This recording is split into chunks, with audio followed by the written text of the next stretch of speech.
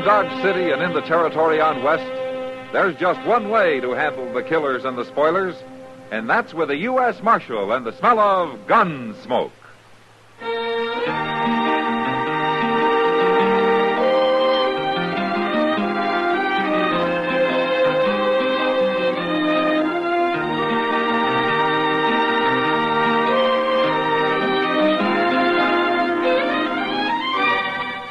Gunsmoke, starring William Conrad.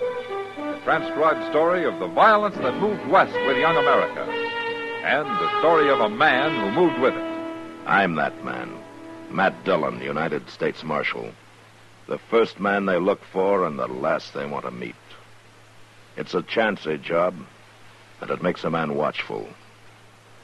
And a little lonely.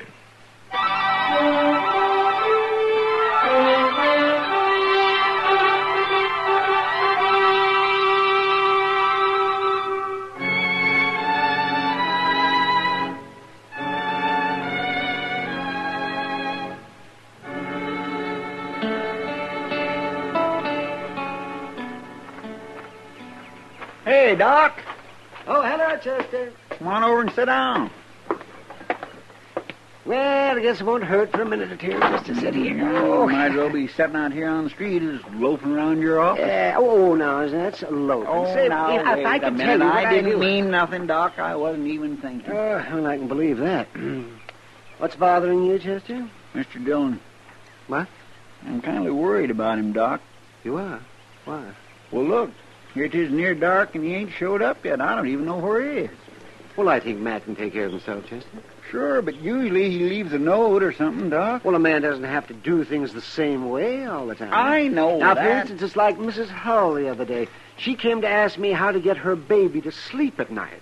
Now, for example, what would you have told her? Oh, Doc. Now, you just think now, Chester. After all, you were a baby once. How'd your mother get you to sleep? She didn't have no trouble. Well, the usual way is to rock the baby. But you know what I told Mrs. Hull to do? Doc, I really ain't interested. Well, you're in going to baby. hear it anyway. I told her to take the baby and smear its little fingers with thick molasses. What? Yes, and then I told her to give it a half a dozen chicken feathers. What for? Well, I figured he'd pluck the feathers from hand to hand until he fell asleep. And then if it woke up again, all she had to do was to give it some more molasses and feathers. Oh, seems to me that'd only make the little baby mad. Oh, man, that shows how much you know about babies, Chester. Oh, my goodness gracious. Can't we talk about something else, Doc? I said you start something. Hey, this wait a time. minute. There's Mr. Dillon. Where? Riding up the street there, leading that horse with a pack on it. Oh, yeah. Doc, look. What?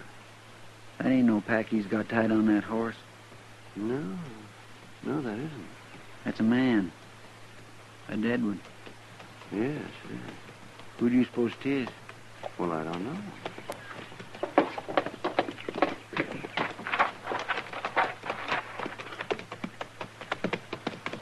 Hi, Mr. Dillon. Hello, Chester. Doc. Hello, man. Who you got there? Mel Hornby. Mel Hornby. I went out to ask him some questions about that sodbuster that got murdered last month. Oh, Jake Reeves? Yeah. But Hornby took offense, and he tried to kill me. Well, you think he had something to do with the Reeves murder, man? He did it, Doc. He admitted it just before he died. A big rancher like old Mel Hornby killing a poor, half-starved little homesteader? Now, they had an argument about something, and Hornby's temper got the best of him. The way it did today. But how come you brought the body to Dodge, Matt? I should think Mrs. Hornby'd want him out there. I didn't find him at home, Doc. He was way out on the prairie handling some stock. I'll get a wagon in the morning and take him back. Take him? Oh, I don't envy you. Old Mrs. Hornby's a pretty mean woman. Yeah, I know. You better let Chester do that. She can't blame him for anything. No. I'll do it, Doc. I killed him.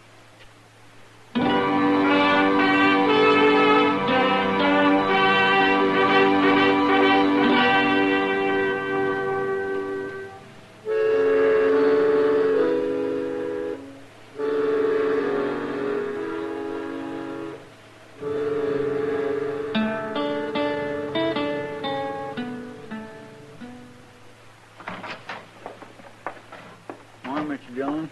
Morning, Chester. I hired a team and wagon for you. It's standing outside. No, thanks. Near 10 o'clock already? Yeah, well, I'll get started here. There you are, Marshal. Miss Hornby? Where's my husband? You got him here? Won't you sit down, then? I've been sitting down since dawn on a saddle. My husband didn't come home last night, and I figured it had something to do with you. You found him, didn't you? Yes, ma'am. I found him. Well, where is he? You got him in jail on some fool charge? I want to know what's going on, Marshal. I should have made you tell me when you come by. Miss Hornby, your husband's dead. What? He tried to kill me. You shot him? I had to. You killed my husband? I wanted to talk to him about Jake Reeves. But as soon as I mentioned Reeves' name, he went for his gun. I'm sorry it happened that way, ma'am. I don't believe you. Why would he do that? What'd he care about Jake Reeves? He killed him, Miss Hornby. I didn't know that, but he admitted it before he died. Is that true? Yes, and that's true. Well, he should have had a trial. He'd have got off. Who cares about a man like Reeves? You murdered my husband, Marshal. He didn't have a chance against you. He had a gun, and he tried to kill me with it, ma'am. Too bad he didn't. But you're going to die anyway, Marshal. What? I said you're going to die.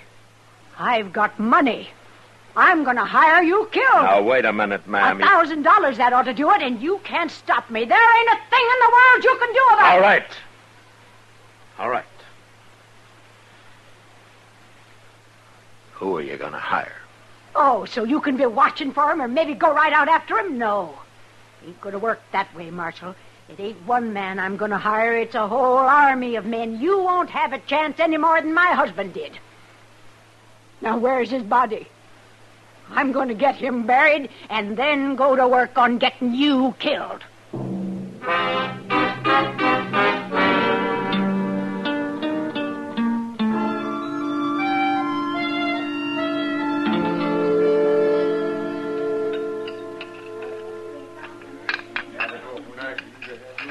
More coffee, Matt? No, thanks, Kitty. I think I've had enough. Hey, that was a good dinner, wasn't it? Matt, you're awful calm for a man who's been threatened the way you have. Miss Hornby? Don't you think she meant what she said yesterday? Well, I don't know where she's going to hire an army for $1,000. But I suppose it is some kind of a compliment. She thinks that I'm that hard to kill. Well, you're not taking this very serious, Matt. Now, there's nothing I can do, Kitty, until I find out what she's up to. Well, maybe she's just crazy. She sure sounds like it. Yeah, maybe. Where'd she bury him, Matt? She take him back to the ranch? No. Now she buried him up on Boot Hill. Boot Hill? She said if that's the way he got killed, that's the place he was going to get buried. Sounds like she was mad at him. I think it was shame, Kitty. She wasn't very proud of her husband getting shot down like an ordinary lawbreaker. That's a pretty easy word for a murderer. I don't think his killing Jake Reeves meant a thing to her, Kitty.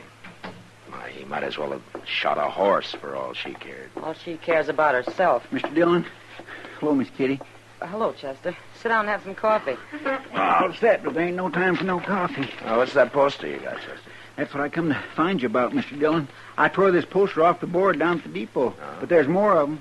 Fellow there told me she's putting them up all over Dodge. What? Here, you read it.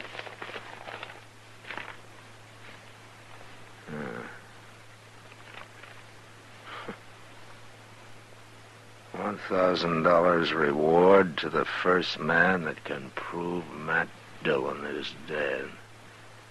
He doesn't have to prove anything else. Money is in safe at Dodge House and will be paid in cash immediately.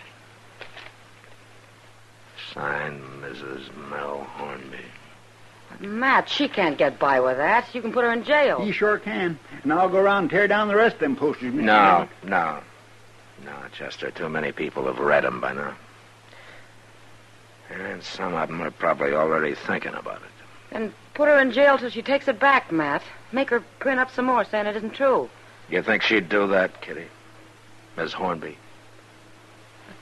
Matt, you're going to have every greedy bum in Dodge out trying to ambush you. Yeah.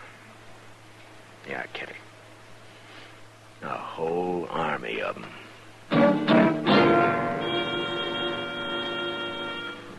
I spent the next couple of days looking over one shoulder everywhere I went, sitting with my back to the wall, keeping away from windows. And come evenings, I tried to get set somewhere before it got dark so I wouldn't have to walk past alleyways or through patches of light on the street. Strings a man tight living that way. Too tight.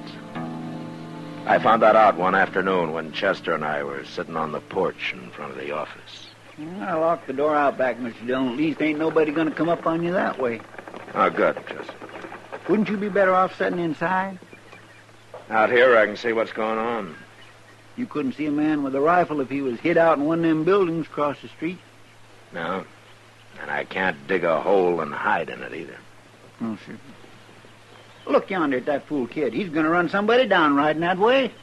He's trying to ride like an Indian. Look how low he's bent. Hey, he's got a gun in his hand. Hey, duck, Chester!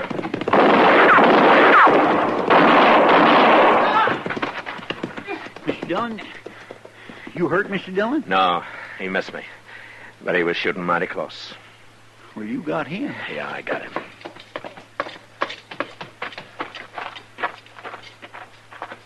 That kid must be crazy. Riding by like that and trying to shoot you? Yeah. Say, you don't suppose... I don't know, Chester.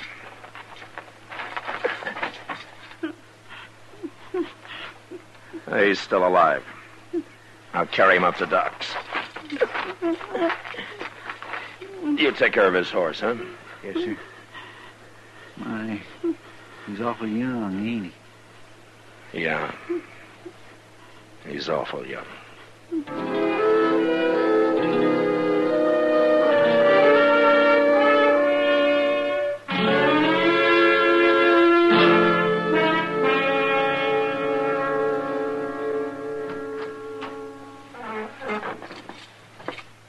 How is he, Doc?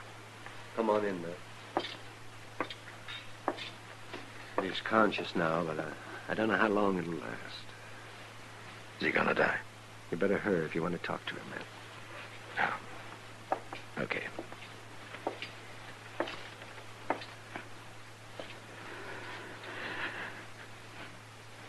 How you feeling, son? Bad. Real bad, Marshal. Doc will take good care of you. Who are you? What's your name? Can't tell you my name. Well, why not? My name don't matter. All right. But you tried to shoot me. Why? Reward. $1,000. We needed that money. We needed it bad. Who needed it? I seen you sitting there. Then I went and got my horse. I almost killed you. But I'm sorry I did it. I'm real sorry. Now, don't worry about that now. Everything's gonna be... I'm a... Marshal.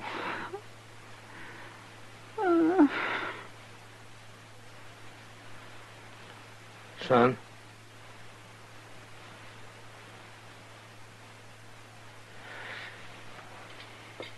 Doc? I'm right here, Matt. He's dead. Nobody could have saved him. No. How old would you say he was, Doc? Oh, 15, maybe. It's not your fault, Matt. I killed him. No, Matt. I'm going over to the Dodge house, Doc. Mrs. Hornby? Yeah.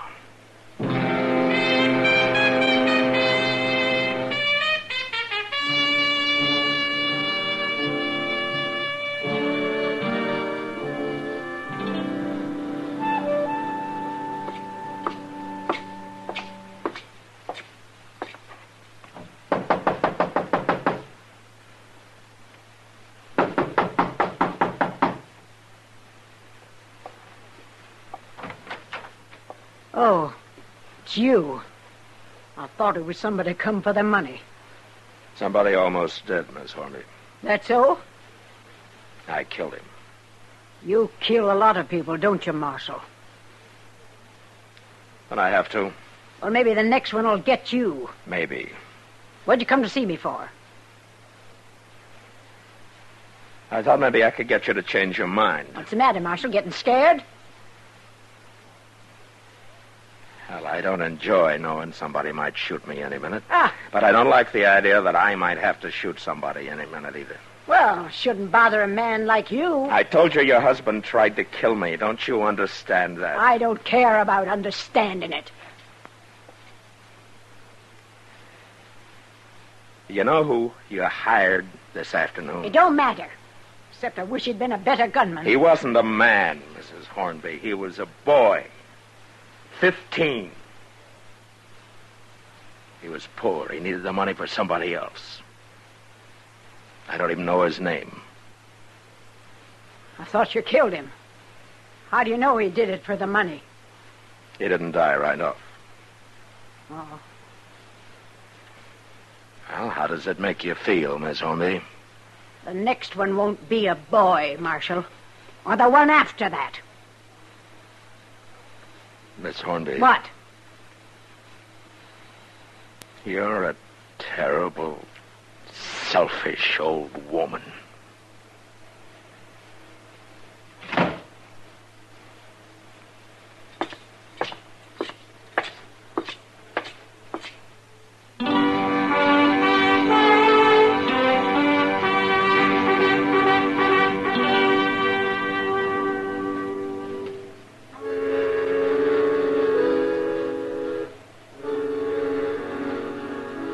That night, a drunk staggered up to me on the street. He had a gun in his hand, but I buffaloed him before he could use it, and I threw him in jail. Later, about midnight, it was different. A mule skinner tried to shoot me from behind a water barrel. His first shot missed, and a second later, he discovered his mistake. The barrel was empty, and he died there. And nobody else seemed willing to take a chance. At least that night. The next day, about noon, Chester and I were on our way to Delmonico's when we saw Miss Hornby coming up Front Street. She's looking right at you, Mr. Dillon. She's probably going to complain about how I treat her hired hands. Too bad she's a woman, ain't it? Things would be a lot different if she wasn't, Chester. Maybe she's thought it over. Maybe she's going to change her mind. It'll take more than a couple of killings for that. She don't seem to care at all that her husband murdered poor old Jake Reeves.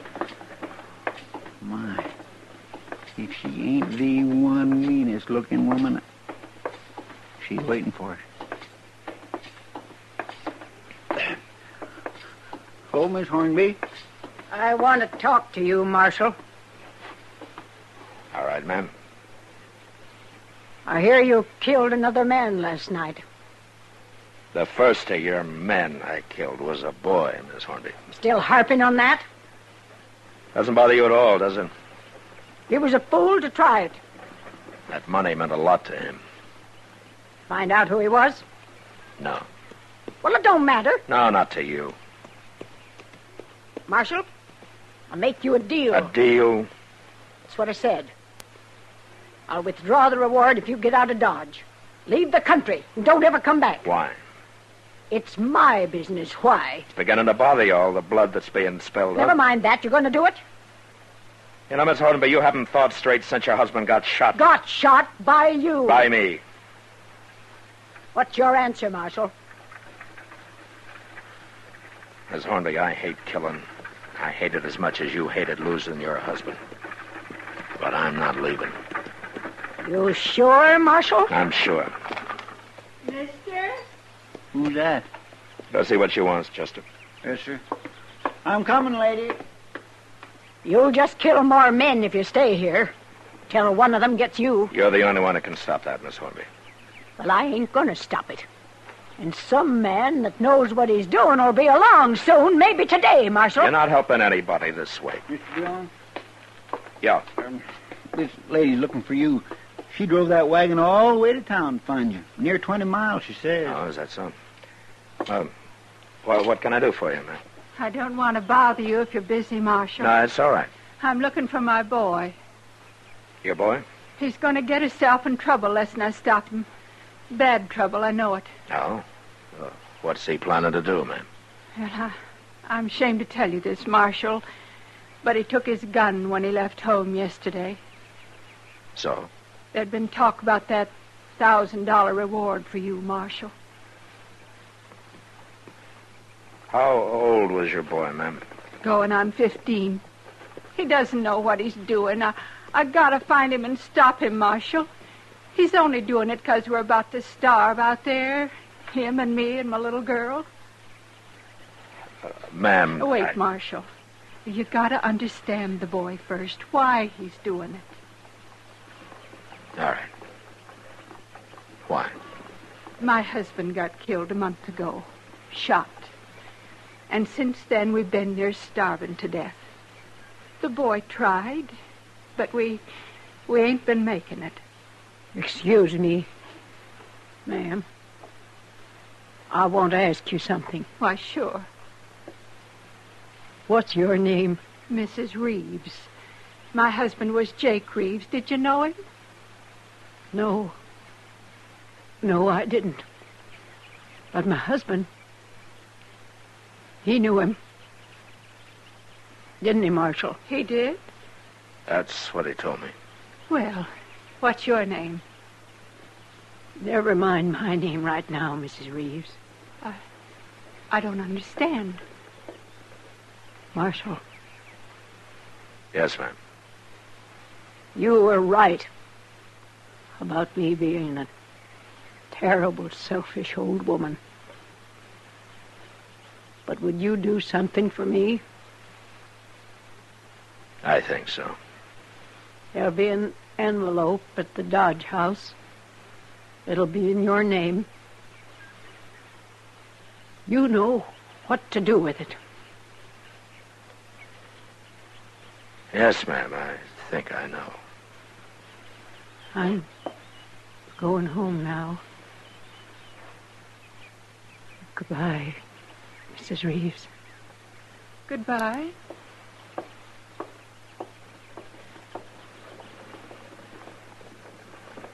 I don't understand what she was saying, Marshal. Miss Reeves, you want to come to my office, and I'll try to explain it to you.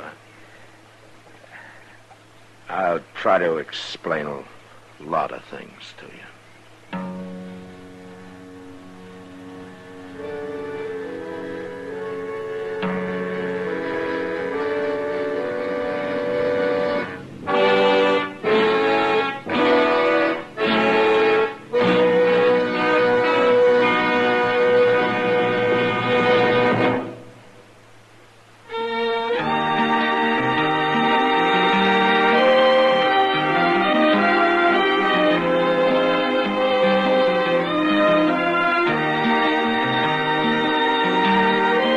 Gunsmoke, produced and directed by Norman McDonald, stars William Conrad as Matt Dillon, U.S. Marshal. Our story was specially written for Gunsmoke by John Meston, with music composed and conducted by Rex Corey. Sound patterns by Tom Hanley and Bill James. Featured in the cast were Jeanette Nolan, Sam Edwards, and Helen Cleve. Parley Bear is Chester, Howard McNear is Doc, and Georgia Ellis is Kitty.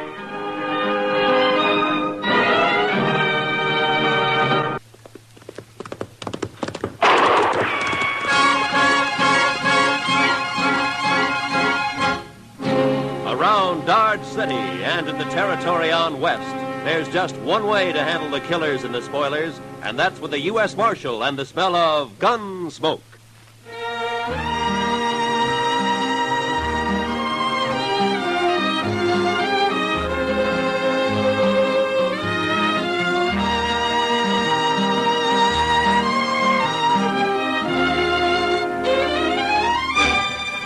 Gunsmoke, starring William Conrad.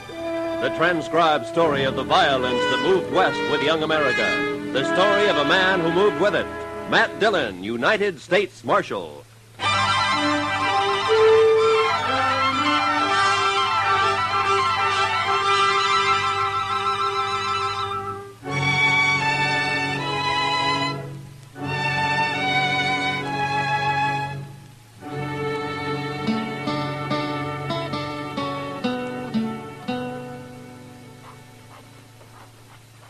Goodness, Mr. Dillon, come over here at the window and take a look at this fella.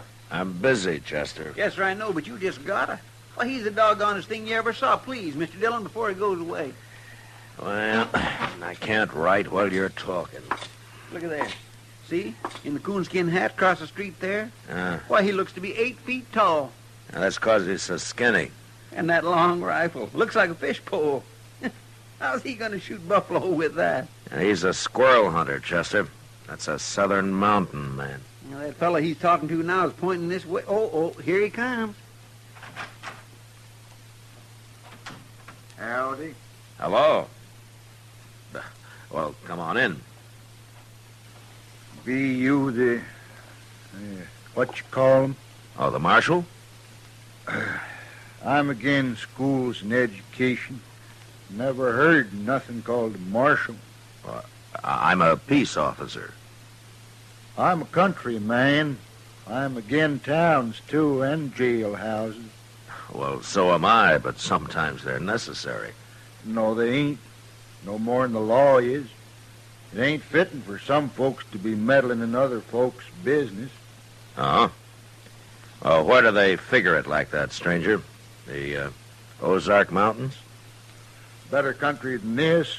My name's Luke Humbird. Mine's Dillon. This is Chester Proudfoot. How do you do? I knowed a fella called Proudfoot once. That so? Yeah. Well, there ain't too many of us. It might be a relation of some kind. All I remember is how he crimped up every time I kicked him in the belly. He did? Marshal, man outside said you'd help me find where Hank Witherspoon's living. Witherspoon? Yeah. Oh, the one who came out here about a year ago? He's got an old mountain gal with him. They're married. Sure, I know them. They got a place up near Rock Springs, about 10 miles north of here. What kind of place? Oh, just a shack and a patch of corn, as I remember. I'll find it. Well, you come a long way to see your friends, Humbird. The Witherspoon ain't exactly a friend, Marshal. I gotta get going. It being Saturday and all. Wait a minute. Huh? What are you talking about? Nothing. Except I won't kill no man on a Sunday, Marshal. I never have, and I never will.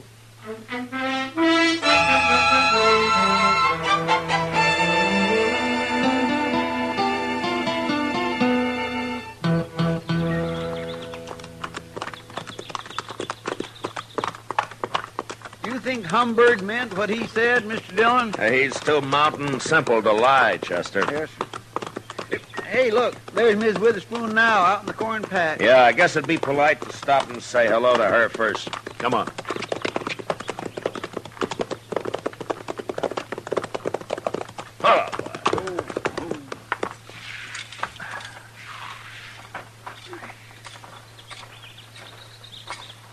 Hello, Miss Witherspoon. Howdy, Marshal. You too, Chester. Sorry, ma'am. Poorly. Hank's done healed it into Dodge, Marshal. Don't you know today's Saturday? Oh, what's Saturday got to do with it? Every Saturday Hank's in Dodge. He don't come back till Sunday night. Well, that's funny. I don't recall seeing him in town much. He's got his ways, Hank has. He goes to town, but he ain't too sociable. I see. Miss Witherspoon, do you and Hank know a man called Luke Humbird? Humbird. Don't say his name round us, Marshal. Oh, there's trouble between you? Trouble. Marshal, Hank's the only Witherspoon left, and Luke's the only Humbird. Both families been whittled down to just them two. Oh, a feud, huh? Their grandpa started it. Now there's only one man left on each side. Well, don't you think it's gone far enough? Hank or Humbird. Either one of 'em could call it off, only they're both too muley for that. Well, didn't Hank come out here to, get away from it? Course not. He's always talking about going back long enough to kill Luke Humbird. How'd this feud start, ma'am? Well, they say Hank's grandpa stopped by the Humbirds one day and they asked him to sit and eat. He did. Dinner was slow cooking and he got to hollering about it. Sat there pounding on the table with his knife just a-faunching and slavering for his victuals until Luke Humbird's grandpa, he took offense and told the women not to feed him at all. He went off mad. They've been feuding ever since. Well, forever. You mean they're still fighting over that? Course they are. Where'd you see Luke Humbird? Well, he was in Dodge asking about Hank. That's bad, Marshal. Hank don't even know he's around. Well, that's why I came out here. Hank ought to be told. He's better shot than Humbird any day. Look, Miss Witherspoon, the law doesn't recognize a feud as justification for murder. If one of them kills the other, he's going to hang for it. I never heard tell of no such law, Marshal. You're making that up. No, it's true, Miss Witherspoon. I've warned Humbird, and I'm going to warn Hank. They'll shoot you. You start meddling.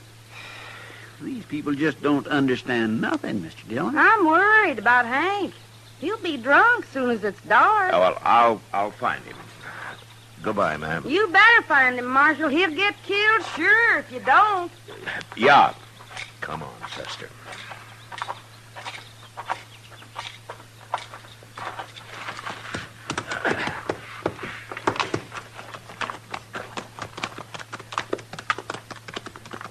Are hill people all like that, Mr. Dillon? They're mighty independent, Chester.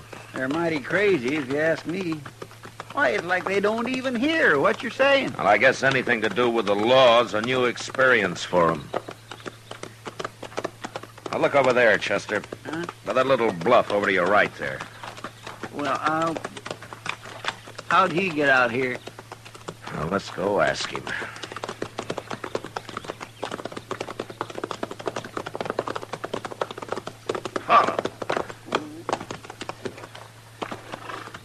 Hello, Humbird. That Witherspoon's place, Marshal. You don't care whether you hang or not, do you? For shooting the Witherspoon? For shooting anybody. Marshal, you're getting downright contrary. Humbird, why don't you take that squirrel rifle and go on back home? 'Cause it ain't no squirrel rifle, that's why. This here is a human rifle, Marshal. Oh, there's no use even talking to him, Mr. Dillon. Where's your horse, Humbird? How did you get out here, anyway? I come afoot. I don't need no horse to travel by. You mean you walked all the way from the Ozarks? 'Tain't far. When they's Witherspoon a-waiting at the end of it. Maybe I ought to just throw you in jail for a while. Well, then nobody get killed, Marshal. At least not till I got out again. But you're being awful meddlesome. I gotta get closer to that house. So long. Now, don't worry. I don't aim to shoot his old lady. Mr. Dillon? Yeah. Maybe it'd be better if you just let them shoot each other and have done with it. Don't tempt me, Chester. Well, let's go find Witherspoon.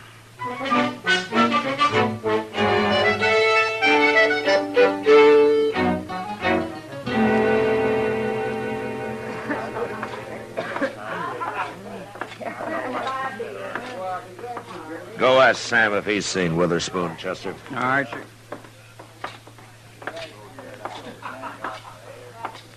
Hello, Matt. How are you, Kitty?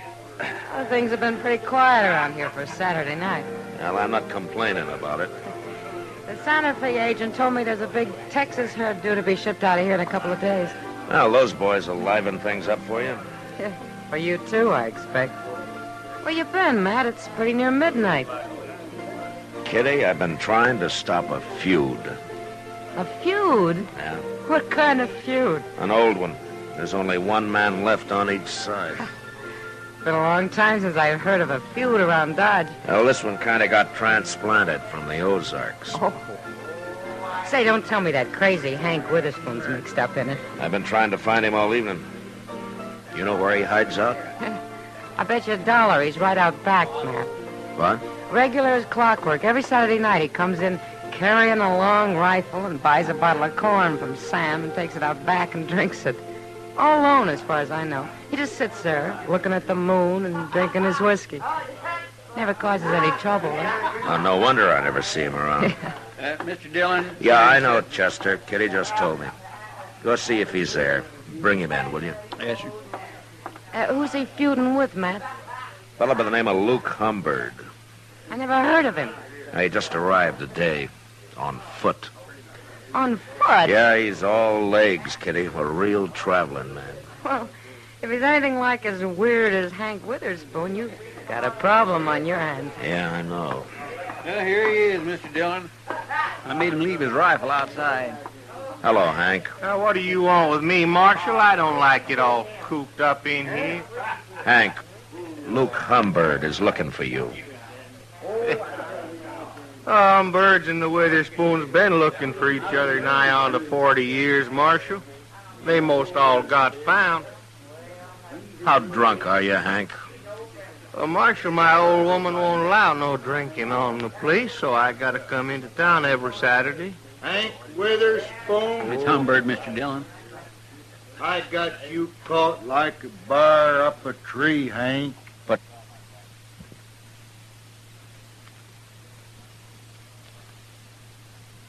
Down that rifle, Humbird. If you're gonna kill me, I ain't even got my gun. Put it down, I said. Get out of the way, Marshal. I'll shoot you, too, if you don't. Now, you listen to me. Hey, wait a minute, everybody. I just thought of something. Why don't all you folks stop meddling in this? It's after midnight, Humbird. What? It's Sunday. Sunday? Oh, no. Yeah, he's right, Humbird. Well, of all the gall-blamed luck. Now I'll have to put off killing you, Hank. I won't shoot a man on Sunday. Even a Witherspoon. Well, of course you won't. Hey, Luke, you sure travel a long ways. Well, I got tired waiting for you to come back home. I was figuring coming back this summer for a spell. Alone. I know. I seen your old lady scratching around in that corn patch. She said she ain't never going back, hard as it is here. Oh, well, fellers can make a crop here sometimes, Luke. Yeah. But it's a hard fight with a short stick. You got no hogs out there. Where are your hogs, Hank? I'll be getting some. Oh. Hey, Luke, I'll tell you something. What? I got me a little jug out back. It's most empty now, but we could maybe buy us another one and set out there for a spell and kind of get soured on the cob. Well, might as well. We can't do no shooting till Monday. Where do we buy this whiskey? I'll show you. Feller over here, he sells it. You'll have to lend me some money, Hank. I didn't bring none with me. Well, if that don't beat all. Matt, why don't you put them in a cage and send them back where they came from? I'd like to, Kitty. People here are getting quite a kick out of this. Yeah, I know. Those two hillbillies are making me look like a fool, and I don't know what to do about it. Hand and limbs about as easy as trying to stop it from raining. Well, I'm going to bed.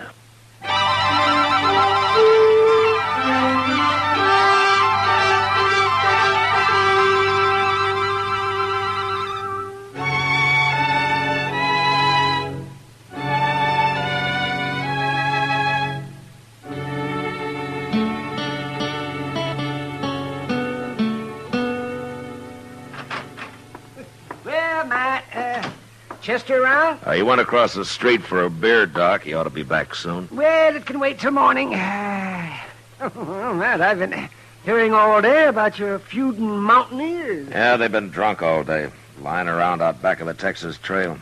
The shooting won't start till midnight. Oh, you're going to let them go ahead with it? And I've about decided to throw him in jail.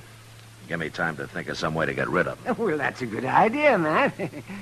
People are saying that this is the first time you've run into something that you can't handle. Yeah, they're kind of enjoying it, too. I'll bet they are. Yeah, and all over a couple of crazy... What's that? That was a rifle shot, Doc, a long-barreled human rifle. Now, you might as well come along. I thought they were against shooting each other on Sunday, Matt. I thought they were, too, Doc. Maybe they got so drunk they forgot. Yeah, well, sure looks that way. Now, watch your step, Doc. It's pretty dark back here. Over here, Mr. Dillon. Miss Humbird got shot. I was right inside when I heard it. Oh, that's over here. Let me take a look at it. What's the matter with Hank, Chester? He looks like he's been shot, too. Too much corn whiskey, I guess. Scoop some water out of that rain barrel there and throw it on him, huh? All right, sir.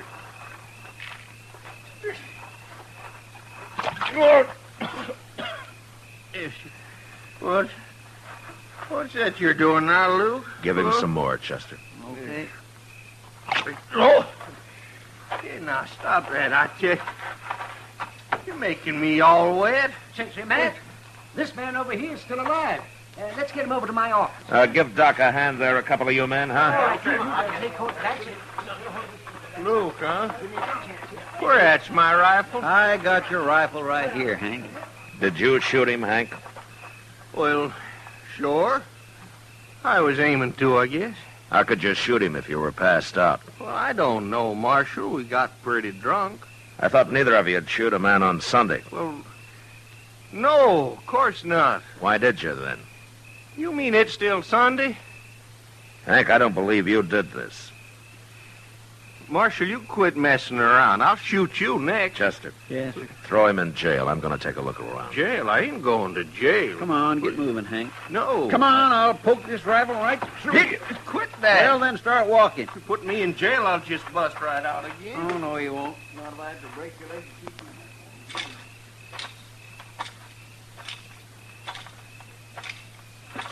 you. Who's that? All right, hold it right there. Hold it or I'll shoot. All right, that's better.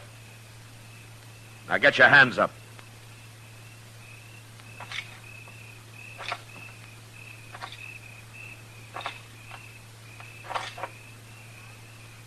Well, I'll be... I ain't armed, Marshal. Put your hands down, Miss Witherspoon. What are you chasing me for? I'm a woman, Marshal. Come along, ma'am. I'll put you in the same cell with your husband. Well,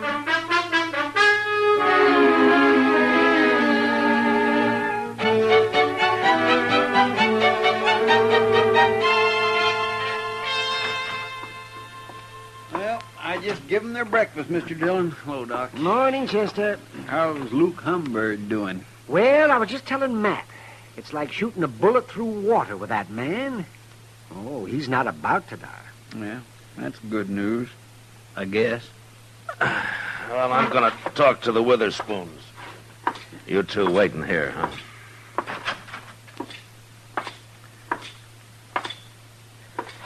Morning, Hank. Ma'am. Morning, Marshal. You come on out to our place someday, Marshal. I'll cook you a better breakfast than you give us here. Thanks, ma'am. But it might be a long time before you go home. I've been trying to explain things to Hank, Marshal. Oh? He's still arguing he shot Luke Humbird. But even he don't believe it. You're admitting that you did? Of course I did. You know it. Hank is too drunk. Humbird's all right. He's going to live. But you'll still have to stand trial for attempted murder, Miss Witherspoon. Judge ain't gonna do nothing to a woman. What'd you go do it for anyways? Feuding is a man's job. I got to thinking, that's why. I'm worrying. About what? About you being too drunk to fight come Monday. And when I seen you laying around out back there, I knowed I was right, so I took your rifle and shot him. Don't you know if you'd killed Humbird and I hadn't caught you, Hank would hang for this? You're still saying that, Marshal. Oh, don't pay him no mind, woman. Hey, Marshal, when you gonna let me out of here? So you can go shoot Luke Humbird? No, you're staying here, Hank. You can't keep him locked up, Marshal. Yes, I can. No. It's all a mistake. I didn't have to shoot Luke at all. What? Well, the reason they got so drunk was they were celebrating. Celebrating what? They decided to call the feud off, Marshal. Both of them at the same time. Luke Humberg's gonna come out, go to work for Hank, and he's gonna live on the place. They got it all figured out. They's too drunk to tell me.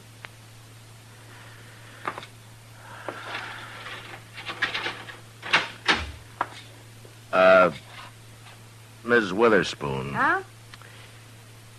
I'll go talk to the judge, if you'll do me a favor. Huh? Why, sure, Marshal. Go on home and take Hank with you, and I'll send Humbird out as soon as he's well enough to travel, and keep him out of Dodge. Will you? Please? Both of them? Sure, I will. Come on, Hank. Your drinking days is over.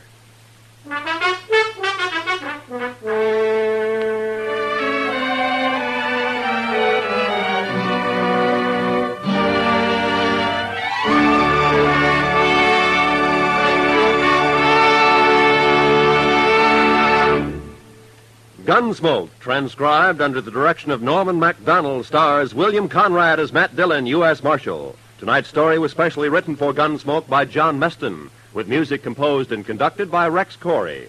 Featured in the cast were Virginia Gregg, John Daner, and Lawrence Dobkin. Parley Bear as Chester, Howard McNear as Doc, and Georgia Ellis as Kitty.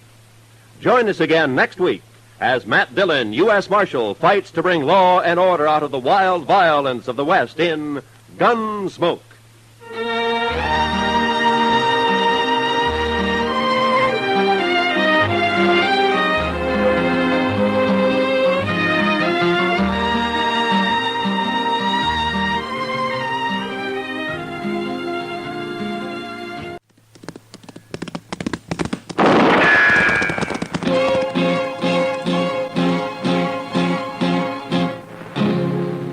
Around Dodge City and in the territory on West, there's just one way to handle the killers and the spoilers, and that's with a U.S. Marshal and the smell of gun smoke.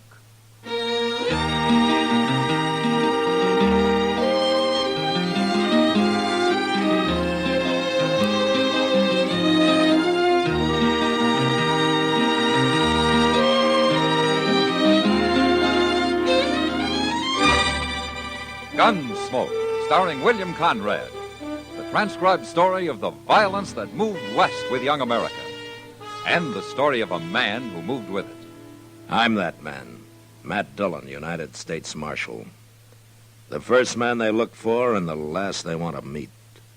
It's a chancy job, and it makes a man watchful and a little lonely.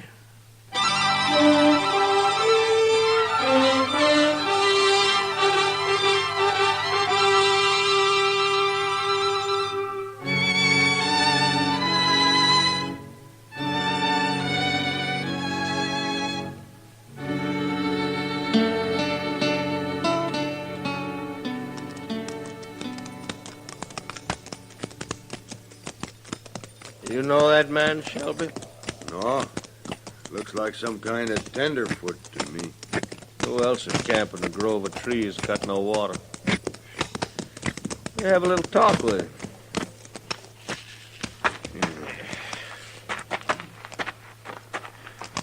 He looks scared, Kringle. Seen men look scared before. Hello, mister. Oh? Camped here all alone? Yeah, scouting around for some homestead land. Good-looking horse you got over there. He seems to be a good horse. He's awful young. I think I'll take a look at him. Sure. What you men doing out here? Oh, we just ride around. We scout for things, too. Land? We ain't the kind of settle down to hard work like that. I had a little orchard back in Ohio. Raised apples. Yeah. Yeah, apples are fine. Wished I had one now. Hey, Kringle. Yeah? That there horse ain't got no brand on him. No brand. It washed off crossing the river. You talking about washed off? It did. I ain't lying. Well, it don't matter none. Go get your rope, Shelby. I'll get it. What's he need a rope for? Well, now, don't you worry about that, mister. We'll take care of everything. What are you going to do? I told you not to worry. Now, look, I ain't done nothing. Of course you ain't. We're just going to save you from all that hard work you was planning on. No. All right, I got it, Shelby. Hurry up. Stand still. Let me go, will you?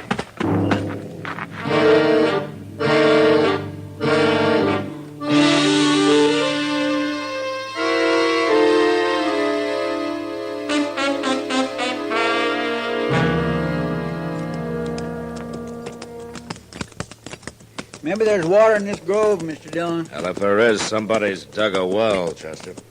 Oh, you been here before? I've passed by. I swear I'm going to start toting me a water bag. That's the easy way, Chester. Bet it is. Yeah, somebody's had a campfire here recently. Yesterday sometime, I'd say. Yeah.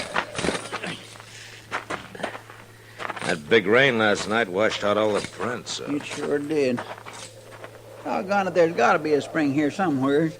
I'm going to take a look. You're wasting your time, Chester. I don't mind. I never saw a man who needed the comforts of home more than he does.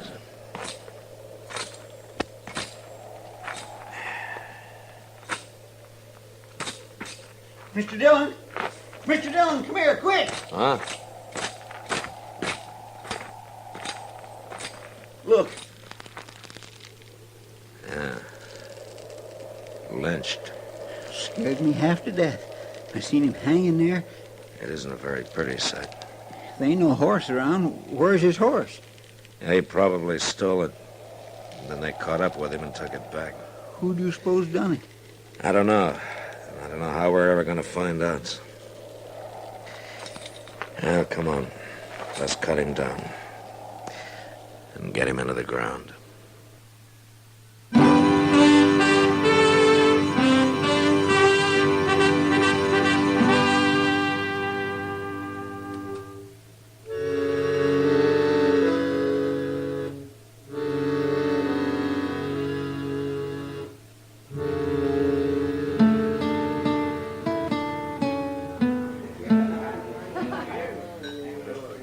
I don't know what I'd do if I rode into a grove of trees and found a man hanging there.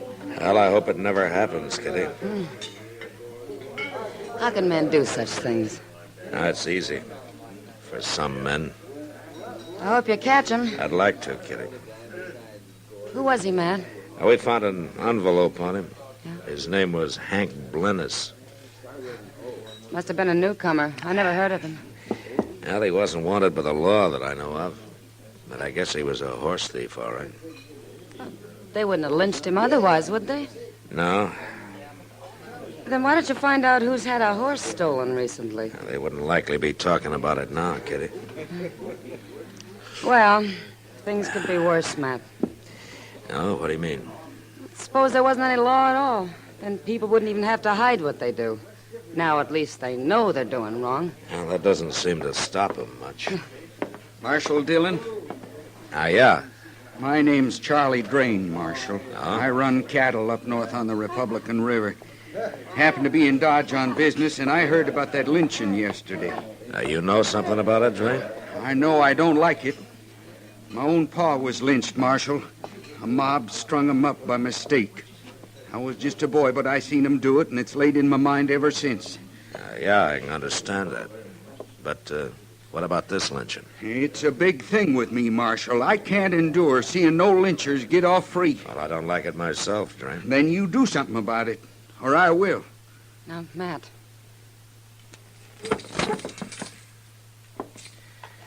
Maybe you better tell me what you got in mind, Drain. A fella named Gil Mather. Got a little ranch over on Dove Creek. I've heard round and about that he's had a horse or two stole recently, and I've heard that he's talked to hanging whoever stole him. It looks to me like he went and done it, Marshal. I know Gil Mather. Well, then maybe you better go bring him in. Or you will, huh? I'll see him dead. I told you how I feel about things. I ain't fooling, Marshal. Drain, I got some advice for you. Is that so? Why don't you take a walk around Dodge and talk to some people, huh? You ask them what I'm like when somebody tries to crowd me. Then you go sit down somewhere and think about it. You think about it real hard.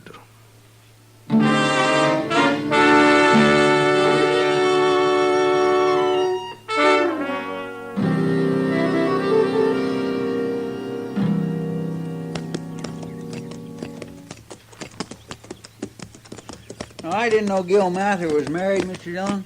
He isn't, Chester. Well, then who's that boy in the corral yonder feeding his horses? That's Billy Driscoll. He works for Mather off and on.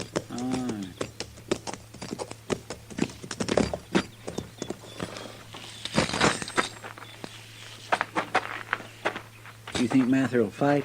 I'm not arresting him, Chester. I got no evidence says he did it. Well, what if he admits it? And it's not often a man admits to a crime, Chester.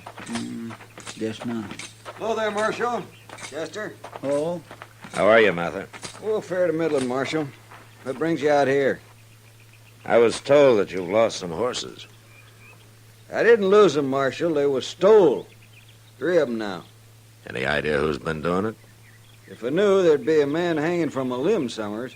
There was one, Mather. What? About 20 miles north of here, a man called Hank Blennis. Was he a horse thief? Probably. Who hung him? Some people think maybe you did. No. No, it wasn't me. But horse thieves has got to be hung, Marshal. Mather Blennis was lynched Thursday. Where were you then? You questioning my word, Marshal? Where were you? Marshal, you got any evidence, you come arrest me. Meantime, I got work to do. Contrary, ain't he, Mr. Dillon? Yeah. It sure looks to me like he's hiding something. Well, I can't arrest him for that. Come on, let's get back to town.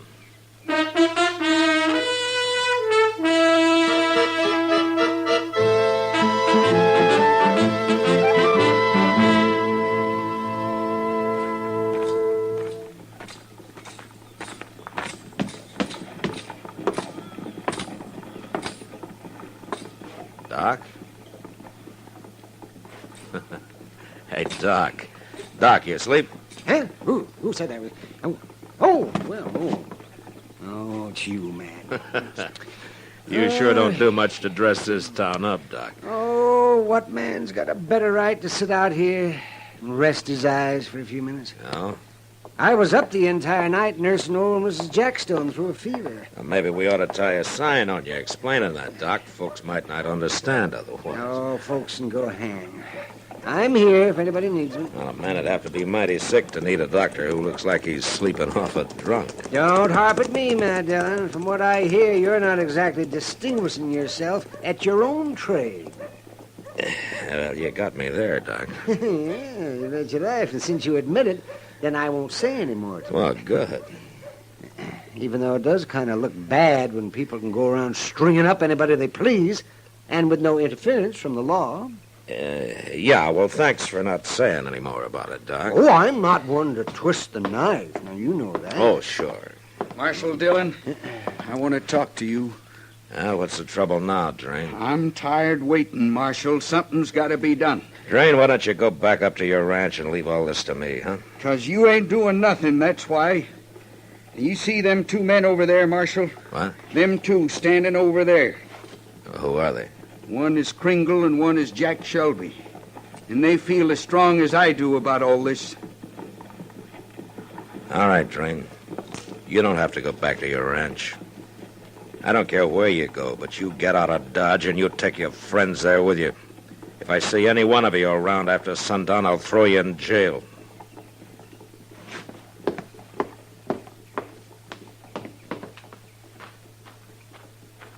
I take it back, joking you, Matt. You are kind of up against it. You know, Doc, I just thought of something. Eh? What? That fella Blennis was obviously a dude. He wasn't even wearing the right kind of clothes for a man who'd been out here very long. Maybe he wasn't a horse thief at all. Then why would anybody lynch him? Well, I'm going over to the stable, Doc. Maybe Moss Grimmick can help me.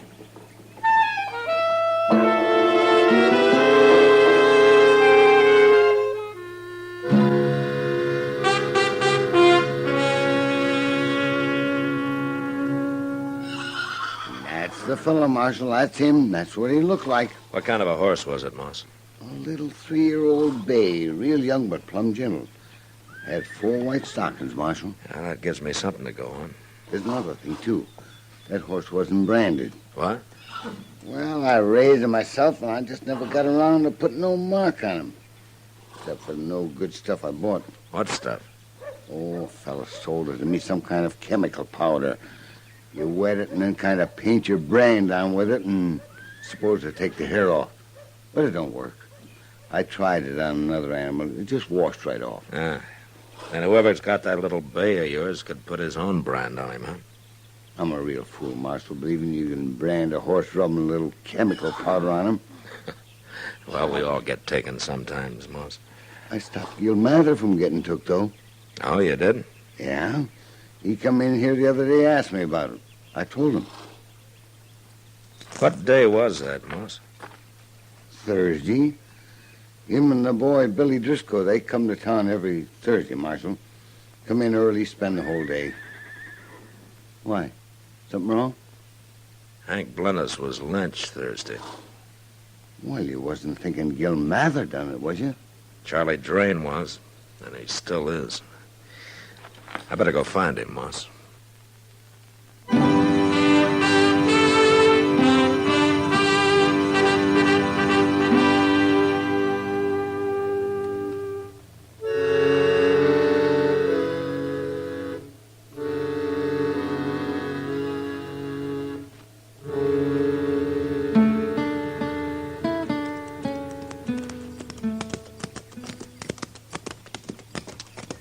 I don't see nobody around at all, Mr. Dillon. Maybe they're in the house, Chester. Want for me to go see? We'll tie up here by the barn first. All right, sir.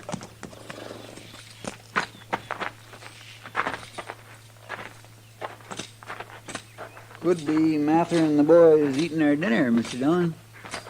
At least you hope so, huh? Well, any man gets a little hungry now and then. Wait a minute, Chester. Why, there's Charlie Drain. Yeah. They was in the barn. Them other 2 fellows, they must be Kringle and Shelby you told me about. Yeah, that's them. What are you doing out here, Marshal? I'm looking for Gil Mather, Drain. He ain't around. Chester. Yes, sir. See if he's in the barn. I said he ain't around, didn't I? Go ahead, Chester. Yes, sir. And don't any one of you try to stop him. Now, which one of you is Kringle and which is Shelby? I'm Kringle, he's Shelby. Why? Now, it's my job to know who people are, that's all. Well, now you know. Yeah, now I know. If you ask me, it's your job to punish criminals, Marshal. You're right, Drain. Well, you ain't been doing very good at it. I'm kind of slow sometimes. You're too slow. Mr. Dillon. Mr. Dillon. They're in there. Gil Mather and the boy, both of them. Don't stand in front of me, Chester. They're dead. These fellows went and hung them, both of them. Keep your hand away from that gun, Kringle. But you can't blame me. Me nor Shelby. It was Drain's idea. He paid us to come along with him, is all. Billy was just a kid. Why'd they have to hang him for? So he was a kid. He was keeping mighty bad company, now wasn't he? Drain, both the boy and Gil Mather were in Dodge the day Hank Blennis was lynched. Are you sure of that? There are witnesses. I don't want no more part of this. Come on, Shelby. Hold it, Kringle. Well, you ain't stopping me, Marshal. Is that your bay horse over there? With the 4 white stockings? What about it? It's pretty smart of you to lynch a man rather than shoot him when you go to steal his horse. What are you saying, Marshal? They hung Blennis, Drain. I guess they figured helping you with Mather and the boy would put everybody off their track. So they lynched him. They done it. Why, you dirty dogs!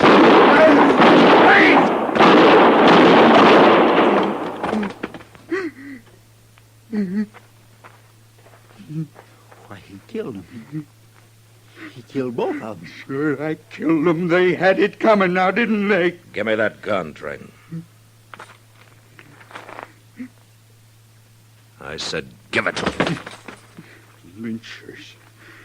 All the time there was nothing but a couple of dirty lynchers. He's crazy, Mr. I hate them. What do you think you just did in the barn there, Drain? I made a mistake. I can't help that. I only wish I could have hung these 2. They deserved it. Just like them fellas that lynched my pa. I ain't never seen a man so mixed up. I hate lynching. Sometimes a man can hate too much, Prine. Sometimes I can twist him till he gets where he doesn't really belong. I don't know what you mean. Hell, it doesn't matter now. Not anymore.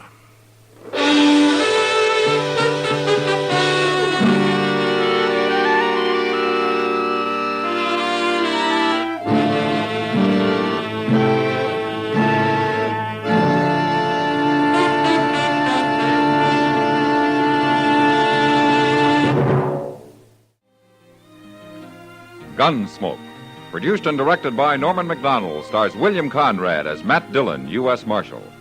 Our story was specially written for Gunsmoke by John Meston, with music composed and conducted by Rex Corey.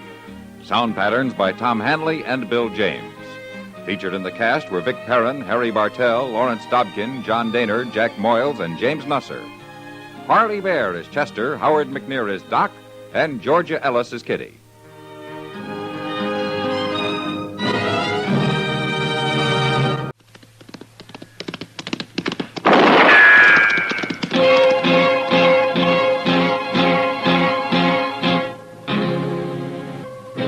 Around Dodge City and in the territory on West, there's just one way to handle the killers and the spoilers, and that's with a U.S. Marshal and the smell of gun smoke.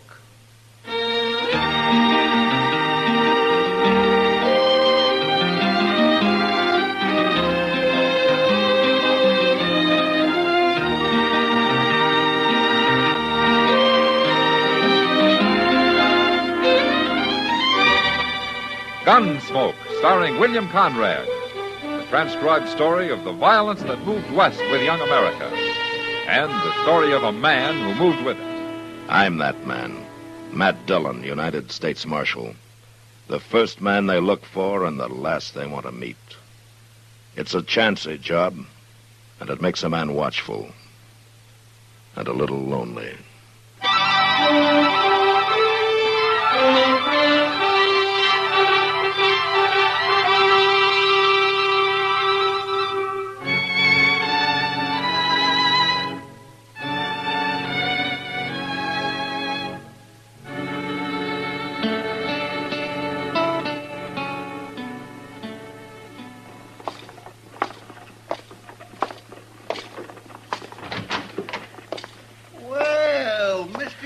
Morning, Chester. Well, I didn't know you was back. Yeah, I rode in late last night. Have a good trip? Well, I ran out of grub and I ran out of water. The last 100 miles got pretty long. My. Yeah. Now, what of interest has been happening in Dodge? Well, sir, let me see. Oh, I got the toothache. No. That was the day you left. No, it wasn't. It was the day after that. Ah. At least I think it was. I ain't real sure. But you are all right now, though. Oh, yes, sir. I'm fine. Well, I'm glad to hear that. I noticed a sign up the street. New bank. Yeah, they opened last week. Uh-huh. Well, that's a big thing for Dodge, isn't it? A new bank? Oh, I guess so. Oh, do you know who's running the bank? A fellow named Holt. Drew Holt. Holt, huh? I never heard of him. No, sir. He just come to town, opened him up the bank, and he... Oh, my goodness. Marshal Dillon? Yes, sir. Parsley Smith, sir. At your service. So that's your name. I've seen you around, Mr. Smith. Not Mr. Smith, young feller. General Smith, 3rd Illinois Cavalry. What? I thought the 3rd Illinois was demobilized a long time ago, sir. It was, sir. In the fall of 65, we stood with General Grant before Richmond. Yeah, that was our last action. Well, what can I do for you, General? For me, nothing. For the good citizens of your town, plenty. Oh? I arrived on the Santa Fe last week, sir, and I've been waiting for your return. You sure wait loud, General. You see, he's kind of like a preacher when he gets started, Mr. Dillon. You ought to hear him. Well, I'm only doing my duty, but now that the Marshal's back, he can take over. Take over what, General? Drew Holt is a thief, Marshal.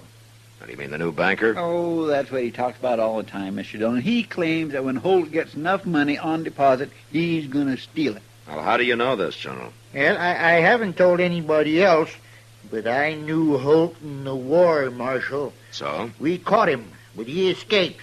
He was a Confederate spy. He was? Well, of course, there's nothing wrong with being a spy, but Holt also was a Union spy. That man is no good. He's got to be stopped. Are you sure of all this, General? My word as an officer and a gentleman, sir. All right, I'll look into it. Well, just don't take too long, Marshal. Drew Holt's just waiting for enough deposits to make it worthwhile. Well, he wouldn't get very far, General. A man who spied for both armies and lived through it? You're underestimating the enemy, Marshal. But I've told you, it's your responsibility now. Yes, sir. Sure. Good day, sir.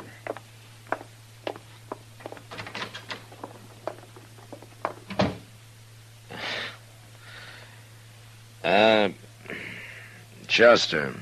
Yes, sir? About what of interest has been happening in Dodge. Have you figured out just yet which day it was that you got that toothache?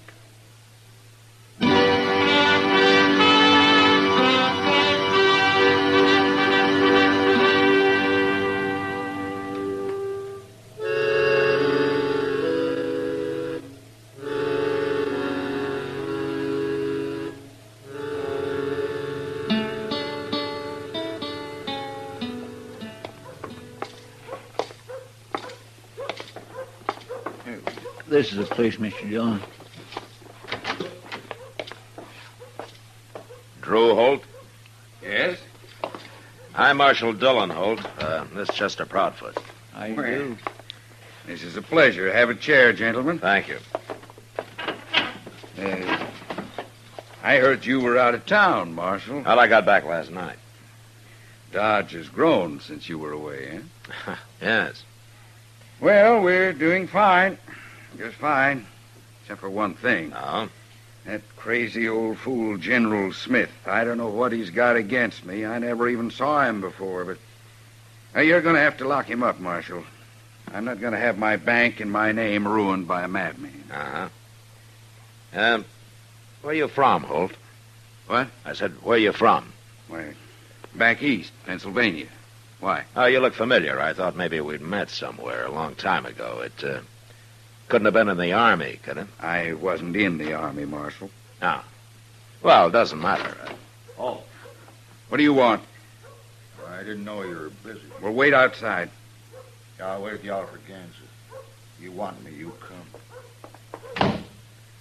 You'll have to excuse him. He's kind of a handyman I keep on staff. Uh-huh. Yeah, sure. Well, we'll be going, Holt. Glad you came by, Marshal. Yeah. You're not going to do anything about General Smith? I don't know. But don't you do anything about him. Come on, Chester. Yes, sir.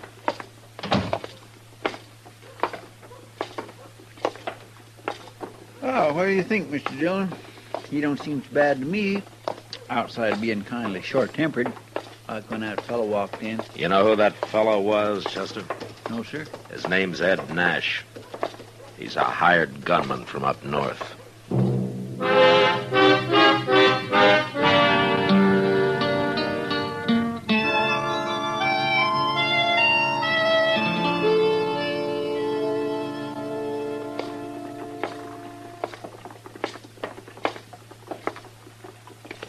You wait here, Chester. I won't be long. All right, sir. Tell Mr. Botkin hello for me. Yeah, I will.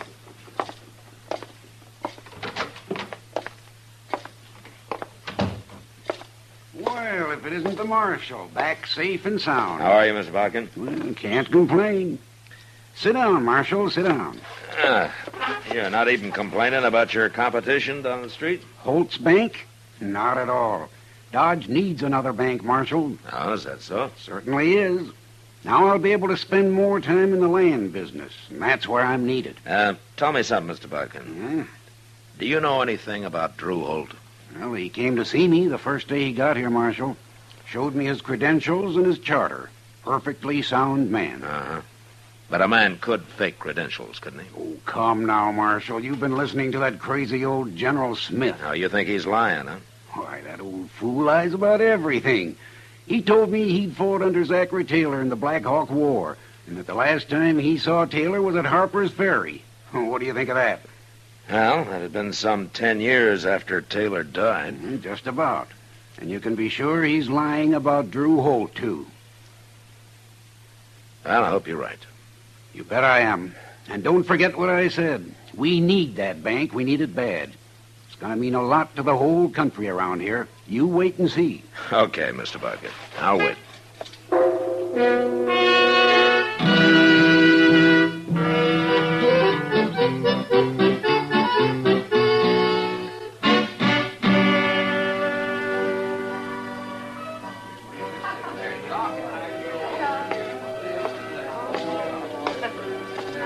Evening, Kitty. Hello, Matt. You haven't seen General Smith around tonight, have you? He's usually here about this time. You gonna do something about him, Matt? There's not much I can do, except to tell him to quit talking. Well, if he's got any proof about this, he ought to bring it out. As far as I can tell, he just says Holt's a thief and expects everybody to believe him. You know, I'm finding out General Smith's something of a liar, Kitty. Oh? Like his coming here on the train. He didn't come on the train. He came on the stage. The driver himself told me today. Now, why does he have to lie about that? Who cares? That beats me. But maybe I'll find out when Doc gets back from the country. What do you mean, Matt? General Smith said he was with the 3rd Illinois Cavalry. That's Doc's old outfit. Say now, that'll be interesting. Yeah, but I feel kind of uneasy about it. Well, why? Well, he's a liar, sure, but I'm not sold on this Drew Holt. He seems harmless enough. A man that hires a gunman like Ed Nash isn't as harmless as he might be, Kitty. Well, I didn't know Nash was a gunman. Well, he is. I seen him up north. He doesn't remember me, though. Well, what's Holt need of a man like that? Well, if you ask him, he'd probably say it was to protect his bank. Mr. Botkin doesn't have gunmen hanging around his bank. No, he doesn't. Oh, well, there you are, Matt. The General's arrived. Yeah. Well, I better go talk to him, Kitty. Get it over with. Come back later, Matt. Yeah, I'll try. Draw me a beer, barkeep. And I could drop a shot of good bourbon in it. Yes. Oh, well. Good evening, Marshal. You join me in a drink? No, thank you, General. Yeah, I see the new bank is still open. When are you going to close it? I'm not going to. You're shirking your duty, eh? No, not the way I figure it, sir. Drew Holt's credentials are good, according to Mr. Botkin. There's nothing easier than that, especially for somebody as clever as Holt is. He's hired a gunman, General. It could be to take care of you. It'd take more than that to scare a man who stood before the batteries at Vicksburg. Have you ever faced grape shot, Marshal? Look, General, your talk is hurting this town. Now, we need that bank. I was decorated by General Grant himself, Marshal, in person. Look, your talk can also hurt Botkin's bank. Now, people lose faith in a hurry when they get started. Now, you're not helping Dodge at all. But I helped win the war, Marshal. That's why they gave me a medal. Will you keep your voice down? Give it to me. Keep your voice down. Now, look, General, either you prove that Drew Holt is a thief or you quit talking about him. Now, I mean it. I'm under fire, eh?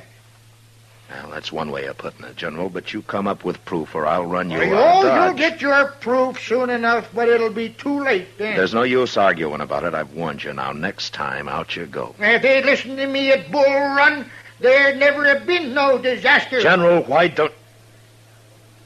Now, what's the use? I've warned you. Now, you remember it. I'll do my duty as I see fit, Marshal. I always have, and I always will.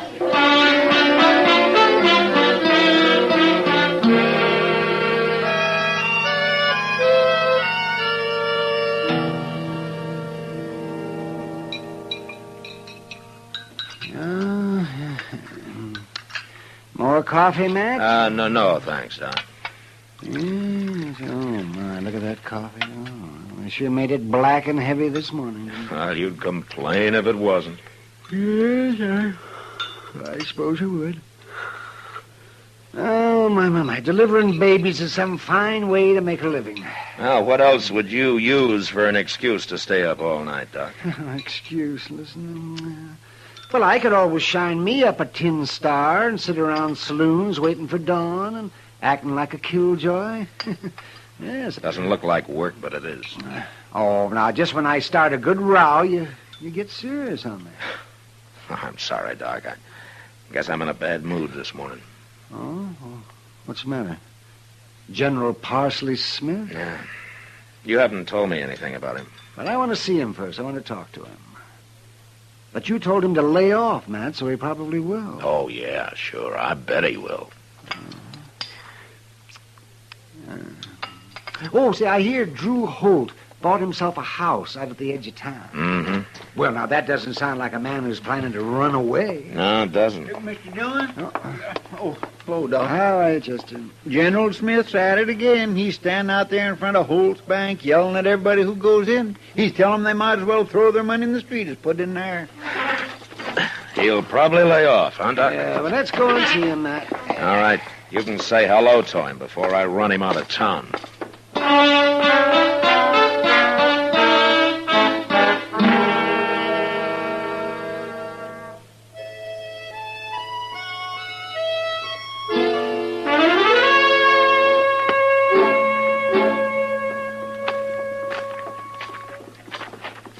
There. See that? Look at that. See? He just talked that fella out of going in there. Uh-huh. Well, he'll quit talking soon enough. Yeah. Oh, he's seen you, Doc. Yeah, so he has.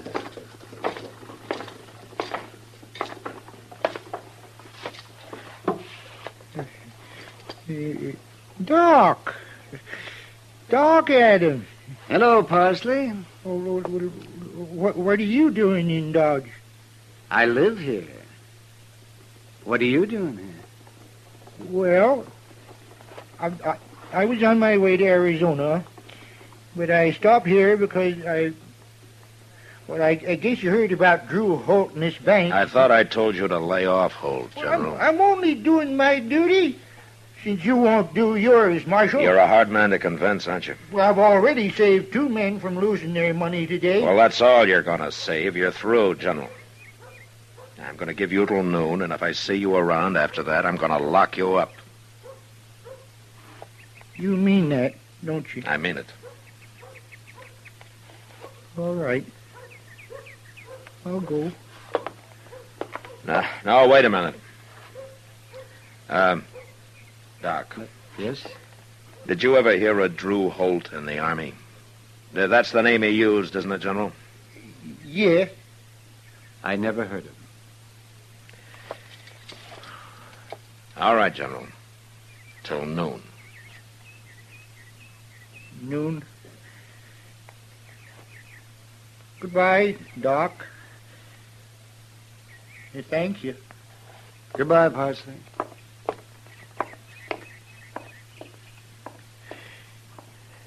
Well, what was the thanks for, Doc? For keeping my mouth shut. Oh? Parsley Smith wasn't a general, Matt. He was the regimental butcher. The regimental butcher? He started out as a line sergeant, but they found out he'd lied about his past experience. He claimed he'd been an officer with General Scott in Mexico. It turned out he'd never been in any army before. Well, he's through now. I feel kind of sorry for him, Matt. He isn't a bad man. No, he isn't. And I sure hope I'm doing right.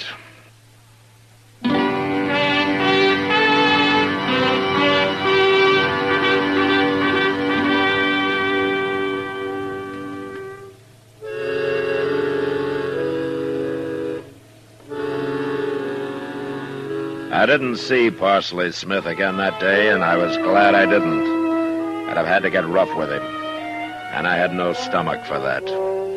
I did go talk to Drew Holt, however. I decided his gunman was the next man I was going to run out of Dodge. But he wasn't in his office, so I let it go till next day. And the next day started pretty early. Chester came and woke me up about dawn. Seems there was a gun battle in progress down at the edge of town at Drew Holt's house. There he is, Mr. Dillon, laying behind that barrel there. Yeah. Go tell those sightseers to keep back, Chester. Yes, sir. I swear he's gone plumb crazy. General Smith, it's Marshal Dillon. Now hold your fire. Well, just stay where you are, Marshal. He'll see you. And I'll come over there. Yeah. Drew Holt's still alive, Marshal. But I shot that gunman of his. He's laying dead on the porch over there. I see him. They was going to run off tonight, but I was standing guard. I stopped him. Give me your rifle, General. What for? I said to give it to me. Oh, you gonna take over? Yeah, I'm going to take over. Okay. Here. Now, you're shaking. You been hit? Oh, no. That Holt couldn't hit nothing. He kind of yelled once, though. I just might have a bullet in him. You better hope you haven't. You're in enough trouble now. You still don't believe me, do you? Doesn't matter what I believe right now. You stay here, General. Holt, it's Marshal Dillon. I got the General's rifle. You can come out.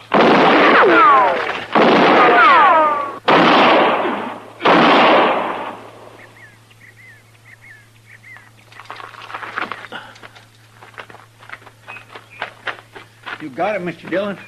I heard him yell. Yeah. Go get General Smith, Chester. Bring him up to the house. Yes, sir. Hey, General, come here.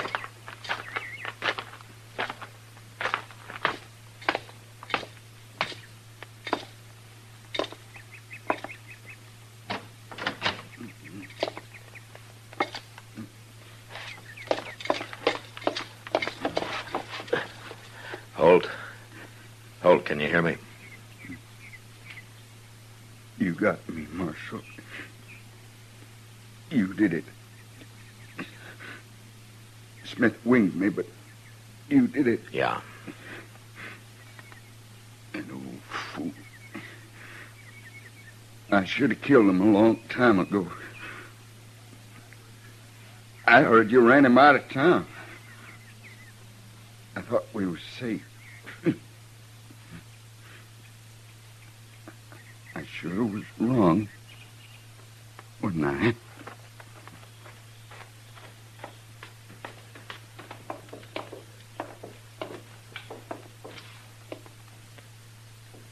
Is he dead, Mr. Dillon? He's dead. Now, you were right, General. You did have a bullet in him. Here, look at all them bags by the door there, Marshal. But that's the money they was running off with. I don't suppose there's any use asking you how you really came to know about Drew Holt, is there? I'm awful tired. Can I sit down in this chair? Yeah, go ahead. It's been a long night. I made that up about him being a spy. I thought you'd more likely believe that than what really happened. It was over in Abilene a few weeks back, Marshal. You know the Grant Hotel there? Yeah, I know it. Well, I had a room next to this Holt fella. That's how I come to overhear them plotting this business. You mean you heard him through the wall? Oh, of course not. How could I? No, what happened was, I used to sit there in the dark with my window open, and they'd sit outside on a little balcony they had, where they thought nobody could hear them. They didn't know I was anywhere around. Well, say now, that was smart. I fooled them good. Sure did. Marshal. Here. General. Seems like he's fainting, Mr. Dillon. Look. Well, he's been shot. Yeah. Shot dead. Poor old fella even lied about being hit. Oh, my goodness. But he sure wasn't lying about Drew Holt, was he? He knew about him. But we'll never know how. Well, he told us how he hurt him and all. Yeah, but there was something wrong with that, Chester. What? The Grant Hotel burned down 2 years ago.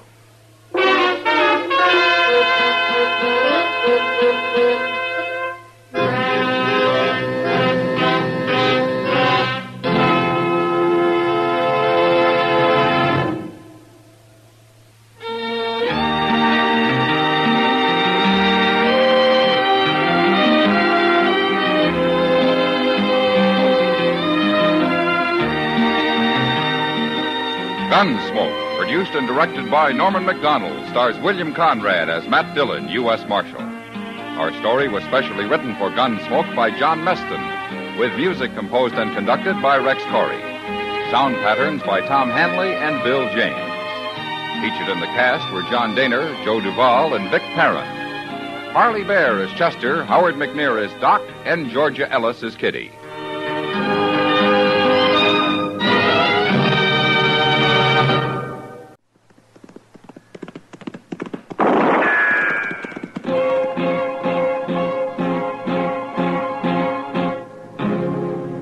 Around Dodge City and in the territory on West, there's just one way to handle the killers and the spoilers, and that's with a U.S. Marshal and the smell of gun smoke.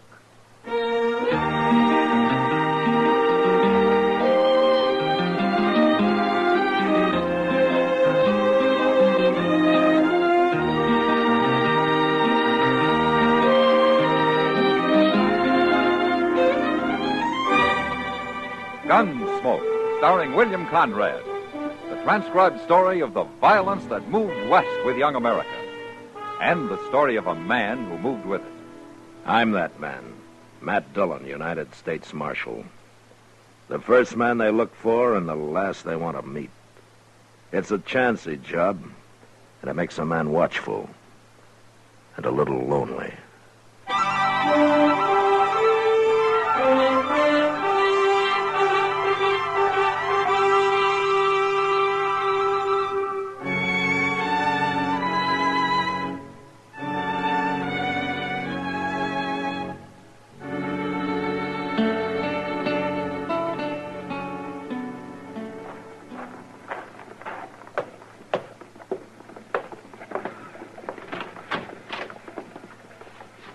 This the Marshal's office? Yeah, come in, stranger.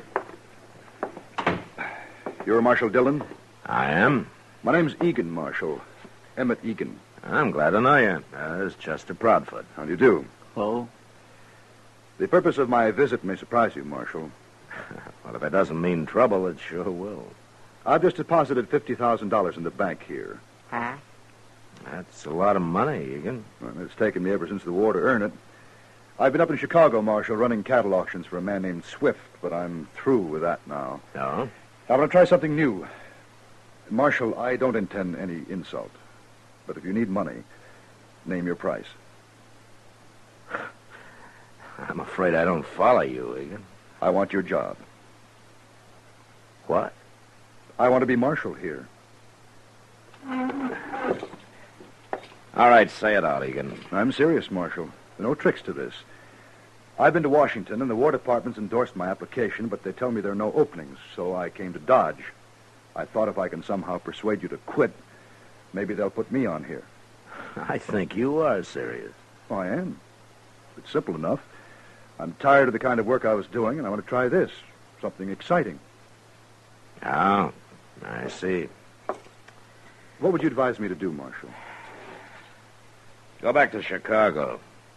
You're a lot safer there. You think I'm not qualified to be a lawman? Well, you're wearing a gun. Well, I'm accustomed to authority, Marshal. I was a major under General McClellan. Took my first bullet in the Chickahominy in '62. I see. Is this your first trip to the frontier, Mr. Egan? It's my first since '67. Uh-huh.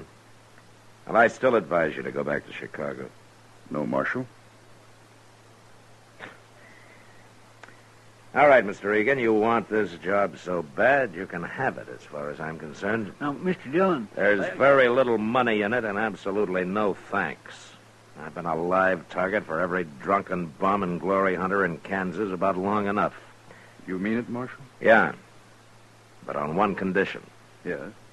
That you hang around for a week, see what it's like. And then if you still want it... Oh, I'll want it all right. All right, then we'll start right now. I'm ready. What do we do first? You all set, Chester? My, yes, sir, I guess so.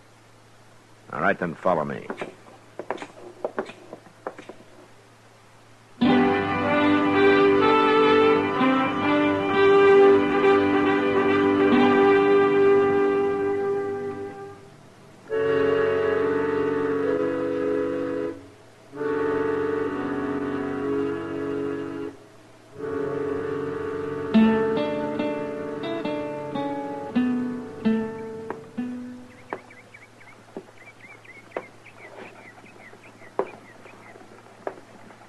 Gracious, why don't you sit down and rest a spell, Mr. Egan? No, thanks. He's going to wear himself out walking up and down that way. Yeah. You got a match, Chester. Mm-hmm. Sure, Red. Here. Oh, thanks.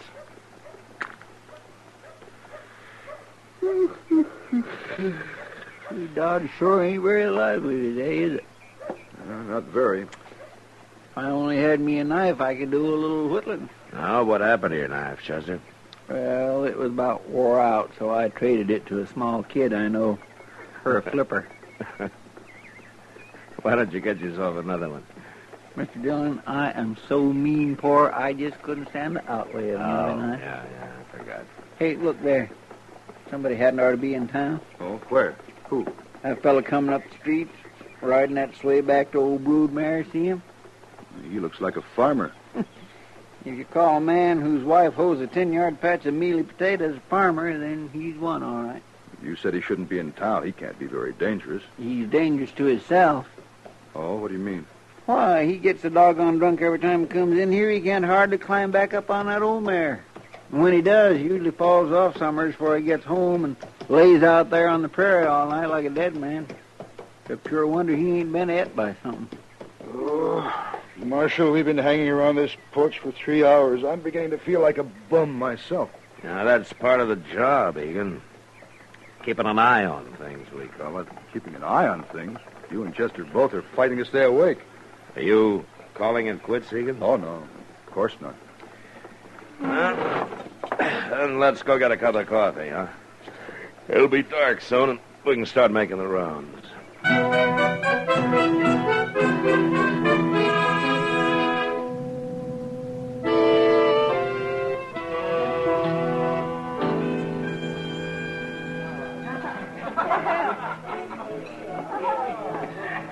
What's the name of this place, Marshal? It's called the Long Branch. Oh, here comes somebody you ought to know. Evening, Ma. Oh, Kitty. How long you been sitting here? No, not long. Kitty, this is Emmett Egan. How do you do, Miss Kitty? Mr. Egan? Why don't you sit down? Uh-huh. I hear you may be our new marshal. What? Now, how in the world... Well, Chester was in a while ago. It's true, isn't it? Well, it isn't exactly settled yet, Miss Kitty. But you want the job. Yes. Why? Well, let's say I was bored with what I was doing. Sure. That's happened to a lot of ex-soldiers. They can't stand peacetime. Me in particular, I guess. Why don't you re-enlist? The cavalry keeps busy out here. I tried that, Miss Kitty. You did? Back in 67. 67? Mm-hmm. Oh, yeah. The Cheyenne and the Sioux were real active that year, weren't they? Yes, they were, but not where the cavalry was. Wait a minute. Were you with General Hancock? That's right, Marshal. We took to the field for 4 months. We marched and counter-marched all over this country, and then we returned to Fort Harker. Well, what was wrong with that? Well, all we did was burn one empty village, kill 2 young Cheyenne braves, both of whom we later found out were friendly. It took 1,100 men to do that. Oh. Dillon. Yeah, what is it, Chester? I don't know for sure, but I hear there's some kind of trouble down at Moss Grimmick's stable. Well, it's about time something happened around here. Yeah. Now, don't forget, Egan, when it does, somebody usually dies.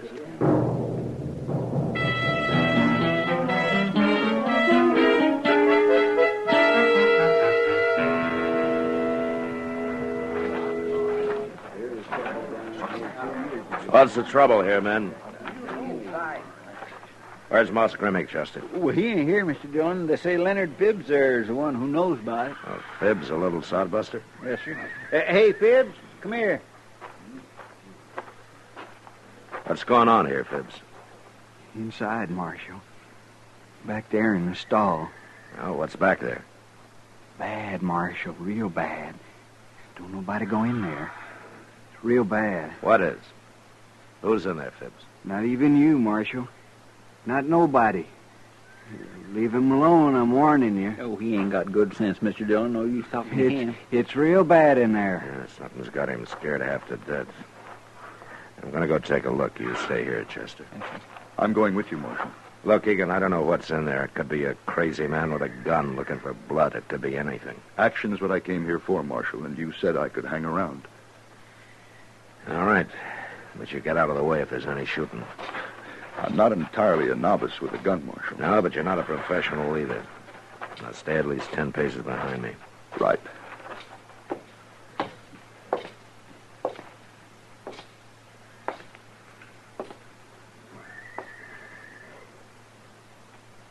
See anything?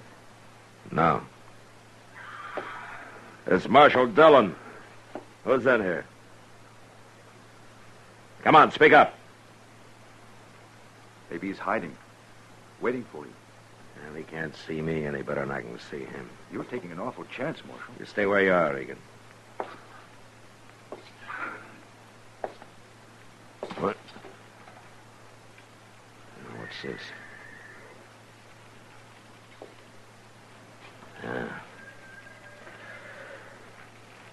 Chester, bring a lantern. All right, Egan. What is it, Marshal? Nothing we have to kill. What do you mean?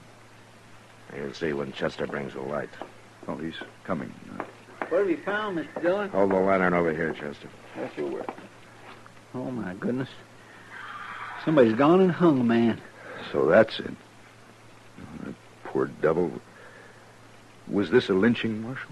No, Egan, that's old Tom Sanders. He's been drunk for 20 years. Yeah, I guess he finally decided to break the habit. You won't get any action out of this.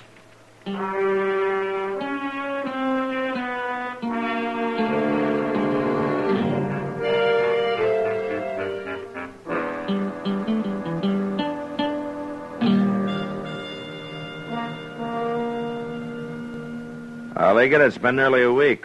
Enough excitement for you? I must admit, Marshal, it's not quite what I'd expected.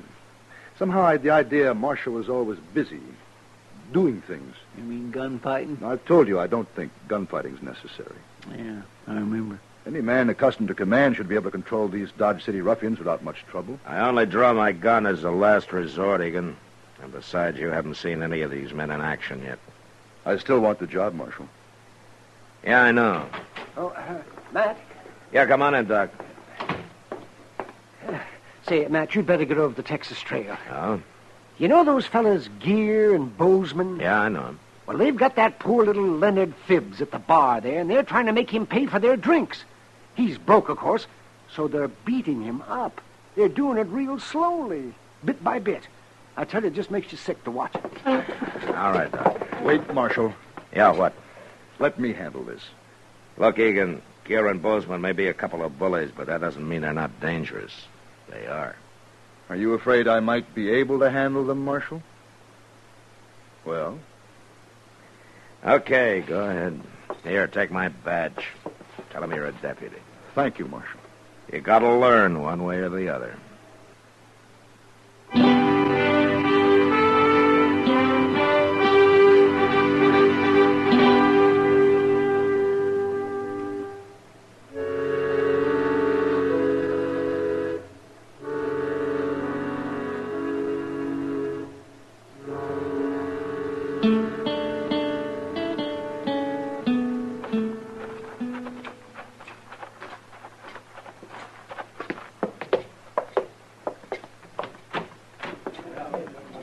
Come on, Chester. I knew you wouldn't leave Mr. Egan all alone. Nobody will look for us coming in the back door. And let's move a little closer. Egan's facing him, Mr. Dillon. Yeah. Oh, look at poor little Bibbs. They got him all bloody. What makes you think you can do this to a man? Is there no law where you come from? We come from Dodge, Mr. Deputy. Where do you come from? Are you Bozeman or Gear? I'm Bozeman, Mr. Deputy. I'm the one who generally does the talking, but we both do the fighting. You're out of order, Bozeman. What's that? I said you're out of order. I will not tolerate your insolence. I'm not sure, Mr. Deputy. But are you saying you don't like us? That's enough. You and Gear will turn and face the bar while I take your guns. You're the most doggone foolish man I ever saw, Mr. Deputy. Do as I say. Why? Because you're wearing a badge? That's reason enough? Now, Mr. Deputy, that may be reason enough for There'll you. be no shooting. I'm ordering you to face the bar. I guess there's no use talking to you, Mr. Deputy. I'll take him along here. He's going. Hold it, Bozeman! All right, that's enough.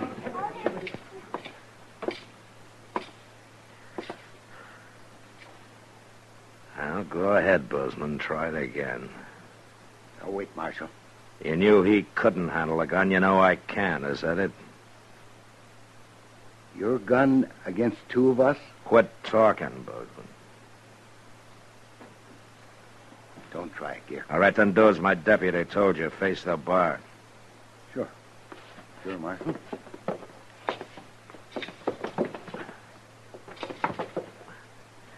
Chester.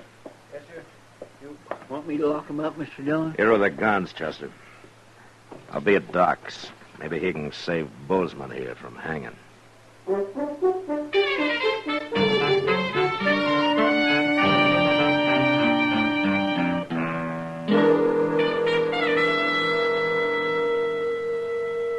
Yeah, it's getting light out, Doc. It generally does this time of morning. Yeah, but I'm not generally sitting up waiting for a man to die. He isn't going to die, Matt. I saw what that bullet did to him. You feel guilty, don't you, Matt? Wouldn't you, Doc? Yes, I guess I would. Doc? Oh, what? Well, he's conscious.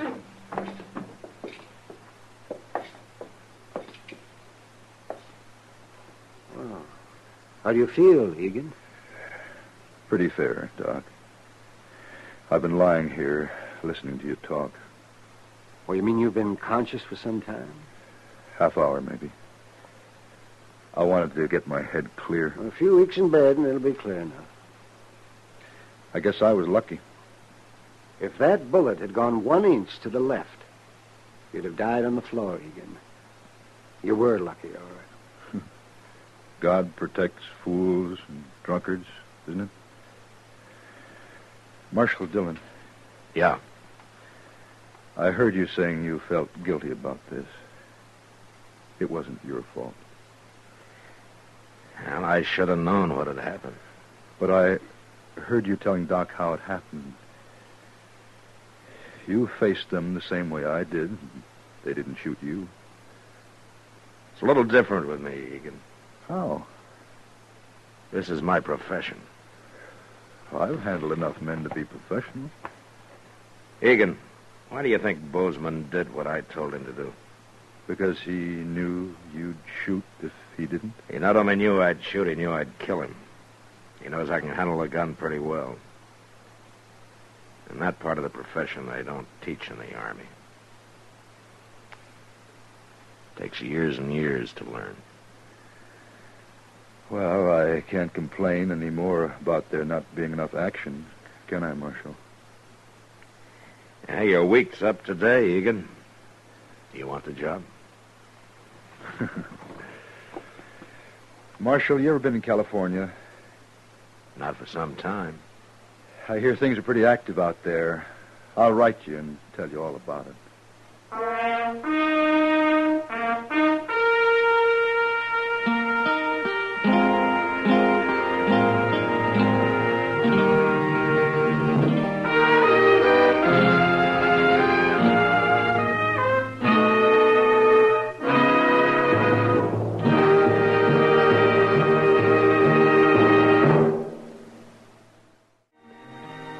Gunsmoke, produced and directed by Norman McDonald, stars William Conrad as Matt Dillon, U.S. Marshal.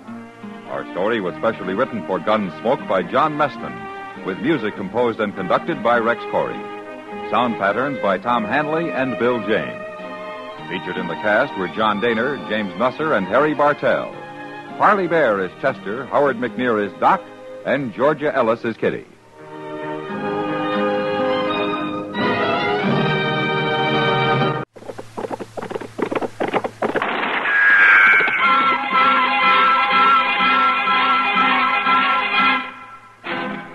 Around Dodge City and in the territory on West, there's just one way to handle the killers and the spoilers, and that's with a U.S. Marshal and the smell of Gunsmoke.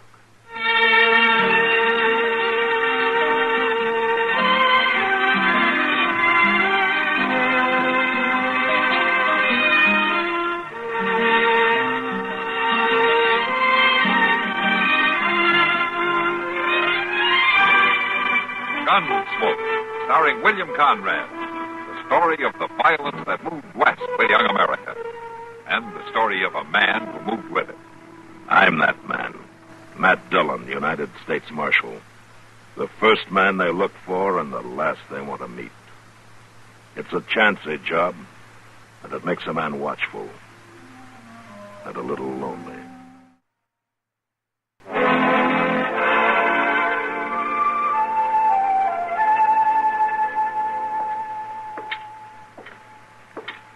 Well, now, Marshal, you come ask what I want for supper? Huh?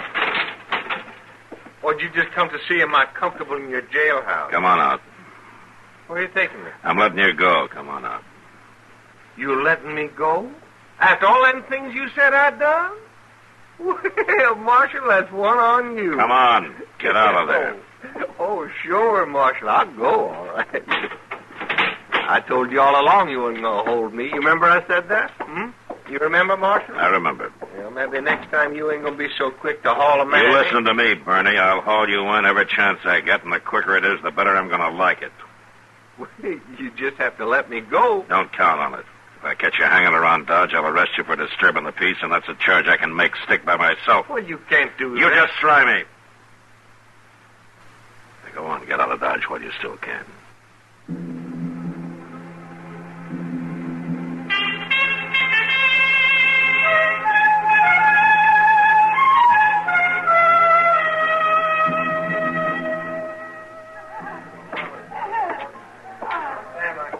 There, what'll it be, Marshal? I have a beer, Sam.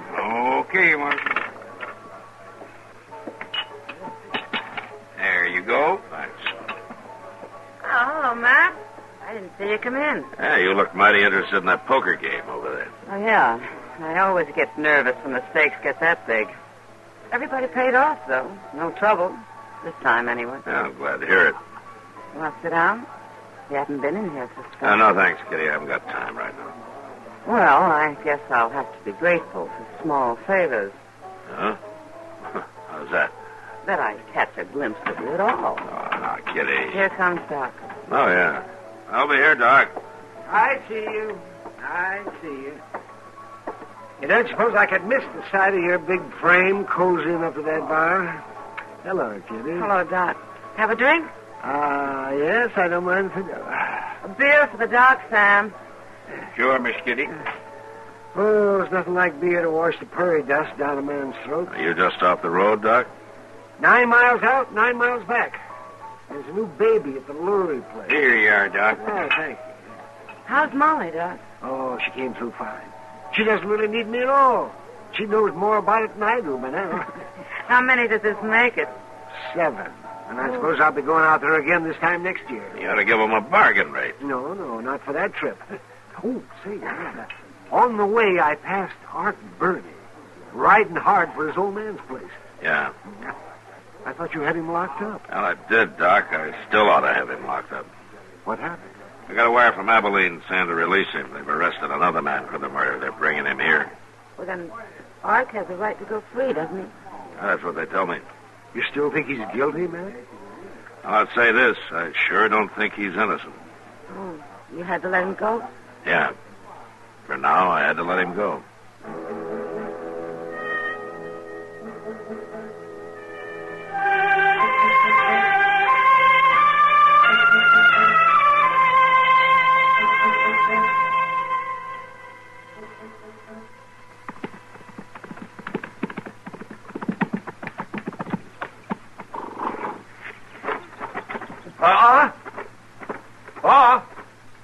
Me, Pa. Quit your bellering and come in the house. Sure, Pa. I told that big marshal he weren't never going to hold me. He let you free, did he? He sure did, Pa. He sure did. I knowed he would. Ain't no jailhouse going to hold Art Bernie, Pa. You know that. You feel proud. Well, sure, Pa. Figured make you prideful, too. Me riding away laughing at that marshal. You know why they let you go? They just couldn't hold me at all, Pa. I'm too smart for them. They let you go because they arrested your brother, Junius. If what? They took in Junius over to Abilene. For that same shooting? For that same shooting. Well, there ain't no sense in that. Old June wasn't no nearer than 10 miles to the hold-up that night. I figured you'd know that for sure. Well, Yeah, I know it, Pa. But they can't hold old June. Who told you they went and locked him up? Maybe there's some mistake. There's no mistake. Old Brackett come by. He was in the telegraph office in Dodge when the wire come in. They got Junius. So they let you go free. Well, that ain't right, Pa. It just ain't right. Old June didn't have nothing to do with it. He can't even shoot straight. Then you better fix things, Art. Oh, sure, Pa. I'll fix things. You better fix things so nothing happens to your brother, Junius. Well, ain't nothing gonna happen to old June, Pa. I'll see to that for certain. It ain't fit that a man pays for what he never done. That's the truth, Pa. And it ain't fit neither that a man lets another man do the paying. Well, I'll get him, Pa. I'll get him. You know I always took care of old June. You bring him home. Well, sure, Pa. I'll bring him home.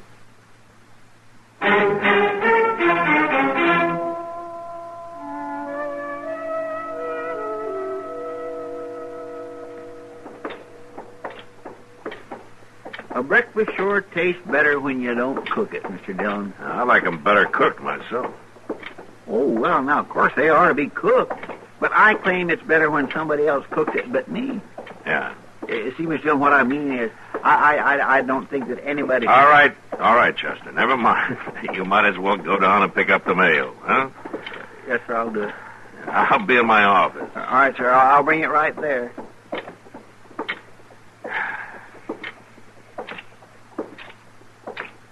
Marshal?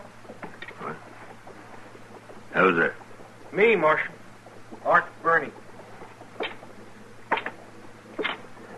I told you to stay out of Dodge, didn't I? Well, I come to see about my brother, Junius. What about him?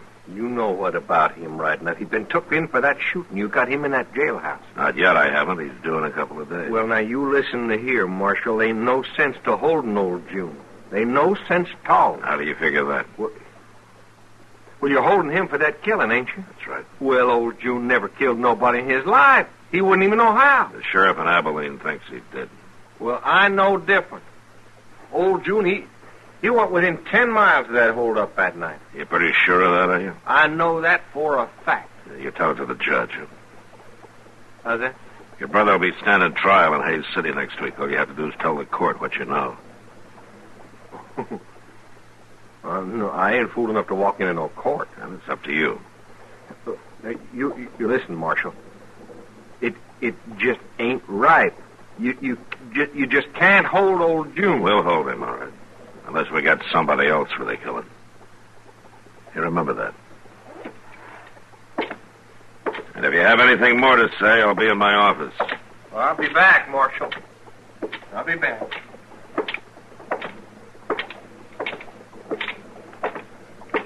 Mr. Dillon! Mr. Dillon! Huh?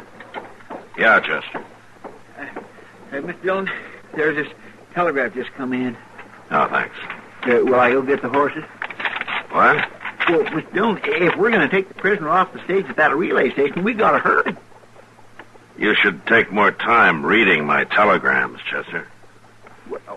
Well, I just happened to see it, Mr. Well, you didn't see it right. It's tomorrow we meet the stage. We'll leave in the morning.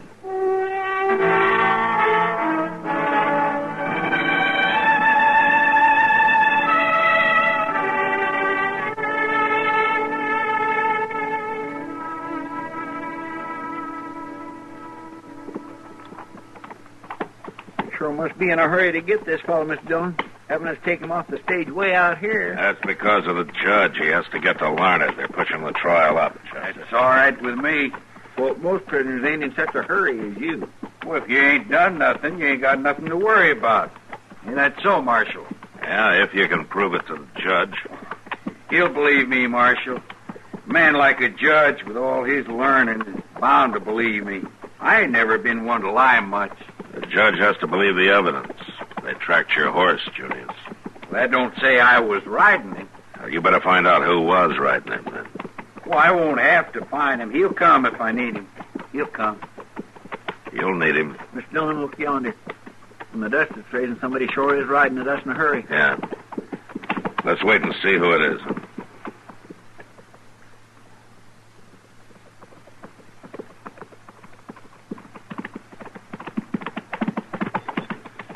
You ain't supposed to be taking him yet.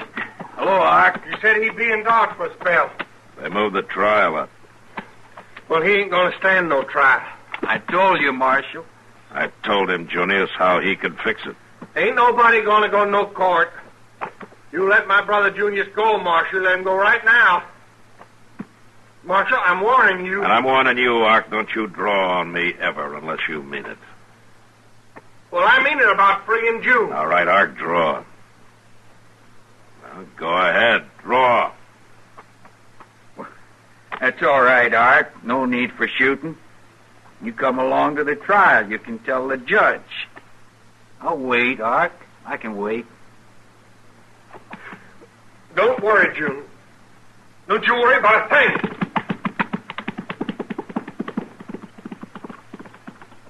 I guess Ark wants to tell Pa about it first. Yeah. Yeah, I guess he does.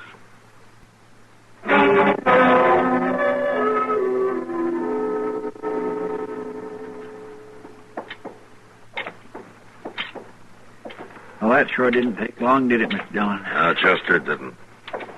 Ain't much time at all for a man to have his life ruled away from him. Yeah. Just don't seem right. Even with all that about the horse and the money bag being found near him and all such as that, I kept thinking somebody'd come up with the real story. Yeah, Junius thought so, too. Mr. Dillon, if he knows who done it, why don't he speak up? I don't know, Chester. Maybe he doesn't know for sure. Maybe he won't speak up against his brother. I don't know. You think Ark did it all right, don't you? Yeah. But I can't prove anything. Any more than Junius. Marshal? Come on out, Ark. Is it over? Yeah, it's over. He was found guilty. They can't do nothing like that to old June, Marshal. They've done it, Ark, and they're going to hang him. Unless he talks. Or you do. June won't never talk. You sure? Oh, sure, I'm sure. My brother ain't. Yeah. I wondered about something. What? Are you his brother? Come on, Chester, let's get away from him.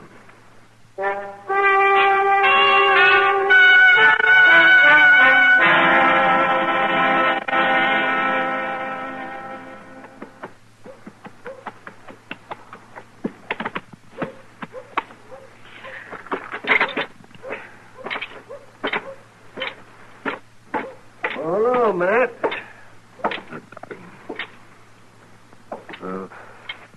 Is it all over? Yeah, it's all over. Ugly business. Well, a hanging isn't supposed to be pleasant. I couldn't do a thing, Doc. I'm sure he was innocent, and I couldn't do a thing.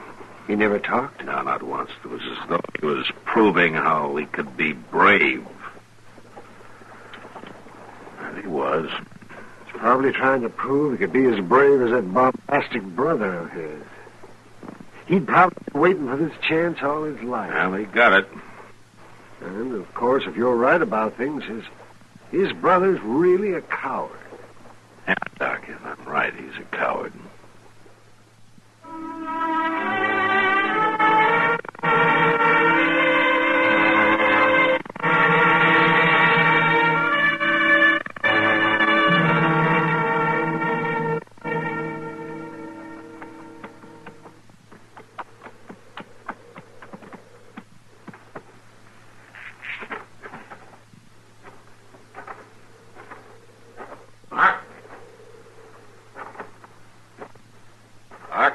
Don't ask me, Paul. Don't ask no question. You left your brother.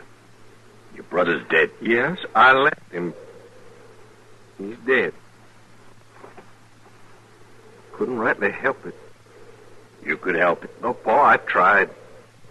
Rode to Dodge, I rode to Hayes City. I talked myself blue with that Marshal. But you never talked straight. Well, I told him Junior's never done it. Did you tell him how you knowed for sure he never done it? Paul. Did you speak up in court where it counted? Listen, Paul, no way I could have done that unless... Unless what? You know, Paul. You tell me, Arp. Unless they'd have hung me instead. I figured. I had to hear it from you, but I figured. Now, you hear me, Arp? You hear me good? We Bernies ain't never been much, but we stood for our home. Listen, Paul. I ain't your pa, not no more. Ain't no son of mine who won't stand up for his brother. I tried. I just couldn't do it. You keep the horse. You get right on him, you ride on out. Don't you never come back. Pa. Go on now. Don't you never come to my door again. But it's the home place, Paul. I'm your son. I ain't got no son.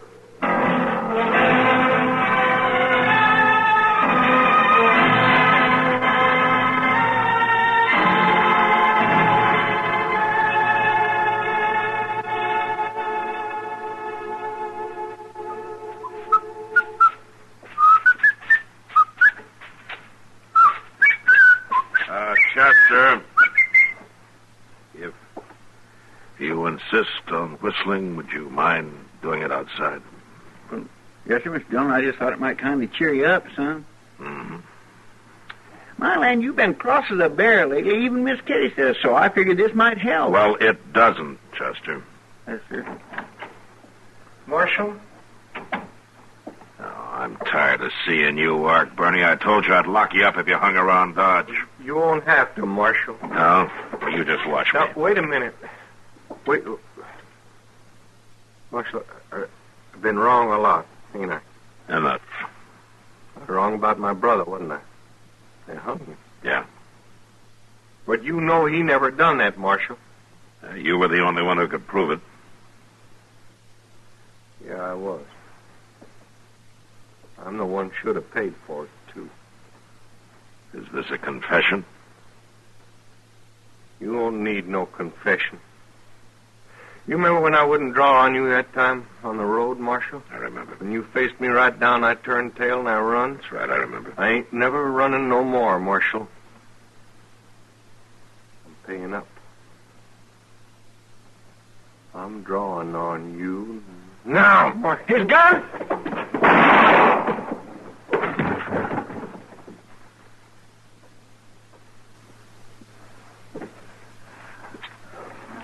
Marshal, tell my pa that I tried to square it. You tell him He's dead. Yeah. Hand me his gun, Chester. Yes, sir. Mr. Dillon, I could have swore he had you outbrew. Yeah, Chester, he did.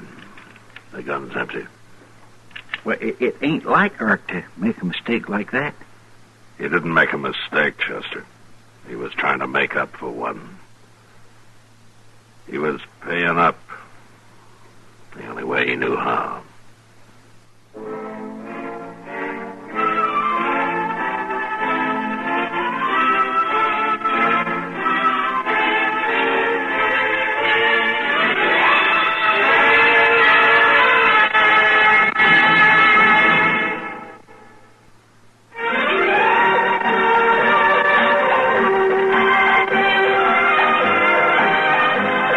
Gunsmoke. Produced and directed in Hollywood by Norman Macdonald, stars William Conrad as Matt Dillon, U.S. Marshal. The story was specially written for Gunsmoke by Marion Clark, with editorial supervision by John Meston. Featured in the cast were Lawrence Dobkin, Ken Lynch, and Vic Perrin. Farley Bear is Chester, Howard McNear is Doc, and Georgia Ellis is Kitty.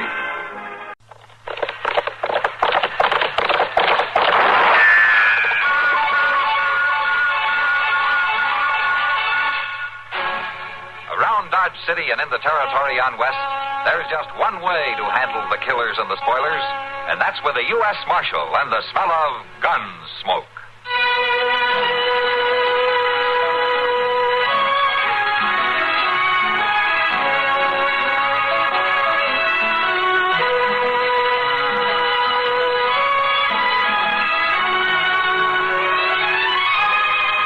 Gunsmoke, starring William Conrad.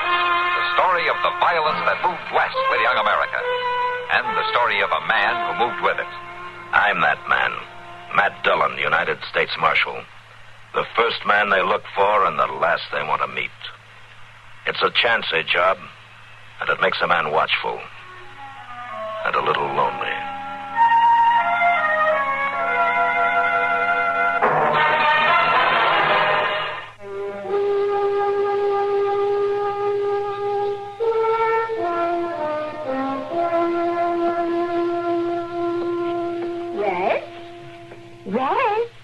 Wake up, son. Huh? Yeah. Come on, son. Wake up. Today's the day. Ma, I don't want to do it. Now, you mustn't waste time, Raz. The stagecoach from Hay City to Dodge will be going past James Crossing, and you'll miss it. Oh, Ma. Breakfast all ready for you, son. You can start out with a nice hot stomach. Ma, I ain't got the heart for it. Raz, you're 16 now. You've got to get your hand in sometime, you know. Your pa'll be getting out soon. We have to have something to show him for all his years in there. Ma, I just plain don't want to rob a stagecoach. Oh, now, Raz, that's no way to talk. This is a chance for you to get started. It's high time for you to be thinking about your future, boy. Ma, I ain't got the juice for it, I tell you. Raz, you fair shame me carrying on this way. What if your pa was to hear you talk like this? Or your big brothers? No chance of them hearing, Ma. Ain't one of them's got less than 2 years to go. Raz, I've had enough of your foolishness. Now get up out of that bed and get to that stagecoach. Oh, all right, Ma. I got your favorite breakfast. Hominy and side sweat. I thought you'd like that. Yeah, thanks. I got Buck saddled for you, too, son. Buck? Oh, Ma, that's done it. I ain't going. Well, you surely ain't going to walk to a hold-up, boy. But you know how spooky Buck gets with me, Ma. The minute I pick up the bridle reins, he gets a hump in his back. I just can't sit that horse. He's run off with me the last 10 times I rode him. No, Ma, I ain't going on with Buck. Then go steal a horse you like and have done with it. We need another one around here anyway. I can't steal a horse, Ma. Then eat your breakfast and ride out on Buck. I ain't giving you no choice, Raz Hawkins. All right, Ma. I'll do it. But I don't like it.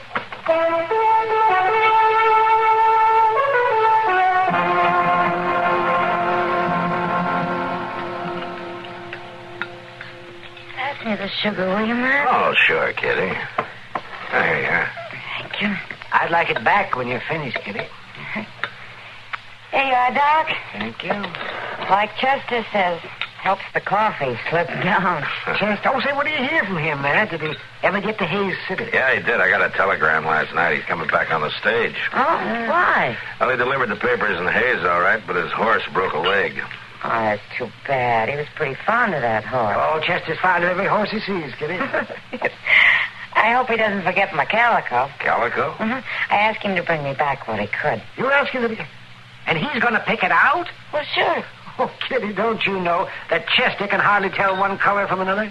Doesn't matter. I think Doc's right, Kitty. He wears some hollering outfits sometimes. Just so he brings the calico and lots of it. I'll make the colors work. Yeah, I'm sure you will. But just be prepared for a few surprises.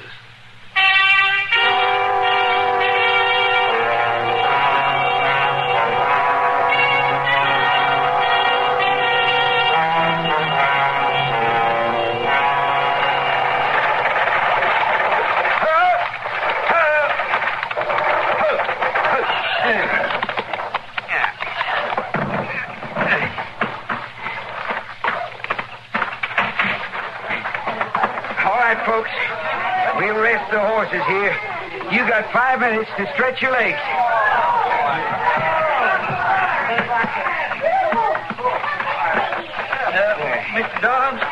Mr. Dobbs, when we start out again, would you mind me sitting up there with you? It's awful crowded inside. You're Proudfoot with the Marshal's office, ain't you? Yes, I am. Oh, I was sure hoping you'd ride up there with me. Well, poor old horse of mine broke his leg in Hayes. I had to shoot First him. time I ever had a shotgun messenger. Oh, well, now, I ain't here on official business or nothing like that. I told you I just needed a ride back to Dodge City. Now, wait a minute. We ain't even got a pistol on you. Well, no, I don't usually carry. Well, where's your shotgun? What I need on them for? I know. You got a couple of revolvers in that suitcase, ain't you? Well, no, I got that suitcase full of calico from Miss Kitty. She's a friend of mine in Dodge. Calico? Yeah, I got her some real nice colors. If I'd known that you wasn't riding official like, I'd have refused this run. I told you my horse broke. I know, but I thought that was just talk, part of a plan to make your being here look naturally. He said he didn't want to call attention to the money. Who said? Well, a banker in Hayes. He's sending it to the bank in Dodge. You were... All right, everybody. Load up. We're moving out. Mr. Dobbs? Mr. Dobbs, just how much money is the banker sending to Dodge? $20,000. $20,000? What? Mr. Dobbs, the worst outlaws in the country will be after us if the word has got out. That's just what I know. Come on. Let's get up on the box there. Oh, if I live through this, I'm going back to Boston and haul teachers. Hang on, everybody. Rudy!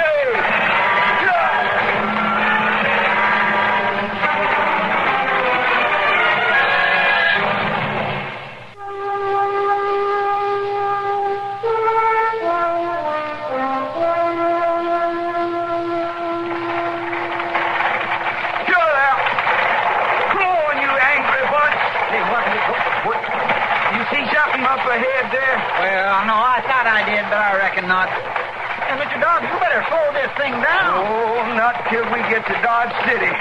Now, if you'd have brought your shotgun like you should have... I told you I ain't no shotgun rider. What? The passengers. Somebody in there must be carrying a rifle.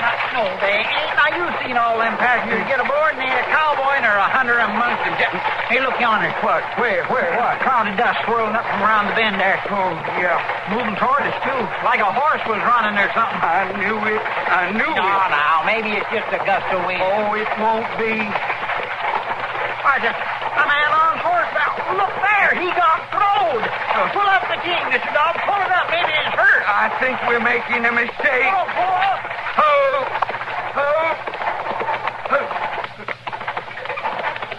Oh, now, that ain't no hold-up. Look at him. He's just a young kid. Why, he ain't no more than a young hold-up, man. You got a gun? You two better get down. I knew it. Rest of you, too. Outside, everybody shake out of that stagecoach.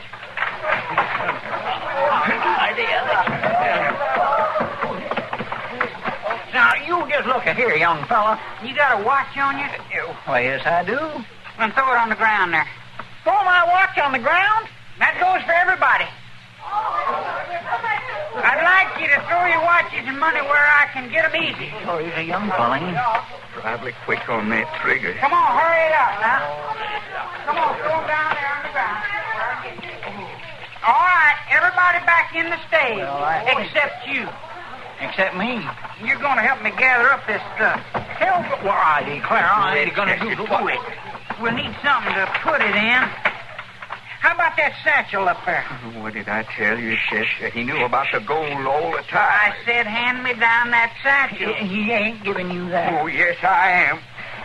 I ain't going to get no, shot. Mr. Dobbs, don't do that. Don't do it, Mr. Oh. Thanks, mister. Now, you, Chester, you pile all them watches and things in there. Well, you just wait, Mr. Dillon, hears about this. He's sure going to come after you. I'll tell you. There. Take it. Oh, man, that thing's heavy, ain't it? It'll take both hands. You carry it, Chester. Me? Well, I gotta hold this gun. No, you don't. What he says, don't make a stand. Let's get started. What are you going to do with me? We can walk it. It ain't far. Walk. Well, I don't know where Buck is. Buck? Oh, there's 2 men, Chester. Probably a whole gang covering us from somewhere. Come on, you. Oh. Mr. Dobbs, you see that Miss Kitty gets her calico with and tell Mr. Dillon. Be sure and tell Mr. Dillon. Come on, pick up that bag and start moving. No, this is crazy. It don't make no sense at all.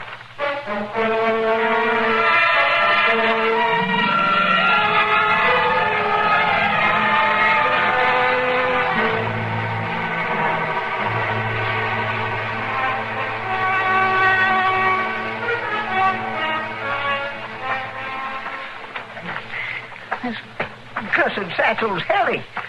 How soon are we going to get to where we're going? We're there now, Chester. What? That little shack?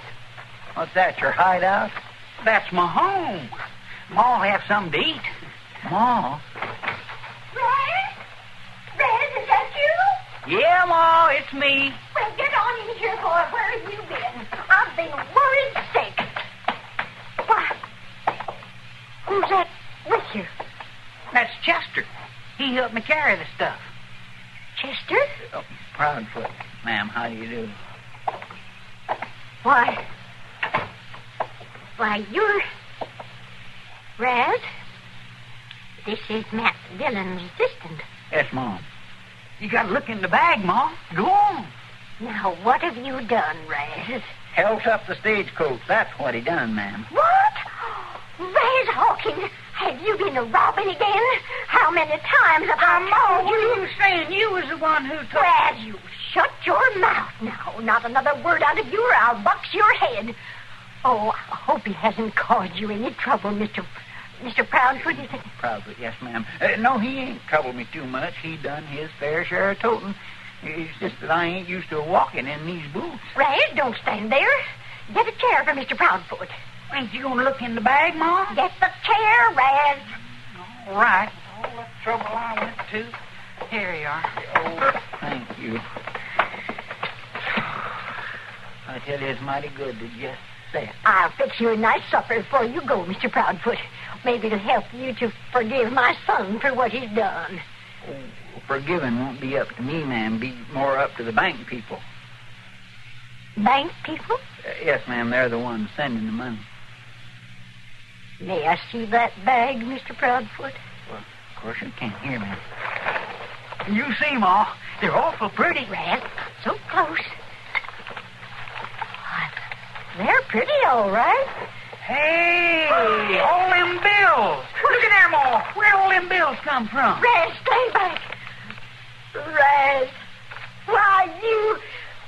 Just wait till your pa hears about you. That's better than watches, huh, Ma?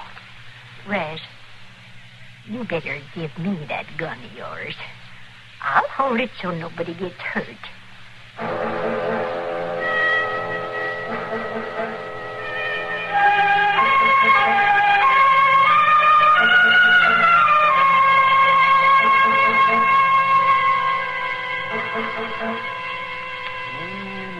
Let me see.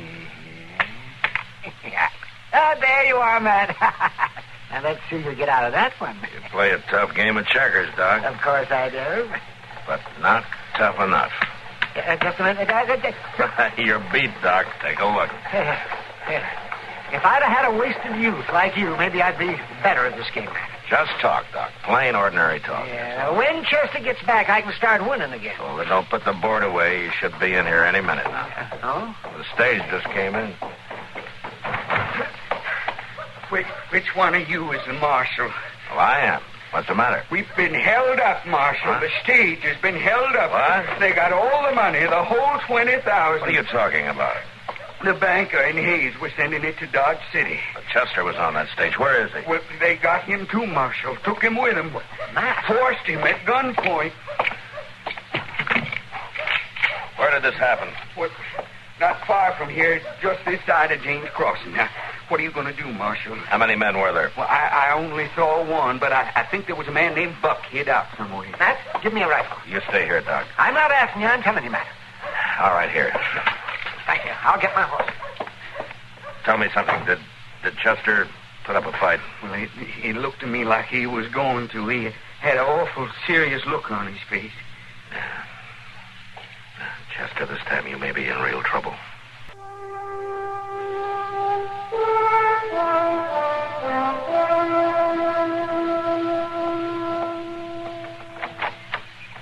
Red? You out there? Yeah, Mom. Come in here. Supper ready? I'll get Chester. No, just you. I want to talk to you. All right. Close that door. What's the matter? Where is he? Chester? Oh, he's out back washing up. Why? I got a plan. For what? For killing him. Ma, we ain't gonna kill Chester. Keep your voice down. Listen to me, son. I can't let that money just walk away from here. Oh, it ain't right to kill somebody. Raz, don't make it any harder than it is. Him looking at me with them big, sad eyes of his. Now, here's what I want you to do. Me? You ain't expecting me to do it. Don't be so selfish, Raz.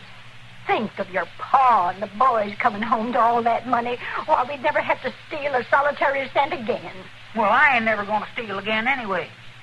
Raz! No, Ma. I never went against you before, but I am now. Just one quick shot before supper. No, I tell you. A son is bounden to obey his ma. Not in something like this, he ain't. We never done killing before, and we ain't gonna start with Chester. Then it looks like I'll have to do it myself. Why can't we work for a living like everybody else? Chester? Chester, honey, come on in. Supper's ready. Yes, Mom, I'll be right there. On second thought, I think I'll wait till after supper. Them sweetbreads turned out pretty good and be ashamed to waste all that food.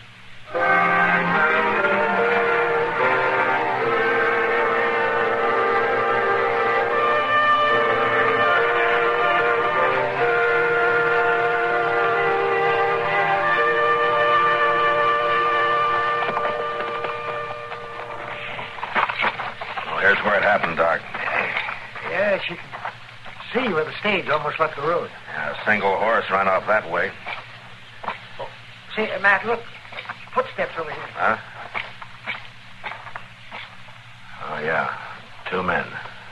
What do you make of it, Matt? I don't know. And they continue up this way. It's right off across for the... Oh, Matt, you don't suppose they walked Chester off a ways, I don't know, Doc. But we'll follow these steps as far as they go. Come on.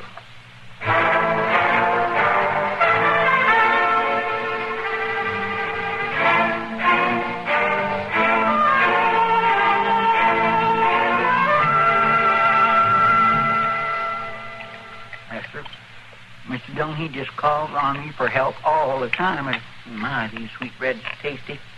You know, my mom used to make them this way. I was just little, but I can still remember. Anything you don't see, just ask, Chester. Well, thank you. Like I was saying, Mr. Dillon really needs me. Now, today, for instance, I was coming back from Hayes City after taking some legal documents over for him, you know. Sure wish I could get a job like that. So do I, Raz. Oh, now, Raz will make out, Miss Hawkins. I'll just take this money and everything back, and when Mr. Dillon hears how Raz didn't know he was stealing the bank's money, why, if I ask him, he'll just come on out and talk to Raz. Ma didn't say nothing about bank money. Raz, keep still. Eat your supper. Yes. And especially when I tell Mr. Dillon what a nice mama Raz has got. You know, ma'am, I didn't never get to know my mama. Chester. She died when I was just a teeny-incy little fellow. Chester, You know something, Miss Hawkins? From what I can remember, she is a good deal like you. Here, Chester. Take the gun. Gun? Oh, you've been keeping it from Raz. Now, ma'am, that ain't necessary no more. I figure he's kindly seen the light. Raz, get him out of here. What did I do? Chester. Hi.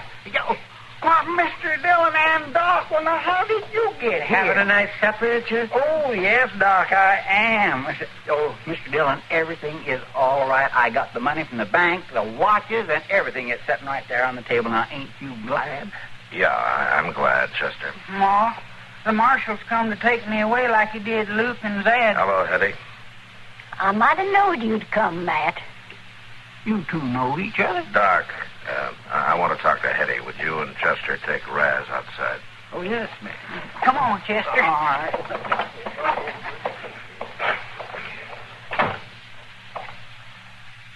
Well, it's been a long time, Matt. Yeah, Hetty, it has. I'd almost forgotten about you. I was hoping you had. Since you put Pa and the boys away, I've been waiting on Raz, waiting for him to grow up, but looks like I waited too long. Hetty, I want you... Matt, don't preach to me. Oh, you win in a way. Because poor Raz won't ever be any more than he is right now. And you'll let him be himself? Only Raz could bring home $20,000 and a marshal's assistant at the same time. And you'll let him be? Well, I'll let him be. Promise you that. Good. I'll drop by once in a while, though, just to make sure. Wouldn't be you if you didn't. Hetty, I was at the window when you changed your mind about shooting Chester. Matt, did you ever take a good look at him? Yes, I have. He's safe wherever he goes. Look, Hetty, I'm going to tell him in Dodge that the hold-up man dropped his loot making a getaway. Now I can get the money to the bank and the watches back to the passengers. Well, I didn't think I'd ever thank you, Matt. But Raz, well, he's all I got left now. That's not why I'm doing it, Hetty. Thank you, Matt Dillon. Can I serve you a cup of hot coffee before you go? No thanks, Hetty. Hetty, the satchel. Oh, dear.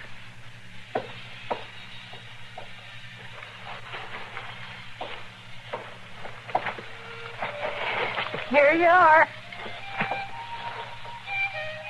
Goodbye, Hetty.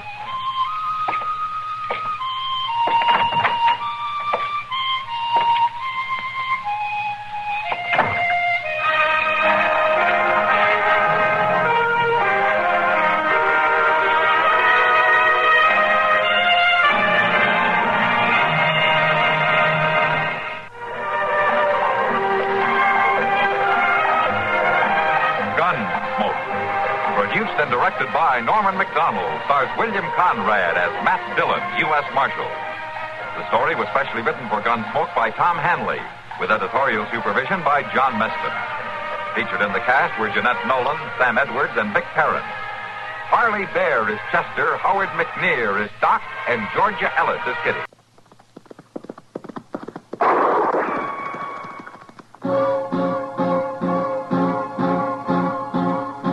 Around Dodge City and in the territory on West, there's just one way to handle the killers and the spoilers, and that's with a U.S. Marshal and the smell of Gunsmoke.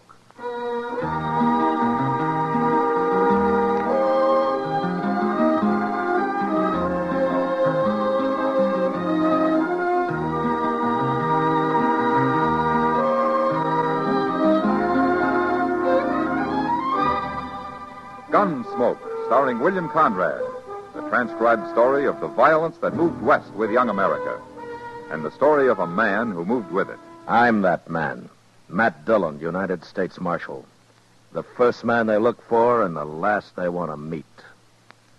It's a chancy job, and it makes a man watchful. And a little lonely.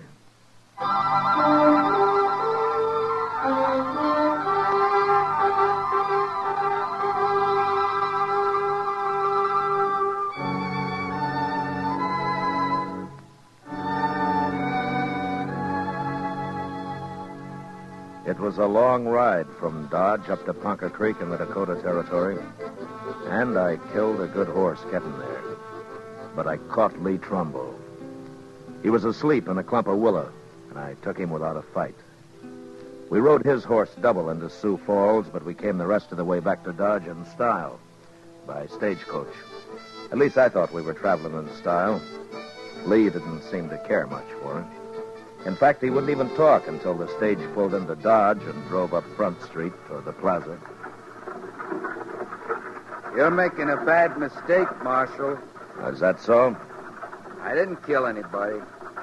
There are 2 witnesses say you did, Lee. They're lying. Then why did you run? My brother Dolph, he said you was after me. That's why I run. You'll get a trial. You can talk about it then. I ain't gonna stand trial, Marshal. Dolph will get me out of jail before that. Is that so? I never figured Dolph is a man to do much of anything.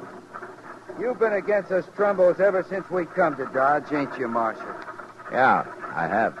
Neither one of you is any good. See what I mean? Ah, there's your brother Dolph now, waiting to welcome you back. Well, how'd he know I was coming?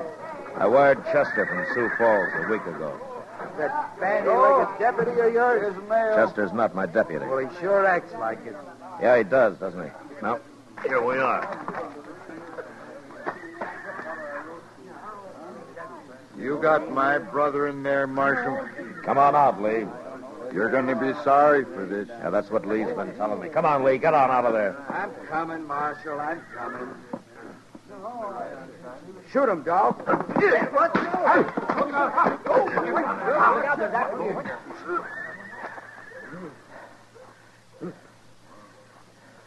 Don't look at me, Marshal.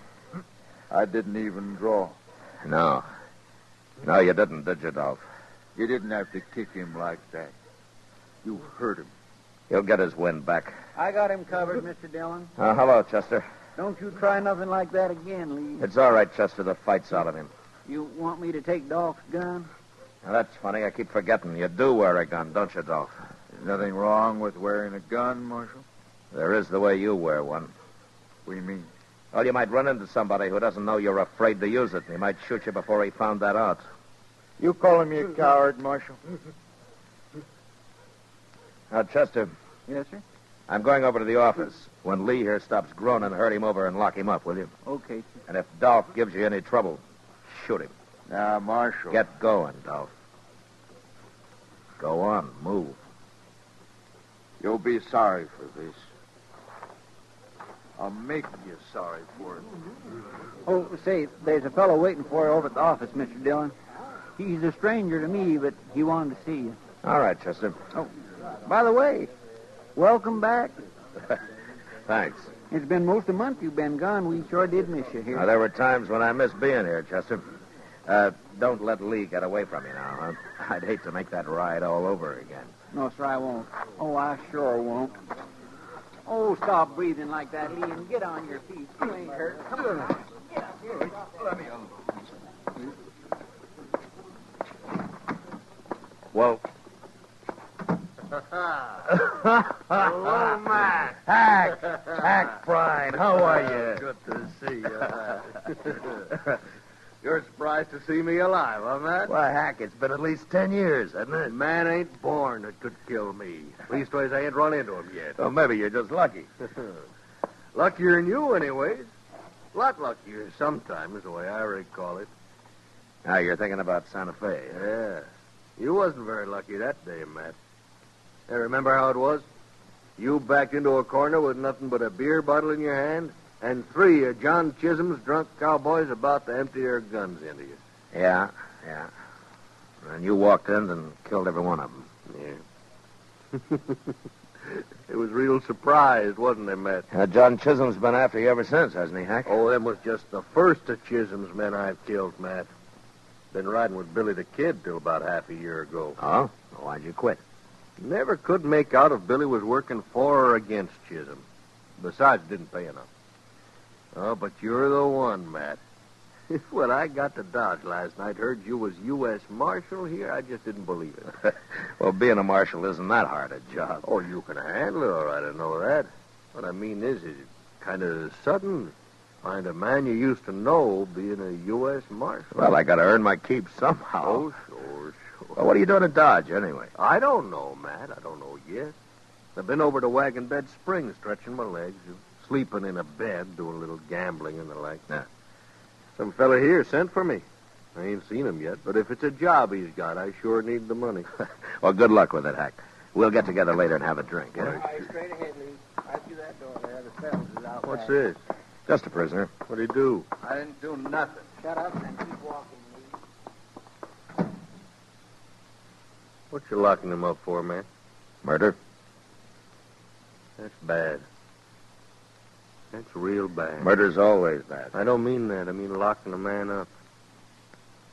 I couldn't stand that, Matt. I never been in jail. I never ain't gonna be. Well, then you better stay sober around here, Hack. And you're taking it back about that drink. Oh, no. You'll be safe as long as you're with me. Oh. I don't know, Matt. I've been around you when it wasn't so safe. I'll see you later. Yeah, sure, Hack. Oh. Hey, come on in, mister. I'm leaving. So long, Matt. So long, Hack. Marshal Dillon? Hello, Ole. How are you? Marshal, I got something I got to tell you. It's my duty the way I see it. Well, what's the trouble? Hello, Ole. What you doing here? Well, I come to tell the Marshal something, Chester, but I sure don't like informing on people. You understand me, Marshal? Well, what's it about, Ole? Dolph Trumbo, that's what. You got his brother Lee in jail here. We sure have. I just locked him up myself. Well, Dolph's coming to get him out. He's over at the Alfraganza right now talking it up.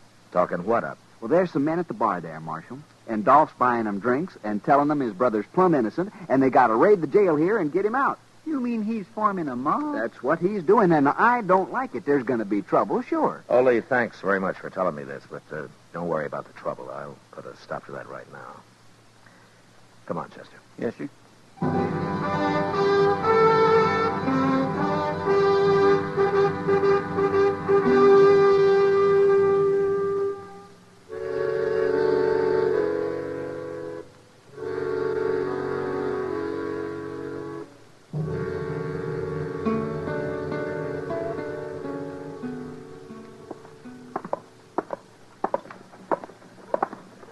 Wouldn't you know Dolph Trumbo do something stupid like this, Mr. Dillon?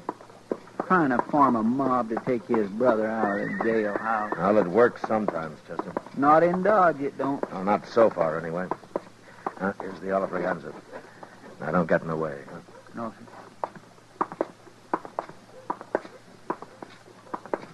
You're right, Dolph.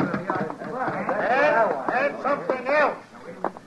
There's nothing to be afraid of, you men.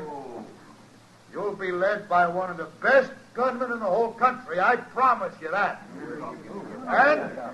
And we'll have justice in Dodge. Once and for all. Justice. That.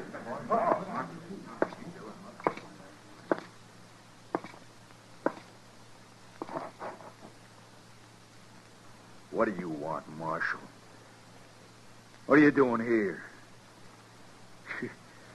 Ole told you, huh? I seen him sneak out. I just been talking, Marshal. No harm in talking, is there? Well, Lee's innocent anyway. He shouldn't be in jail. And I'm going to get him out, too. These men here are all with me. And we're going to... Quiet. Shut up! Bartender, this place is closed for the rest of the day. No more liquor. And you men get out of here and don't let me find any of you together again, not for a long time. Now get moving.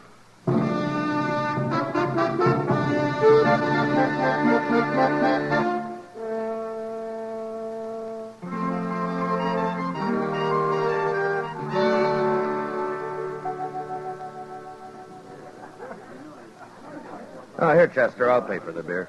You leaving, Mr. Dillon? Oh, Kitty just came downstairs. I haven't seen her yet. I think I'll go over and say hello. Yes, sir. Like for me to go across the street and see if they're keeping the Alfraganza closed? No, it's all right. I told them they could open up again tonight. Oh, well, thanks for the beer, Mr. Dillon. Sure, Chester, sure. Welcome to Dodge, stranger. How are you, Kitty? Fine. I'd be even better if you'd brought 2 beers over instead of 1. But you can sit down anyway. Well, you can take this one, Kitty. It's kind of warm. I don't want it. Matt, do you suppose the day will ever come when having good manners will be a requirement for the marshal's office? Well, if it ever does, Kitty, I don't guess they'll need marshals anymore. Yeah, maybe you're right at that. Well, how have you been, huh? Everything okay? Well, I was making out pretty good, Matt, till I broke my toe. Broke your toe? Yep. How'd you do that? In the line of duty, right here in this saloon. I got tromped on dancing with a Texas cowboy who should have been spending his trail money on red silk handkerchiefs and soda water instead of me. He couldn't have been over 16. Darn fool kid. There's not much you can do for a broken toe, is there? No. At least it doesn't hurt when I'm sitting down. I hear you broke up Dolph Trumbo's party at the Elephaganda this afternoon. Oh? Huh? You hear just about everything, don't you, Kitty? Men. They talk more than women. This place is full of men, day and night. You think if I closed my eyes and prayed real hard, they'd all go away? Well, if they did, what would you do for a living? That'll keep me awake. Say, there's your friend Dolph now. Just came in. Huh? There's a stranger with him, Matt.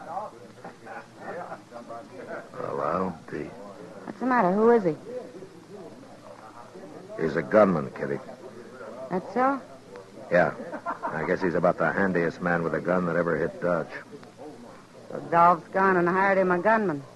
Who is he, anyway? What's his name? He's a friend of mine, Kitty. A friend of yours? Yeah, good friend. He saved my life once. But now I guess he's going to try to get it back. His name's Prine. Hack Prine.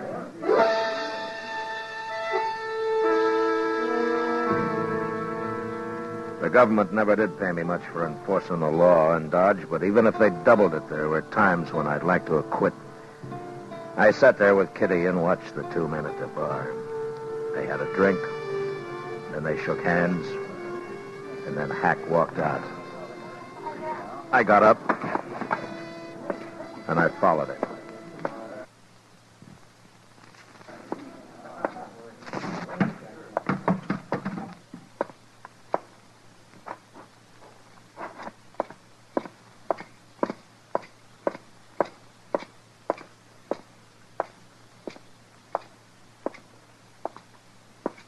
Following me, Matt?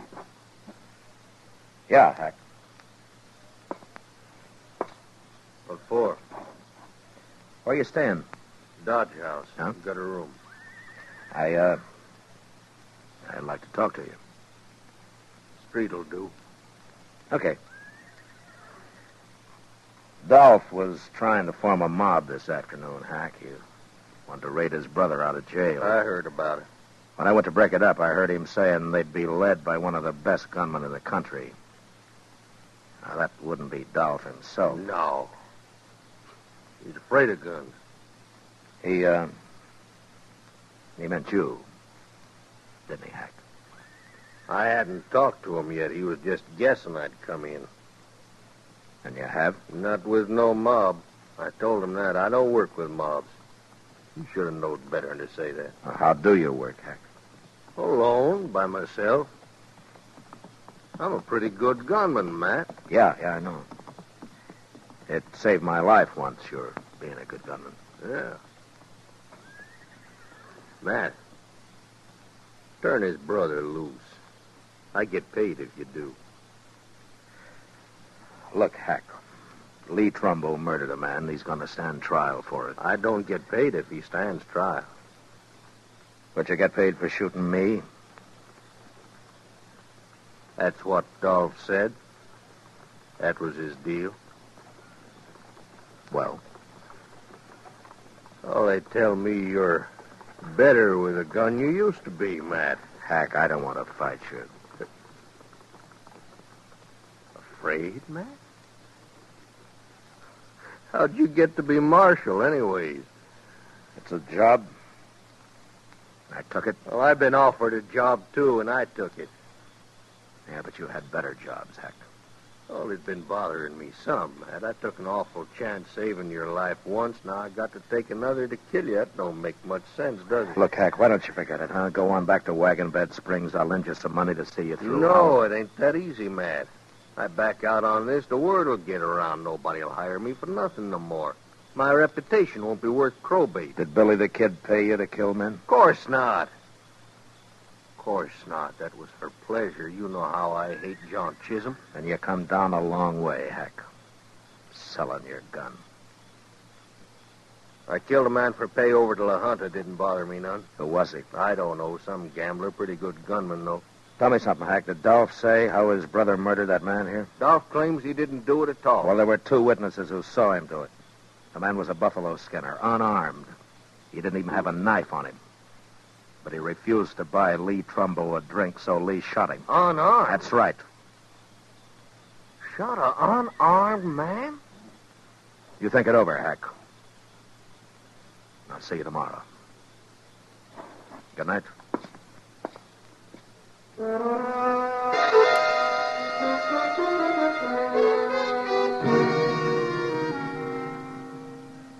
A man like Hack Prine had his own peculiar sense of honor. The idea of shooting me seemed to bother him less than the fact that Lee Trumbull had killed an unarmed man. Later that night, I heard he'd been seen having an argument with Dolph. So I figured I'd won. But another killing in Dodge, either me or Hack, had been avoided. Until early next morning, word came that a man had been shot at the Dodge house. I sent Chester on over while I went up and got Doc Adams. How do you know the man isn't already dead, Matt? I don't know, Doc. Well, it doesn't matter. I'd probably make more money off of him dead than alive. No? Well, I get paid for autopsies, don't I? Sure. Yeah, but just try to collect for the ones I keep alive. Just you try. And I'm glad I don't have to, Doc, but I still notice you buy a new buggy every spring. Oh, yes, and wear it out before, racing across the prairie, delivering babies, setting bones, digging out bullets, delivering babies. Well, exercise keeps a man young, Doc. Yeah, it's a good thing I don't depend on sympathy to keep me young. Here we are. Mr. Dillon? Mr. Dillon, oh, hello, Doc. Where is he, Chester? In that room right there, number 12. And you know who it is? It's Ole. Ole? Yes, sir. And Hack Prine shot him. What? It's Hack's room, Mr. Dillon. He did it all right. Well, let's take a look. Where's Hack now, Chester? I don't know, sir. Nobody's seen him for the past hour. I kept everybody out of the room, Mr. Dillon. All right, now stand aside here, boys. Let the marshal and Doc through. Come on now, fellas, let them through. Let me through. Let me through here.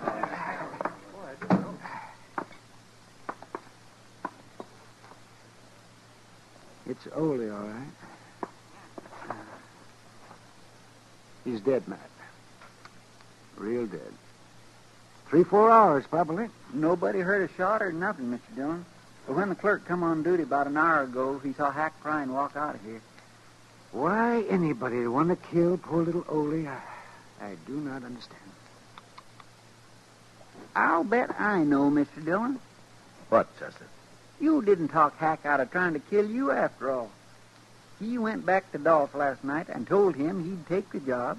Then he figured the only way to get you into a fight was to shoot somebody so you'd have to come after him. Yeah, maybe. Now, come on, let's start looking for him.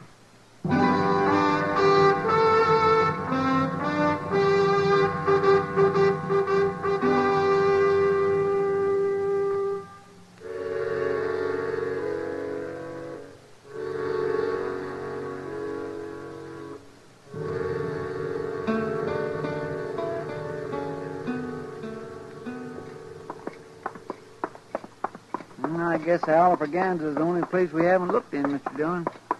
He's got to be there, unless maybe he's going to try to bushwhack you.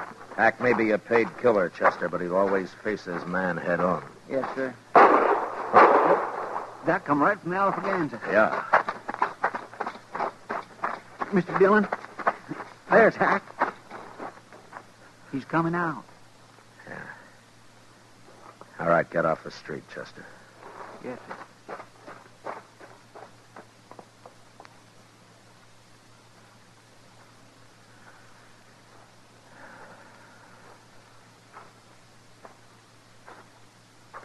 morning, Matt. Hello, Hack. Just killed a man, that saloon there. Dolph Trumbo? I killed him. I give him a chance, but he wouldn't draw. I killed him anyways. That's too bad, Hack. Ain't no man gonna frame me. I never thought you killed Ole, but I wanted to hear you say so. How'd you know I didn't do it? It wouldn't be your style to kill a defenseless little fellow like that, would it? Of course not. So while you were out gambling last night, Dolph killed him and dumped him in your room. I found him there, and then I went after Dolph. Ain't no man can do that to me. Hack, according to the law, you murdered Dolph. I'm going to have to arrest you. What? You're going to have to stand trial for it. Oh, no, Matt. No, sir, I ain't going to jail. Not me, Matt. Never. I'm a lawman, Hack. I got to arrest you. Matt, I told Dolph last night I wasn't going to take his job. I told him I was going to leave town. You're under arrest, Hack. All right. I guess you've got to do it. Let's go for it, Matt. No, Hack, no. Let's see what happens.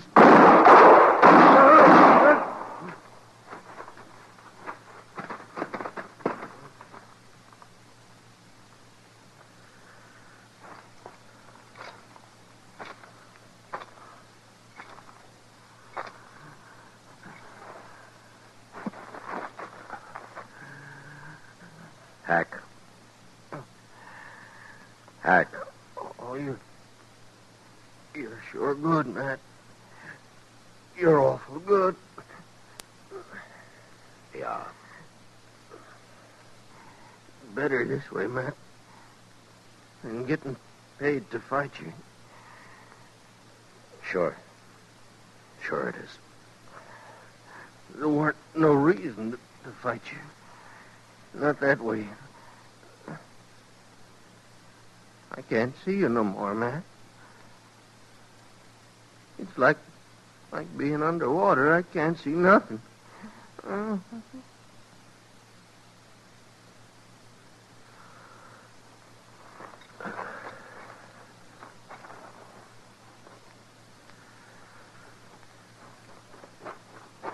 Dillon, that was awful good shooting. I never seen nothing as fast as that in my whole life. My, I'll bet he didn't know what hit him.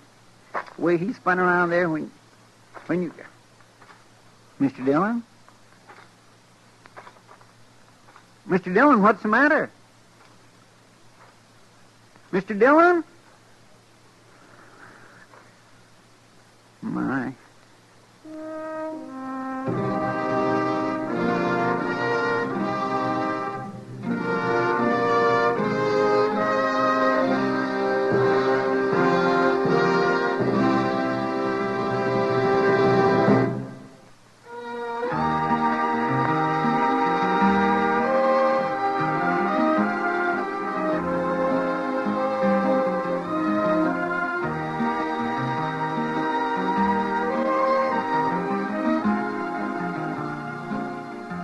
Gunsmoke, transcribed under the direction of Norman MacDonald, stars William Conrad as Matt Dillon, U.S. Marshal. Tonight's story was specially written for Gunsmoke by John Meston, with music composed and conducted by Rex Corey. Featured in the cast were Lawrence Dobkin, Vic Perrin, John Daner, and Harry Bartell. Parley Bear is Chester, Howard McNear is Doc, and Georgia Ellis is Kitty. Join us again next week as Matt Dillon, U.S. Marshal, fights to bring law and order out of the wild violence of the West in Gunsmoke.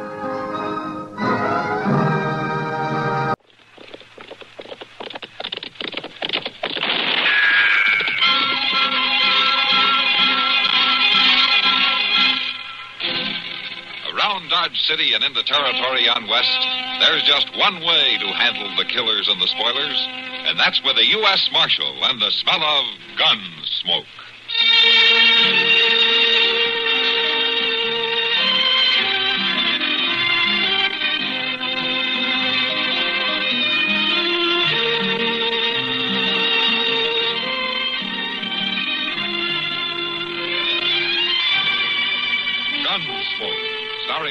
Conrad. The story of the violence that moved west with young America. And the story of a man who moved with it. I'm that man. Matt Dillon, United States Marshal. The first man they look for and the last they want to meet. It's a chancy job, and it makes a man watchful and a little lonely.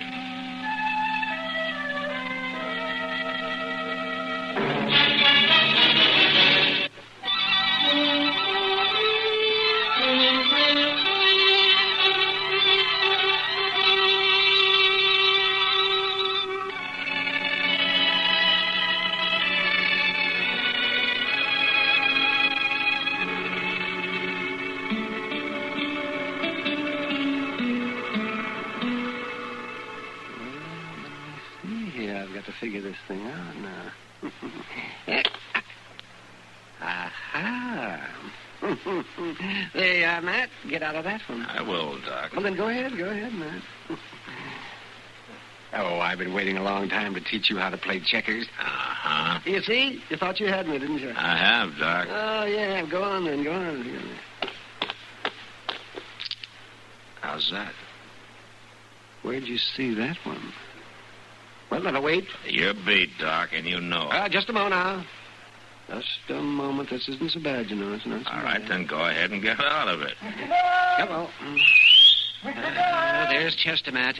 You better go see what he wants. Oh, no, Doc. I'm not going to leave you alone with this board. Hey, Doc, you in there? I need help. Why, he's calling me. Oh, no. Look what I did. Oh, I'm sorry. Yeah, I'll bet you are. Oh, I'd have gotten out of it. I saw my move. Yeah, I know you did, and you made it. What's all the ruckus about, Chester? I got me a sick dog across my horse here. A what? A sick dog. Yeah, I'm going back in. Stick around, Doc. He's an awful sick dog. You gotta help. Yeah, what's the matter? Somebody shoot him?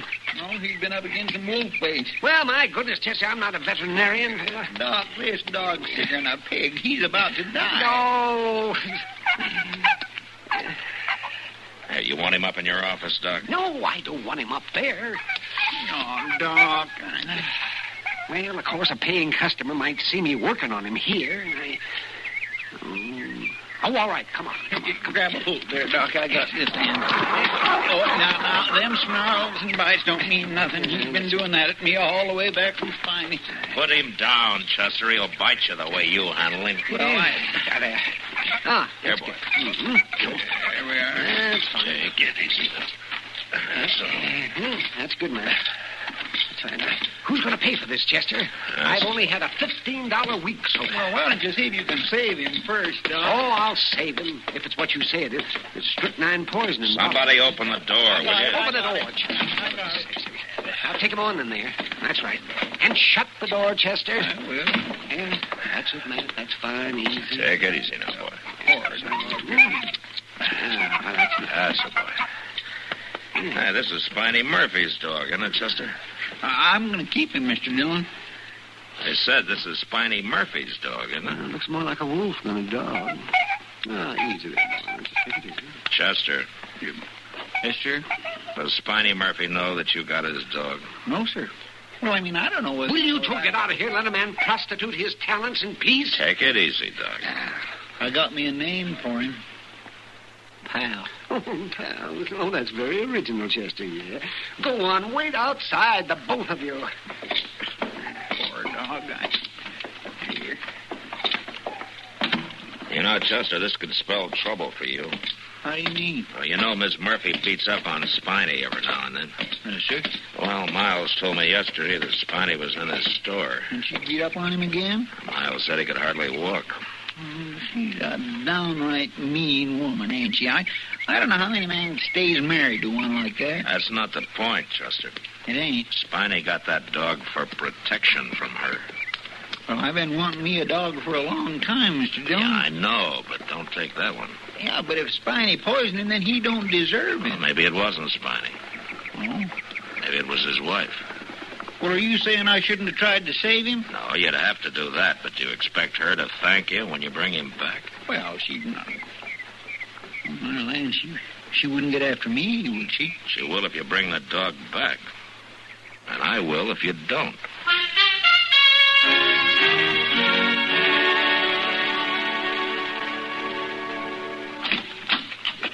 Here, boy. Here. That's the boy. Right inside. Hello, Doc. Oh, you got him on his feet already? Yes, where's Chester? Oh, I sent him out for the mail. Oh, well, that's a good thing. He's been hounding me all morning about this wolf he found. I wouldn't let him see me. He's been after me, too. That's why I had to get rid of him. How are you, boy? Where are you going to keep him, man? How are you, boy? Oh, we're not, Doc. You're not? Well, Chester's going to be mighty disappointed. Yeah, I know. Come here, boy. Come on. Now, why didn't you wash him up some? Wash him up some. It was bad enough just working on him without trying to wash him up. He's friendly enough, aren't you, boy? Huh? Ooh, that dog really smells. Yes, it is. Why do you think I brought him down here? Now, I'm going to put him out in the cell section. Come on, boy. Come on, this way. That's a boy. Is this the rope that was on him? I guess so. Spiny must have been really afraid he'd get away. Go on now. Go on in there. That's it. You're kind of unfair to your prisoners, aren't you, man? Well, they can complain to Chester. Mr. Dillon, there wasn't no mail down there. There was... Doc, what you doing down here? Where's Pal at? Chester, I've got bad news for you. Oh, now, Doc, now, don't tell me that. That dog kindly took to me. Now, Chester, just take it easy now, boy. There was nothing that I could do. Oh, my land. He lived. What? Where's he at? He's out back. But I wouldn't go out there, Chester. Oh, Pal, Doc, you're a wonder. Watch it, Chester.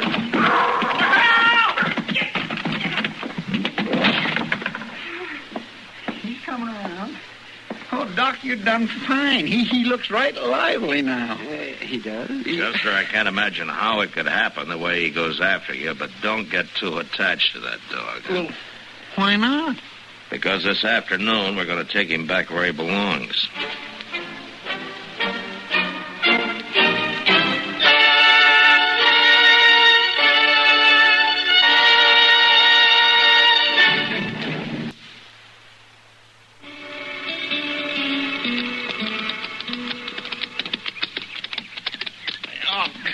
Pal, don't drag back that way. Mr. Dillon, it just don't seem right somehow. What doesn't, Chester? What we're doing here. Leading this poor old dog right back into the trouble that got him the way I found him. And I'm going to try to put a stop to that. Well, Miss Murphy don't seem to be the appeasing kind, if you ask me. Maybe I can get Spiny to prefer assault charges against her this time. Now, you know he won't do that. He's a scared of her. Well, if it was a case of wife beating, I'd be jailing him without charges. Well, I guess you would at that. There it is, Mr. Dillon. Yeah. There's smoke coming up. Somebody's home. Let's leave our horses here, huh?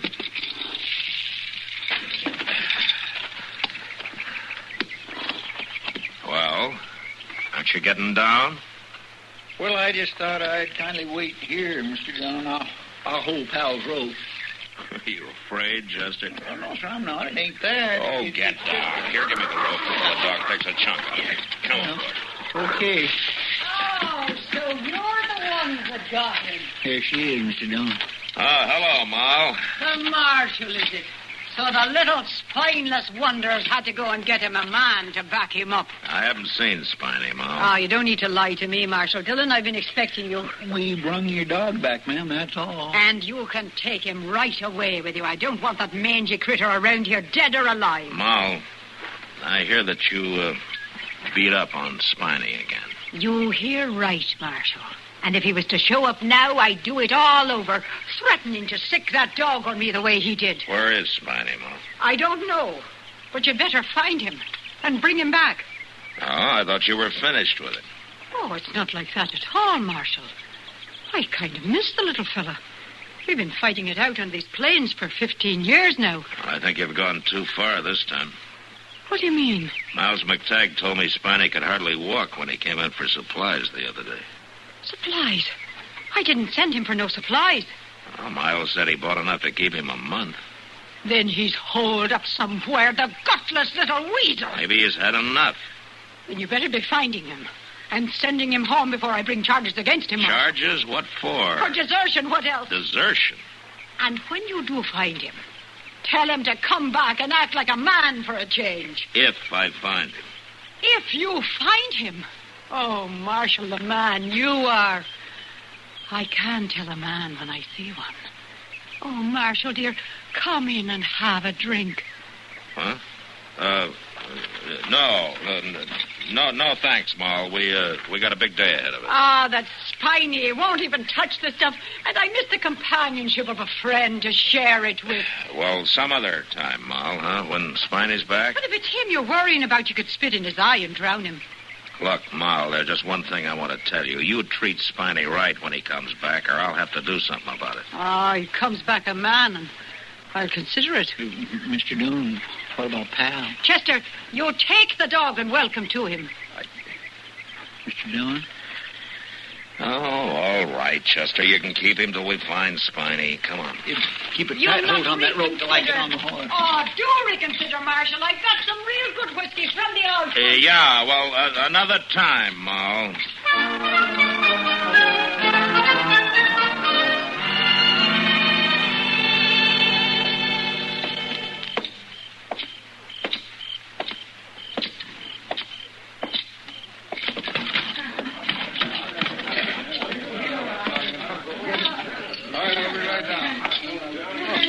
Evening, Marshal.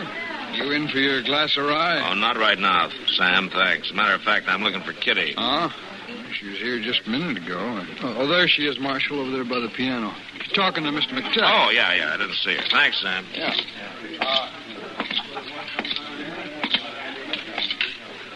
Hello, Kitty. Miles. Matt. Oh, sit down, Matthew, and we'll get another pitcher of beer. Oh, all right. Matt, I hear Chester's got Spiny's dog. Well, either that or the dog's got him. I'm not sure which. He told me he's put him in a cell over there, and he's training him like Spiny did. Chester training him? You don't sound convinced. Kitty, that dog can't stand Chester. Maybe Chester tries too hard. Hey, where is Spiny? Has anybody seen him? No, not since the day I told you about. Well, I wouldn't be likely to see him, Matt. You know Spiny. He never touches a drop. Maybe it'd be better if he didn't. Well, if you'd like to converse with the man, I can tell you where to find him. What? I thought you didn't know. Oh, I didn't say that. I said I hadn't seen him. Well, that's the truth. The man swore me to secrecy. What for? When a man wants to get away from his wife for a change, why should I stop him?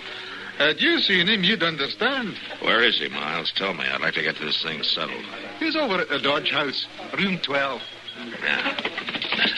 Well, I'll see you later. What are you going to do, Matt? I'm going to talk to him, Kitty. I think Spiny needs to know a few things about the weaker sex.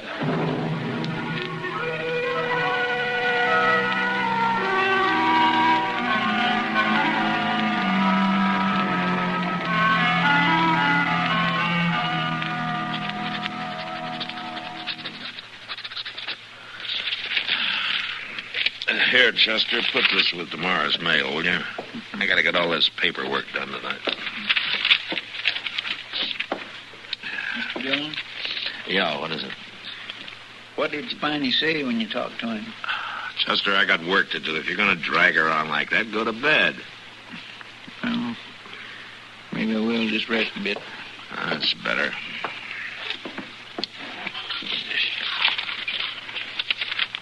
Mr. Dillon? Yes, Chester. The last dog I had, I wasn't but 9 years old. One day a bear reached out of a hickory tree and grabbed him, and that was the last of him. Oh, that's too bad. Yeah, just an old pal was dead. Didn't Spiny say nothing? Look, Chester, we didn't talk about the dog at all. Spiny's got other problems. Now, maybe he'll let you keep him. I don't know. He will? I said maybe, Chester. But why? That dog won't even let you pet him. Well, he did once today. Yeah, and I saw you hiding the wound. Where you got him now? Outside. I tied him to the hitch rack out back. I better go bring him in. Now, don't get hurt. Oh, you know, he ain't gonna hurt me. Now, let's see.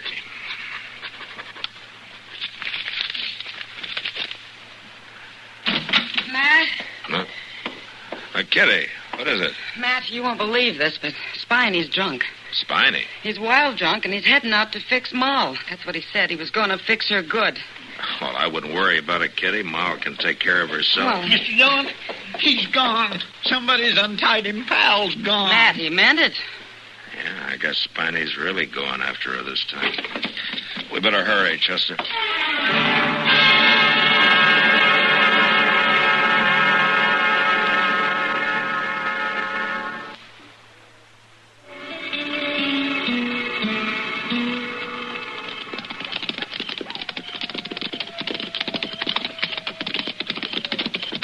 All right, this is close enough.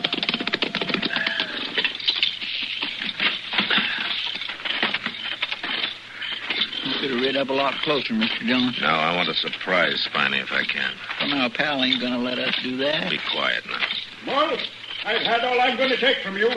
Spiny Murphy, you've been drinking. Lord love you, you've been drinking. Don't call me Spiny no more. It's Terrence. Whiskey Terrence sure Murphy. boils to the top of a tin, a man, don't it, Mr. Dillon? Be quiet, Bet Chester. you ain't changed at all. You're still the spineless little wonder to me. Don't say that, Maul. I told you. Spiny, am I? How do you like that? Come on, Chester, before he kills her. Oh, you want a good dog, do you? Spiny. Spiny. Now stop it. Mr. Dillon, look out behind you. It's Maul. There. Terrence Murphy.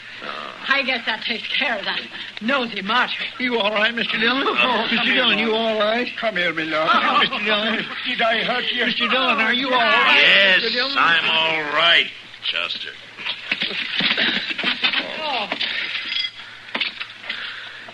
Maw, I ought to put you under arrest.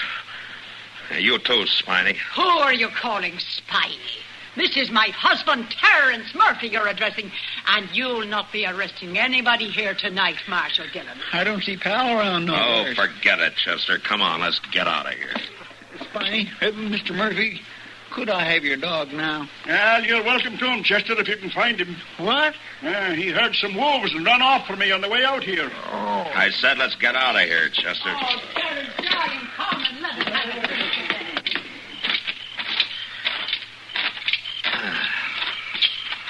Mr. Dillon, old Maul sure did put an awful knot on your head of that table leg.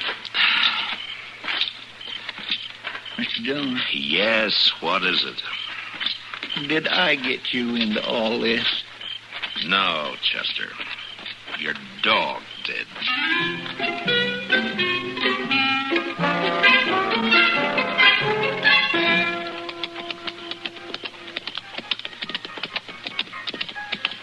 By jing, I sure am going to miss Pal. I don't know, Chester, the way that dog went after you.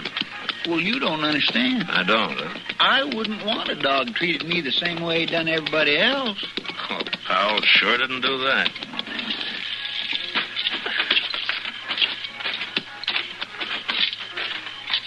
Could I buy you a drink, Mr. Dillon? No, I still got to finish that paperwork. Well, I don't want to drink alone. Well, then you better stay here. I need your help anyway. I see.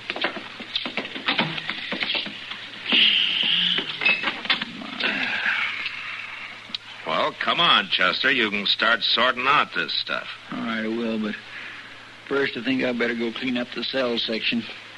Pal kindly tore up a chair and a mattress out there. Okay. It won't take me long.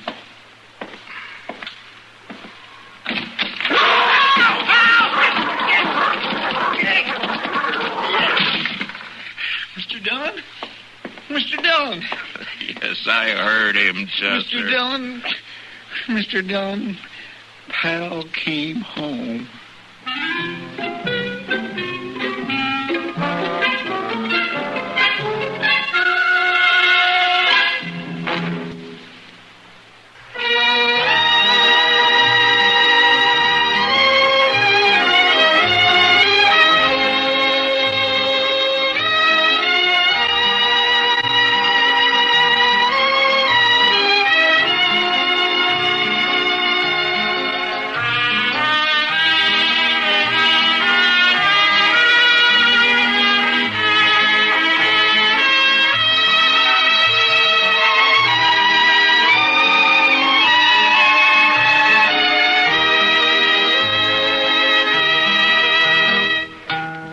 Gunsmoke. Produced and directed by Norman McDonald. Stars William Conrad as Matt Dillon, U.S. Marshal.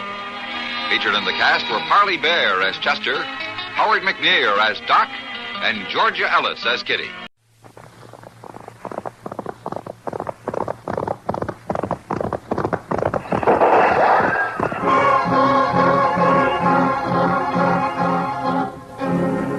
Around Dodge City, in the territory on West, there's just one way to handle the killers and the spoilers, and that's with a U.S. Marshal and the smell of gun smoke.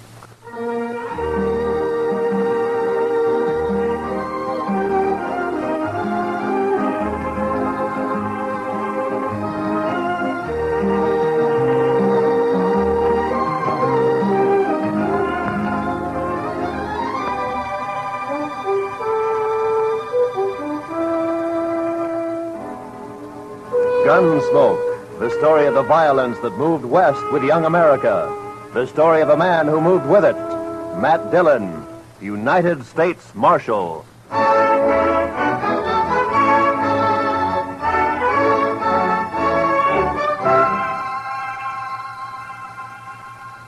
Wanted for murder. Wanted for murder. Clay Richards. Clay Richards.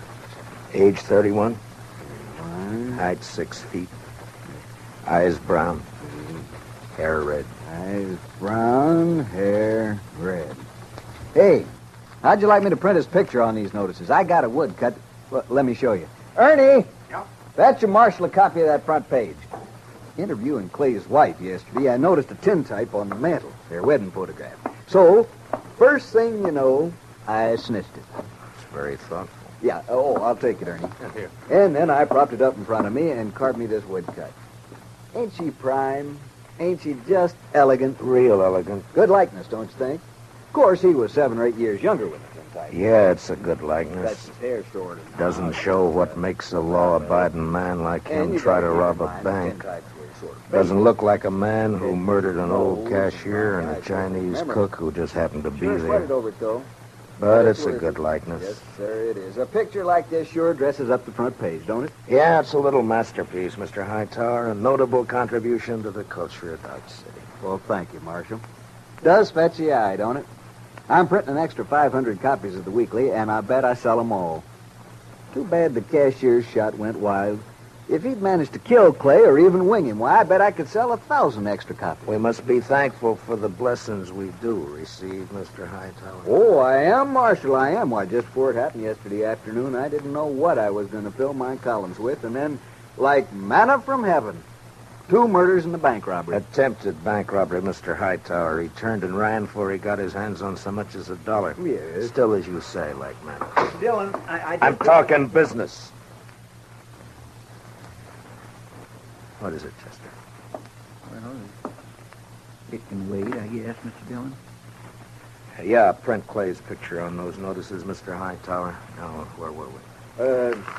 Eyes brown, hair red. Oh, yes. Also known as Red, Bricktop, and Sorrow. He didn't answer to no other nicknames, did he? No, that's what they call him. All right, then in big letters, $400 reward. Dead or alive. And at the bottom, apply Matt Dillon, Marshal, Dodge City. Print 200 copies. How soon can I send Chester over for him? This afternoon. Good morning, Mr. Hightower. Chester.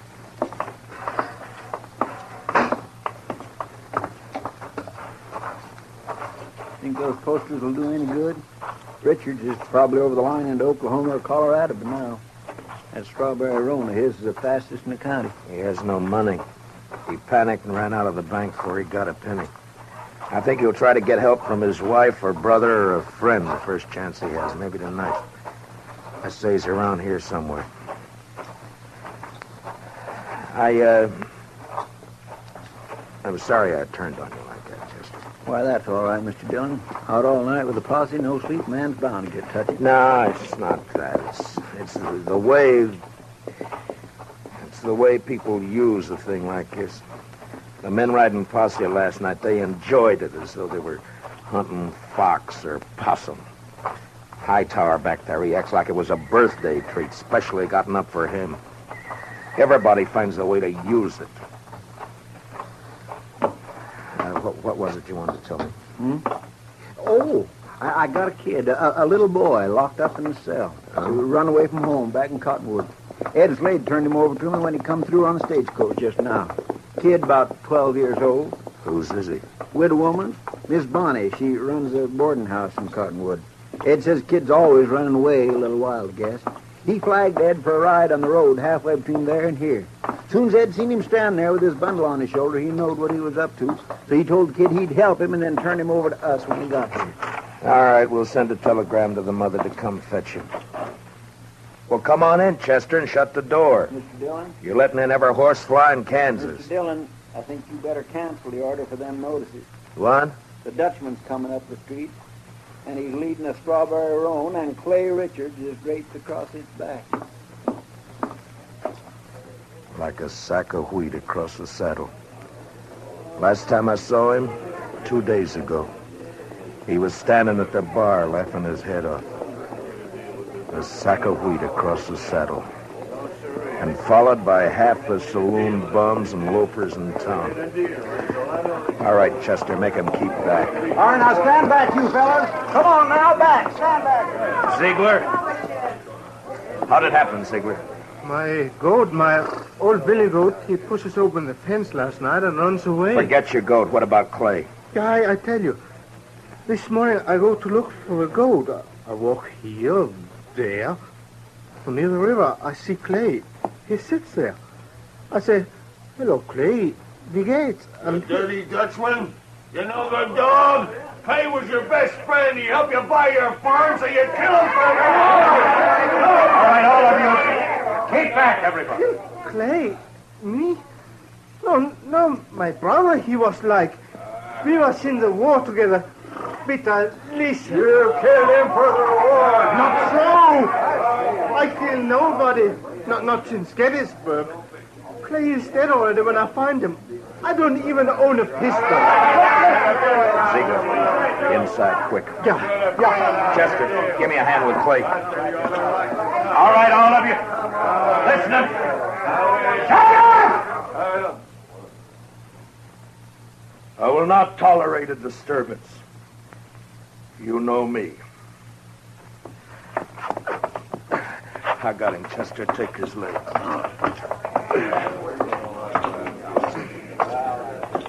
All right, kick the door shut.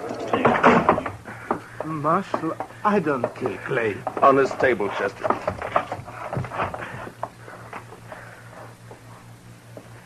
What'd you do with Clay's gun? His holster's empty. Gun? Clay's? I ain't got it. I don't even own one. Chester, see if it slipped out. His holster was empty coming up the street. First thing I noticed. Maybe it's over on the... Another customer? Why, that's 3 in less than a day. Oh, bountiful harvest. My fees this month will keep me in luxury. In luxury! Doc, I want to have an inquest as soon as possible. Well, as soon as I finish the autopsy, shouldn't take long with the practice I've had this week, huh? No. Late afternoon all right with you? I'll take him up to my office right now. No, thank you, Chester. I can carry him all by myself here. You just open the door there like a good fella and... Yeah, Marshal, tell the city fathers I'd like to make a deal when the corpses are as famous as this one. Back in 53 in San Francisco, a fellow I knew earned a fortune exhibiting the head of Joaquin Murrieta. Tell them if they'll let me keep the remains, I'll do the autopsies for nothing. Shut the door, Chester. Ziegler, where is it you met Clay on the river? By the fort. This side by the fort. Ride out there, Chester, and see if you can find Clay's gun. Maybe he dropped it when he was shot. I did not shoot Clay. Sure. I did not. I had no reason to. I did not. Now, you listen to me. Maybe you think Dodger's got so big I don't know about everything that goes on here. Well, if you do, you're wrong. If you think I don't know about the bank having an overdue mortgage on your farm, you're wrong. $400 is reason enough for a struggling farmer like you. No. Could not do such a thing. I am a human being. To a peace officer, Ziegler, that's enough grounds for suspicion. But whether you did it or not, We'll be decided at your trial. In the meantime, you just stop yammering about it. Trial? Me? Even when I shoot somebody, I stand trial. If they find it's justifiable homicide, and they probably will, Clay being a wanted man, then they'll let you off. And if not... Please, I am permitted to go now. Go. Are you crazy? I found this stock. I must look after it. You sit right down. You want to be lynched? You're trying to get yourself murdered? Have you forgotten about Clay's brother, Adam? Adam would not believe I shot him. What difference does it make whether he believes it or not? His brother's been killed. Everybody's looking to him to do something about it, and he knows it. You want me to guess where he is right this minute? He's in one of them saloons, lapping up courage to come in here and ask me to give you to him for a present. You want to know who's with him? Every loafer, every bum, every slob in town. Slapping him on the back and telling him what a shame it is. Taking him on to kill you so that they can have some excitement and some fun. Well, maybe you deserve killing, but it's my job to uphold the law, and I'm not letting you out of here. What? I tell You might spend your time trying to think up a better story. That is, if you intend to stay in this town. All right, now think back. Didn't Clay go for his gun before you shot him? I tell you, I didn't. If I'm not under arrest, you have no right to keep me here. I got to look after my farm. I go. All right, Chester, lock him up. Yes, sir, Mr. Dillon. Come on now, Ziegler. Step out, Sonny. This cage is bespoke. Who's in there, Chester? That little old runaway from Cottonwood? Oh. Yeah, come over here, son. Come over here to me. I know who you are. You do you? You bet. You're Matt Dillon. I'm guilty. I knowed you right off. You just pointed out to me one day back home. Filler says you was the fastest gun thrower in Kansas. Wyatt Earp wouldn't be awful interested to hear that, I'm afraid. Filler says you was faster than Older. Faster than Wild Bill Hickok in Hays City and Fat Masterson or any of them. How many fellas have you killed? You don't keep score, son. It's something you try to forget. Not me. Someday I'll be famous like you, and for every filler I kill, I'll put a notch on my gun. People see those notches, and they'll know they better not try. Why'd you run away from home, bub? Don't you know your mother's likely to worry about you? Oh, she won't worry. She's too busy working. You ain't gonna make me go back, are you? You wouldn't do that, would you? Well... Because it wouldn't stop me for long. I'd only run away again. Oh, where are you off to in such a sweat? Oh, Texas, California, Mexico. Fella can accomplish things there, not like living in old Cottonwood. If you let me go, someday when I'm famous, you can tell people you helped get me started. Well, that's a pretty strong inducement. I'll have to think about it for a while. And, look, while I'm making up my mind, I want you to give me your word. The word of a man who'll be famous someday that he won't try to run away from me. Otherwise, I'll have to have Chester lock you up again. Oh, I'll shake on that. Good. Chester, I want you to go look for Clay's gun. Yes, sir, Mr. Dillon. And on the way, stop off and send that telegram. You know? Hmm? Oh, that telegram. Yes, sir, Mr. Dillon. I'll Where's do that Ziegler? right. It's all right, Chester. Go ahead. Yes, sir, Mr. Dillon. Where's that murdering dog? Oh, there you are. You Not know a single step further, Adam. I want him, Dillon. He murdered Clay, shot him down without giving him a chance. How do you know? Because Clay wouldn't have let anyone catch him off guard except a friend. A friend. And now, Dillon, give me that Dutchman. Try to take him. Just like that? It's like that. And it's true what the fellas say. You made a deal with the Dutchman to give him the reward and to protect him if he'd kill Clay for you. That was the deal, was it? Yeah. The fellas say why I'd make such a deal?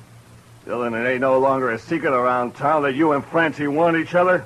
But Clay was in the way. You had him killed so you could get his wife. Do you deny it? No. It'll serve as well as any other crazy story. It'll work you up. You think you're safe behind that star, don't you? Well, Clay had friends, lots of them. I'm coming back with them friends, and we'll get the Dutchman and you and anyone else who tries to stop us.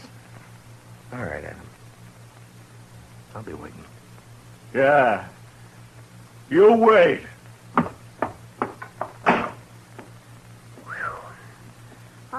seen something pretty just then, didn't I, Mr. Dillon? Yeah, almost.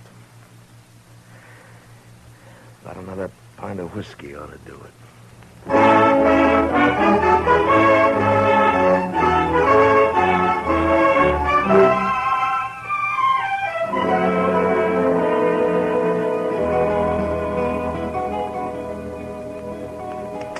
Son? You say something, Mr. Dillon? Yeah, open that drawer in front of you there. You'll find a small bottle of oil in there. No, the one to the right there. Yeah, that's it. Now, bring a little brush, too, huh? Here it is. Thanks, bub. It's a right nice gun you have. Yeah, it's not bad, but a little stiff. Just a little stiff. Don't it have a trigger? I never seen no gun without a trigger before. Oh, you remove the trigger or tie it back against the guard. And all you have to do is thumb a hammer. Yeah, like that. It's faster. Yeah, that's better now. Remove the trigger. I remember that. What in the world for? Well, I remember everything you told me. About the Texas holster and the spring holster and the double roll and filing off the sight. It's just me, Mr. Dillon. Oh, any luck, Chester? No, sir, not any. I went to the store first and asked Mr. Denton what kind of ammunition Clay Richards used to buy, and he told me Clay had a double-action 44. I scoured that riverbank a half-mile each way from the ford, and not a sign of it. I got that telegram off. You know who ought to be here pretty soon. It's only 7-8 miles from... Is that a fire in town? Funeral services for Mr. Grinnell, the cashier. So soon? It's awful hot weather. Yeah. Any of your guns need oiling, Chester? I don't think so. You sure? When Adam left, he said he'd be coming back with some friends. I know. I stopped at the Oliver Ganta just now to rinse out my mouth. Adam was there talking mighty ugly and mighty big. He's got a sizable following. When do you think? Any minute now, Mr. Dillon. They want me to take Bob out of here to one of the hotels, maybe? I want to see No, it. I think you'll be safer here, Chester, behind stone walls and dodging about the streets rubbernecking. You keep your head down, Sonny. You hear? There's a... Matt, I gotta talk to you. She ought to be in mourning. If she cared for Clay at all anymore, she ought to be in black. Matt. Oh, Lord, I find her more beautiful all the time. Matt, have you heard what they're saying? What are they saying, Francie? That you and me, that you made Pete Ziegler kill him because of... I'm sorry that got back to you, Francie. It's all over Dodge. Adam almost strangled me before they dragged him off. Francie, I didn't shoot Clay. Francie, I beg you believe me. Shut up, Ziegler. Shut up or I'll club you to death! Francie is just one of those crazy stories. They needed one and they made one up. But, Matt, everyone believes it. On my way down here, people were pointing, whispering. Old women clucking their tongues at me. They believe it. They'll forget it as soon as this is over. They'll remember that even if we once did go with each other, it was finished and done with even before the war ended, before you even met Clay. No, they won't forget it. For the rest of my life, as long as I stay here. Hold it a minute, Francie. Yeah, Doc, what is it? Oh, am I interrupted? What is it, Doc? Our Topsy's finished.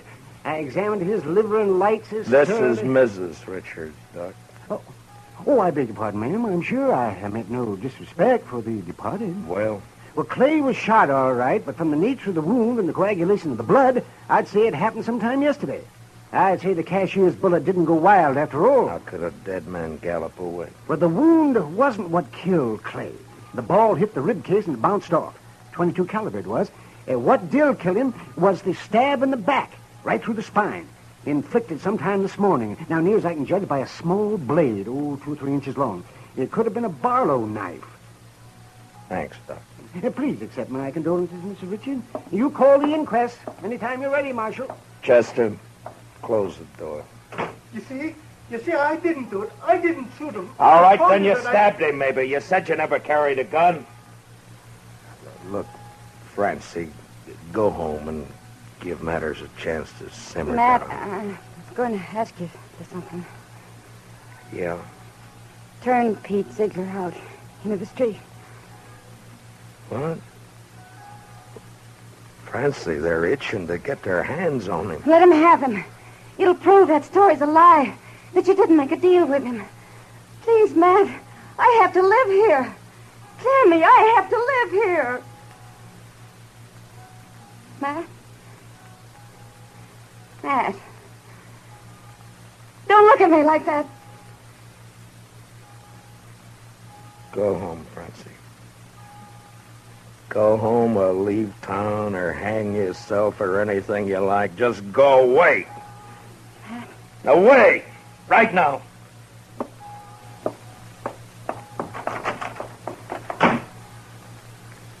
I bought me a bottle at the Alfregans, Mr. Dillon. Would you care for a drink? No. Guess the funeral's over. There'll be others. Funny. No, I missed that bell. Awful quiet, ain't it? It's just about on schedule.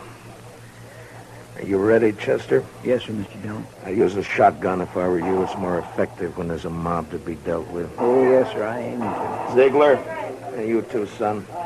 If trouble starts, lie down flat on the floor and keep your head down all the time. Don't gawk to see what's happening. You understand me? Yes, sir, Mr. Dillon. All right. Dillon! Come on, Dillon!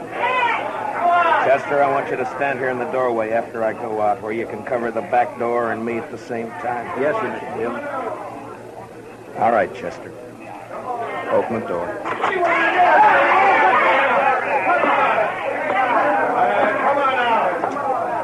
It's my duty to warn all of you that you're in the breach of the peace. I've sworn to uphold the law. I've killed men in order to do it, and I'm prepared to do so again. Give us a Dutchman, Dillon. Men! I ask you to be sensible and to leave quietly.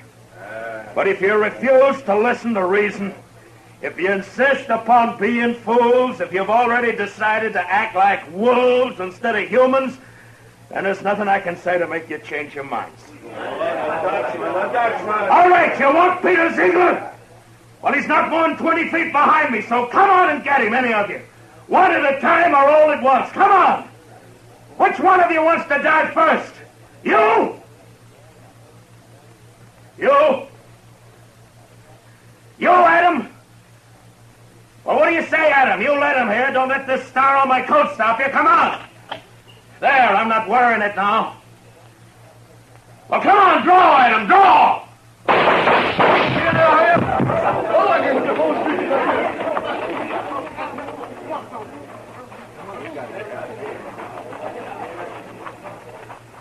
You all right, Mr. Dillon?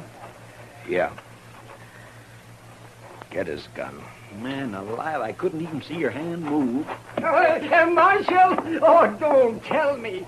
Don't tell Doc, me. you make one single funny remark and I'll knock you down. You just take him to your office and get to work. Well, I never do mean to offend, Marshal. In my line of work, well, bodies, they're just so much lumber. Make all the jokes about him you please, but not to me and not in my hearing. In my line of work, there's nothing humorous about death. Give him a hand, Chester. No, I can handle it, Marshal. Thank you. Just the same. Can you direct me to the marshal's office? Yes, ma'am, right here. I'm Marshal Dillon. Well, I left Cottonwood as soon as I got your telegram. I'm Miss Bonnie. Where's my boy? Oh, we have him, ma'am, safe and sound. Here, let me help you down. Hitch that horse, Chester. Right this way, ma'am. Oh, I'm so sorry he put you to all that trouble, Marshal. The truth of the matter is he's a wild one and no mistake. Takes after his father, one scrape after another. He was no trouble at all. I enjoy children. I like to have them around. Bob, your ma's here. Son? Chester, where's the boy? Did you let him slip past you? No, sir, Mr. Dillon. He never got past me. Look, the back door's open. He seen me and he hightailed it, the devil. We'll round him up for you, ma'am. Don't worry. Oh, I don't know why I bother hauling him back. If he's run away once, he's run away 1,000 times. This time he ran because I wouldn't buy him a gun. He wanted a real one. That boy's just gun crazy, I swear. I got him a nice Barlow knife instead. Barlow I knife? reckon it didn't signify, and off he runs. Barlow knife? A kid. Chester, find that kid. Marshal, has he done something bad with it? I told him to use it careful. He promised he'd use it careful. No, never mind, Chester. He's got Clay's strawberry roll, and we'd never catch up to him. Oh, I try to bring him up right. I tell him to be good, but he don't listen. He just don't listen. Now, calm yourself, ma'am. Just calm yourself. Here's his little bundle, Mr. Dillon. What? Yeah, give it to me. That's pretty heavy. Here, you're better at knots than I am. Open it, will you? From the moment he was born, he's been nothing but tribulation to me. Now, please, ma'am. What's he got in it, Chester? Shirt, stockings, piece of sausage, and this. 44 double action. Yes, sir, Mr. Dillon. That's Clay's gun. Sonny didn't manage to keep it long, did he? Well, if he wants a gun that bad, he's bound to get hold of another one somewhere, somehow. Chester, call Mr. Hightower over. Hey! Hey, Mr. Hightower! Oh. Come on over. Mr. Dillon wants you.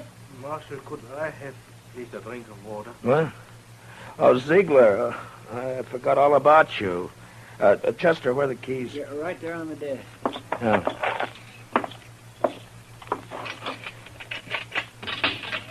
There we are. It'll be safe for you to go home now.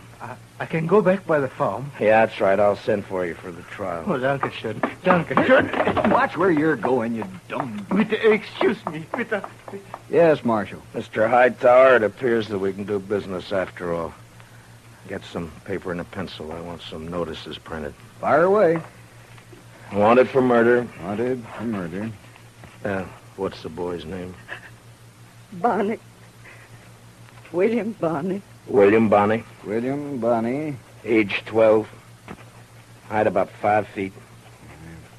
Hair light, eyes blue. I don't suppose he's known by any other name. I know. Everybody just called him Billy. Or the Kid. Also known as Billy. The Kid.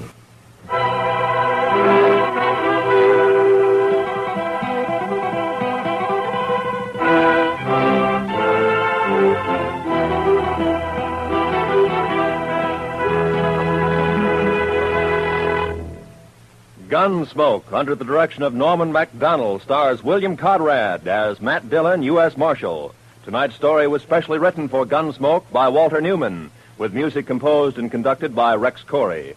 Featured in tonight's cast were Don Diamond, Parley Bear, Harry Bartell, and Howard McNear, with Richard Beals, Paul Dubov, Georgia Ellis, and Mary Lansing. Join us again next week as Matt Dillon, U.S. Marshal, fights to bring law and order out of the wild violence of the West in Gunsmoke.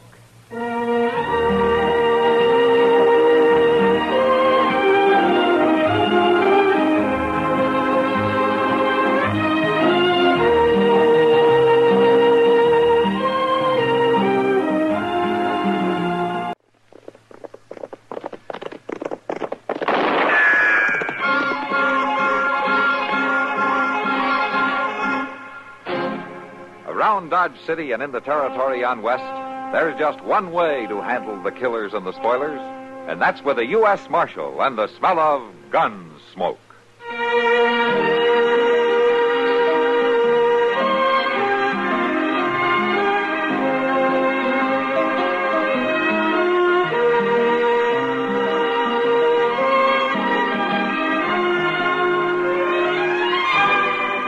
Gunsmoke, starring William Conrad, the story of the violence that moved west with young America, and the story of a man who moved with it.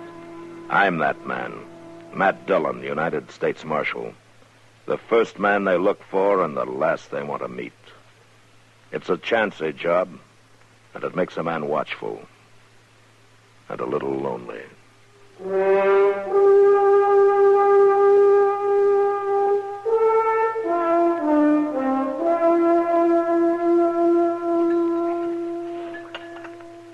You want some more pie, Kitty? You might as well, since Doc's paying for it. No, thanks, Matt. I've had plenty. Yeah, what happened to make you such a big spender, Doc? Some forgotten relative leave you something in his will? Might as well, Well, what do you mean, Doc? Well, you remember that cowboy got himself shot up in a Long Branch brawl? Oh, that was a year or two ago? There's been more than one of them. I know that, but Kitty might remember this. She helped stop the bleeding until I got there. Oh, I remember, Doc. You didn't even have enough money to buy a beer. And we figured he never would have. Well, what happened to him? Well, sir, I had a letter from him this morning. He's had some kind of a payoff in California. And he sent me a $20 gold piece to pay me for what he called my medical services. Oh, that's fine, Doc. I'm glad he made out. Yes, men like him don't often do it. And you don't often get paid either. Well, you never know in my business. Mr. Dillon. Mr. Dillon. It's Chester, Matt, at the door. Oh. And you too, Doc. Hurry up. He means it, Doc. Excuse us. Sir, look, he's going back outside. Somebody must be hurt. I didn't hear any shooting. Now, there are other ways to get hurt, Doc. Well, we're here by the stage, Mr. Dillon. Oh, That man has been hurt, Matt. that's a shotgun messenger, Doc. Somebody must have held up the stage then. Mike got shot, Mr. Dillon. He's hurt pretty bad. Let me take a look. What happened, Chester? Well, I don't know for sure. I seen the stage come in just now, and Mike was driving. Mike was driving? Yes, sir, so I knew something was wrong. Then I could see he is hurt, too. Yeah, but... Yeah, Doc. He's trying to say something. Make it fast, man. I got to get him up to my office. Mike, it's Marshal Dillon. What happened? Held up. Driver. Killed. Were there any passengers? No. Currency. Shipment. 20,000. Where'd it happen, Mike? No, he's going out, Matt. Mike. Try. Please try. Tell me where'd it happen. How many men? Huh? North. Hat Creek. 2 men. That's all, Matt. He's unconscious. I'll find a couple of men to help you, Doc. Chester, go get our horses. Yes, sir. And hurry.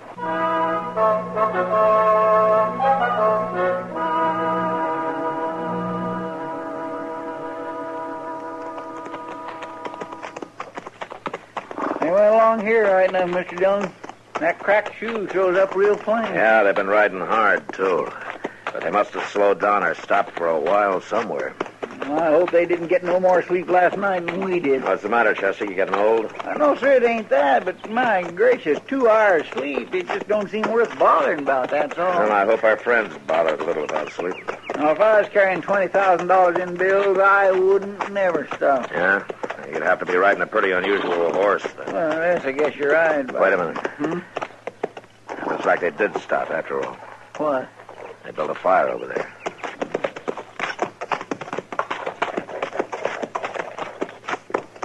Yeah, it was them, all right. Yeah, same tracks.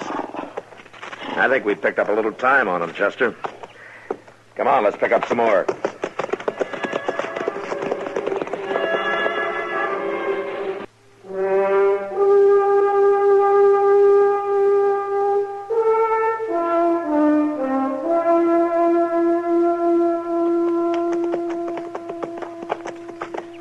Mr. Dillon, them men's riding like they're stuck to the saddle. They're near dark again. They'll have to stop someplace along here pretty soon, huh? I don't know. Hold up, Chester. Those tracks are heading down to those bushes along the creek here. Let's go easy. Yes, sir.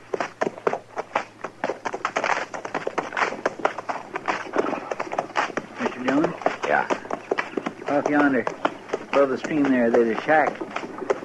Yeah, I see it. You think they might maybe have hid out in it? Maybe. But I'm not going to ride straight up to find out. We'll leave the horses here. Yes, sir. And we'll circle around back. Just keep low.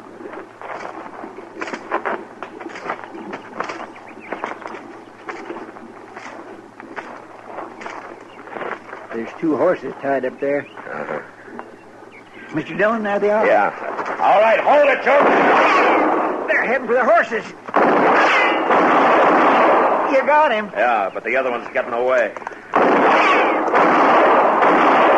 he's out of range. Chester, you go bring the horses up. I'll see about the man I shot. Huh? Well, ain't you going after the other one? He's got a pretty good head start, and it's near dark. I'm not going after him blind. Morning's soon enough. Now, go on.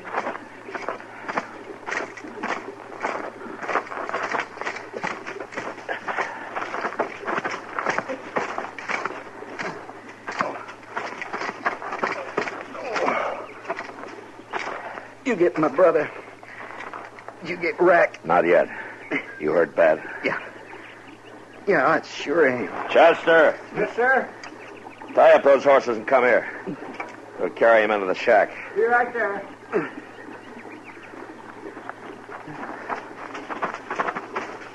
Mr. Dillon? Yeah. This fellow's horse. Well, what about him? Well, his leg's broke. He must have stumbled and is trying to get away. You reckon I better shoot him? All right, you can do it as soon as we get this man into the shack. Easy.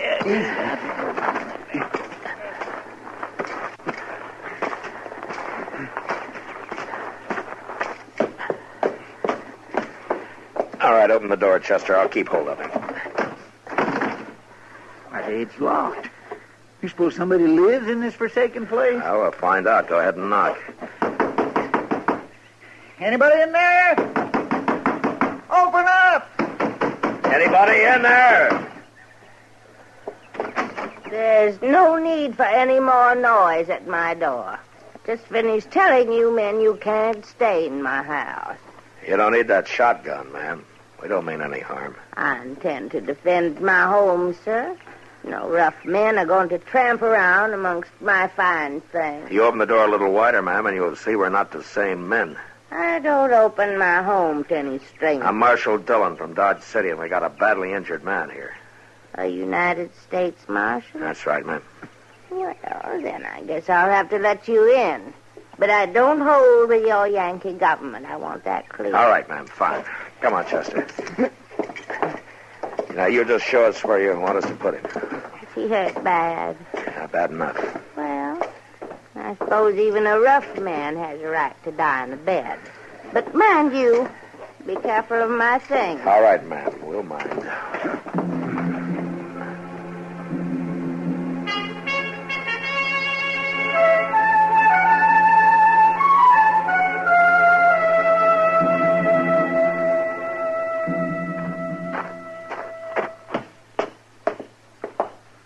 Terry Miller's horse, Mr. Dillon. I brung the saddle. Ah, good. Say, ain't things a little strange in there? A little? All that talk about not hurting her fine things. Why, there ain't nothing there that's worth carting away except maybe that old pine. Yeah, I know. Everything else is all cracked and broke. Why, most ladies wouldn't give that stuff house room. If you gentlemen would care to join me, I fixed a small supper. Well, that's very nice of you, ma'am. I'll just say it's nice. Mr. Hanford, he's my husband. Mr. Hanford always said I could spot a gentleman right away. I could see you two were gentlemen as soon as we exchanged pleasantries there in the entryway. Well, thank you, ma'am. Mr. Proudfoot. Ma'am? Please take your hat off my cherry wood piano. My land, ma'am, it can't hurt nothing. I do not allow anything to mar the finish of my beautiful cherry wood piano. Yes, ma'am. Thank you. Here's your plate. Please sit down. Thank you. I don't imagine your wounded friend will be able to partake. No, Miss Hanford, he's not likely to come to for some time. That is, if he ever does. I can't imagine how he got his wound. I had seen him just a few minutes before you gentlemen... Miss Hanford, ma'am, didn't you hear the shooting right outside your door?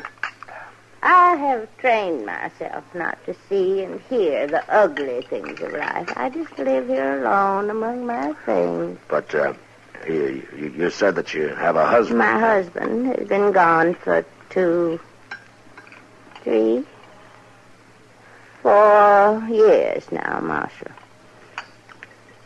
No, I'm sorry to hear that, ma'am. Mr. Hanford, you'll never be content to live a quiet life. He thought he could when first we came here directly after the war. I had in mind he'd build me a new plantation. But, Marshal, just between you and me, Mr. Hanford didn't appreciate my lovely things. And one day he just moved on west. Oh, that's too bad, ma'am. I do not need your pity, sir. I'm content.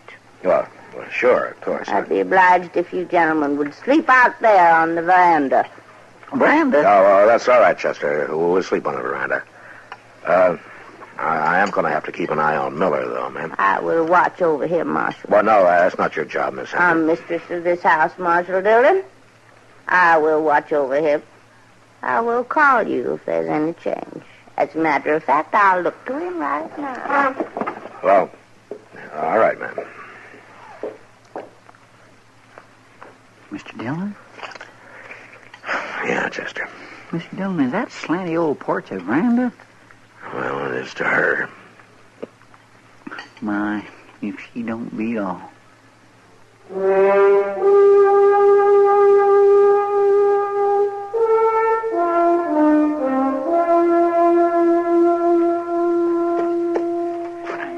Claire, Mr. Dillon, every time I dig a grave, the ground seems harder than the last time. Our grave digging isn't supposed to be easy, Chester. It's too permanent. Funny how many men dies at daybreak, ain't it? I mean, when everything else is starting up and all. Well, I guess when you have to die, it's as good a time as any. Where do you reckon his brother is by now? Rack? I don't know. But we're sure going to have a long ride to catch up with him. I sure ain't one to hurry up a man about his dying, but I sure would have been glad to have been shut of this place for now.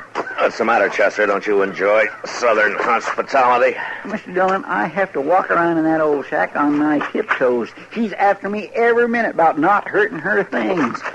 Gracious goodness, I couldn't hurt them old things if I tried. Well, we can be leaving soon now, Chester. We've done about all we can do. Right? Get out! Dillon, in them bushes. Yeah, and my guns are in the house. Come on.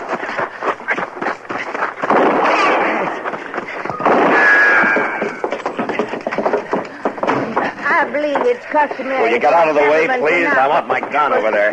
What do you suppose that crazy fool's thinking of? I don't know, Chester, but he must have a good reason for sticking around. His brother? No, I don't think he'd take on these odds when he was pretty sure his brother was done for. I think he's got another reason. Where's the saddle that came off Miller's horse? Where?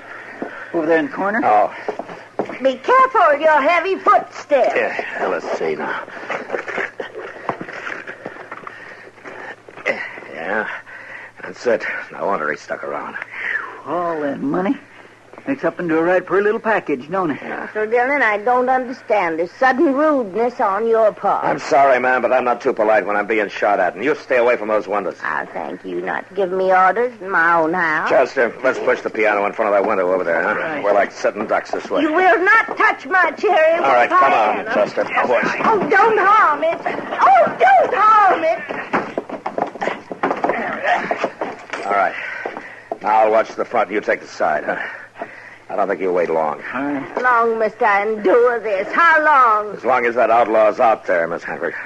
He's not going to let us out of here alive. You're going to stay here tramping around among my nice things until he goes away. I'm afraid so, ma'am. Well, then I'll just order him off my land. Miss Hanford, come back here. See here, sir. Miss Hanford! You're trespassing.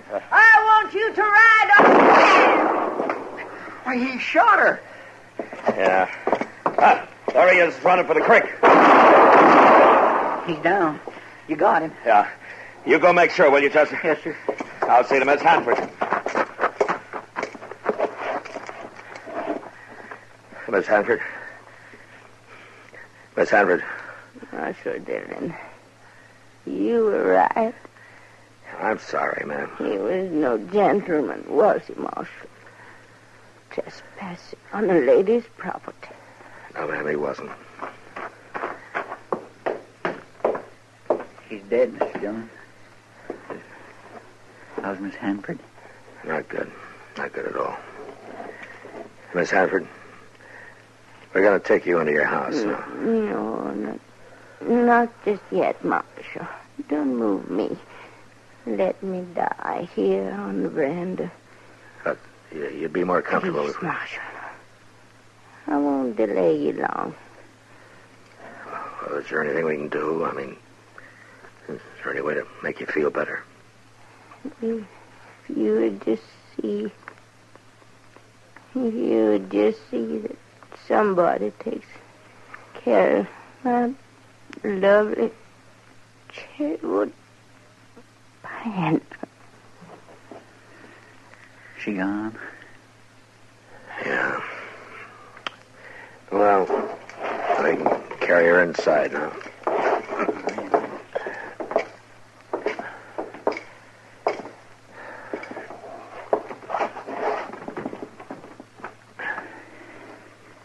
Mr. Dillon? Yeah. She really believed Rack Miller would listen to her and go away, didn't she? Yeah.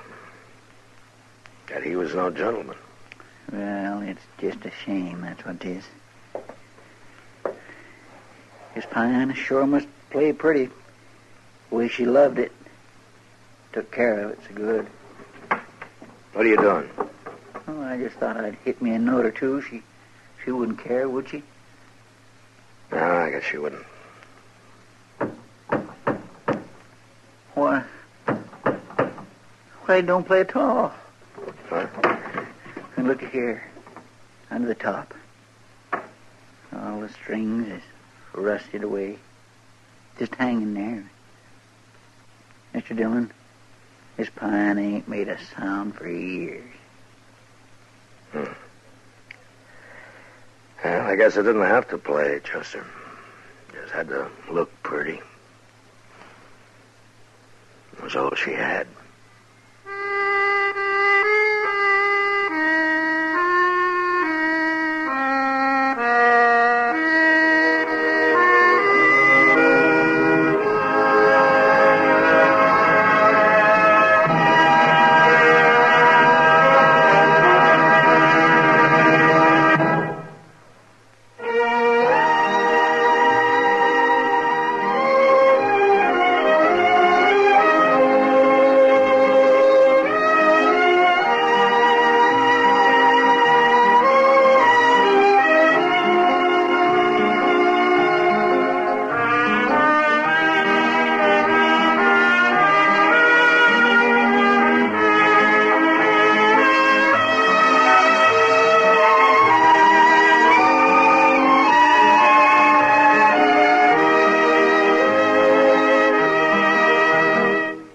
Gunsmoke. Produced and directed by Norman Macdonald. Stars William Conrad as Matt Dillon, U.S. Marshal. Featured in the cast were Parley Bear as Chester, Howard McNear as Doc, and Georgia Ellis as Kitty.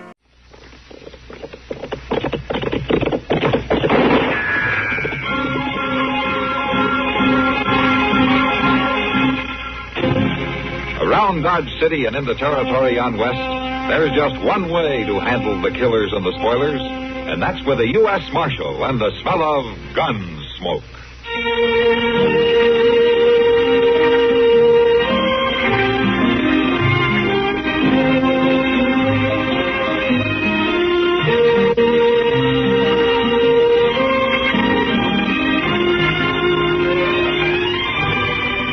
Gunsmoke, starring William Conrad. The story of the violence that moved west with young America. And the story of a man who moved with it. I'm that man. Matt Dillon, United States Marshal. The first man they look for and the last they want to meet. It's a chancy job, and it makes a man watchful. And a little lonely.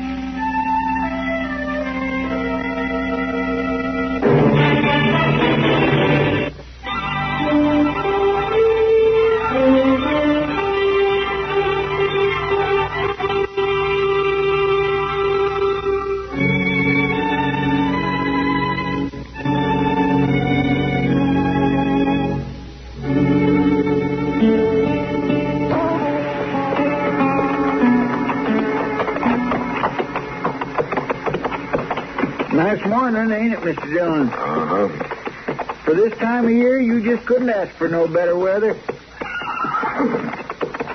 By golly, even the horses like it. I think they're more interested in that water trough than they are in the weather, Chester. Oh, there's old Buffalo Mary filling her wash bucket. I sure hope she ain't stirred up all the sludge off the bottom. Sludge doesn't bother the horses. Well, it does me. It's warm enough this morning, I figured I might wash up a little. You know, you've been saying that every morning for 2 weeks until you find out how cold the water is. I know, but I got my courage up better today. Yeah, sure. Morning, Mary. Morning, Miss Mary. Marshal, Mr. Proudfoot, I didn't hear you at all.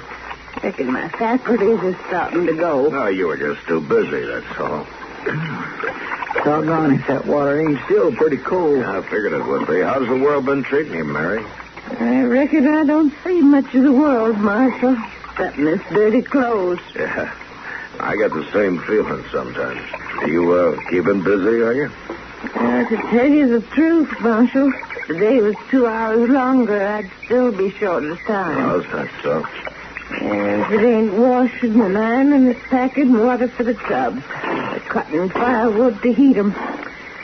Oh, I get so tired for a night sometimes I could just drop right in my tracks. Yeah, I know what you mean. I've been aiming to come by the jail and get them shirts of yours for the past 2 days.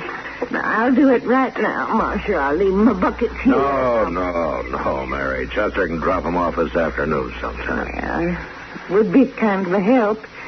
If it ain't too much trouble. No, it ain't no trouble at all, Miss Mary. That's mighty kind of you, Mr. Proudfoot. Oh, I'm glad to do it. Truth is, I'm a little put out today. Piece of bad luck, as you might say. Well, I'm much obliged to you. It's as good as done, man. What, kind of bad luck, Mary? Oh, nothing at all, Marshal. I wouldn't even bother your mind with it. Has that, bruise on your jaw and that black eye got anything to do with it? I'd rather you just forget I said anything, Marshal. What happened, Mary? He said he'd come back and do for me if I was to tell. Well, for the land's Who sake. said he'd come back and do for you? It is Reb Sutler. Why, that no-count bully's been in more meanness than you can shake a stick at. Why did he do it, Mary? What reason did he have? It was my savings, Marshal. Oh, my great. I had them buried in my cabin, and I wouldn't tell him where. He made me tell him before he was through. Took me 2 years, $48. Everything I got. I declare he ought to be hung. Oh, I wasn't going to say nothing, Marshal. Even if he hadn't threatened me. I wasn't aiming to put you to no bother. It's not me who's going to be bothered, Mary. Oh, it ain't like it was something big and important. It's big. It's important. And by the time I get through with him, Reb Sutler's going to realize it.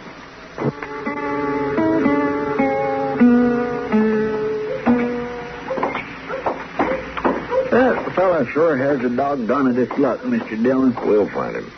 When I think of him taking old Buffalo Mary saving as hard as she works, my blood just starts to froth up. Ma? Huh? Miss Kitty. Ma. Hello, Kitty. I've been looking all over for you. Oh? There's a job for you in the Long Branch. Oh, what's the trouble? We got one of those mean ones tonight. Drinking too much, pushing people around. Trying to get a fight started. All right, I'll go have a look. Who is it? Reb Sutler. Reb Sutler? Well, we've found him, Chester. Come on.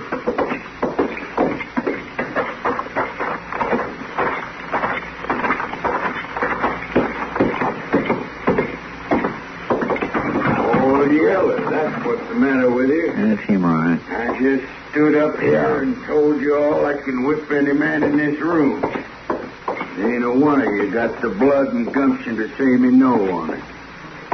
Maybe they're just going easy on you, Sutter. Well, now, if it ain't the Marshal. Some lily liver come after you, I reckon. Matter of fact, I came after you. Law against talking, is there? There's a law against beating people up and stealing their life savings. She's a liar. I wasn't even near there last night, and if she says it... She? What do you mean, she? Who says, Sutter? Near where? I didn't mention any details. I don't know nothing about it. Well, maybe it'll come to you. You're under arrest. Now put out your wrists. I reckon I could put handcuffs on a man, too, if I was wearing a gun and he wasn't. You've always played it safe that way, haven't you, Sutter? Never wearing a gun. If you had somebody that killed you a long time ago. Ain't nobody got much taste for going at it my way, though, I notice. Well, maybe it's time somebody didn't. I offered, Marshal. Nobody took. That's so.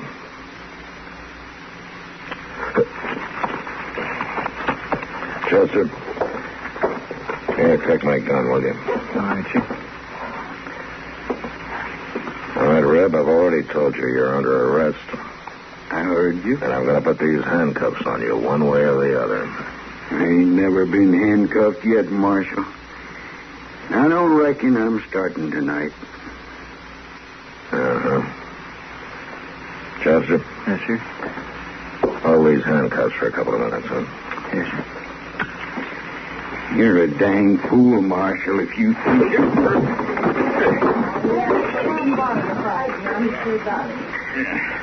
Why, you... I'm going to kill you for that. Maybe.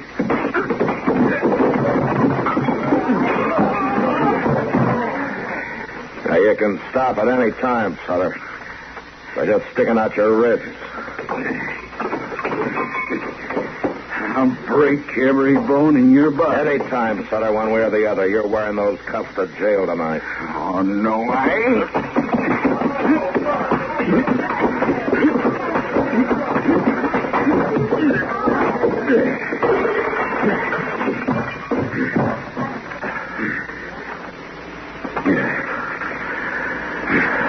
Chester, give me the handcuffs.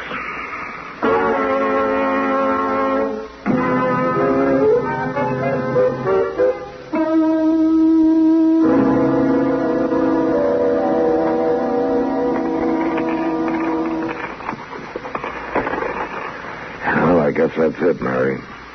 84 cents, Marshal. That's all they had left out of it? Yeah, I'm afraid so. He managed to hit almost every saloon in town.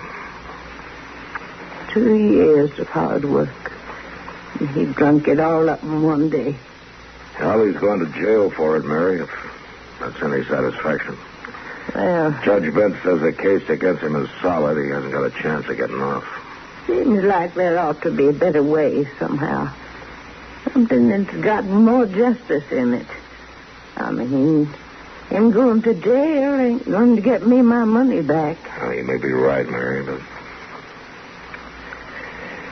Oh, I'm sorry, Mary, but I guess that's about all I can say. Oh, I ain't blaming you none, Marshal. I'm mighty obliged and grateful to you for letting more important things stand by while you took time to help nobody like me. Now, Mary, don't... Oh, I mean it, Marshal. It was mighty good of you. And you too, Mr. Proudfoot. Oh, well, I'm glad to do what I could, Miss Mary. I'll be getting on now.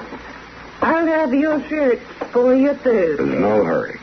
Well, good night, all. Good night. Doggone if she ain't right, Mr. Dillon. Just sending Reb Sutter to prison ain't going to help her none. Something harder ought to be done about it. Chester, something is going to be done first thing in the morning.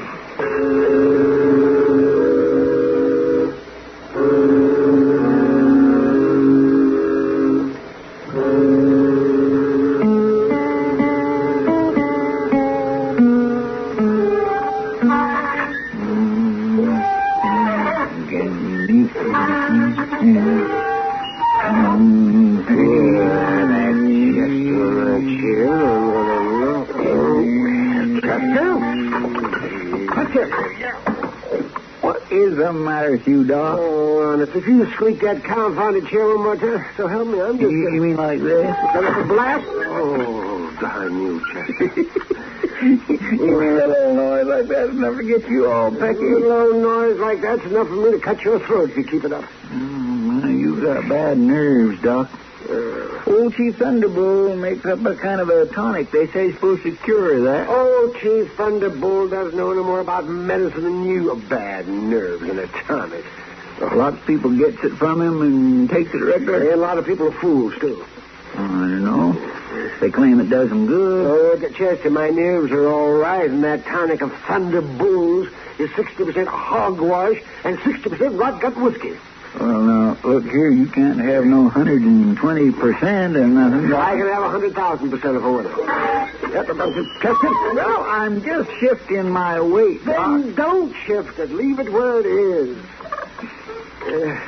Folks who take that tonic regular don't stir up no big ruckus just because somebody happens to lean back in their chair once in a while. Folks who take that tonic are dead from the neck up before they take it and from the neck down after. Well, how are you, Doc? Anything out of the ordinary, Chester? No, sir. Not a thing, Mr. Dillon. Except I was beginning to figure you was going to spend the whole day over there at Judge Bent. What are you up to now, man? Just playing fast and loose with the law, are you? No, not according to the way the judge sees it. Chester, you'll get Reb Sutter out of his cell, will you? Oh, Chester, boy, Doc, man can't get out of the chair without squeaking his thumb, can he? I swear I never sees it. The gall done to do or a pig in his little old noise. Oh, that boy. Thunderbolt Tonic. Bad nerves. Oh. You, kind of on the prod today? I am not on the prod. You know, sometimes a person's blood gets thick during the wintertime, and come spring, he needs a good tonic. Matt, I'm getting up out of this chair, Matt. I'm going to walk slowly and carefully to the door. I'm not going to lose my temper. I'm going to keep my voice down. I'm going to open the door, step outside, and say goodbye. Goodbye, Doc. Did the doctor leave? Yeah, he just left.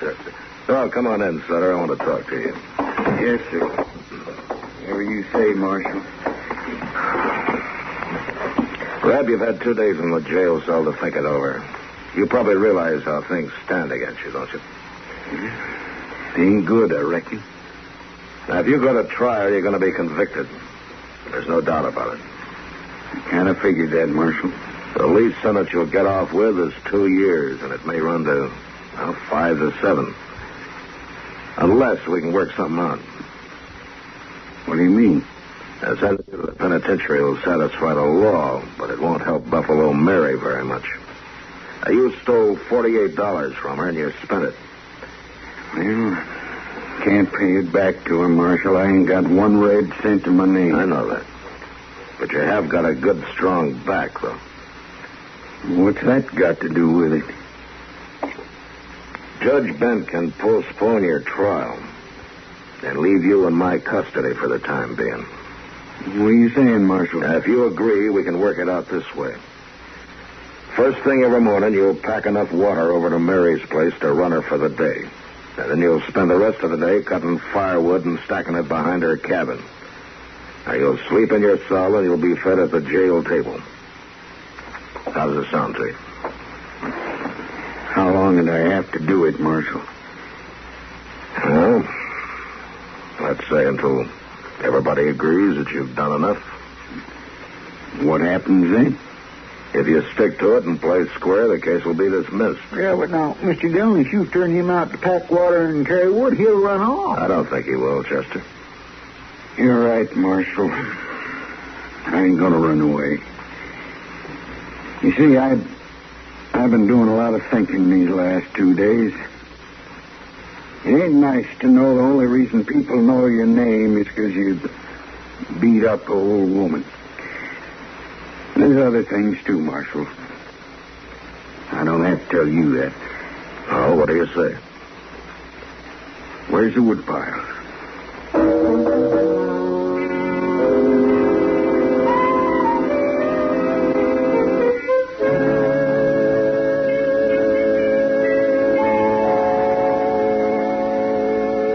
Buffalo Mary come down the street there, Mr. Dillon. Oh, is that so? Coming here, looks like. Well, I haven't got anything for her. I thought she was supposed to pick up those shirts tomorrow. She might have forgot what day it is. Good morning, Mary. Come on in. I ain't upset nothing important, am I? No, of course not. Nothing but a morning cup of coffee. Would you like to have one with us? Oh, well, much obliged, Marshal, but I done had mine. How things going, Mary? Is Reb keeping at it steady? Well, that's what I come to see you about. Oh? I'd never believed it, Marshal, but that boy's just been a working fool. Maybe he sees the devil over his shoulder. Well, in these 2 months, I've been able to take extra work enough to save $56 already. That's good. And not only that, he's got enough wood stacked up over at my place to last me for the next 3 years. That's what I wanted to see you about, Marshal. I told him that he's filled his bargain now that he could quit. But he keeps on working. Maybe you should tell him. You know, there's a funny thing about justice, Mary. Sometimes it's all bound up with a person's conscience. I guess I don't quite understand, Marshal. Well, I think in this case that Grebb has to feel that he's paid his debt not only to you, but to a lot of other people, too. So let's let things go on for a while, huh? I'll just wait till Grebb comes to us and says he's ready to quit.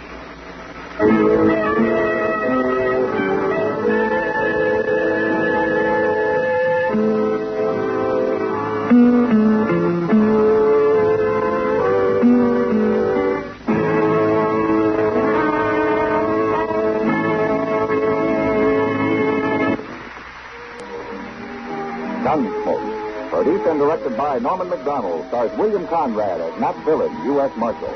The story was specially written for Gunsmoke by Lex Crutchfield, with editorial supervision by John Meston.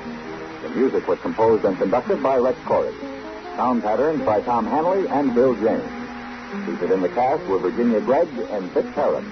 Harley Bear is Chester, Howard McNear is Doc, and Georgia Ellis is Kitty.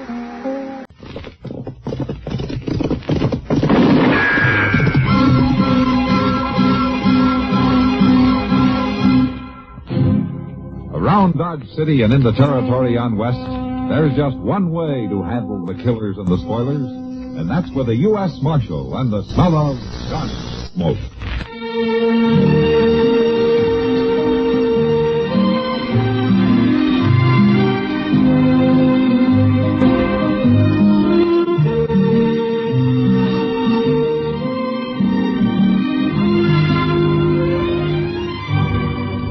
Gunsmoke, starring William Conrad, the story of the violence that moved west with young America, and the story of a man who moved with it.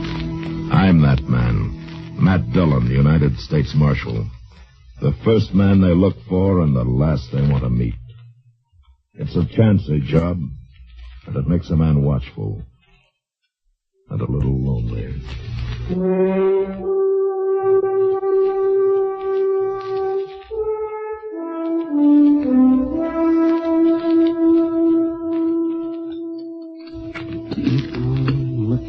Chester, if you put any more chili powder on those eggs, you'll go up in smoke. Well, I like them good and hot, Doc. Oh, for heaven's sake, Chester. Hey, pour me some more coffee, will you, Doc? Eh? Oh, yes, of course, my dear. Here. Thank you.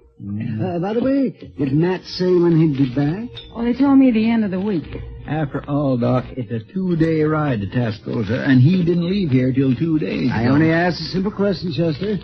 And anyway, how was I supposed to know? Nobody ever tells me anything. No, they don't have to. Well, you snoop around. Snoop around? What's Matt doing in Tuscaloosa, Kitty? Talking to the man that sent for him. What man, Kitty? The Tuscaloosa Citizens Committee. Something to do with hiring a new sheriff for the town. I guess they figured Matt would know where to find one. Hire a sheriff? What in the world for? Well, the man they got as sheriff now is no good. The decent citizens can't get rid of him. Well, if he's no good, why'd they hire him in the first place? Oh, my, I do not understand. The whole frontier's an armed camp. Shooting and killing everywhere you look. Nothing left but the quick and the dead. Doc, would you pass the chili powder? Oh, for goodness sake. Here. Thank you. Kitty, I'm going to tell you one thing. I don't know how bad the trouble is down in Tuscaloosa, but Matt better get back here quick. Why, Doc? What's wrong? What's wrong? You ask that when the only vestige of the law we've got in this town is a chili-eating cherry rocker like the fool I'm sitting next to. What's wrong? Now, you look here. You just let me tell you something. Now, you wait a minute. You two are worse than children. You settle back now, both of you. Have some more coffee. Well, maybe just a little dab, but that's all. It's a caution. What happens to some people when they get out in polite society? Oh. Drink your coffee, both of you.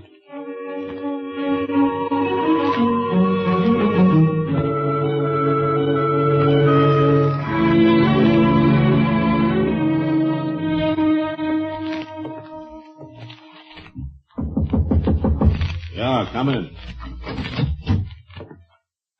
Your name Dillon? Yeah, that's right. A marshal from Dodge, eh? Yeah. I'm Clegg Rollins, Marshal. I'm the man the Citizens Committee wants to get rid of. What's on your mind, Rollins? Now, a while back, they brought me here to Tascosa to kind of clean it up some, and I did that for them. Now, all of a sudden, they want me out. I call that downright ungrateful, Marshal. Yeah, go on. I suppose they give you the money at the meeting last night? Money to hire a new sheriff here? That's right. Yeah. That forces me into talking business. What I had in mind was, Marshal don't make all the money in the world, does he? I wondered how long it'd take to get around to it. Now, wait just a minute. You might be missing a good thing. The only thing I'm interested in is hiring a peace officer to come down here. You're through in Tascosa, Rollins. Now make up your mind. A man don't always give up that easy. You better, Rollins. You got as much time left as it takes for the man I hire to get back here from Dodge. As short as that, huh? As short as that. Dylan, you know there's an awful lot of prairie between here and Dodge. I sure hate to see anything happen to you on your way back. Get out. Well, sure. It always seems kind of too bad when a man dies for something that ain't even his concern.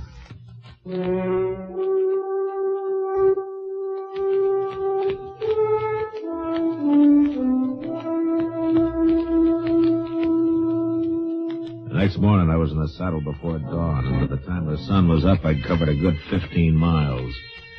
A slight breeze blew apart the dust puffs my horse raised, and I knew it'd be hard for anybody to follow me. And for the same reason, I knew that somebody could track me without being seen. About noon, I stopped in the shade of a grove of cottonwood to rest my horse. I was easing his cinch a little when I saw a rider coming up fast. I pulled my rifle from the saddle boot and I waited. And I put the rifle back. I've got to talk to you. Please. Well, all right, ride on in. It's a long way out on the prairie for a lone woman.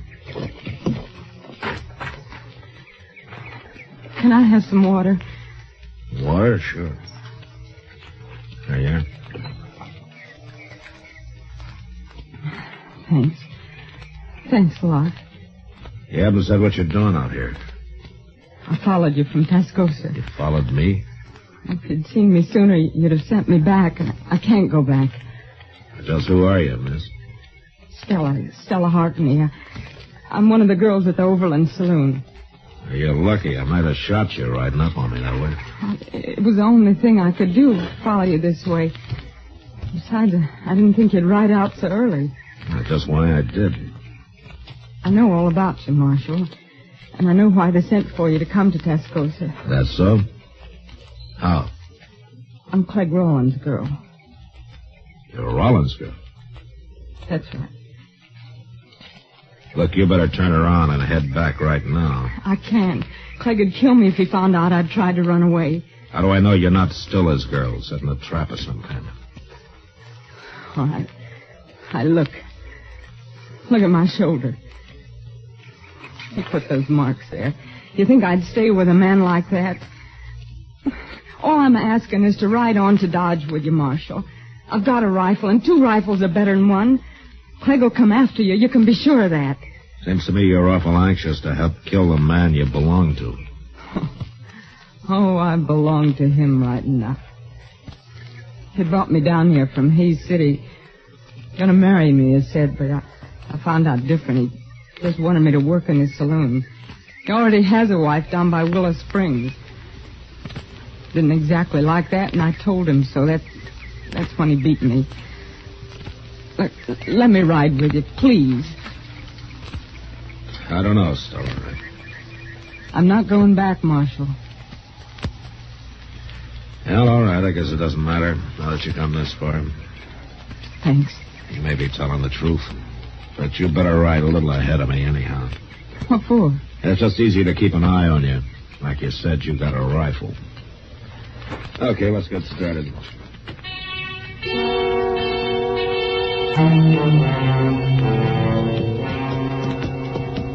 You pretty tired, Stella? I'll make it. There's a nester's cabin not far from here. If we can find it before dark, maybe he'll put us up for the night, huh? Sure feel good to walk around. Yeah. You saddle weary? Well, dance hall girls don't do too much riding, Marshal.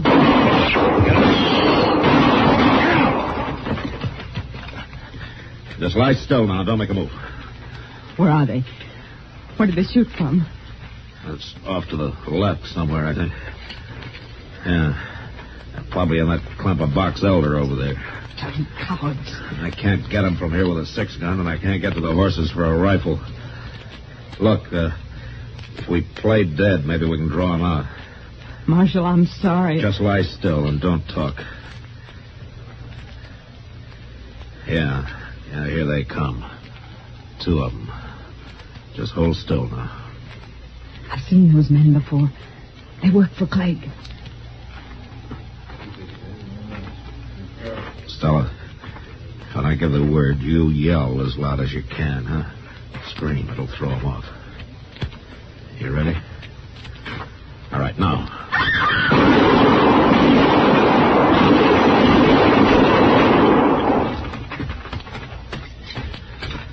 Are they dead? I don't know, but the fight's sure out of them. And if Clegg's with him, he's still in that grove. Come on, let's get out of here fast. I can't get up. I'm hit. My leg. Yeah. Here, I'll put you on my horse. We'll ride double. We better get out of here before whoever's in those trees gets a little braver. Come on now. I'll get you to that cabin.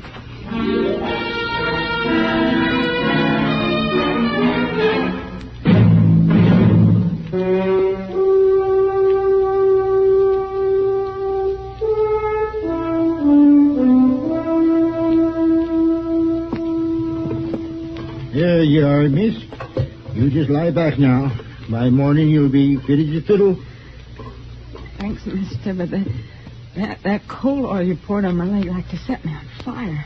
Well, that's the best way to clean a wound there is, Stella.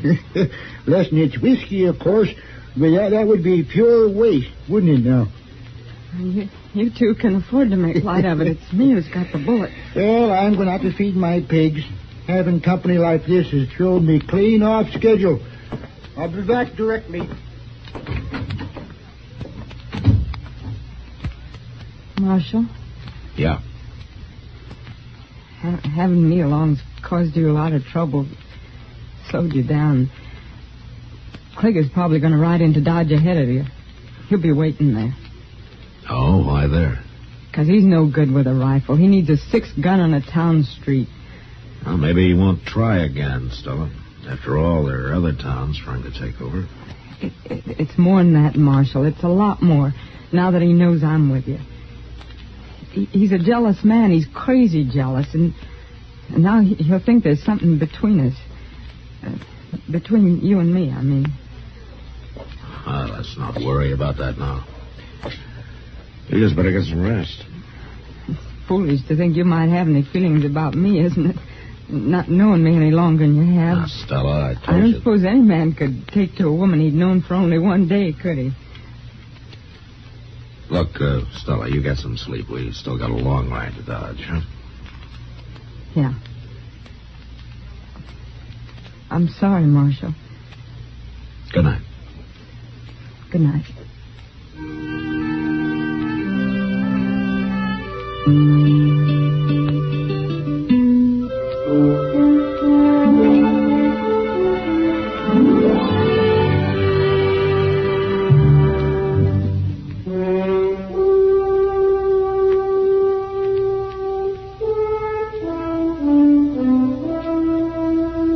Next morning, Stella's leg wasn't anywhere near well enough for her to ride, so I borrowed a spring wagon from the nester, and we started out for Dodge. It was a rough trip and a slow one. Stella sat there, not saying much, just staring ahead. Once or twice I saw a dust cloud on the horizon, and I knew if it was Clegg Rollins, he'd be in Dodge long before I would. It was nearly dusk by the time we drove down the plaza and stopped outside Doc's office. And it was a half hour later before Doc had clean bandages on Stella's leg. Then I waited with her while he went out on another call. Marshal. Yeah, Stella. I had a lot of time to think today while we were driving in. It was a rough trip for you. Not so bad, but what I wanted to tell you was I'm not going to stay in Dodge. Oh? Where are you going? Oh, I don't know. Abilene, maybe, even St. Louis. As soon as I'm well enough, I'm taking the Santa Fe out of here. There's no reason for you to leave, Stella. Yes, there is. Clegg Rollins? No. Well, what is it then? Well, it's not important. It's just easier if I go. Easier for me, I mean. Oh. You can't forget somebody when you're living in the same town, Marshal. You better go now. Doc will be back directly, and there's no reason for you to wait. Not any longer. Yeah. Well, goodbye, Stella. Goodbye, Matt.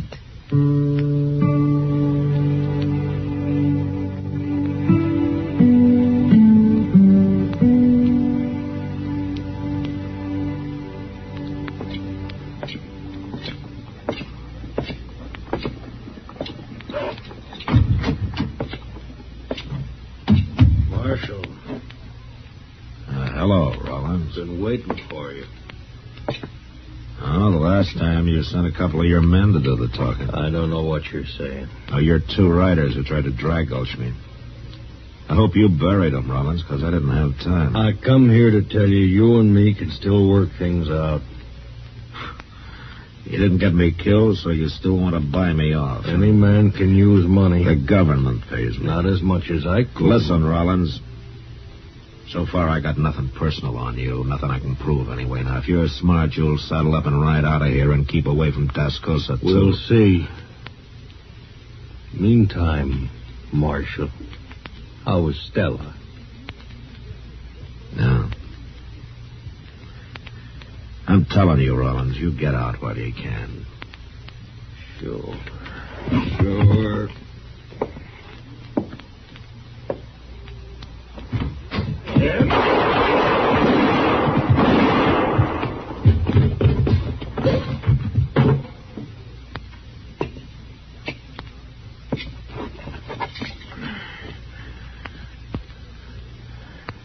Mighty fast, Marshal. You shouldn't have tried it. Yeah, I know that now. I just thought maybe...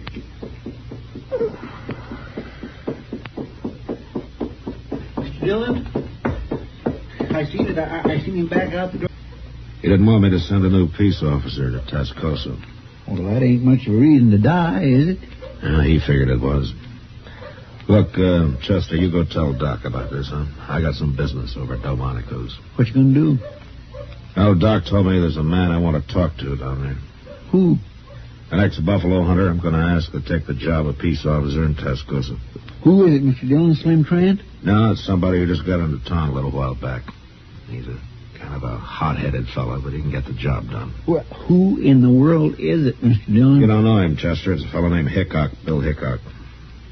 If you want, you can come over and meet him after you get Doc. No, I don't care about meeting no Bill Hickok. I was hoping Slim Trent would get the job. I'll see you later, Mr. Dillon. Yeah, sure.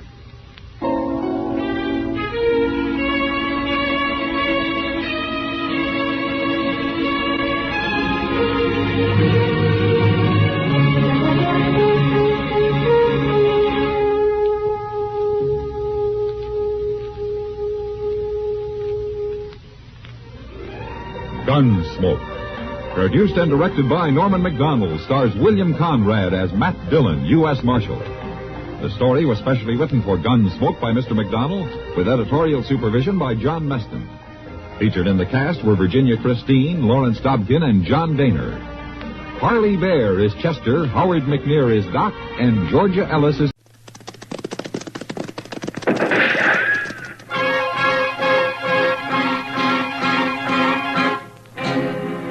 Around Dodge City and in the territory on west, there's just one way to handle the killers and the spoilers, And that's with the U.S. Marshal and the smell of Gunsmoke.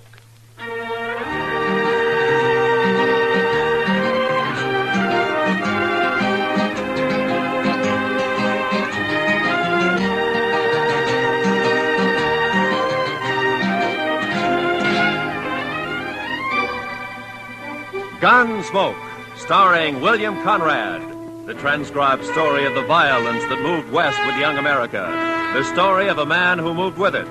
Matt Dillon, United States Marshal.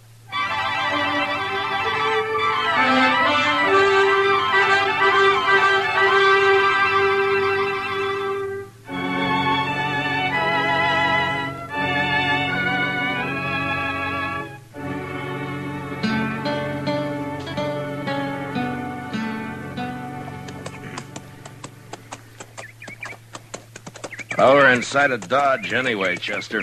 There's Ellen Henry's homestead. Wonder how she'd take to serving up a breakfast, Mr. Dillon. I'm plumb hungry. I'll settle for water and the horses. I don't imagine Ellen has any extra food. No, sir. It's gone pretty hard for her since Ethan died, hasn't it? That's the talk. Look at her place. 3 lean-tos and not a green thing growing. I don't know how she makes out. Well, maybe Luther helps more than the folks give him credit for. For a son, he's not much good to my way of thinking. I don't know when he turns a hand for his mother between stops at the Texas Trail and the Long Branch. At least not much like his father was. Or Ellen either, for that matter. It's a mite early. Nobody's stirring. Oh. We better just water our horses and ride on, Chester. Yes, sir. Quiet-like, isn't it? Hey, where'd you come from, Mr. Dillon? From the house, I think. Luther? I don't know. You're trespassing. Get off my land. It's Marshal Dillon, Ellen. We just stopped to water our horses. I recognize you. The trespassing still goes, Marshal. You're awful quick to fire, Ellen. Ethan and me never took to folks arriving unannounced. I still don't take to it. Well, that's no cause to be firing on us that way, Miss Henry, especially since you recognized us. Quit whimpering. If I'd aimed to hit you, I'd have hit you. All right, Ellen. Get off my land and stay off. Just don't you get in any trouble with that rifle, Ellen. I expect you'll hear about it if I do, Marshal. Now get. I don't always aim high. Come on, Chester.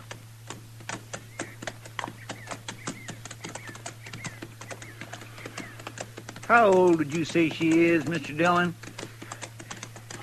She can't be over 40, I guess. If that. She looks like an old woman. 60 or more. She's dried up.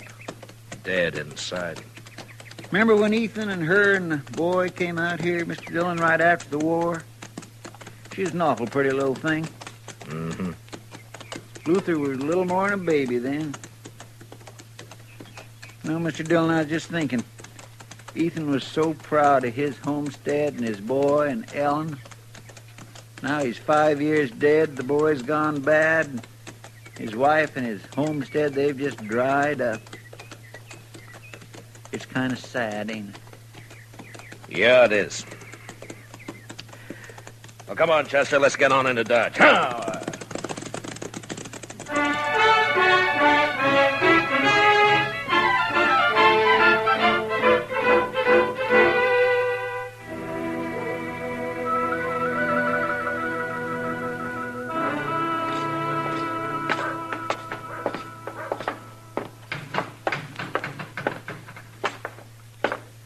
Morning, Marshal. Morning, Chester. Mitch. Oh, Mitch. Well, what'll it be? Set up a bottle of rye, will you? Yes, sir, Marshal Dillon.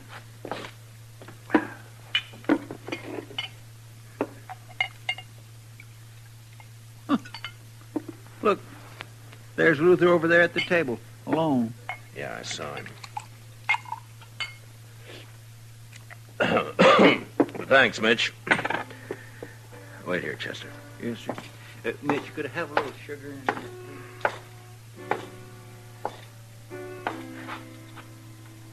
Mind if I don't get to my feet, Marshal? I got the feeling if I tried to stand up straight, I'd fall over first thing I knew. Sit still, Luther. I just don't have a lot of choice about it, Marshal. I was out by your place this morning, Luther. I hadn't seen your mother in a long time. Wish I could say the same. A woman shouldn't have to run a homestead alone. Not when her son's big enough to be a real help. Is this a lecture, Marshal? A do-good talk? Put your own name on it, Luther. I can't make you feel what you don't feel. But in a way, you're responsible for your mother and what she does.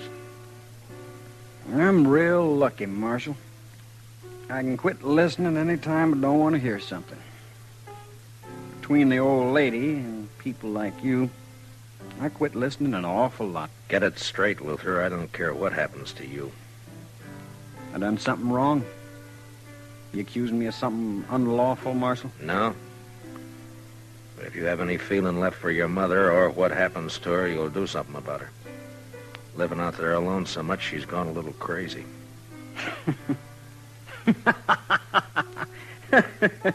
She shot at you. Is that all's concerning you, Marshal? Half the time I do go home, she levels off at me. I got a ride in under fire. Or crawl in on my belly. She's crazy, like you said. I swear, she's crazy. Then you ought to bring her into town. Get a keeper for her. Maybe I would. If I cared what happened to her. I don't care. I don't care at all. Well, that's up to you, Luther. Now, that's just another one of them things I didn't hear you say, Marshal.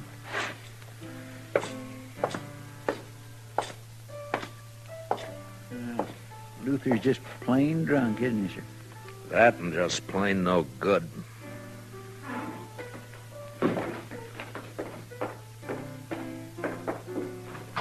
Well, whatever you said drove him right out of here, Mr. Dillon. Mm-hmm. Well, we haven't been in the office since early yesterday, Chester. All right, sir.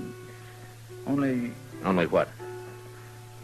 Well, sir, Mitch has got a catalog in the back room, and he's not busy, and he says it's just full of things you can order straight from St. Louis. I thought well... You got extra money, have you, Chester? Oh, no, sir. Well, that is not really extra money, Mr. Dillon. It's just that...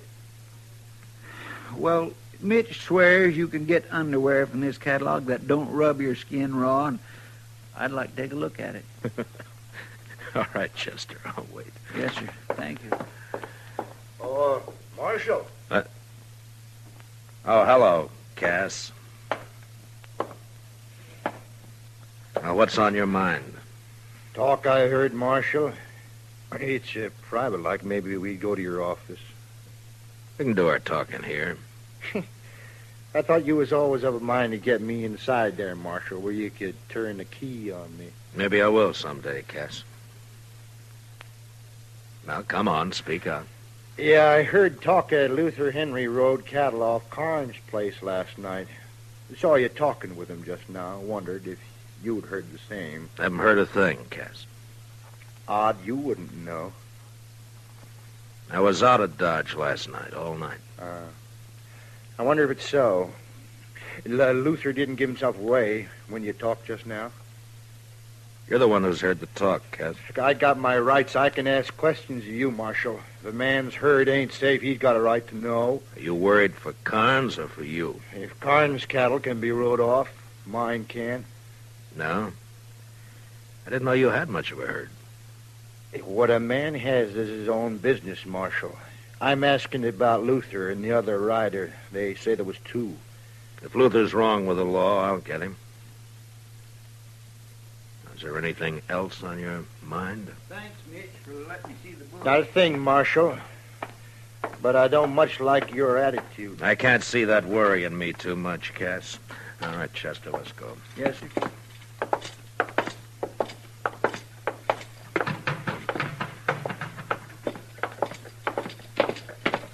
Mr. Dillon, I was watching him from the back there. He's a sniveling sort, that Cass. Mm-hmm. Come to think of it, though, I don't know a single bad thing he's done. Know any good he's done? No, sir. can't say that I do, Mr. Dillon. How about you? Did you find out about your fancy underwear? Yes, sir. All right, now we can tend to business, huh? Come on.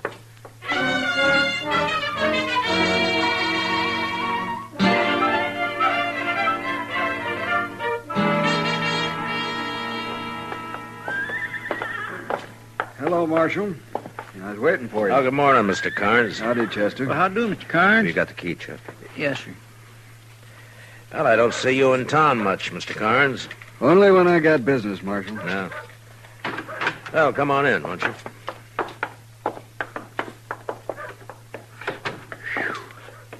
My, it's close in here. We've been away a day and a night, Mr. Carnes. Sure gets close that way. I'll just open up the back. Won't you have a chair, Mr. Carnes? I don't have a long piece to say, Marshal. It don't take long to say some of my cattle were stolen last night. Yeah, I heard. So soon? Yeah, Cass Stetter told me about it a few minutes ago. Well, I don't know how Cass come by the information, but it's true. This is the second time it's happened in the last few weeks. You don't keep much cattle, do you? Hardly any. I suppose 100 head's the most I ever had at one time. Mm-hmm. But last night I lost 5 or 6, about the same time before. Cass was of the mind that Luther Henry did it. I don't know, Marshal. One of my hands said Luther was out at my place the other day just looking around. I got no real reason to suspect him. Only thing I know is that whoever it was rides a horse that's shot all the way around. You don't see a lot of that on the prairie. No, you don't. Do you think there was just one rider, Mr. Carnes? There was 2 from the tracks, but the boys and me lost them in the rain. I thought I'd tell you about it, Marshal. I can't afford to lose a little I got. No, I'll do what I can, Mr. Carnes. I kind of hope it isn't Luther. Not for him so much as Ellen. She's had enough trouble. Yeah. Well, Chester and I'll ride out to the Henry place and look around, Mr. Carnes. If Luther's guilty, maybe some of Ellen's troubles will be over. Or maybe they'll just be beginning.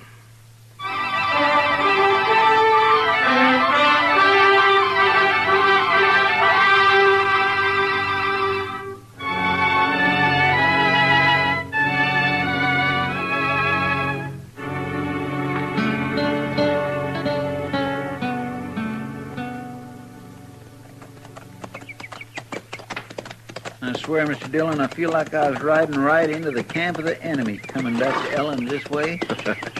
You think we should be flying a white flag as we ride up, Chester? No, I'd feel a little safer to tell the honest truth. She's got no reason to fire on us. But I'll agree, that's pretty small comfort. Oh. Look yonder, Mr. Dillon. I think I saw her peering out. It's all right, Chester. Come on.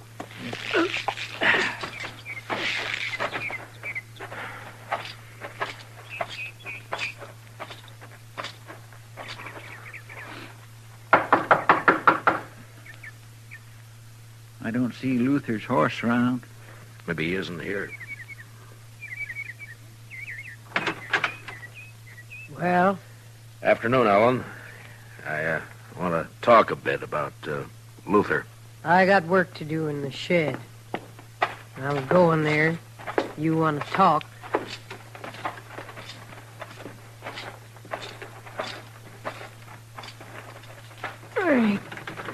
Let me help, Ellen. I'll get it.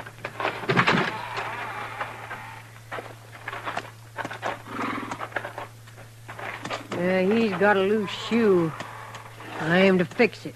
Well, we could be a hand, Ellen. If, Yes, I'm proud to. I aim to fix it myself. All right. He wouldn't have shoes if I waited for a man to shoe him. Easy. Easy now. Easy. Oh. You come to talk, Marshal. Yeah, about Luther. Come on. Open. Huh. 2 nails clean out. No wonder it's loose. Carnes lost some cattle last night. 2 riders got off with 5 or 6 head.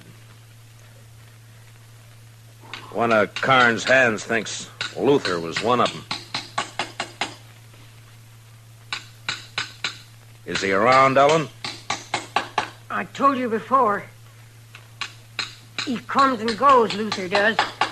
Well, have you seen him since we were here this morning? Don't recall that I have, Marshal. I got other things to occupy my thought. Like trying to get together enough money to go back to my people. What to do with those nails? Here they are, man. Oh. I'd admire to help you, Miss Henry. I'll do it. That's a fine horse, Ellen, a real fine horse. Shot all the way around. Come on, boy. That was Ethan's way. This your horse or Luther's? Mine. What? That was Luther, Mr. Dillon, and he took your horse. Yeah. Will I make a run after him, sir? Not when he's wild, Chester. I don't want you shot or him either. I just want to talk to him. Hell, he just comes and goes, huh, Ellen? Believe what you want, Marshal. I didn't know he was around. Like I said, I never know. And quit caring. Don't worry, Marshal. Luther will get his. He's had it coming to him for a long time. Well, I guess we ride back double, Chester. Yes, sir, we sure do.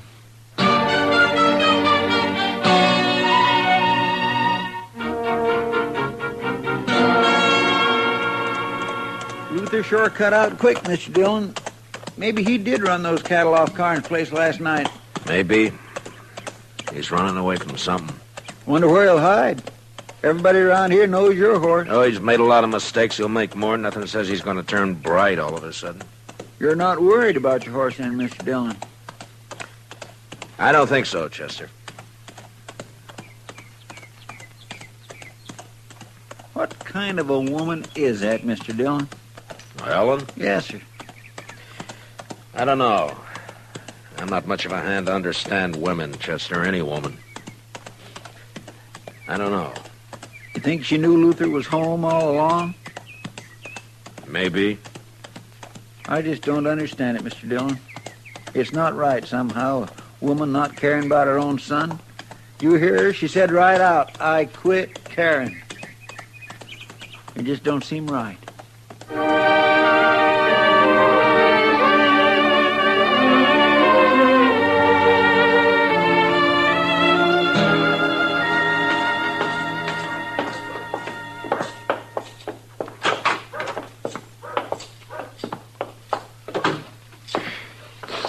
Still might close in here.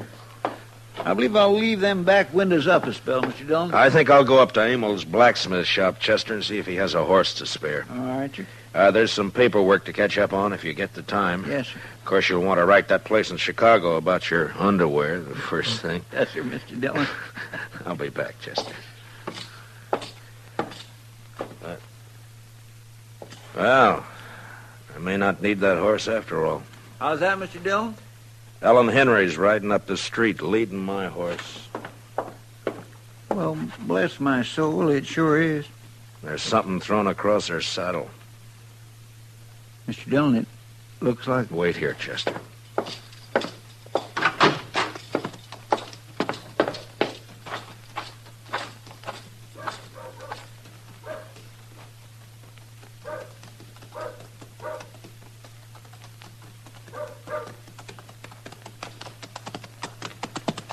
Hello, Ellen.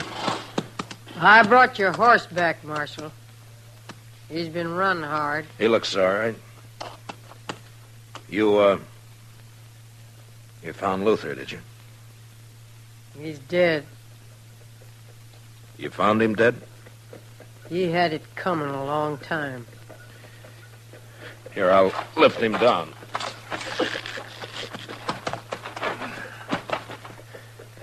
Chester! Easy. Easy there. Easy.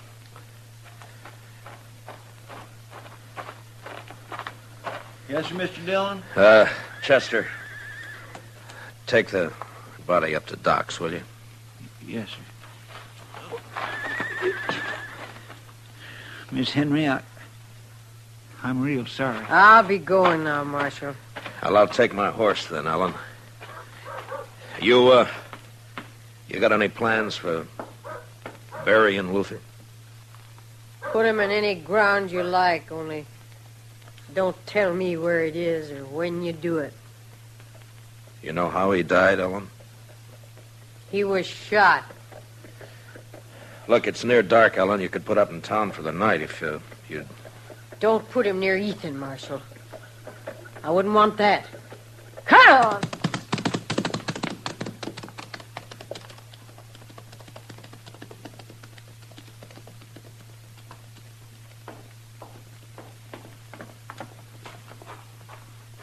Doc's working on Luther now, Mr. Dillon. He's just plumb full of holes. Yeah, I know. Poor Miss Henry. Even though she don't act like it, I just know she feels terrible. Yeah, she's grieving her heart out. Where are you going, Mr. Dillon? I don't think I expressed my sympathy to poor Miss Henry proper.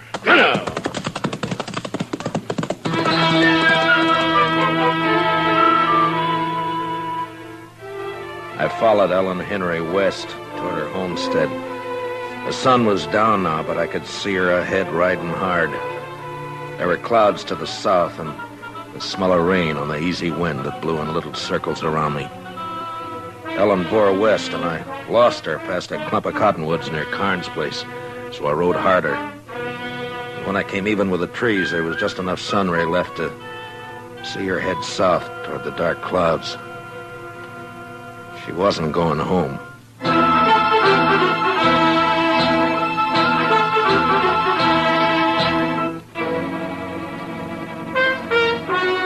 was dark now. I couldn't see anything. The storm clouds stretched black from the south and fastened over half the sky. And I rode hard against them till I saw the flicker of lantern shine ahead. It was Cass Stetter's place. I left my horse out away from the house and walked in as softly as I could. Cass and Ellen were having their talk in a cattle shed near the house. You've trusted me before about the money, Ellen. What's the rush this time? My work's done, Cass. It was done last night when Luther and me drove them last few from Carnes' place over here. I want my share and Luther's. Him not cold dead yet, and you want a share. Ain't a mother entitled to whatever her son leaves? Mother? You never had no mother feel for him, and him no love for you either. Huh. Ain't you the one to talk about love, though? It takes courage to love with all of you. When the love goes, they take it and bury it in the ground. There's nothing left but hate. I wouldn't kill my own kin. You wouldn't be that honest. You won't even steal cattle yourself. Buy it off of them as has the courage to ride in and rustle it. Yeah, well, how'd it feel, killing your own, Ellen? Like it'll feel killing you, Cass. If you don't give me the money here and now, like nothing at all. Luther's dead and gone because he tipped his hand, showed his face around Carnes' place, talked big in the saloons. He was no use. No use at all. There's no woman in you at all. I've been dead 5 years. And your time's running short, too, Cass. I'm in a hurry. Too late to hurry, Ellen. What's he... Too late to move for guns, Sue. Well, I'm sure glad to see you, Marshal. How are you, Cass? Oh, I sure am. I guess I called a trick on Luther all right, didn't I? Yeah, you were a big help. You and Luther stole the cattle, Ellen, and brought them to Cass for pay. Is that it? Only sometimes, like now, we didn't get paid. Don't believe her, Marshal. You wouldn't take the word of one as murders your own son, would you? I don't have to, Cass. Carnes' brand won't be hard to find on any cattle you got here. Cass was just slow to move 'em on, Marshal. If he'd have gone on toward Abilene with him last night like we planned... You're lying, Ellen Henry. You're lying. Now get your horses. Both of you. Why are you taking me, Marshal? Well, there's some kind of a law, Cass, about buying and transporting stolen cattle. Yeah, Marshal knows his law, Cass. You You know what she did to Luther, don't you, Marshal? Yeah, I know. Now, come on. You'd like it better, wouldn't you, Marshal? If one of us made a move, so you could use your gun. I said come on, Ellen. I think I'd like it better if you used your gun, Marshal. I ain't going to get back east now anyway. You'd be taking a coward's way out, Ellen, if you made me kill you.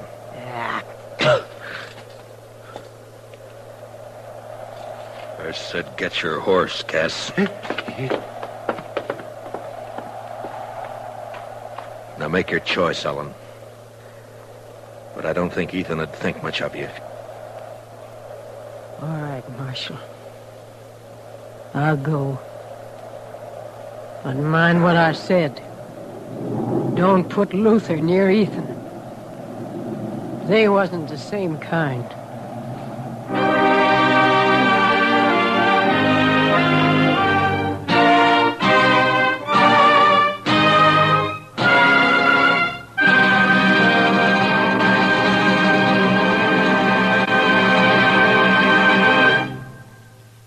Gunsmoke, transcribed under the direction of Norman MacDonald, stars William Conrad as Matt Dillon, U.S. Marshal. Tonight's story was specially written for Gunsmoke by Kathleen Height, with music composed and conducted by Rex Corey. Featured in the cast were Jeanette Nolan, Sam Edwards, John Daner, Harry Bartell, and Herb Vigran. Parley Bear is Chester. Gunsmoke is heard by our troops overseas through the facilities of the Armed Forces Radio Service. Join us again next week as Matt Dillon, U.S. Marshal, fights to bring law and order out of the wild violence of the West in Gunsmoke.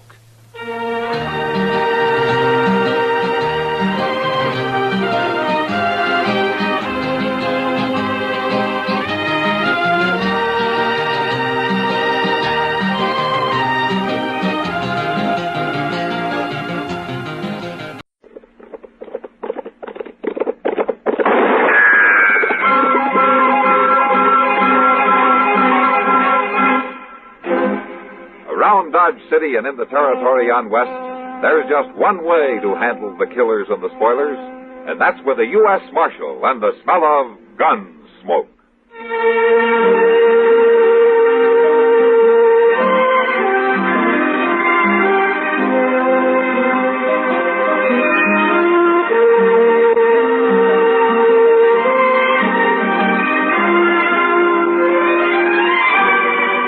Gunsmoke, starring William Conrad, the story of the violence that moved west with young America, and the story of a man who moved with it. I'm that man, Matt Dillon, United States Marshal. The first man they look for and the last they want to meet. It's a chancy job, and it makes a man watchful and a little lonely.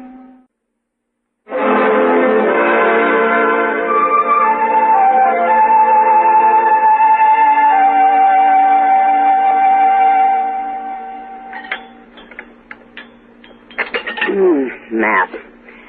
I'd sure like to meet whoever's running the kitchen in this place. Oh, why, Kitty? A cook that can make antelope stew taste like prairie dog ought to be something to see. Well, at least it's hot. No, it's not. Well, mine is. You're forgetting you dumped half that bowl of chili peppers in yours. You're spoiled, Kitty. Dodge isn't St. Louis. St. Louis? I was there 6 months, 4 years ago. Hello, Matt. Kitty. Doc. How are you, Doc? Oh, fine, fine. Sit down, sit down. Oh. Hey, what are you eating? Stew? Well, that's what they call it. Well, I'll try a little anyway. Then I'm going to go to bed. At noon?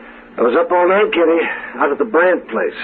Oh, Mrs. Brandt have a baby? Yeah, it's a boy. That's 5 I've delivered out there. Seems to me it's about time they gave you one, Doc. No, thanks. I've got enough trouble all by myself. But I'll tell you something, Matt.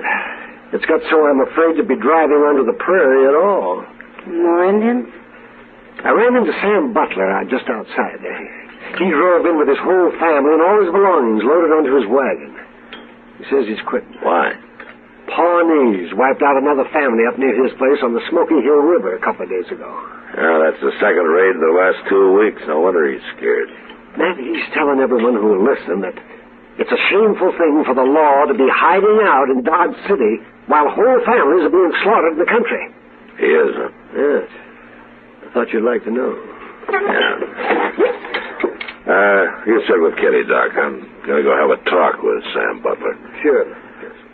See you both later.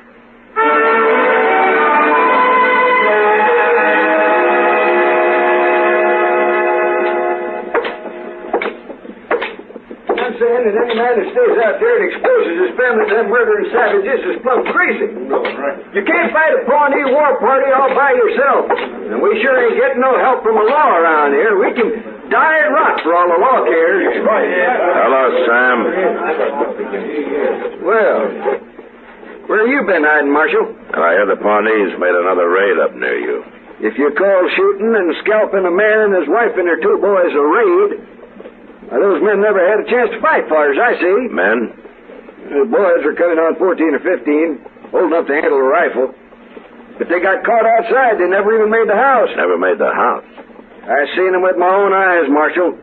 And if you'd seen them, you'd be doing something about it instead of sitting around here and dying. Yeah. I'm not hired to fight Indians, Sam. That's the Army's job. Then you ought to be out helping the Army. Every lawman in the country ought to. The Army doesn't need help. But there's something strange about those Pawnees. What's strange about them? They've killed white men before. I think I'll ride up there and look around. I'm sorry you're quitting, Sam. We need settlers out here. Not dead ones, you don't. No, that's right. Not dead ones.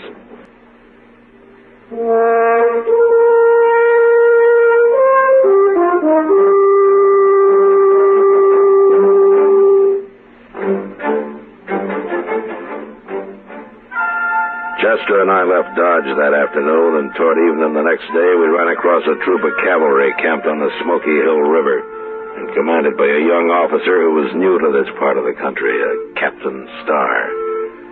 He was anxious to make a success of his first expedition, but so far he hadn't even seen an Indian. I decided to stay with him for a while, and I'm glad I did. The next afternoon, while we were on the march, his scouts reported another settler's cabin burned. The family killed. At my request, Captain Starr filed his troop out on patrols while he and Chester and I rode forward to the scene of the slaughter. The whole family. Man and wife and their boy. Look over there, Chester. Against the water barrel. Oh, my. It's a little girl. Yeah.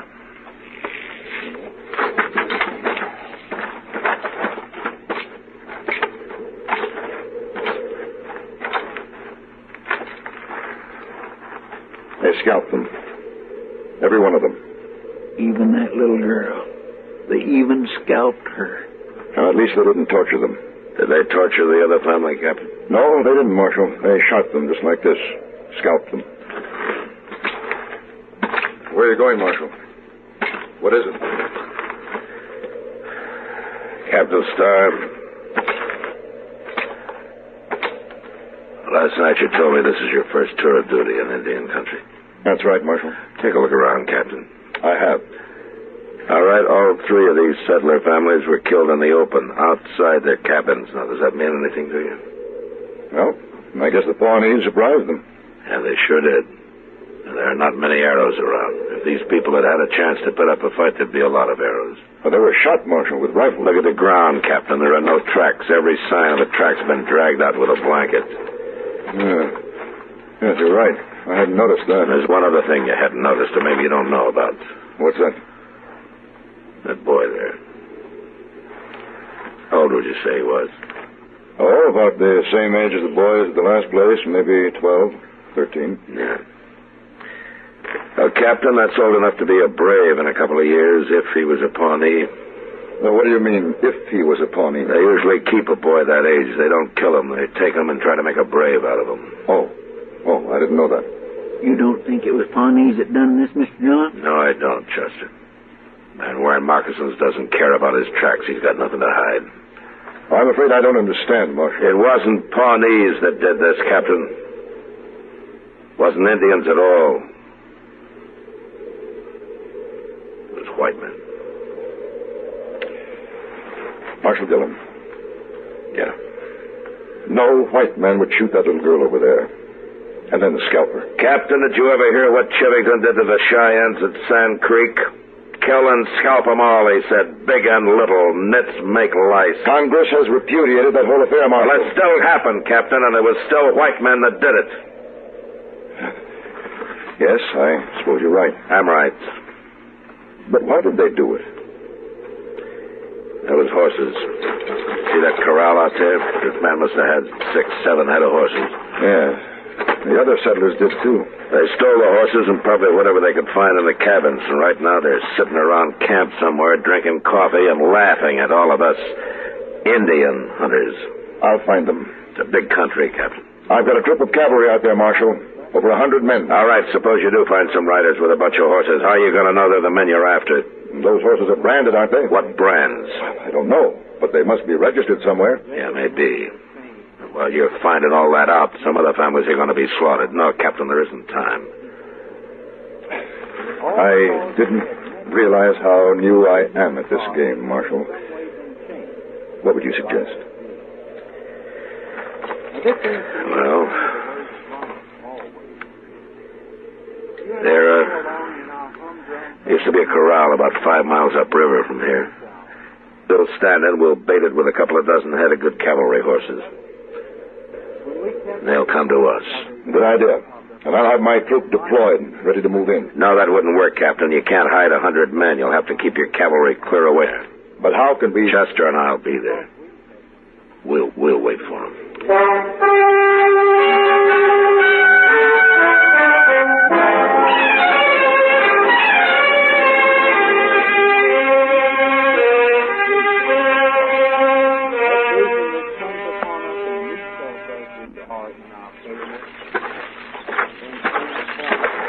Here's another load of them green branches, Mr. Dillon. Yeah, we'll throw them on the fire, Chester. Let's have some more smoke. Yes, sir. Yeah, that'll do it. I ought to see that if they're anywhere this side of the Rocky Mountains. They're sure to be scouting around. They ain't stolen enough horses to leave the country yet. Besides, they're feeling mighty safe. They'll come.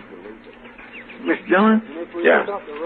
I've been thinking. It's doing that'll make you rich, Chester, not thinking. Well, I don't care so much about being rich as going on living. No, what's bothering you? Well, so there's only 2 of us. I was wondering how many there are of them. You want to go back and find the cavalry? You didn't answer my question, Mr. Dillon. How many do you think we're waiting for? Yeah, there's no way of telling. Well, if there's a whole passel of them, how in the world are we going to take them? I don't really care how we take them, Chester. You're pretty mad, ain't you? Just can't get that little girl out of my mind. Huh, look up. Look up, somebody. He's all alone. Just some cowboy, probably. Yeah, maybe. Yeah, sure it is. He seen smoke from our fire, now he's wondering what that old corral's doing full of horses. He might be scouting it for the others. Those men don't take many chances. How are we going to find out? Maybe we won't till it's too late. You heat up some coffee for him, huh? Chester, I think I'll have a cup of that, too. I see.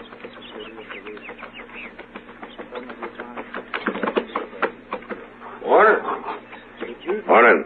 As you get on, stranger, we'll have some hot coffee up in a minute. Yeah. I'd like to tie my horse here. Sure used some coffee. I had to make a dry camp last night. Oh? You couldn't have been very far away. Why didn't you ride on down to the river here? I'll tell you why, mister. I was lost. I rode till after dark. I got lost. Your horse could have found it for you. Well, maybe my horse ain't as smart as yours. No offense. Sit down. Chester's bringing the coffee now. I've been sitting all morning. Here you are, mister. We ain't got no sugar. Oh. You've been traveling pretty light, ain't you? What do you mean? Here's your coffee, Mr. Dillon. Oh, thanks. You know all them horses? Today I would like for us to sit on... Mighty big remote, no wagon. Not much grub I can see. They were driving those horses to Cheyenne. There's only 2 of us. We couldn't handle a wagon and a herd both. Oh, only 2 of you? Yeah, that's right.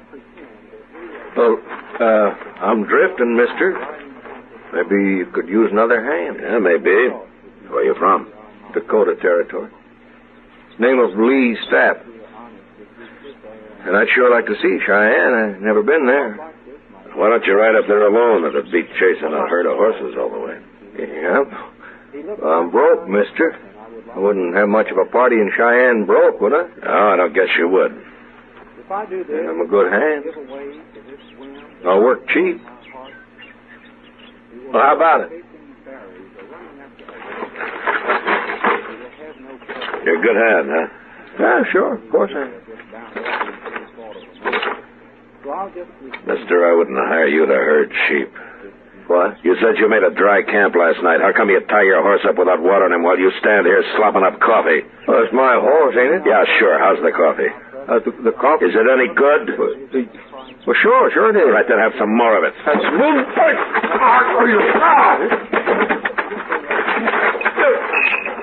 Chester? Yes, sir. Here, catch his gun. I got it. Now go get some rope. We'll tie him up while he's still out.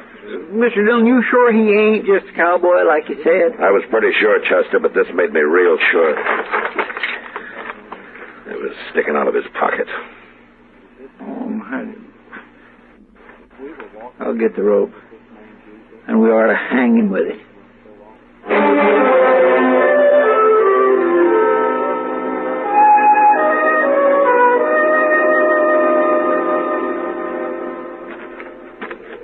See anything yet, Chester? There's some dust about a mile away. Is it moving? Right this way. I reckon maybe half a dozen riders. Your friends don't take many chances, do they, Steph? They ain't no friends of mine. Yeah, well, I'll tell them that when they get here. You better turn me loose. You ain't gonna tell nobody nothing. You mean they won't like it, you're being all tied up that way, huh? I mean, you ain't got a chance, Marshal. Well, you're about right, Mr. Dillon. How are we going to fight 6 men? I've been thinking, Chester. But we can't stand up to 6 men. We wouldn't have a chance. No, we wouldn't. I'm going to do something I never did before in my life. What? Get your bandana and fix Step so he can't talk. Good. Well, I ain't gonna do you no good. You shut up and get on your feet. Here's bandana. Here, I'll do it. On your feet, Step. Come on, come on. All right, get our rifles, Chester. Yes, sir. Turn around. Oh. Now, that ought to keep you quiet, Step. All right, now walk. Here's your rifle. Oh, thanks. Now, you get down behind that log over there, Chester. Yes, sir. I'm going to keep Step with me right here. All right, Step, lie down. If you make any noise, I'll split your skull, so help me. Now, go on, lie down. Okay, Chester? All right, keep the sun off your rifle. They're getting pretty close. Quiet now. Mr. Dillon? What? What are we going to do? Fight it out from here? Chester, I'd hate for either of us to get killed by men like them. When I start shooting, you start. You take whoever's on your side first and then work in. Ambush? Yeah, so they'll never know it. Shut up now. Here they are.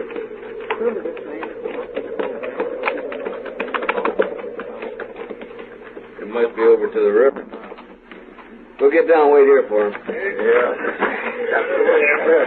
Yeah. Maybe Staps killed them already. We didn't hear no shooting, did we? I don't like this, Jake. Staps should have been back a long time ago. Stab knows what he's doing. Well, them sure fine horses, ain't they? Now, Chester!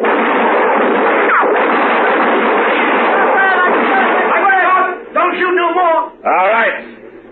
Throw your guns away. Sure, yeah. Now turn around. Get your hands up in the air. All right, Chester, come over here.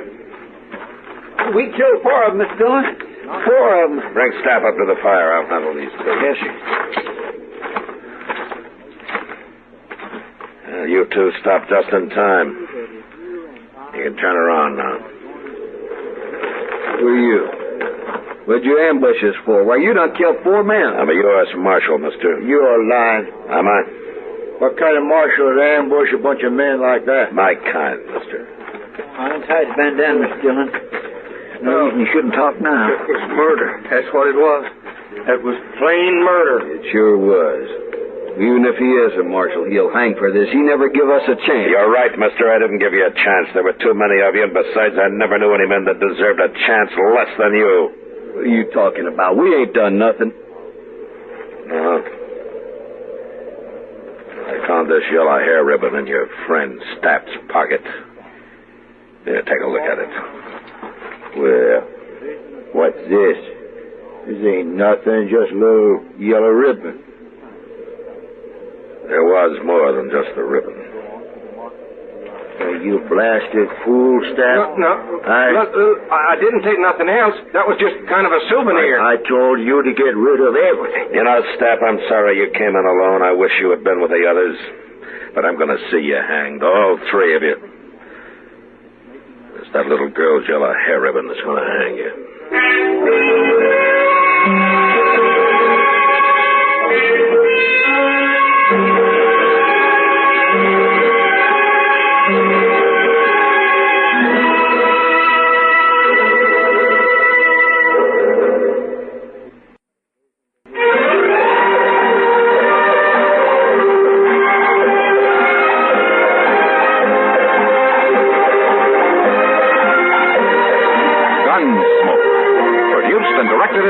By Norman McDonald, stars William Conrad as Matt Dillon, U.S. Marshal. The story was specially written for Gunsmoke by John Meston.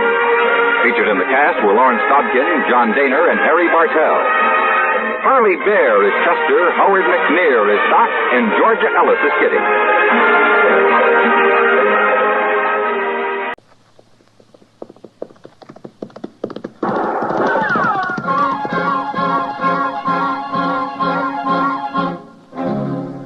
Around Dodge City and in the territory on West, there's just one way to handle the killers and the spoilers, and that's with a U.S. Marshal and a smell of gun smoke.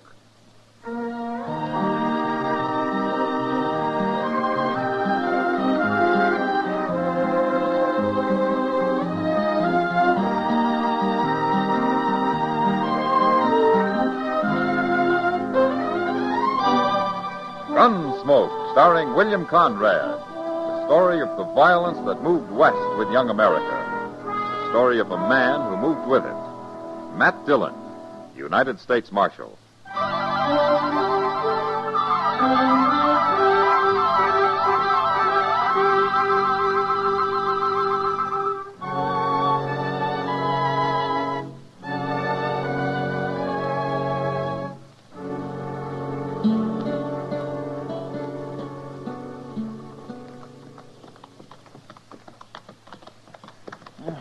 I'm that dry I could fair spit cotton, Mr. Dillon. Oh, you can fill up at the Olive Braganza when we get back to Dodge, Chester. Yes, sir. But right now, I'd settle for a drink of water. You can't be that thirsty. I'm about to stampede. You think there might be a spring in that clump of elder up ahead? Yeah, there might. I swear next time I'm going to carry a water bag. And keep it wrapped in your pillow, I suppose, huh? You know, Chester, town life has made you mighty soft. That's far enough for... He's got a rifle, Mr. Dillon. Yeah.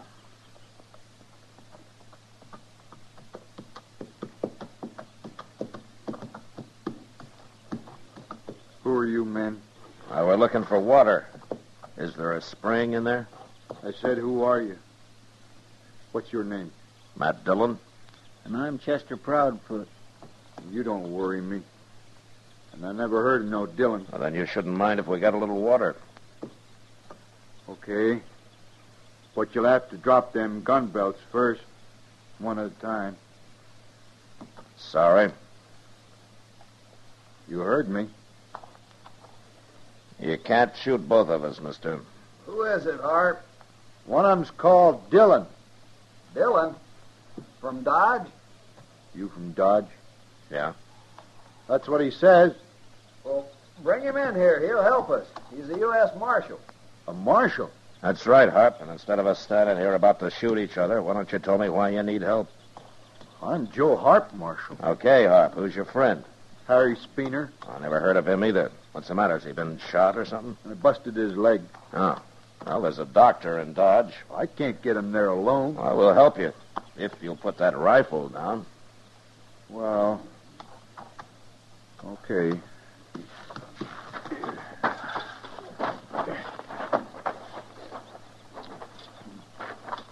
I found him lying out there on the prairie this morning. horse throwed him, and I drug him into the shade here. You mean you're not traveling with him? No, I just stopped to help. Are you really Marshal Dillon? I am. But, I don't remember you. I ain't never been to Dodge. I heard your name, though. You live around here, Spooner? No, I've been working in a saloon down in Tascosa. Wanted to change, so I bought me a horse and rode north. But I shouldn't have come alone. I don't know nothing about horses. I hate 'em. Well, we better get you into Dodge. I suppose you aim to drag me to Dodge. Well, I've been drug as far as I'm gonna be. Why'd you get you out of the sun, Spooner? You was mighty rough about it. Why, he saved your life, mister. Why shouldn't he save my life?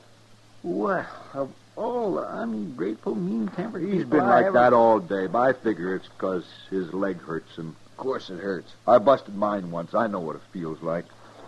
Poor fella. You want to help get him into Dodge, Harp, or you want to keep going? No, Marshal. I'd kind of like to see Dodge anyway. Okay, then let's get busy.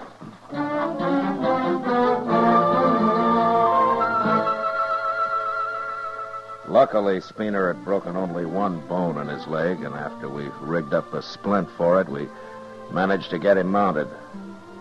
It was night before we reached Dodge, but by the time he got there, he was too weak to complain. Anyway, I was more interested in Joe Harp, but all I could find out was that he was a cowboy, drifting aimlessly through the country like so many of his kind. He said he had a little money from his last job, and that's why he'd been so wary of strangers. And he seemed honest enough. As 6 weeks later, he was still in Dodge, gambling some, and making friends with most everybody in town.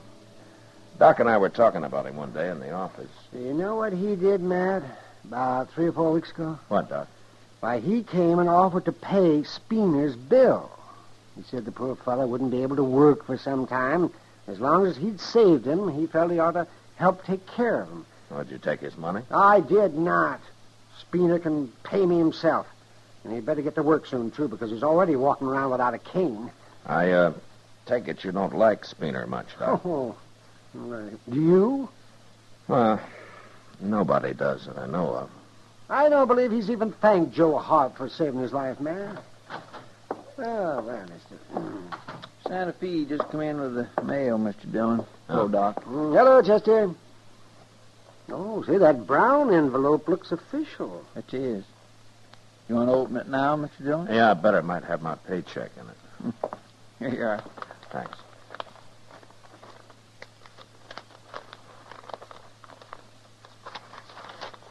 No check.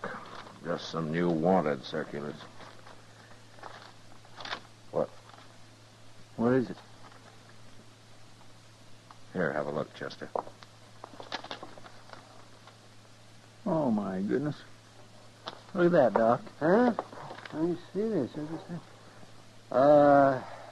Wanted, dead or alive, reward $500 for bank robbery and murder while escaping. Joseph Harp. Joseph Harp. Age 32, sandy hair. 6 feet tall, blue eyes. That's him, all right.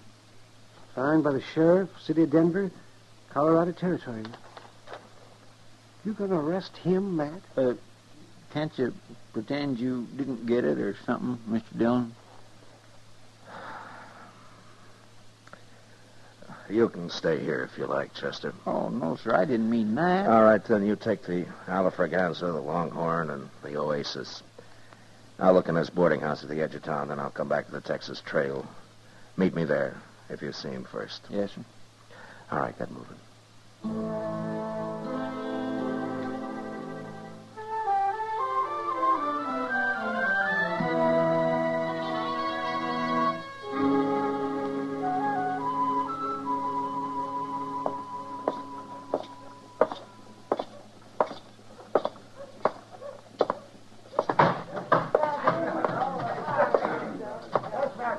Kitty. You look like you've been eating cockleburrs, Matt. I don't see Joe Harp around anywhere, Kitty. He left. Why? Has Chester got here yet? No. Is there trouble of some kind, Matt? I'm after Harp, Kitty. How long ago did he leave? Just a little while ago. He was over there gambling, as usual, and then that Speener came running in and said something to him, and they both left. Speener? Somebody ought to take him out and bury him somewhere. Well, I couldn't find him nowhere, Mr. Dillon. Hello, Miss Kitty. Chester, what's this all about anyway? Harp's wanted for murder. For murder? Joe Harp? That's just what Speener said when I told him. He just couldn't believe it. You told Speener, Chester? Why, yes, sir. I ran into him, and I... Go get our horses, Chester. I'll pick up the rifles. And hurry. They've had time to get out of town already.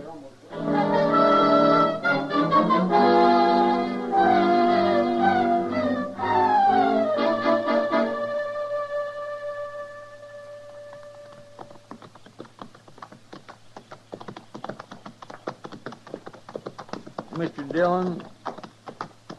What? I guess I just wasn't thinking when I told Speener about Joe Harp. I didn't know he was going to run off and warn him. Next time I'll send you out with a potato rammed in your mouth. Yes, sir. Oh, I feel so bad. I wish you would. Oh, forget it, Chester. At least it shows Speener isn't as bad as we all thought. I guess he was just waiting for a chance to do Harp a real good turn. Well, he sure did it. Hold it up a minute. Huh? Ho. Look. Hello! Why, it's Speener, Mr. Dillon. He's got his hands up. Yeah. Come on. Get your rifle out, Chester, and keep your eyes open. Yes, sir.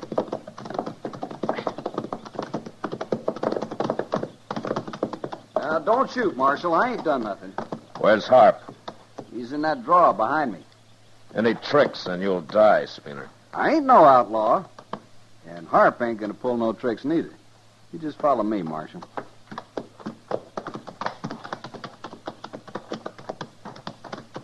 I swear I don't understand this at all, Mr. Dillon. Just follow him, Chester. Yes, sir.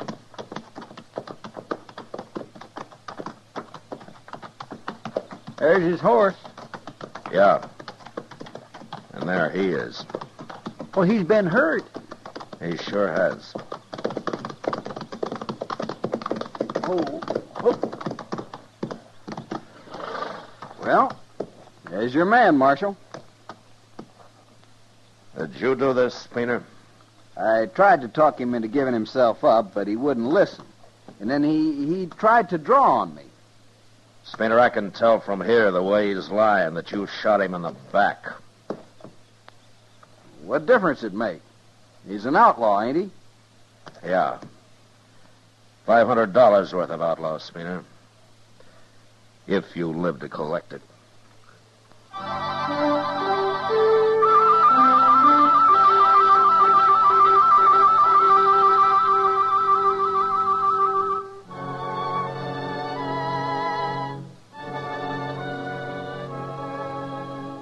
We buried Joe Harp on the prairie where he'd been killed, and then rode back to Dodge.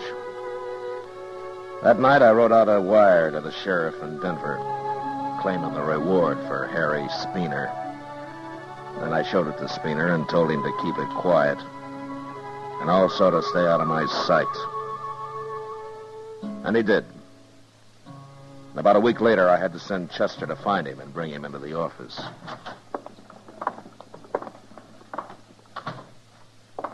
Here he is, Mr. Dillon. Come over here, Speener.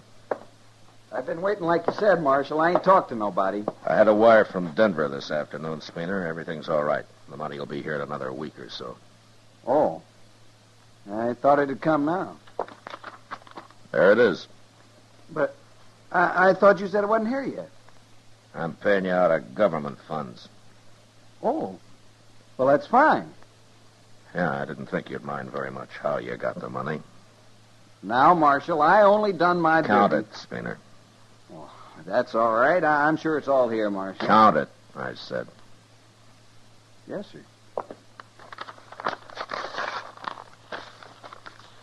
1, 2, 3, 4, 5.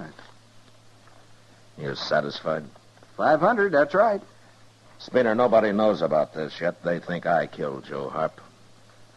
But before they learn who did and how it was done, I advise you to clear out of Dodge and stay out. Why? I didn't do nothing Tell wrong. me something, Spinner. Is Harp the first man you've killed? Of course he is. Well, there are men around here who've killed 10 or a dozen and think nothing of it. But I won't guarantee how they're going to take to your having killed one man. They can't do nothing about it. It was plumb legal. Yeah, it was legal. I earned this money, and before I leave Dodge, I'm going to double it gambling. And there ain't nobody going to stop me. Okay, Spinner. I warned you. I'm going to get rich, Marshal. I'll show 'em. Real rich. Get out of here. I'm going.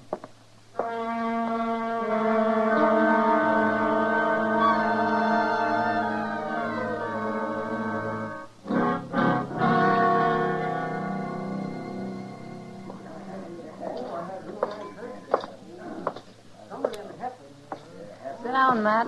Oh, thanks, Kitty. Drink? No, thanks. Spinner was in. Oh, is that so? He left, though. They closed the game on him when he started bragging about how he got his money. I kind of figured they might. Why'd you keep it such a secret, Matt? What were you protecting him for, that milk-livered little sneak? Now, the law doesn't separate people that way, Kitty. But now that he's been paid and he's been warned about what might happen, he's on his own. Well, I hope somebody does shoot him. Just think, Matt, it was Joe Harp who saved his life. I'd have caught Harp anyway, Kitty. I know. Somehow that's different. Yeah, that's a lot different. You know, Kitty, that's a pretty dress you're wearing. Close your eyes, Matt. What? Close them. Go on.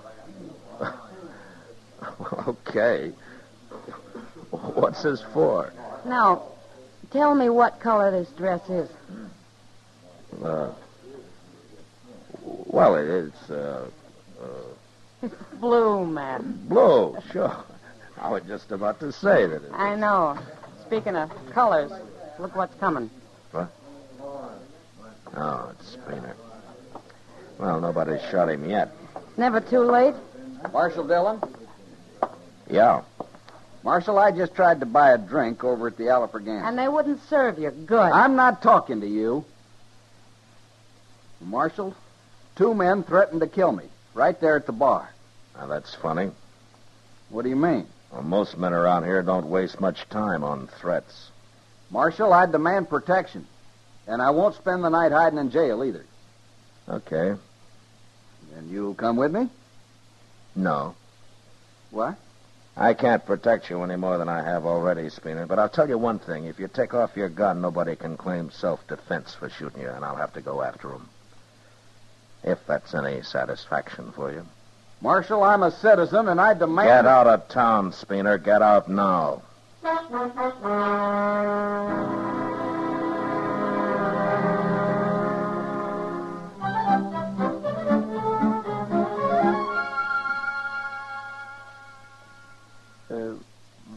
Mr. Dillon? Yeah?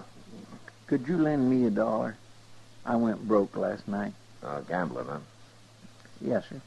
All right. Here you are, Chester. Thank you. Hey, wait a minute. You told me you swore off gambling a week ago. You even took an oath. I did. I sure did. Well, then how come you went broke gambling last night? No, sir.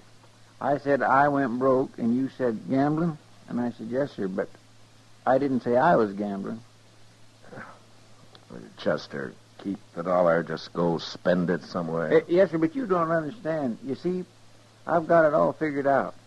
I swore off gambling, all right, so what I do now is to hire a fella, and I give him the money, then he goes and sits in a game for me, you see. Dillon. Oh, hello, Clay. Marshal, my horse come back. What horse? The one Spinner bought off me when he left town. Well, Spinner's been gone 5 days, Clay. I know. But my horse come back, Marshal. Alone. Saddled? Yes, sir. But it ain't my saddle. It's Spinner's. That means somebody must have caught up with him, Mr. Dillon. All right, we'll start looking for him. I can tell you where to look, Marshal. What? That horse has got red mud all over his legs. There's only one place I know where he'd get into red mud around here. Well, that watering hole, Grandy Springs, huh? That's right, Marshal. Say, do I get to keep the horse now? I don't know, Clay.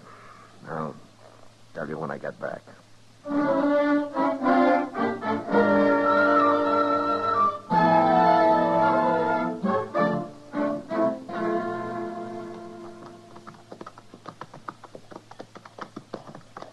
You know, I just had a thought, Mr. Dillon.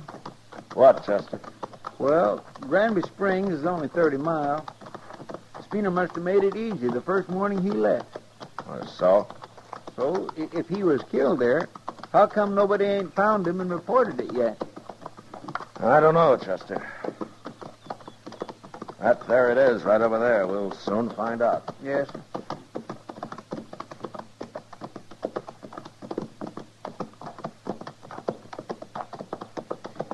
That's him, Mr. Dillon. He sure looks dead. Yeah.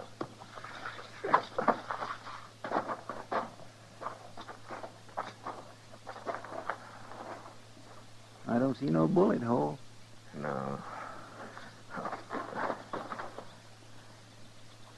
Hey, he's still breathing, Chester.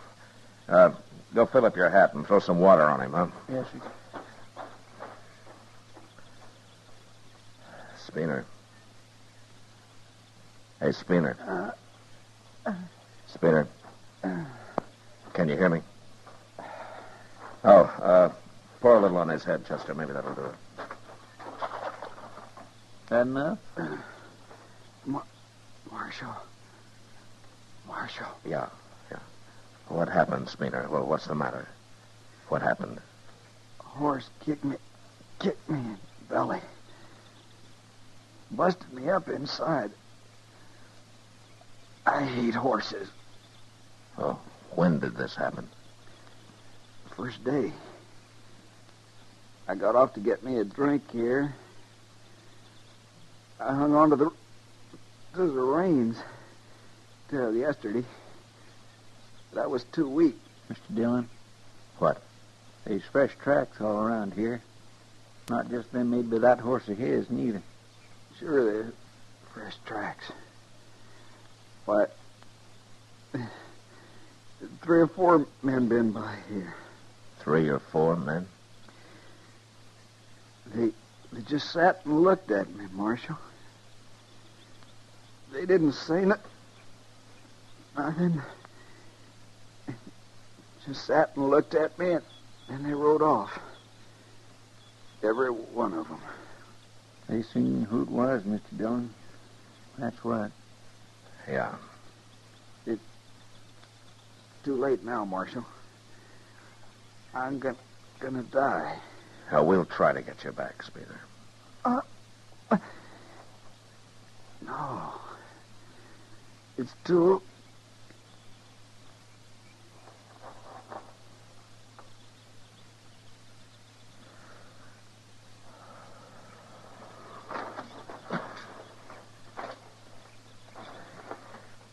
He's dead, Chester.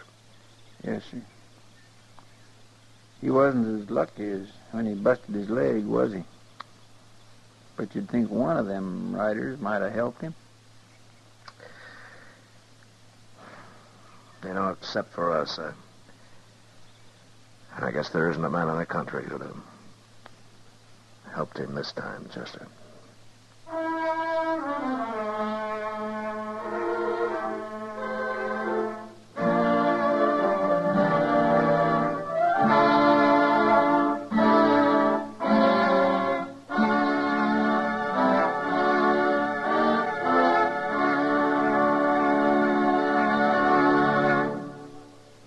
Gunsmoke, under the direction of Norman Macdonald, stars William Conrad as Matt Dillon, U.S. Marshal. Tonight's story was specially written for Gunsmoke by John Meston, with music composed and conducted by Rex Corey. Featured in the cast were Harry Bartell, James Nusser, and John Daner. Parley Bear is Chester, Howard McNear is Doc, and Georgia Ellis is Kitty. Gunsmoke has been selected by the Armed Forces Radio Service to be heard by our troops overseas. Join us again next week as Matt Dillon, U.S. Marshal, fights to bring law and order out of the wild violence of the West in Gunsmoke.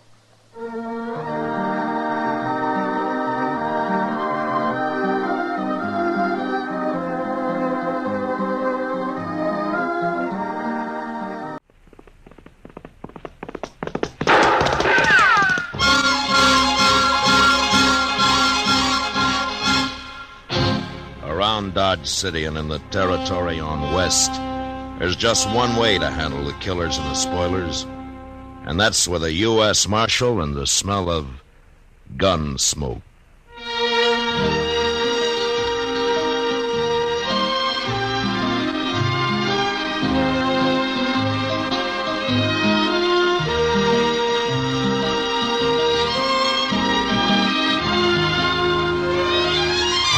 Gunsmoke, the story of the violence that moved west with young America. The story of a man who moved with it. Matt Dillon, United States Marshal. Gunsmoke, starring William Conrad.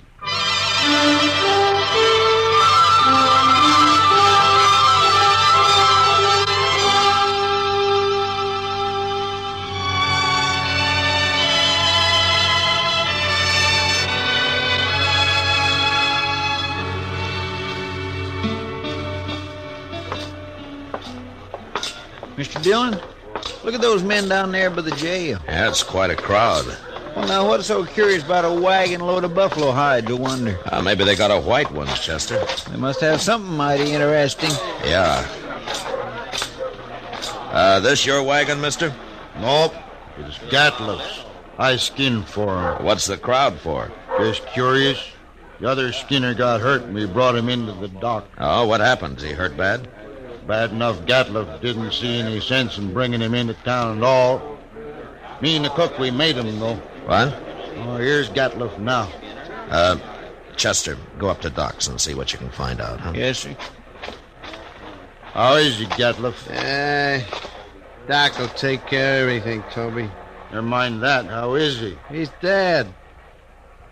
Let's drive these hides on down to the shed, huh? Come on. Just a minute, Gatliff. Some other time, Marshal, I'm busy. So am I. But I want to talk to you anyway. You and the cook go get these hides unloaded, Toby. I'll be right along. Okay. Now, where you on, Marshal? What happened to your Skinner? Billy? He hurt himself, that's all. He's dead, isn't he? Yeah, he's dead. He got hurt and he died. That's all. When did he get hurt? Last night. Then why didn't you bring him in last night? And them other fellas, the cook and Toby, they figured he was done for anyway. They didn't want to bother, I guess. What happened to him, Gatliff? How did he get hurt? I don't rightly know, Marshal. He was alone in camp, and when we got there, he'd gone and burned himself. Burned? With what? Hot lead, Marshal. Spilled it all over him. Lead for bullets? Yeah, that's it. He was cooking up lead in a fry pan. That was one of Billy's chores to make my bullets. He always was a mite clumsy. He sure messed himself up this time. There must have been a lot of lead. 50, 60 pounds, I reckon. Mr. Gatliff, that man of yours, Doc's all through with him. He said you can bury him now. Oh, no, I ain't paying for no burial. He's just a skinner I hired. I don't even know his last name. You're his boss, aren't you? You brought him in here. He's just a bum who worked for me. Well, Hold it, Chester. All right, Gatliff, we'll take care of him. He caused me trouble enough. I don't want to hear no more about him ever. What about the Skinner, Chester? Tell me. Oh, it was terrible, Mr. Dillon. Doc said he don't know how he lived as long as he did. Did he talk to Doc? Oh, goodness knows, the poor fella. How do you suppose it happened, Chester? Why, a hot lead. Had a whole pan full of it, they told me. Yeah, but what man's going to pick up 50 or 60 pounds of molten lead and spill it all over him? Oh, well, I hadn't thought of that. Of course, there's another way it could have happened. How's that? Somebody could have pushed him down into it. Oh, my. Who? I don't know. Gatliff or maybe his Skinner, Toby. I wonder where Toby went. Well, he probably went over to the Alafraganza to drink up his wages. Oh, all right. Chester, go do something about burying that man, huh? Yes, sir. I'll tend to it.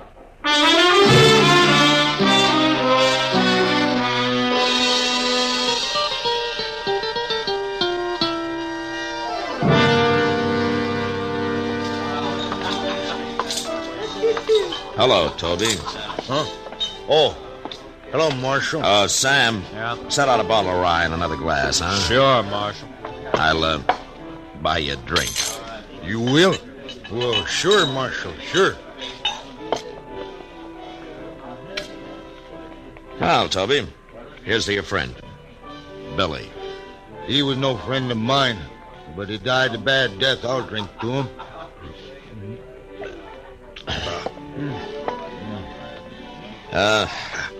Tell me something, Toby. How did he and Gatliffe get on? You noticed Gatliffe's eyes, Marshal? I did. He got powder specks shot into them. They look like turkey eggs. Yeah. You don't get on with a man like that. How come I've never seen him in Dodge before? A man's greedy, Marshal. He's downright wicked about money. He figures he can save time, make more money by selling his hides to buyers' agents on the prairie. He gets less out there, but he can kill and sell more that way. Well, he came in with a load of hides today. Just 'cause we made him come in with Billy. Oh.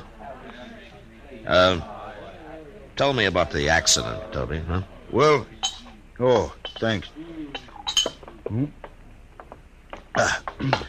Billy was melting lead in a fry pan, and the way I figured, he must have tripped somehow, fallen smack into it. When we rode in, we found him rolling around on the ground. That's all I know. When who rode in? Me and the cook. Well, where was Gatliffe? Oh, he went in just ahead of us. How long ahead of you? Not long, maybe 20 minutes. Ah. And then he found Billy first, is that it?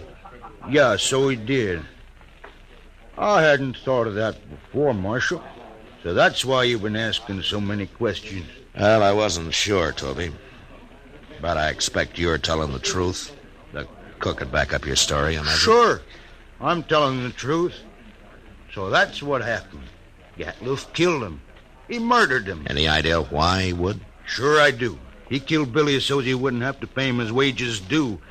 We've been out 4 months. He must have owed Billy $700-800. Uh-huh. Are you going back out on the prairie with him? I ain't afraid of him. But I'll be sleeping with one eye open from now on. And if you let on you're suspicious, he'll sure try to kill you. Not me. He can do his killing on somebody else. You'll be leaving in the morning, I suppose, huh? About dawn, I reckon, soon as Gatliffe hires new Skinner. Uh-huh. Well, the bottle's yours, Toby, and good luck. Oh, I sure do thank you, Marshal.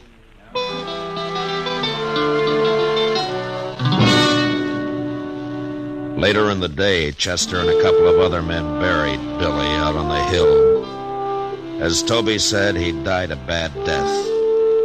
And it was made worse by the man who had done it to him going scot-free. But there was nothing I could do, and I tried to forget about it. They left Dodge next morning, and things were peaceful enough for a few days until one night word came that there'd been a knifing in a Nestor camp across the river. We rode over to see what it was about. He was knifed in the back, Mr. Dillon. Yeah, but nobody saw it happen, Chester. No, sir. Looks like somebody got clean away with murder. Well, here's Yorkie Kelly. How are you, Yorkie? Hello. Oh, what are you doing here, Yorkie? I came looking for berries. It's a good thing I did. Oh? What do you mean? I saw that man get stabbed. What? You did? I heard them arguing, and I sneaked up just after he'd done it. They were all alone. Well, who did it, Yorkie? Did you recognize him? I never saw him before. Well, what did he look like? He was big, dirty looking. He had a buckskin shirt. Yeah. What? Anything else? He had funny eyes, Marshal. They had spots in them. Oh. Chester? Gatliffe. Well, how in the world could you ever sneak up close enough to see his eyes, Yorkie? I live with the Arapahoes. Yeah, by golly, that's right. You know who did it, Marshal? Well, I do now, Yorkie. Thanks to you. I hope you catch him. I gotta get back. Ma Scrimmett's waiting for me. So long, Yorkie. I guess it was Gatliff, all right, Mr. Dillon. Yeah. Seems like a dangerous kind of a man to be running loose. I got him now, Chester. As soon as I find him. Oh, I hope so, Mr. Dillon. I certainly do hope so.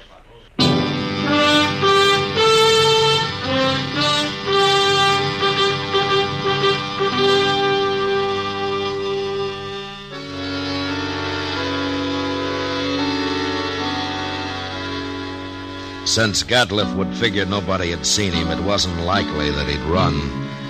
And anyway, there wasn't much sense in trying to track him down in the dark.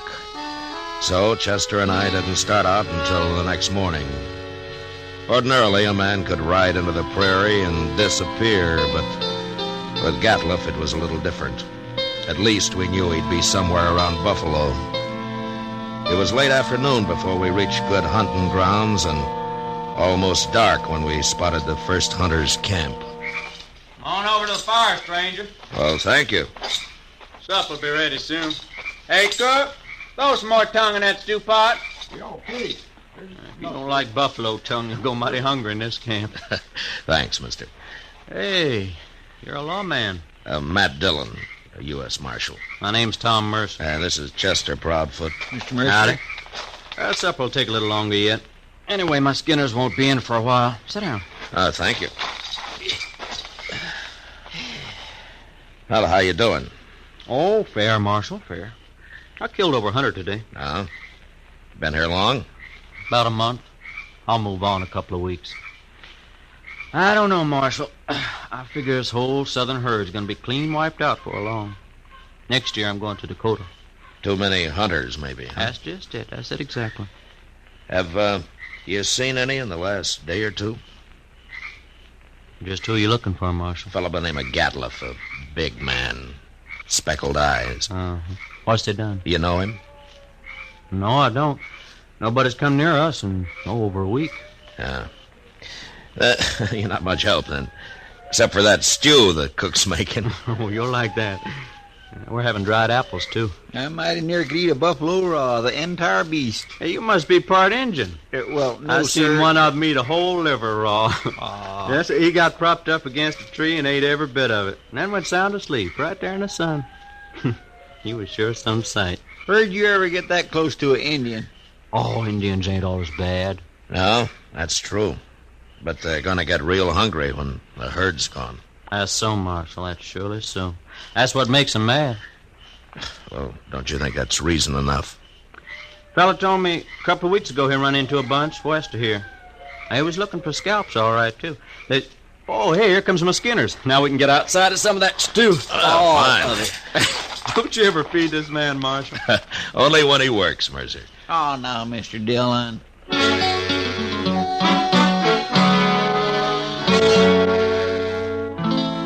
We spent the night in Tom Mercer's camp, and at dawn, just after breakfast, we said goodbye and rode on west. In the next 2 days, we met plenty of hunters, but we didn't find Gatliff. About noon of the third day, we cut the trail of a wagon train and figured it to be that of a hide buyer's agent who had come out into the prairie to do business on the spot. An hour or two later, we saw him. A long string of ox-drawn wagons piled high with hides. There was a man on horseback leading the train. We rode up to him. Hello there. That's quite a load you got, mister. 10,000 so far. Huh? What are you doing way out here, Marshal? I'm looking for a hunter by the name of Gatliff.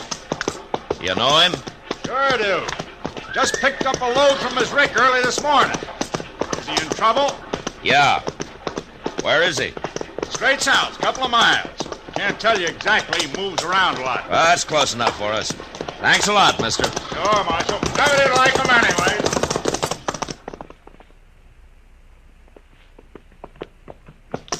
There's an empty rick. That must be it. Yeah, but he's moved his camp. Not far, if it just this morning. Chester, what's that out there? Where at? It looks like a man. Come on, fella.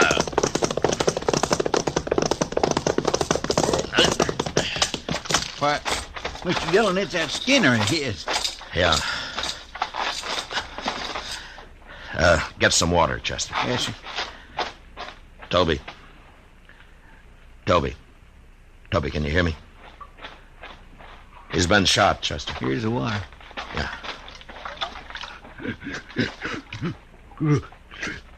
Toby, it's Marshal Dillon.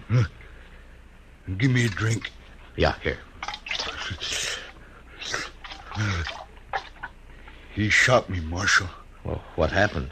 Where's the rest of the crew? They run off. Took his wagon and the horses. He went kind of crazy when he found out. That's why he shot me. Where is he now? I don't know, Marshal. He shot me, and then he said he was going hunting. He's going loco. Loco. Now, take it easy, Toby. Take it easy. You're going to be all right. I could hear him shooting that Sharps a long time. And then he stopped. Where was he? Which way, Toby? Off. Behind me there. I could hear him. Yeah. Chester, stay with him, huh? I'm going after Gatliff. All right, sir.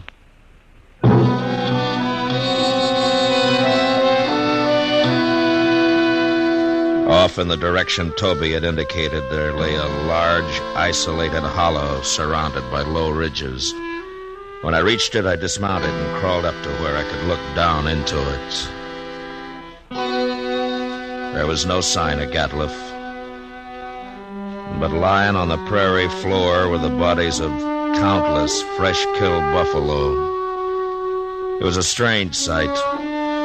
The old bulls and the cows and the little calves lying there, blackening the prairie grass. I got up and stood looking at it for a long time. And then suddenly, out in the middle, I thought I saw a slight movement. And a second later, there came the familiar boom of a Sharps 50. And I dropped behind the range and waited. And then Chester rode up. Did you find him, Mr. Dillon? Yeah. I thought I'd better come along. You see... Toby's dead. Is that it? Yes, sir. All right. Well, Gatliff's down there in the middle of the hollow, but we can't get anywhere near him as long as he's got that Sharps rifle. He's killed a small herd of buffalo in there, and now he's lying out in the center of them. Well, that's the darndest thing I ever heard of, Mr. Dillon. He must have gone crazy, just like Toby said. Yeah. What's he shooting at now? Hey, Mr. Dillon, the way he's spacing them shots... Yeah, that's the signal for help, Chester. Come on. Say, maybe it's just a trap. Oh, be ready to take cover behind one of these animals. It might be. Sounds like he's been hurt. Yeah. Just keep your head up. There he is, behind that big bull. Yeah, I see him. Wow. Mr. Dillon, he's all... There have been horses in here, Chester. Indians. Oh, my goodness. Come on.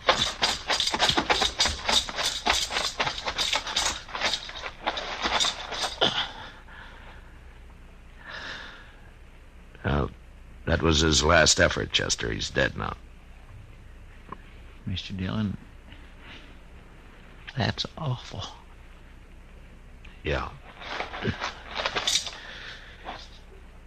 Come on, Chester, let's get out of here.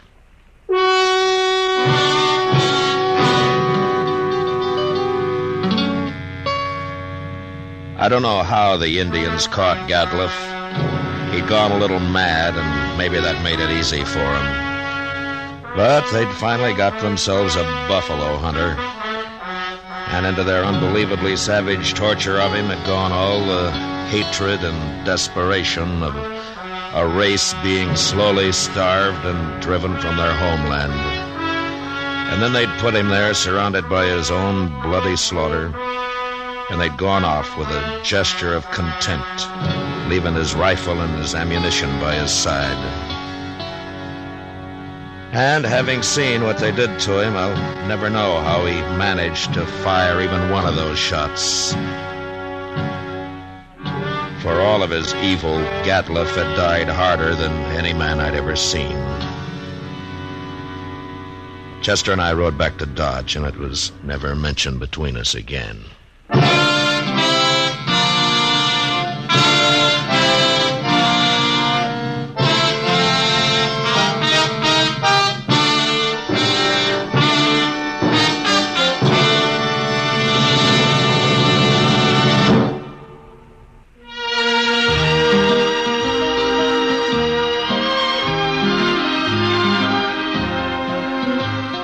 Gunsmoke, under the direction of Norman Macdonald, stars William Conrad as Matt Dillon, U.S. Marshal. Tonight's story was written especially for Gunsmoke by John Meston, with music composed and conducted by Rex Corey. Featured in the cast were Tom Tully, John Daner, Richard Beals, Jack Edwards, and Louis Jean Height. Parley Bear is Chester. Ken Peters speaking. Join us again next week as Matt Dillon, U.S. Marshal, meets a killer at a stage station during his fight to bring law and order out of the wild violence of the West in Gunsmoke.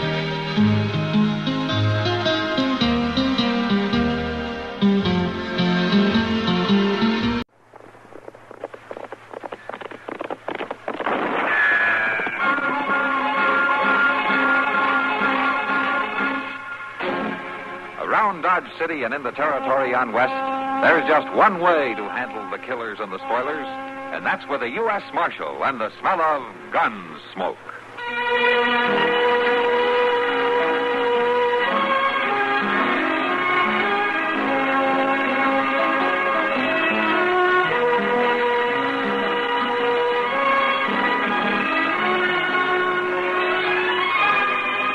Gunsmoke, starring William Conrad.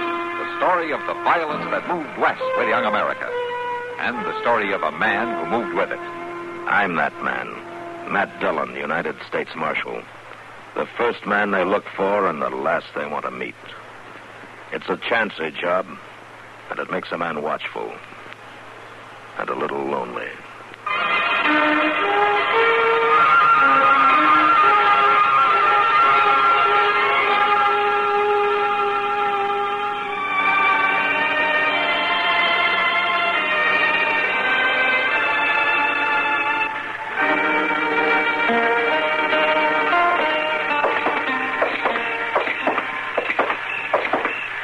The town sure does seem deserted tonight, Mr. Dillon. Yeah, it's pretty late, Chester. Well, it won't be like this much longer. End of the month, the toll herds will start rolling in, and there won't be no peace around here for fall. You're a hard man to please. Well, I ain't complaining. It'd be kind of nice to have some life and excitement. How are you, Marshal?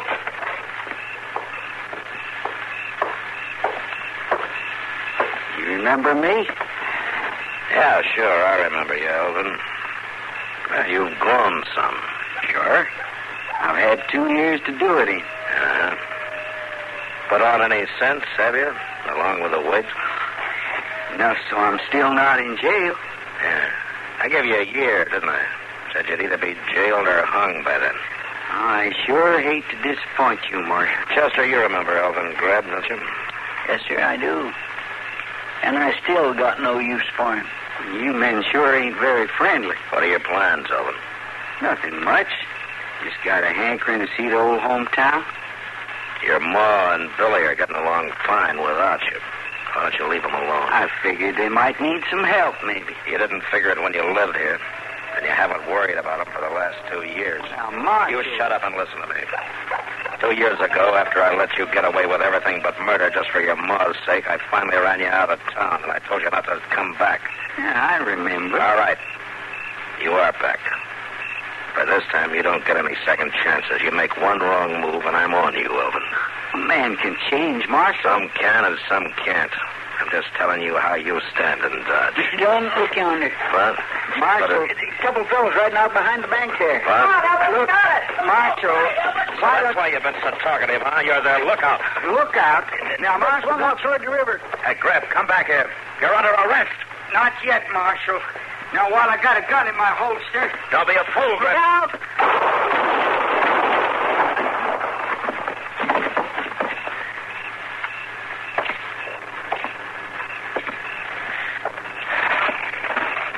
Allie's dead, Chester. You gonna go after him, Mr. Dillon? No, it's too dark now. We couldn't track him tonight. Matt! That you, Matt? Yeah, over here, Doc. What happened, Matt? Take over, will you, Doc? Sure. Let's see. What? Why, it's young Elvin Grebb. Yeah. Oh, I didn't even know he was around this part of the country. Allie's come home now, Doc. To stay.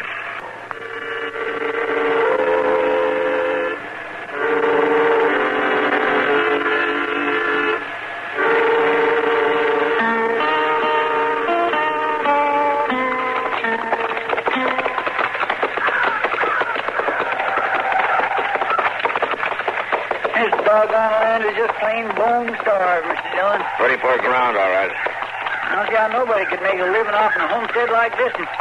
That takes some scratching, I guess, especially with just her and Billy to do the work. There's Miss Grebb over at the corral. Yeah. Bet she's already had. Seems like to me we could have took time for some breakfast before we rode way out here. And I wanted to tell her before somebody else did, Chester. Hey! Get Nettie! Get on there! Let's give her a hand. Those calves are getting away from her. Circle those over there by the barn, and I'll pick up these along the fence here.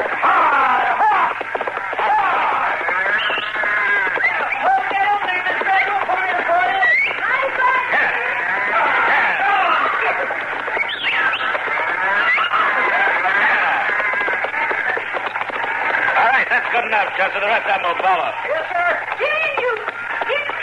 Get the gate closed, Grebb.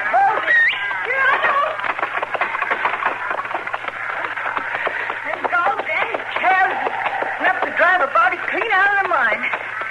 There. Much obliged to you, Marshal. Chester? That's no trouble, man. Well, come on up the house, Marshal. I'll set on a pot of coffee. Oh, thank you. Why didn't you get Billy out here to give you a hand? Billy? Then he ain't the reason you're here?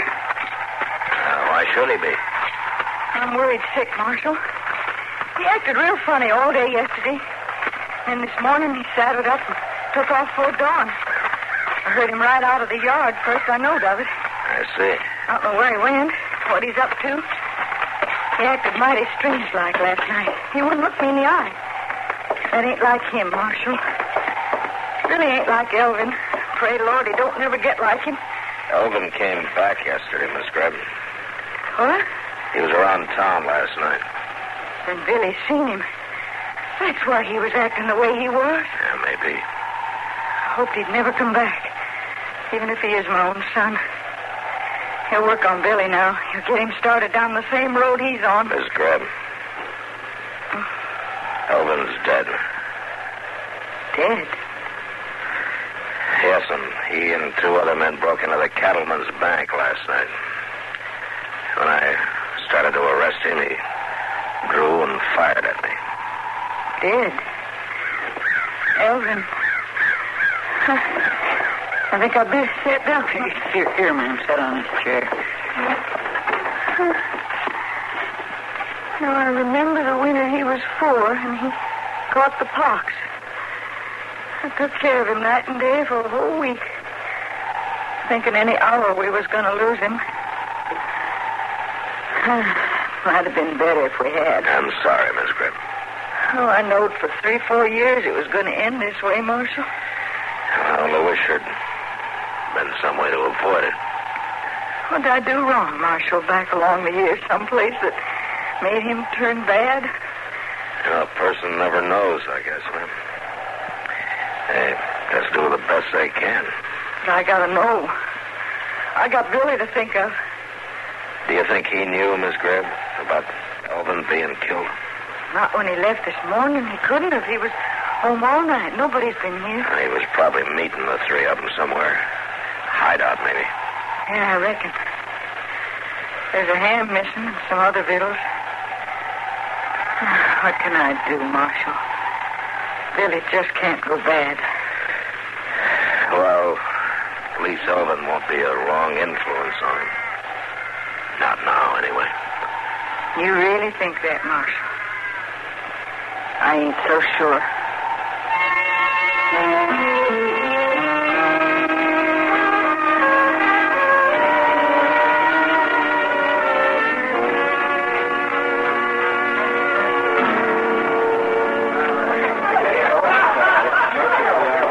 Must be a terrible feeling, Matt. What are you talking about, Kitty? Two men who got away last night, not knowing who they are or where they are. Or when they'll step out from behind a building and try to shoot you in the back. They don't have much reason to do that. You killed Elvin Grebb. He was in with him. Revenge is a reason. Yeah, it is sometimes. I just hope maybe they left the country. I doubt if they have, Kitty. I think they're holed up somewhere around Dodge. Matt, I don't see how you can be so calm about it. I'm not calm, Kitty. Not till I find Billy Grebb. If you find him, you'll find them all. Well, I hope so. But you know he's joined up with them. Yeah, you're probably right. Mr. Dillon? Here you are. What's the matter, Chester? Billy Grebb. Did he come in here just now? No. I'd have swore I just seen him out in the street.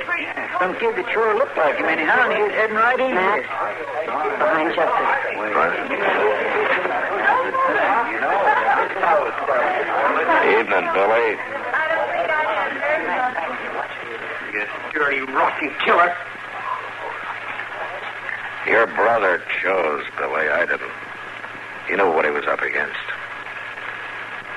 Now, you better put that gun away. Sure I will. After I've emptied it in you. Oh? Billy, I'll give a kid more chances than I would a man, but not enough to get myself killed. Now, you hand over that gun. Stay back, Marshal. I ain't fooling. Did the gang give you the gun? Did they send you in to do their dirty work for them? Stop. Don't come no closer. I'm not putting up with any more foolishness, Billy. Now, you give me that gun before I throw you over my knee and take the flat of my hand to you. No. I said hand that over. No. Thanks. I'll kill you. So help me, I'll kill you. Chester. Take him over and lock him up. That's it. Come on now, Billy. You'll kill him. You wait and see. I'll get him until I think I'll do you. You took a big chance, Matt. A crazy kid like that's worse than a gunfighter. Yeah, I know, Kitty. And I can't keep him in jail forever.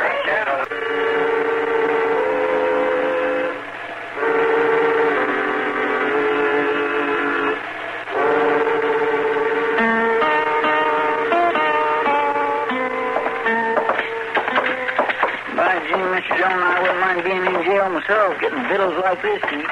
And there's some who wouldn't agree with you, Chester. Getting them fetched to you. Well, it's just like a fancy hotel. Here's your breakfast, Billy. I don't want none. And maybe you'll change your mind. Take it inside, Chester. Yes, sir. The dang sight better breakfast than I ate this morning. I told you I don't want it. All right, then leave it. Let them eggs and sideboard go to waste. You can just eat cold mush tomorrow morning. I want out of here, Marshal. You ain't got nothing to hold me for. Judge Bent says different. He's going to set bail this afternoon or tomorrow. Ma'll pay it. Yeah? And you'll probably let her. You really hate her, don't you, Billy? Hate her? You crazy? If you don't hate her, why are you doing the same thing to her that your brother did? You shut up. Ma just don't understand. Elvin was big. He took anything he wanted and didn't ask nobody. He's not big now, Billy. No bigger than the rest of them out there on Boot Hill. You're going to pay for that, Marshal. If they don't get you, I will. They? Who's they, Billy? You'd like to know, wouldn't you? They're a pair of sneaking, thieving rats, the same as Elvin was. You don't owe them anything. Now, where are they? Matt! You old man? Yeah, I'll be right out, Doc. You better think it over, Billy. You think it over, Marshal. Maybe you won't call him rats when one of us guns you for killing my brother. He's pretty head up, ain't he? Yeah. Come on, Doc. Oh, Matt, you still got the Grebb boy here? We just took him his breakfast. Oh, good. I figured maybe you'd want to know about his ma. No, what about her? It was that herd of yearling calves she's got out there. Seems that she was trying to work them by herself, and they knocked her down and trampled her. Was she hurt bad? Well, she'd be laid up in bed a week or so. She looks worse off than she is. Why, you'd think the Indians had caught her maybe and beat her to a pulp. Well, my trouble never comes single once it starts. Wait a minute, Doc. Wait a minute. Huh? Wait a minute. Yeah, that might work. If she'll go along with it, it just might work.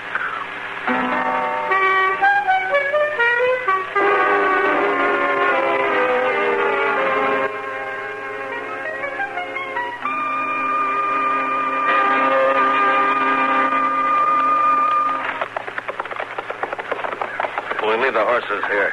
All right. Come on, Billy. Let's go in and see her. What happened to her? Why won't you tell me what happened to her? I guess she wants to tell you herself. Ma? Ma, where are you? All right, go on. Ma, you all right? So, Billy. At least I guess I will be. Doc says I will, but...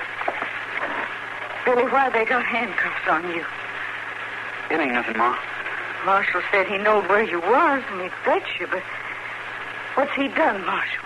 Well, he just lost his head a little, ma'am. I might have been willing to forget that part, but... Well, he's dead set on protecting a couple of bank robbers. And I figured a jail cell might change his mind for him.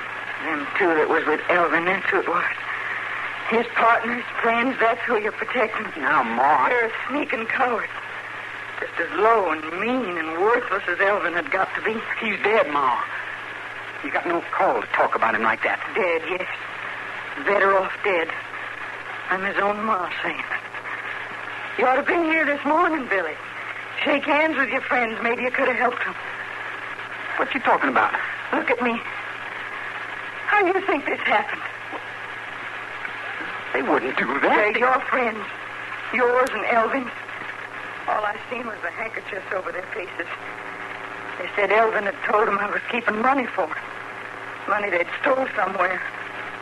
No, they didn't. They couldn't have dragged me out in the yard, Billy. Used their boots, a chunk of stove wood. I'll kill them. So help me, I'll kill them both. Why, them? They're the same kind as Elvin. They were his friends. Well, they ain't my friends. Marshal, their names is Chuck Speller and Curly Tallman. They're at that old abandoned sod house west of Branch Fork Crossing, just above the ridge. Yeah, I know where it is, Billy. All right, take the handcuffs off, Chester. Yes, sir. I'm sorry, Marshal. I acted pretty crazy. We all do once in a while, Billy. Elvin must have been the same kind, or he wouldn't have run with him. I guess he wasn't so big at all. No, Billy, not very big, I'm afraid. Billy, would you mind fixing me a cup of tea? Oh, sure, Ma. Right away. Now, you just lay back there and rest. You're going to be well in no time. I lied to him, Marshal. It was a white lie, though, wasn't it? Yes, ma'am. About as white as they come, Miss Grebb. Well, Chester, I guess we'd better go bring him in.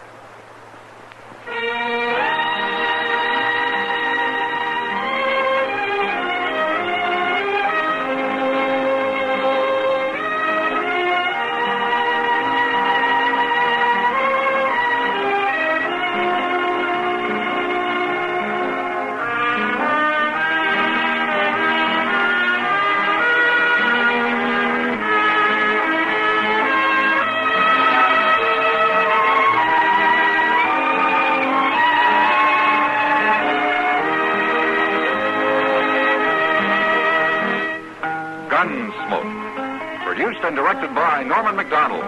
Stars William Conrad as Matt Dillon, U.S. Marshal.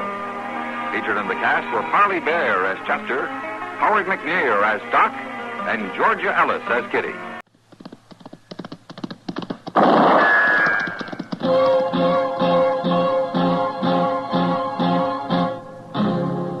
Around Dodge City and in the territory on West, there's just one way to handle the killers and the spoilers, and that's with a U.S. Marshal and the smell of Gunsmoke.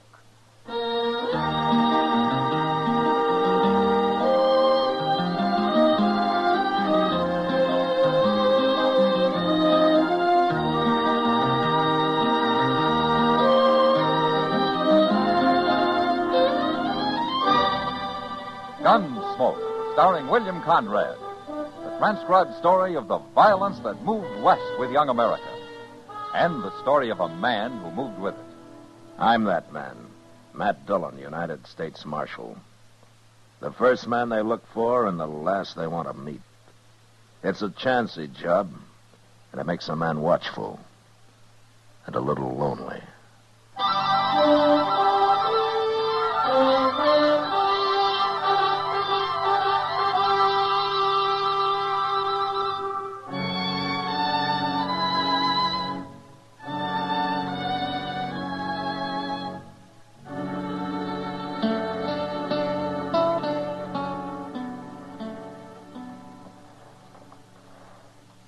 You know this fellow riding in, Morgan? He's a stranger for sure, Abe.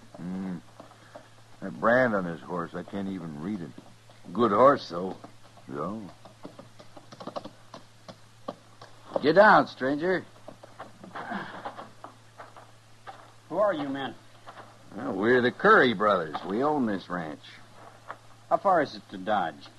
60 miles, if you ride in a straight line. I want some grain for my horse. Where is it? Look, stranger, we got no grain. We're fresh out. Now, Abe, if he wants a little grain... And then he can act more polite about it. Oh, ain't I been polite enough for you? Maybe I ought to change my ways just for you.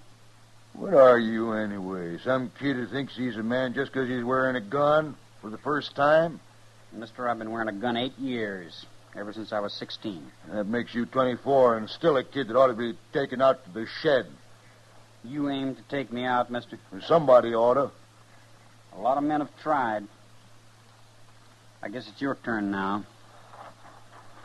Go ahead, you're wearing a gun. Oh, now, we won't have any fighting. You watch your temper, Abe. The kid don't mean nothing. The name's Tom Clegg. I ain't a kid. All right, Clegg. Forget it. You too, Abe. Well... Say you're sorry, mister. Say what? You heard me. Are you crazy? Maybe this'll help you. Now draw. No, Abe. Abe, don't move, mister. You killed him. You killed my brother. Why, he hardly got his hand on his gun. Why don't you try me? Abe wasn't no gunfighter. Neither am I. Then I tell you what. You practice a little. I'll be in Dodge for a spell. Come see me.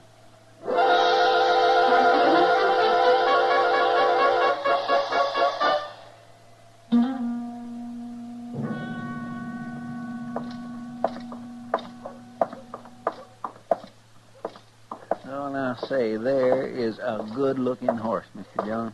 Oh, which one, Chester? That big bay that young fellow's just getting off of there. Oh? Well, ain't he? Well, I wasn't looking at the horse, Chester. Oh, you know that fella? Yeah, maybe.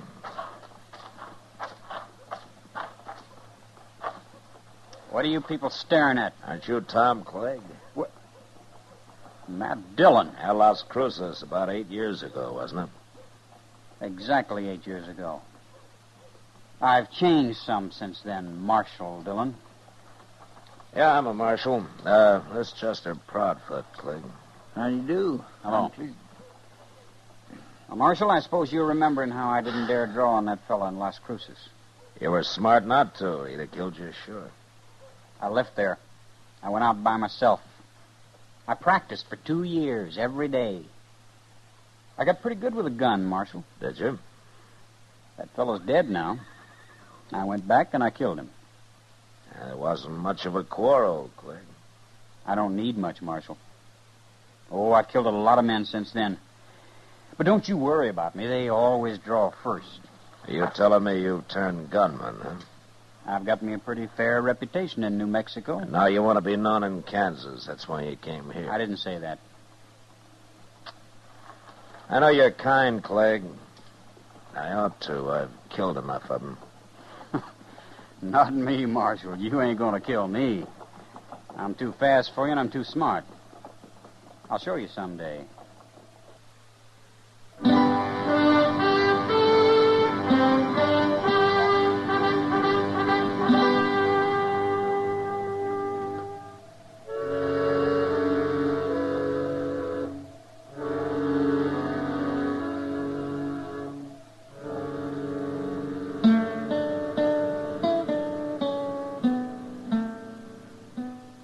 Oh, Chester. Yes, sir, I'm coming, Mr. Dillon. What was it you wanted? You all through out there? Well, I'm through to one. I was trying to open that back door again. I guess it won't never get fixed properly unless you just build us in. Oh, Morgan Curry. All right, come on in, Morgan. Oh, Chester. Where's Abe at? It's about Abe. I come to see the Marshal. Is something wrong, Morgan? Marshal, you've known me and Abe a long time. I sure have. Would you say I'm a man who tells lies? You know the answer to that, Morgan. And I'll say it short. A fella rode up to the ranch day before yesterday, and him and Abe got into a little argument, but Abe was about willing to call it off when this fella slapped him. And Abe went for his gun, huh? He never had a chance, Marshal. This fella was the fastest man I ever seen. Did he say his name, Morgan? Tom Clegg. Yeah, I thought so. He's a killer, Marshal. He made Abe draw. That's what he means about being smart. No man can take being slapped. That ain't self-defense, Marshal, and he can't claim it is. The law says he can, Morgan. Look, Marshal, I ain't a coward. You know that, but there's no use my facing him. He'd kill me easy as he did Abe. Now, what good would that do? I wish I could help you, Morgan. Well, it ain't just me, Marshal. It's all the men he's going to kill before he's through. Somebody's got to stop him. Somebody will. Someday. Now, before he kills any more men. Well, it's like poisoning a wolf. Don't you see that? Morgan, I'm a lawman. When Tom Clegg breaks the law, I'll go after him. But until he does, there's nothing I can do. I don't know if you're fast enough for him, Marshal. But you're the only man I do know who might be. I'm not hired to gun men down, Morgan. He's got to be killed. I'll admit the world would be better off without him. You said something about his being smart. Now, he claimed that. And we'll see how smart he is. Marshal, Tom Clegg's going to die, no matter what. He's going to die.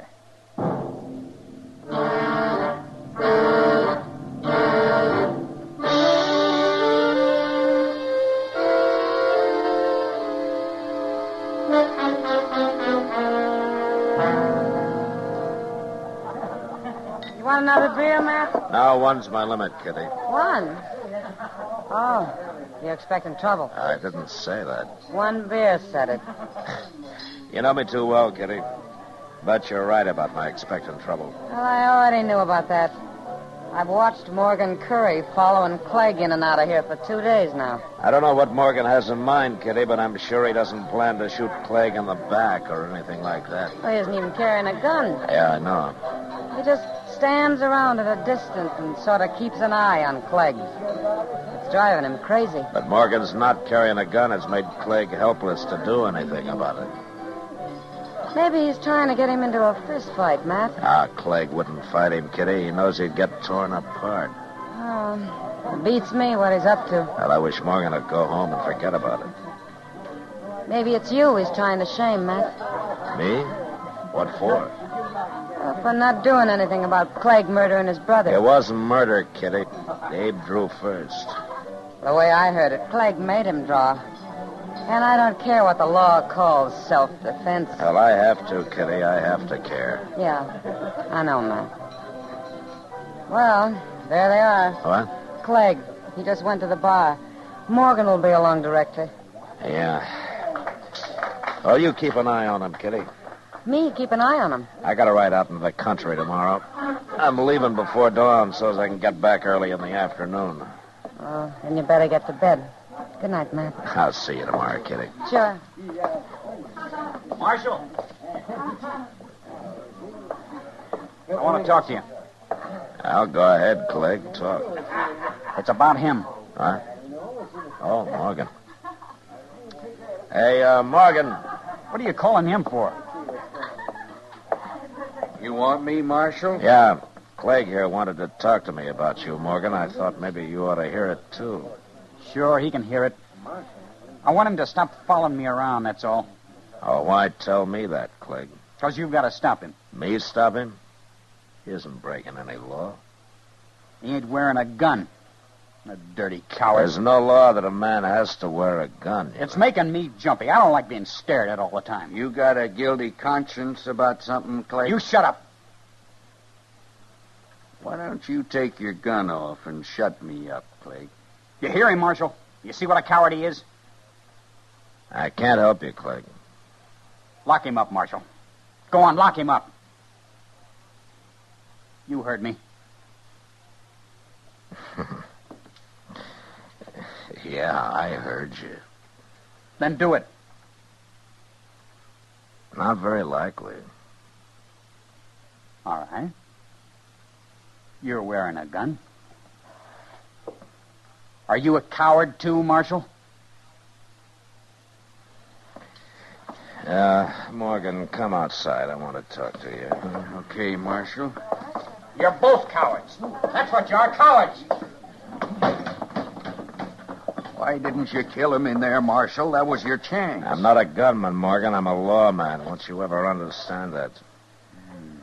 Maybe I'm beginning to. Look, Morgan, it's no use. I'm not going to fight Clegg. Now, you can't use the law for your own revenge. That's not what it's for. Now, why don't you forget this and go back home? Marshal, do you think I'm a coward because I won't put on a gun and let him kill me? I don't know what to think, Morgan. You seem to be doing all the thinking these days. My brother Abe was murdered, Marshal. He was murdered. I'm sorry, Morgan, but there's nothing I can do. Now, good night.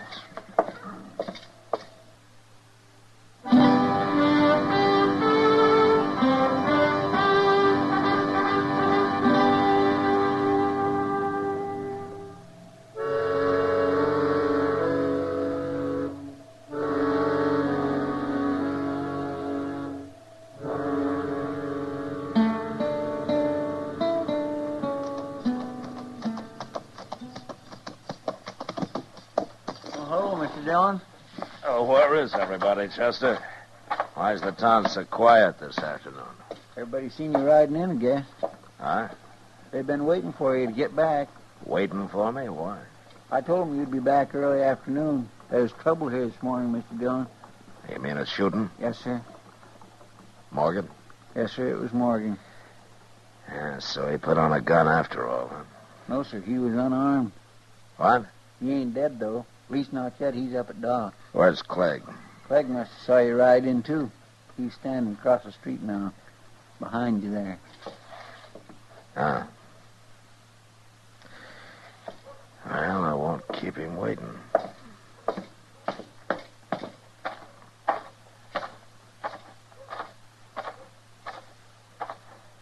I hear you shot another man, Clegg. He deserved it. Did he? I warned him about following me around. It drove me half crazy. So you stopped him? He slapped me. No man can take that. No. Not even his brother Abe could.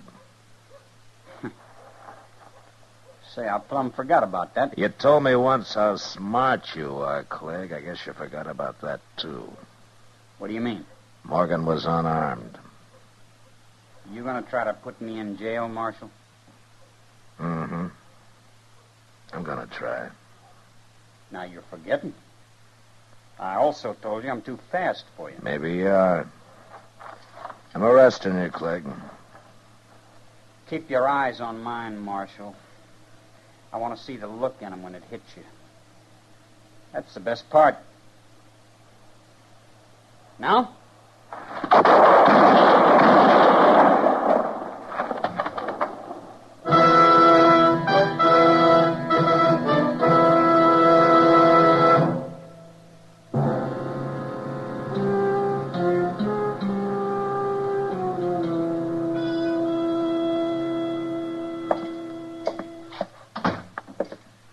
Hello, Matt. Doc.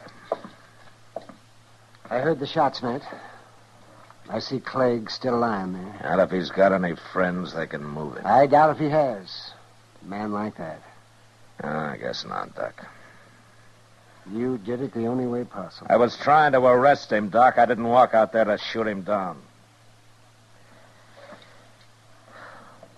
How's Morgan? With 2 bullets in him, he's doing as well as might be expected. I mean in what? He's dying, Matt. Yeah. Now, let's go see him. Matter of fact, there's no reason at all he should have lived this long. I can't understand it. Most men would have died on the spot, shot up the way he was. Morgan? Marshal, I heard some shooting. Didn't I? Yeah. Yeah, you did. Was you in it? I was. And Clegg's dead, eh? That's how you wanted it, wasn't it? That's how I wanted it. It's what I've been hanging on for. Morgan, you knew he'd shoot you when you slapped him, didn't you? I had him on edge, Marshal. I planned it that way. Yeah, I thought so. And you were willing to die just to get me to face him, huh? There wasn't no other way. I couldn't have killed him myself. Well, I can't say I admire your thinking, but you're sure not a coward. He murdered my brother. He murdered me the same way. But we got him anyway. Didn't we? Didn't we, Mother?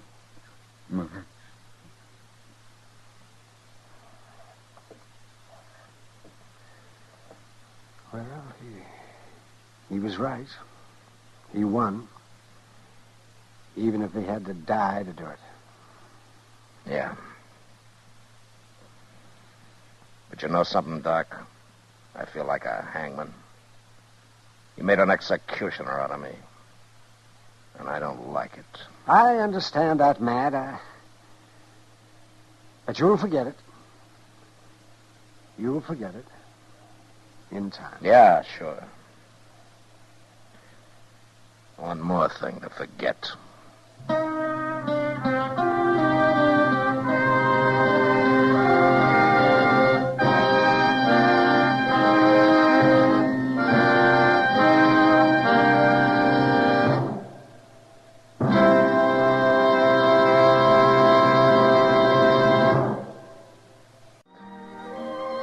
Gunsmoke, produced and directed by Norman MacDonald, stars William Conrad as Matt Dillon, U.S. Marshal. Our story was specially written for Gunsmoke by John Meston, with music composed and conducted by Rex Corey. Sound patterns by Ray Kemper and Bill James. Featured in the cast were Sam Edwards, Vic Perrin, and John Daner. Harley Bear is Chester, Howard McNear is Doc, and Georgia Ellis is Kitty.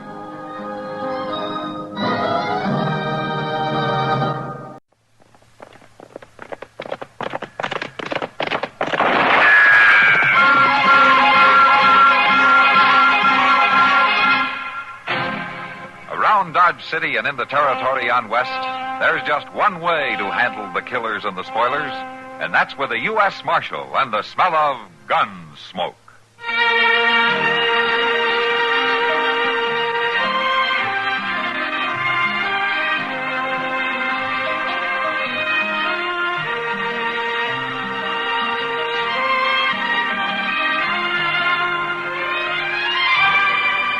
Gunsmoke, starring William Conrad, the story of the violence that moved west with young America, and the story of a man who moved with it. I'm that man, Matt Dillon, United States Marshal. The first man they look for and the last they want to meet. It's a chancy job, and it makes a man watchful and a little lonely.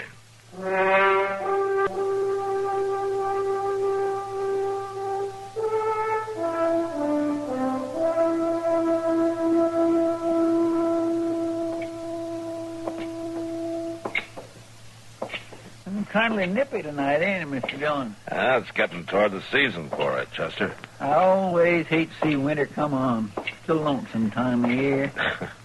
You know, I remember you saying last spring that you hated to see summer come on because you didn't like the heat. Well, yeah, but at least it ain't lonesome. There's always something going on in summertime. Yeah, dust and flies, mostly. Well, come on, let's go over to the jail, huh? Well, anyhow, it don't snow and freeze up everything in the summertime. You got me there, Chester. I sure can't recall ever hearing of any snow in the summer in Dodge. Oh, my goodness. Another bunch of cowboys come to eat up the town. Yeah, it sounds like they're feeling pretty good, too.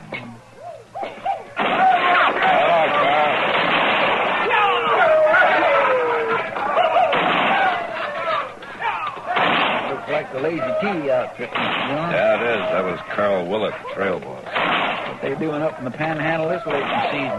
Well, I heard they were going to try to make a second drive this year. I've forgotten about it. Well, they're going to have a mighty hard time finding buyers. Most of the cattle agents has gone back east. Yeah, they probably contracted the herd when they were here in the spring. Come on, Chester. Well, ain't you going to stop them shooting that way? They're not doing any harm, just letting off steam. They'll quit pretty soon and settle down to spending their money.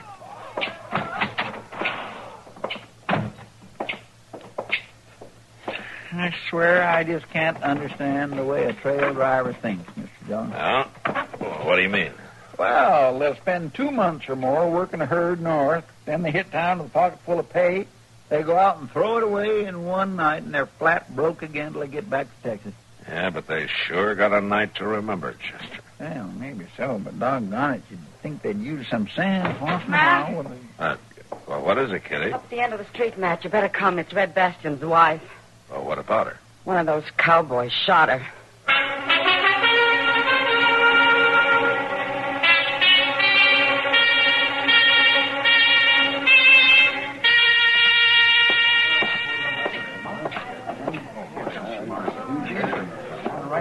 Yeah, will you let me through here, please?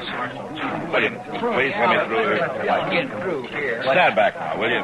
Will you? Please, will you stand back? Well, Doc, Oh, hello, man. you need any help? Well, no. How bad is she? Well, it's hard to say until I get the bleeding stopped. Bullet grazed the side of her head. She's still unconscious.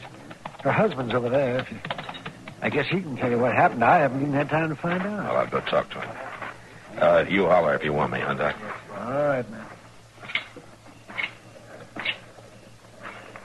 Red? She gonna be all right, Marshal? Doc's doing his best. How'd it happen? Them halfway drunken cowboys. They ought to be run out of town and kept out. Did you see which one it was? No, it was too dark. Anyhow, I was across there by the stable when it happened. Yeah.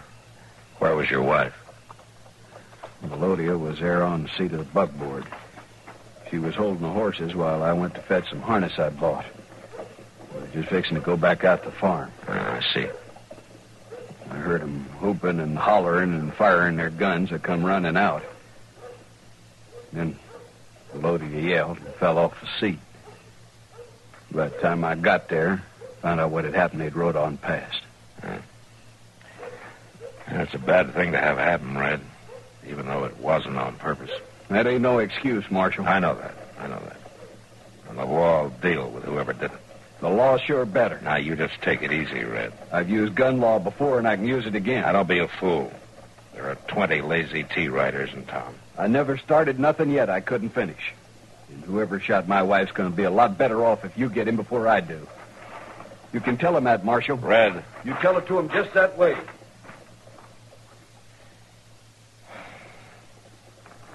Marshal? Huh? Oh. Hello, Carl. I wish I could say welcome to Dodge. Yeah, I know. They're saying one of my boys done it. That's why I've been staying back here in the shadows. How is she? Doc doesn't know yet. Marshal, I ain't had a chance to talk to my men yet. But if one of them did it, I'll find out, and I'll turn him in. Now, you can count on it. Well, hoping I could, Carl. He may be broke up a little when you get him, but you'll get him. Just one thing. What? You better make it fast. This thing could get out of hand.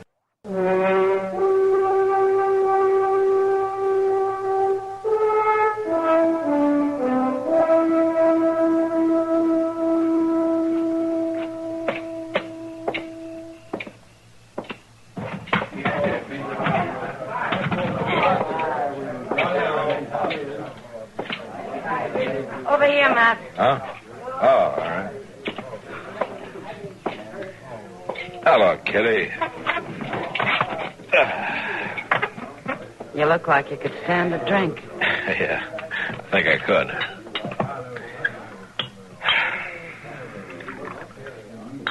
How is she, Matt? Doc's still working on her. He moved her up to his office. Any luck finding out who did it? No. Looks like it's up to Carl Willett. He's checking with his men. Oh, a lot of good that'll do. Those trail drivers stick together like leeches. No, Kitty, I think Carl will try to get to the bottom of it. I figured it was best to let him have first chance anyway. Well, didn't anybody see it happen? Not as far as I can find out. It was dark down there. They were all bunched together, riding fast, firing their guns. Well, it's a dirty shame, Matt. I always liked her, what little I've known of her. She seems real sweet and gentle. Yeah, I've noticed her around town. Marshal. Oh, you want me to leave, Matt? No, you stay around. Carl, you know Kitty, don't you? Miss Kitty? Why don't you sit down?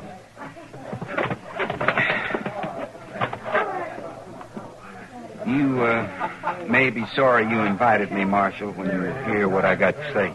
Oh. None of my boys shot at her. They was firing in the air. Yeah. That's what they say, huh? Marshal, I've rode with them men. At least 2 drives with all of them. 10 or 12 with some. And you get to know a man on a cattle drive, and you know when they're telling the truth. I believe them. I see. Marshal? That's her husband. We met last spring. I bought water off him for a couple of weeks. You find out who shot my wife yet, Marshal? I'm working on it, Red. Why don't you make Carl Willett here tell you? It was him and his men riding down that street. None of my boys did it, Bastian. That's so. Yes, that's so. And what makes you think so, Willett? They don't lie to me. If one of them had done it, he'd tell me. Now, ain't that just fine? My wife's laying over there in Doc's office hurt bad, maybe dying, but it ain't nobody's fault. Nobody really done it because your men wouldn't tell a lie. Look, Bastian, nobody feels worse than I do about your wife. But you're barking up the wrong tree. I say you're a liar, Willett. You'll only say All right, it once. hold it, both of you. Now, you listen to me, Red. Carl's only saying what he believes. If he's wrong, we'll find out about it. Now, you both just settle down. Looks like I'll have to, Marshal. He's wearing a gun and I ain't. I'll be glad to take it off. No. Tomorrow I'll be wearing one myself. As long as you're going to cover up for the man that's guilty, I reckon it'll have to be you I come looking for. Red, you're talking like a fool. Maybe so, Marshal, but the way I see it, the law's had its chance and it ain't done much. Yes, Matt? Oh, Doc. How is she, Doc? It's a close call, but she's going to squeak through. She's resting easy now. That's good. That's real good. You can take her home if you want to, Red. I'll stop by tomorrow. She'll more than likely sleep for 12, 14 hours. Well, could have been a lot worse, Red. It don't change nothing far as I'm concerned. I'll be in town tomorrow, Willett. I hope you are, too.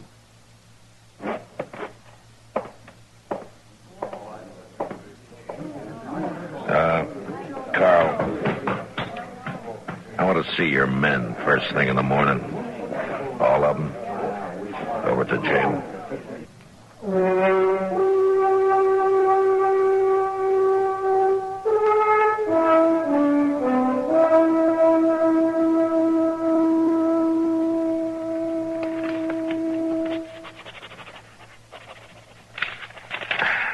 All right, that's all. You can go. Thank you kindly, Marshal. You can call in the next one, Chester. Well, that's all of them, Mr. Dillon. No? That fellow Tex there was the last one. He was. And we don't know any more than we did when we started talking to him. Well, one of them did do it. He sure is a good liar. Yeah. There, they stuck together like pups in the same litter. They all fired in the air. They couldn't possibly have hit her, and they don't know nothing. Every story just alike. Without a witness, about all I can do is slap a fine on them for disturbing the peace and let it go at that. Well, that won't satisfy Red Bastion, Mr. Dillon. I'm afraid it won't. Of course, now he's had a chance to sleep on it. He might have simmered down some. Yeah. Wish I could believe that, Chester.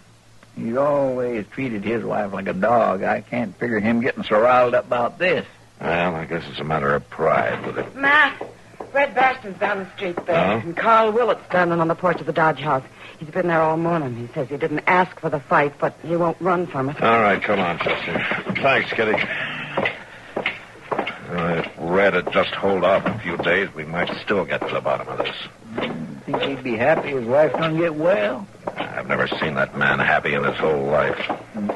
There's Red in the street in front of the Dodge House. Yeah. Willis, come on out here. Red, wait a minute. Bastion, you're acting like a fool. Oh, my goodness. Come on, Chester.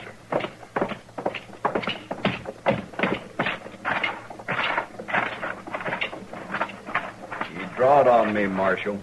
It was self-defense. They all seen it. Yeah, I saw it too, Red. He's dead, Mr. Dillon. That's too bad.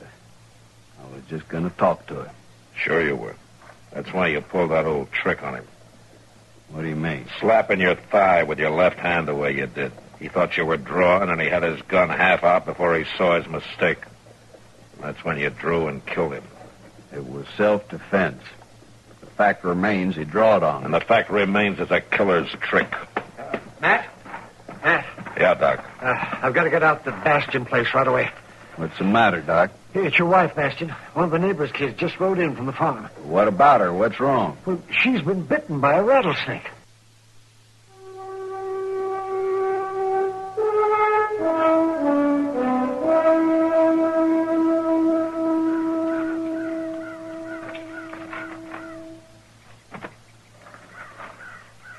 Doc's sure taking a long time in there. Well, as long as he's in there, there's still hope. That poor woman, shot like she was last night, and now being bit by a rattler. I can't figure out how that snake got in the house. Ain't nothing like that happened before. Well, cool weather's coming on. Snakes are starting to crawl into warm places to hibernate, Red. It's sure the granddaddy of all of them. Pretty near 6 foot long. Yeah, he was a big one, all right. Look at these rattles I cut off. Poor Keno. 9 years I've been married to that woman. Won't go easy losing her. Well, now, there's still hope, Mr. Bastion.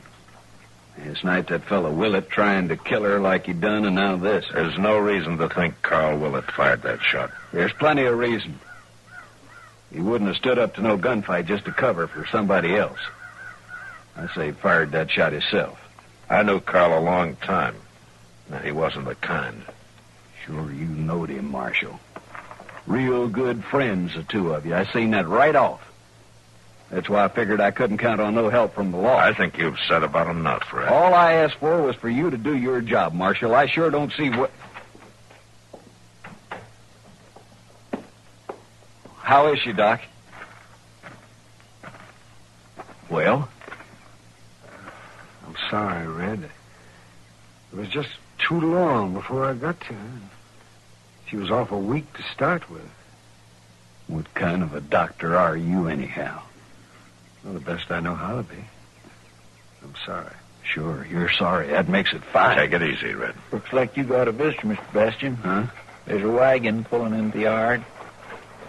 Why, that's the same... Same what? He's a peddler.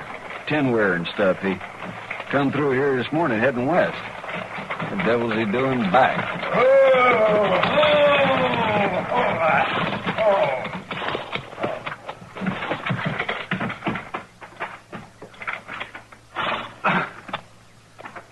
Well, now, I'll sure bet you didn't expect to see me again. What do you want? My horse went lame on me out of the way. I ain't got no horses to sell. Oh, that's too bad. Well, say, did you get rid of that big snake? What snake, mister? The one he had when I come through this morning. Said he caught it out in the barn and was fixing to kill us. Hold it, Marshal. Don't move. You know there are 4 of us against you, Red. But you're the only one wearing a gun, Marshal. The others will be just like sitting ducks. So you're the one who shot at your wife. Now, wait a minute. Then you turned that snake on her this morning before you came into town. All right, so it's true. I wasn't going to let her go away with him. With who? Carl Willett. They got real friendly when he was here on that drive last spring. Yesterday, she told me she was going to leave with him when he come back. I ain't letting no man take a woman off me. So you murdered her, huh? You sure ain't going to leave with him now. Rattlesnake right behind you. Where? All right, drop the gun, Red. Not hardly.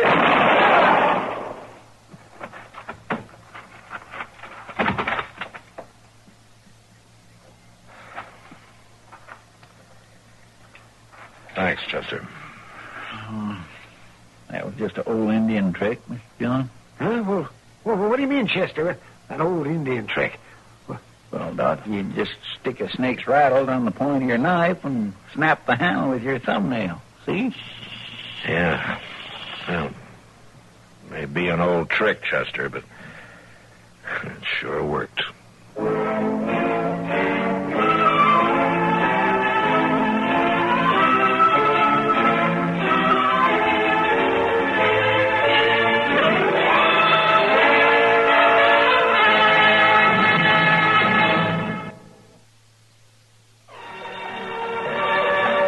Gunsmoke. Produced and directed by Norman McDonald, stars William Conrad as Matt Dillon, U.S. Marshal. The story was specially written for Gunsmoke by Les Crutchfield, with editorial supervision by John Meston. Featured in the cast were Vic Perrin, Harry Bartell, and James Musser. Harley Bear is Chester, Howard McNear is Doc, and Georgia Ellis is Kid.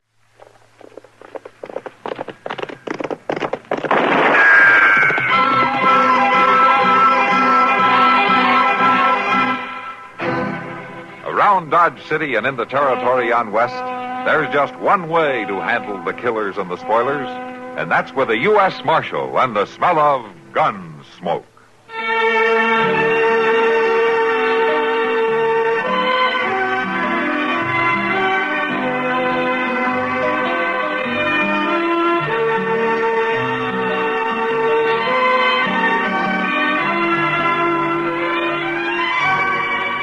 Gunsmoke, starring William Conrad.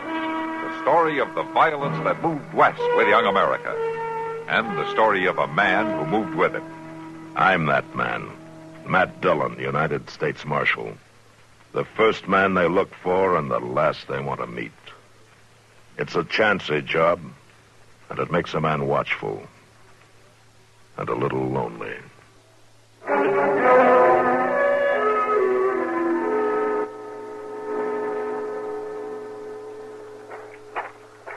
No sense trying to save the cabin, Chester. The barn, the sheds will soak them down good. All right, Mr. Dillon.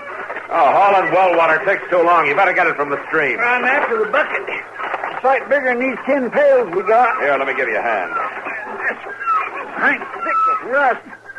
I don't know how this fellow drawed water. It don't seem like nobody hasn't worked this thing for a long time. Well, it's coming some, but the bucket's still a long way down there. Wait a minute, hold it. Maybe I can haul it up by hand. Can you get it? Yeah, I can get it. There. Hold fast to it now. I will, but whether this rope can hold the bucket or not is something else again. That rope was plumb rotten. Yeah. Well, maybe out in the barn, the shed, you can find something to hold water in. Sure, I just don't figure how he got his water. He sure didn't use this well. He? Well, the fellow that lived here, the one Albie dragged out of the cabin. Well, where'd he take him? Yonder, on them trees. You check the barn, Chester. I'll see to Albie.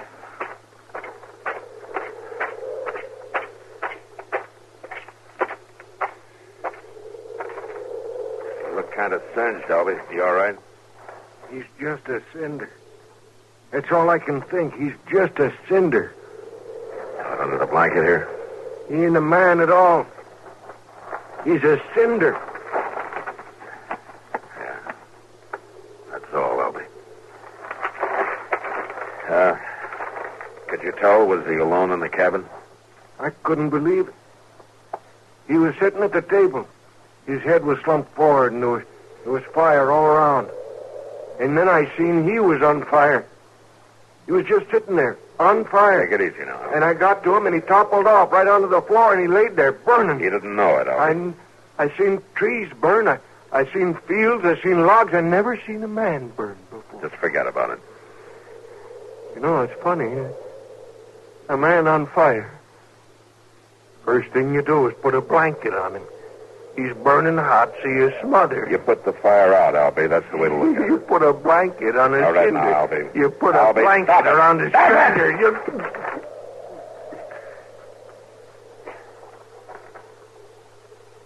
Were you talking to me, Marshal? Yeah, the blanket. It was in the cabin? A blanket. Oh, it was on the floor right by the table. Well, it's wet. It felt wet when I grabbed it. Uh-huh. That's a funny smell, isn't it, Marshal? Yeah. Whiskey and kerosene together make a funny smell, Albie. That what that is? That's what it smells like. Mr. Dillon, can you come back here? Yeah, right away, Chester. You rest yourself, Albie. You've done more than your share. Oh, I'm all right, Marshal.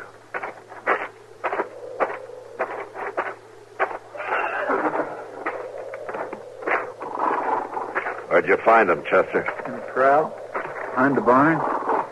Poor things, ain't they puny looking? All thin-fleshed, bones shown. Yeah. Somebody neglected them for a long time. Mr. Dillon, they're about starved.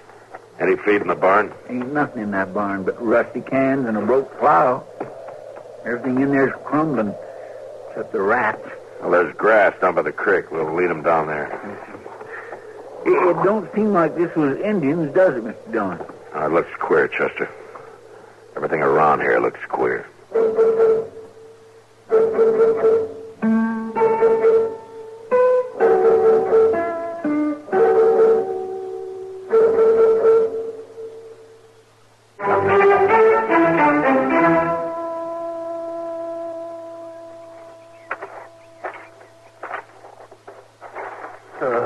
At least the barn is still standing, and a couple of sheds.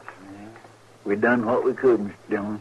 You hadn't been riding by and come to fetch us, we couldn't have done this much, Albie. I couldn't do enough alone. Funny, in a way. It ain't too far from Dodge, but you know, I didn't pass one settler on the way in. You didn't see anybody around here? No, not a soul. It's just odd, that's what it is. Odd. Odd as can be. Well, you got to figure he was alone, except for them two starving horses. I don't know his name, so can't mark his grave. Can't help wondering about him, though. What's a man like that lives alone, lets his place go to rust and rubble, his horses starve? And that well? I don't know when that's been used. I don't think he drank water, Chester. You mean that smell of whiskey on the blanket, Marshal? Yeah. Might be he drank himself into a stupor, knocked the whiskey over, along with it a kerosene lamp. And it'd start a fire that'd burn a man to death. Yeah, that must have been the case. Well, if he was all alone, maybe it doesn't matter what we know.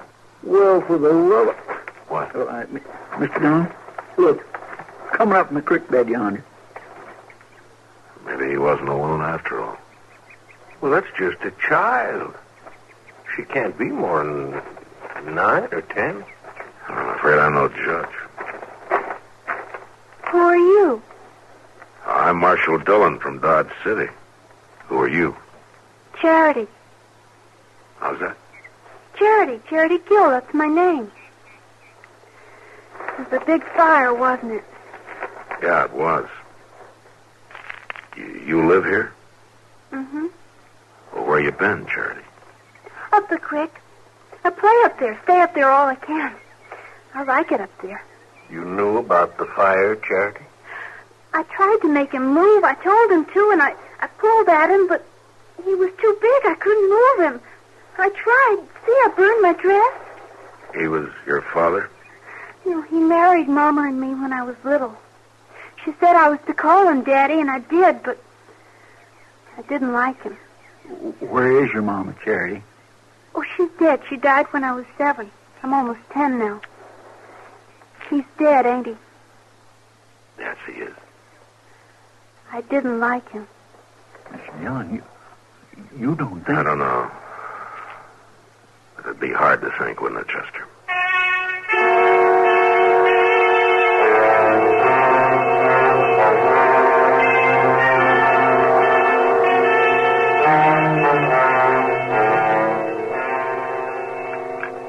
Yes.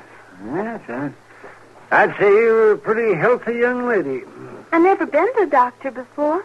You never have. Well, you take a tip from me. You stay away from him all you can, Charity. You're funny. Well, some folks think so. Now then, I guess you can slip into your dress yourself. I always do. Oh, well, Marshal Dillon, I'll be waiting for you in the other room when you're ready. I won't be long. All right. What about her, Doc? Oh, she's fine. She sure could use some more meat on her bones, but there's nothing really wrong with her. The way her dress was burned, I thought maybe the fire got to her, too. Well, it's not a sign of a burn. You know something? She seems a lot older than 10, doesn't she? I don't know anything about kids, Doc. Well, I don't mean she is older than that. She just seems older than her years. I guess she's seen a lot. You talked to her much about the fire? She said she tried to move her stepfather. Couldn't, I suppose. She didn't like him. She keeps saying that. I'm hungry, Mr. Dillon. Yeah, well, we'll fix that pretty quick now. Yeah, just Matt, get Chester to eat with her. Hey, he sets a mighty good example. Yeah, he does at that, doesn't he? Charity, will you tell us about the fire? What about it? Oh, how it started, for instance? Well, it's almost happened lots of times. Mama used to tell him it happened sometimes if he wasn't careful. He'd drink out of that jug, and then he'd fall asleep, and if the lamp was near, he'd knock it over. That's what happened this morning? I guess so. I went down to the creek to get my breakfast. He didn't talk to me ever, so I didn't talk to him. He was just sitting there with the jug. Your breakfast, Charity? Yeah, the berries are nice down by the creek. Oh, you ought to eat more than berries for breakfast. I thought you wanted to know about the fire. That's right, we do. When I came back from breakfast, the lamp was on the floor and everything was burning. I tried to make him move, but he was too big. And when my dress started to burn, I ran away. It was just you and your stepfather. That's all that lived there, huh? Mm-hmm. And Coley and Sue. Coley and Sue? Yeah, the horses, Doc. We brought them in the moss. Oh. Marshal? Yeah, Charity. Will I live with you now? Well, no. We'll find a place for you, but... But I like you. Well, yeah, but you Don't see... you like me? Well, sure. Sure, I like you all right, honey. You want to say something, Doc? Huh? Oh, no, I don't. Oh, come on, Doc. Help me make her understand now, would you? You wouldn't let me be alone, would you? Well, no, Charity. I wouldn't do that.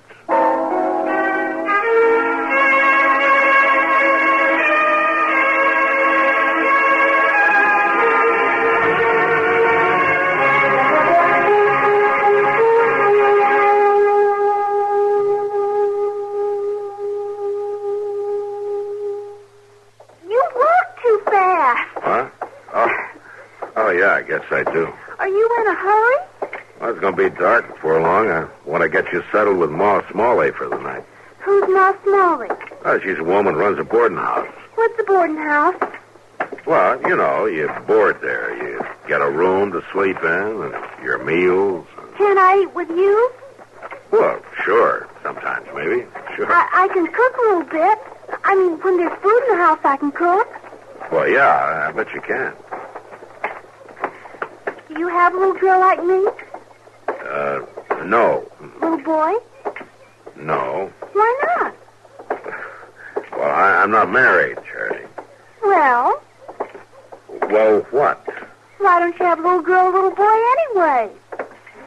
Now, you listen to me, little lady. Oh, you were going to call me Charity? Yeah, well, you ask an awful lot of questions, Charity.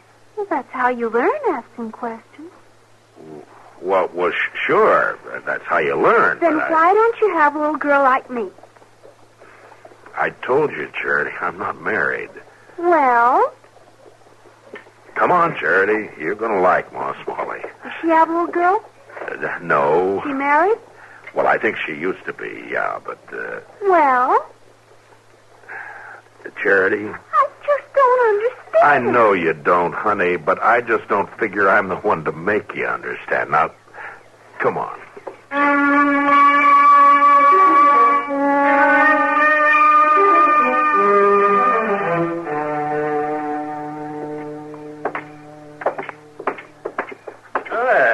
Evening, Marshal. Evening, Rob. What's that you got there? This is Charity, Rob. Why, she's a young'un, a girl. Yeah? Do you have a little girl? Now, don't start that again, please. Well, you talk right up to her, don't you, Marshal? Is Ma around, Rob? Can't start that soon enough with a young'un. Girls especially. Can't give them their heads, you know. Gotta lay down the law right early in life. I was asking after Ma. Where is she, inside? No, she is not. Well, then where is she, Rob? Meddling. That's where she is, thinking and talking free with a whole sewing circle of half-wit women who should have been buggy-whipped a long time ago. Is he mean, Marshal? Yeah, he's mean as a butterfly. Ain't no mean about it, just setting down the facts, stating the case, you might say. Now, if someone had put Ma and them others in their place when they was this young'un's age, we'd have had a warm supper this evening and a few of the comforts us men folks are entitled to. Rob, you're going to run down pretty soon and tell me where Ma is? Clean all the way to Wichita. Wichita? Mm-hmm. Left on the morning Santa Fe, big as you please. Her and the Dorsey girls, Boss Grimmick's wife, Fanny Dorsey, Rob, Clara Jones. Hold up a minute, will you? You're calling off every woman in Dodge. They can't all be in Wichita. Well, you're the marshal. Make yourself a house-to-house search. There ain't a woman left in town, and they ain't going to be for 5 days running. Well, what's going on? Suffering. Rob, you talk straight to me now, That's or so... what they call it, suffering. They all met for it. Women from all over the state, according to Ma, pouring into Wichita, and every single one of them's got suffering on their minds. Suffering? You mean suffrage? Oh, it's one and the same thing. It's that sneaky way women folks has of talking. Why don't they just come out plain and say that they want the vote? No, they got to call it suffrage. Suffrage. Well, you let them vote a while and see if the country ain't suffering. I'm awful sleepy, Marshal. Yeah, me too, Charity.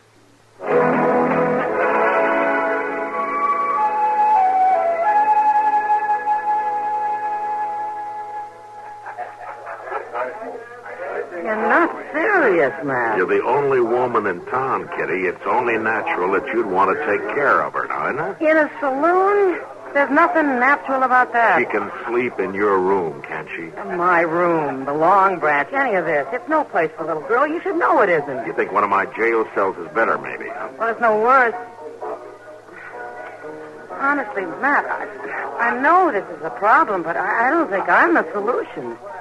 There must be someplace in town, or even out of town, some family. We rode out to Albie Stevens. He's got 8 kids. Yeah, they're stacked up out there, and they're all boys. What about Mr. Stevens? She's gone to Wichita with Ma Smalley and the rest of them. 8 kids, and she wants to vote, too? Well, Albie says she went for the outing. I guess you can't blame her for wanting to get away. Hello. Oh, hello, honey. Did you get the drink you wanted? No, the man said he didn't have any milk, so I had some water. She ought to have milk, Matt. Well, yeah, but... They keep a cow at Delmonico's. Oh, yeah. Yeah, I guess they do it. Well, go and get us some. Teddy will be all right here for a little while. Here, honey. You sit down here. And you wait with Miss Kitty, huh? You're not going to leave? No, I'll be back as soon as I get you some milk. I like him. Yeah, I like him, too. You're pretty. You think so, honey? Mm-hmm, and you smell pretty, too. Only what? you got your face painted. Mama used to tell me only Indians painted their faces. Maybe your mother was pretty enough without using powders and things. Oh, she was pretty. Freckles. She had freckles all over. Well, that proves it. I don't have any freckles. This is a funny place, ain't it? Kind of funny, yeah. Sometimes I don't understand grown-ups, Miss Kitty. Outside, there's alfalfa and sweet clover to smell, and quick water to drink, and currants and wild gooseberries and sheep shower to eat. But grown-ups are always crowding together indoors and smelling smoke and drinking whiskey and talking loud. What is that? I don't know, Charity. I just know they do. And if they didn't, I'd be out of business.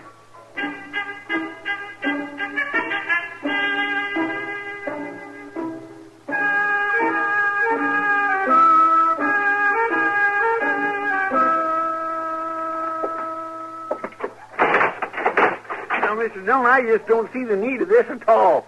I never been in jail before in my life. Stop acting like an old woman, Chester. You're not in jail now, really. Poor Egbert McPeters was in the same doggone cell just last week, where they took him off to Hayes City to hang. Now, you listen to me, Chester. It's been a long day. I had about all the jawing I can handle. Charity's going to sleep in your bed. I'm going to sit up in mine, and you're going to sleep on that cot there, and that's the end of it. Now, shut up. Yes, sir, I understand, but I don't see why I got to be locked up to You're not locked up, Chester. You closed the door shut on me, Mr. All right, Dillon.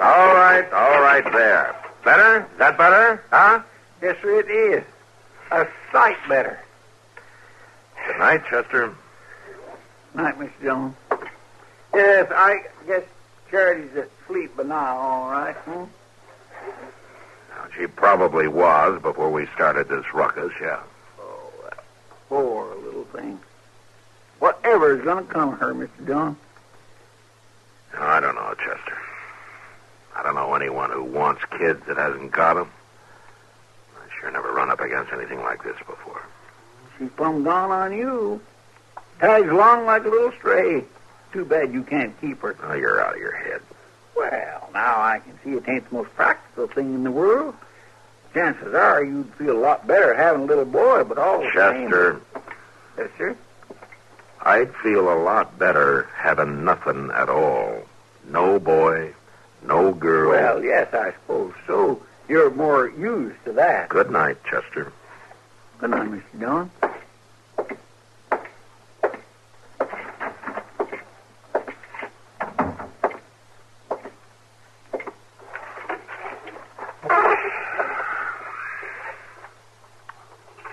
Ain't you gonna get in your bed, Marshal? Huh? Hey, you're supposed to be asleep, young lady. I know, but I keep thinking. I never can sleep when I'm thinking. I guess the secret's to quit thinking then, huh? I'm worried about you, Marshal Dillon. Worried? You don't know what to do about me, do you? No, honey, I sure don't. I guess you're tired of me, too. I'm not tired of you, Charity. I just don't rightly know what to do with you. You don't want me to live with you, do you? Well, honey, you can't very well. You've seen how I live here. It's not the right place for a little girl. You ought to have a home. A real home, Charity, with folks close to you who'll see that you're cared for, who'll love you. Mm-hmm. Like my Aunt Annie. Aunt Annie? Oh, maybe I haven't told you about Aunt Annie. Oh, maybe you haven't. At first, I thought it'd be nice to live with you. But mostly you and I just walk around. I get tired. Charity, where does Aunt Annie live? Just on yonder from where I used to live before the fire. Maybe 5 miles, not far. I like you, Marshal Dillon. Yeah. Well, I like you too, Charity. And tomorrow morning, we're going to ride out to Aunt Annie's, huh? Mm-hmm. I think I'll sleep better now. Yeah. Me too, honey. Me too.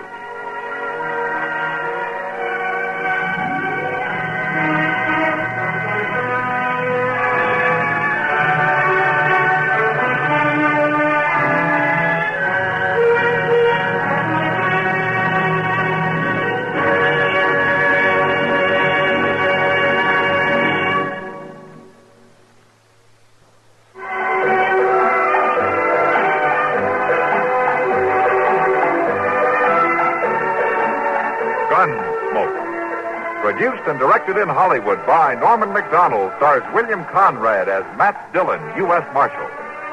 The story was specially written for Gunsmoke by Kathleen Height, with editorial supervision by John Meston. Featured in the cast were Ann Whitfield, Joseph Kearns, and Lawrence Dobkins. Harley Bear is Chester, Howard McNear is Doc, and Georgia Ellis is Kitty.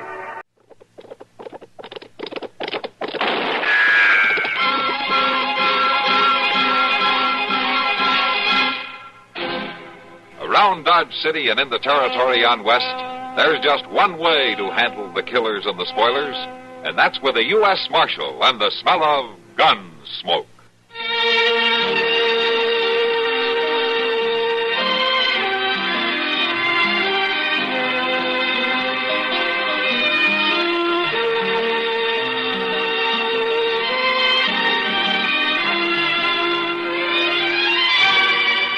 Gunsmoke, starring William Conrad, the story of the violence that moved west with young America, and the story of a man who moved with it. I'm that man, Matt Dillon, United States Marshal. The first man they look for and the last they want to meet. It's a chancy job, and it makes a man watchful and a little lonely.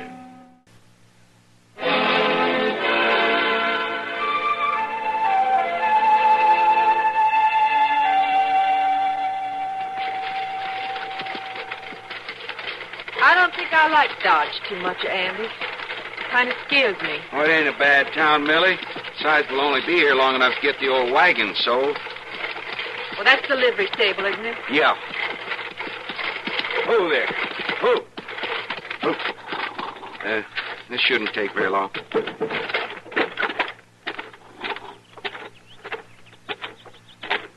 Hello? Hello, stranger.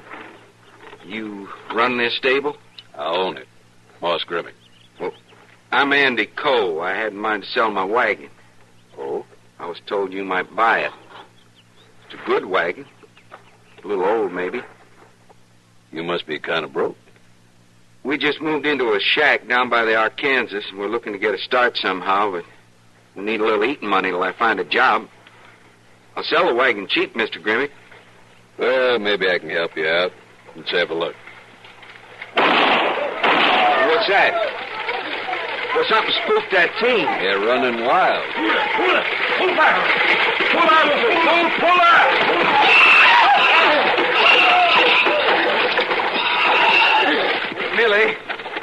Millie, are you hurt? I'm all right. Are you sure? Let me help you down. I'm too scared. I can't. Shaken up so much. I should have jumped. Who was that man driving the team? Ed Fallon. He runs a freight line here. Now, Andy, don't start trouble. The woman's all right, isn't she? Can't you handle them mules, mister? Now, Andy. You do that on purpose? Of course I didn't do it on purpose. Some drunk come out of the saloon and spooked him. I feel terrible about this. Well, man. you ought to feel terrible. You nearly killed her, you darn fool. Andy!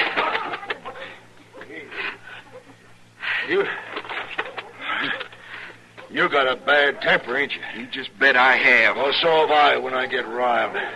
I'll fix you good for this. I'm waiting. Andy, stop it. Next time, you better be wearing a gun, mister. Oh, now you're threatening me with a gun. No, he isn't. And you're not going to start wearing one either, Andy. Well, we'll see about that. What's the trouble here?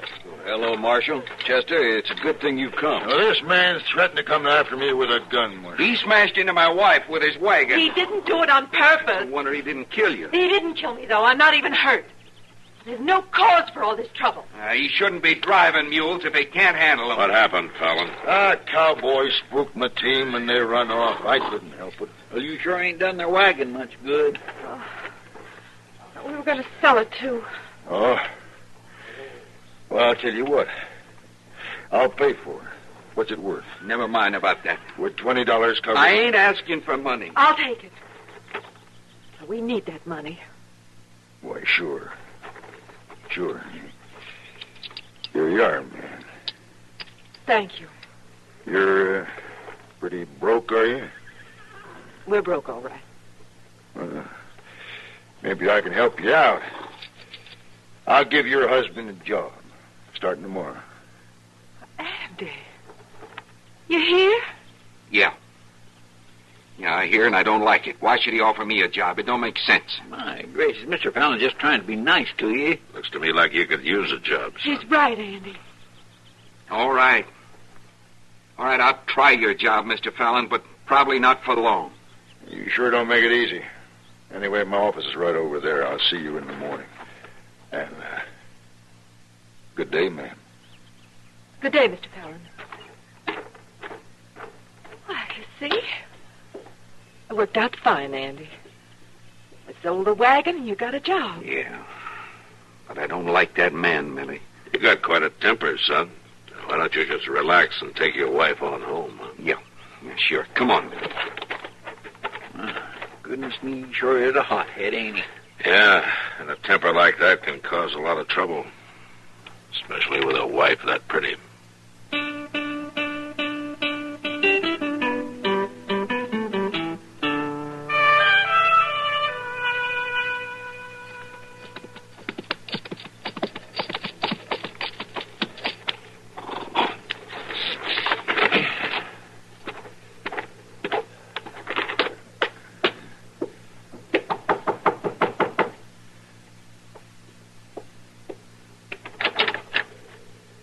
Oh. Mr. Fallon. Mrs. Cole, I had to ride out in the country today and just stop by your place to see how things were going. Well, that's very kind of you. Well, you look like you thought maybe it was some bandit riding up. I didn't know. No, I just wanted to be sure Andy wasn't home playing hooky while I was gone. Andy wouldn't do a thing like that. No, I was just joking. He's there on the job, all right, I'm sure of that. He's got 3 freight wagons to get loaded by noon. Andy's a hard worker. You're going to be real pleased you hired him, Mr. Fallon. Here now. You just call me Ed. We're friends, ain't we? Why, yes, of course. And how about inviting me in for a cup of coffee? Well, I'm not sure that would be proper. Oh, it ain't nobody around. Ain't nobody to even know. Well, Millie, that job I give Andy, I'm paying him $1 a day more than it's worth. I know. Well, I sure could use a cup of coffee. All right, Mr. Fallon. I'll make you a cup of coffee. Now, that's right neighborly, you, Millie.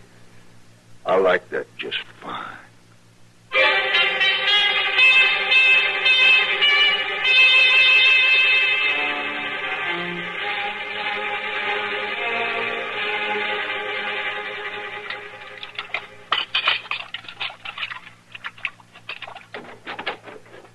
Hello, Millie. Oh, Andy.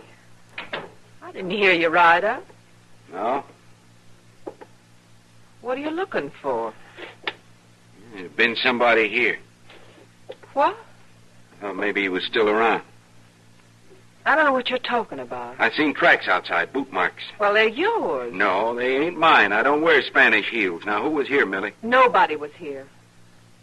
What's got into you anyway? Now, don't you lie to me. You've never lied to me. And I'm not lying now. Andy, you been drinking. I never drink, and you know it. Who was here today, Millie? Nobody. Nobody was here. I won't stand for this, Andy. Well, I won't stand for it either.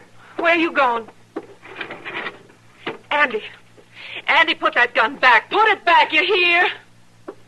You're covering up something, Millie. I'll find out who it is, and then I'll put the gun back. Not before.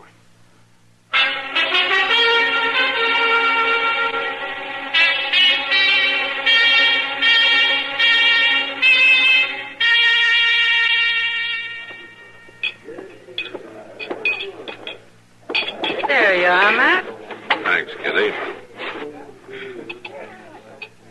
You know, that's better beer than we've been getting lately. Yeah, I think it is. Maybe I ought to start charging more for it.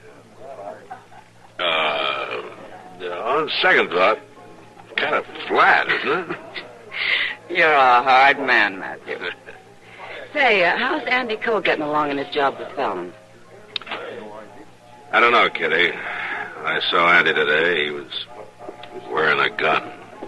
Well, that doesn't exactly make him stand out around here, does it? Yeah, that's the first time I've seen him wear one since he arrived in town. Oh? Yeah, I asked him about it. He told me some man was visiting his wife yesterday. She wouldn't tell him who it was. I tried to talk to him, but it didn't do any good. No. Never does in a case like that. Evening, Mac. Kitty? Hello, Doc. Sit down, Doc. Oh. How about a beer? Oh, now I'd like that. Sam, bring Doc a beer, will you? Yes, Miss Kitty. You two look mighty glum. Something wrong? Hey, we're just talking about Andy Cole. Andy Cole? I met his wife today. Nice girl. Oh? Where'd you meet her? Here in town? No, I was driving by their shack by the river there, so I stopped and said hello. So you're the one? What? Nothing. What were you saying about Andy? Well, Matt's worried about him. Andy's wearing a gun today for the first time. What for? He suspects somebody's been visiting his wife. Maybe he's after me then. This isn't a joke, Doc. Well, no, I guess it isn't. Andy's a good boy, but he's awful hot-headed. You know, this morning I made Millie Coe a promise. But I think maybe I should break it. What are you talking about? She gave me a note to deliver. Asked me not to tell anyone about it. It was for Ed Fallon. Fallon? Did you give it to him? Yeah. Just now when I came in. He's standing right down there at the end of the bar. Oh, yeah. You know what was in the note? No, she didn't say. Just that it had something to do with business. That's what she told you, huh? Yeah. Why, you think it was something more? I don't know, Doc. But if Millie wrote a note to Fallon, could be he's the one. Yeah, I'll be back.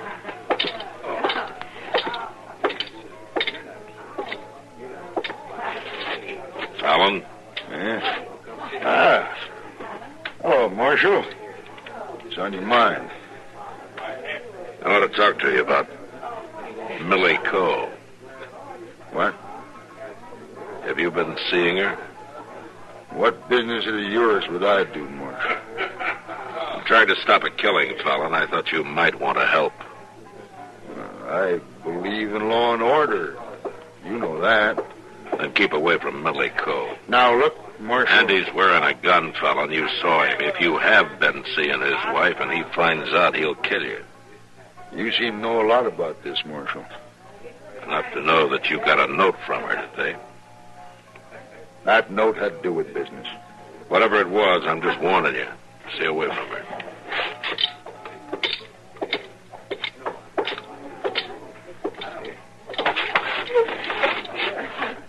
Well, what'd you find out, Matt?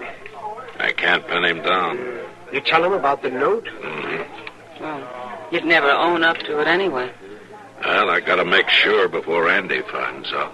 Why are you gonna do that? Go out tomorrow and talk to Millie Coe. Face her with it. Hope she tells the truth.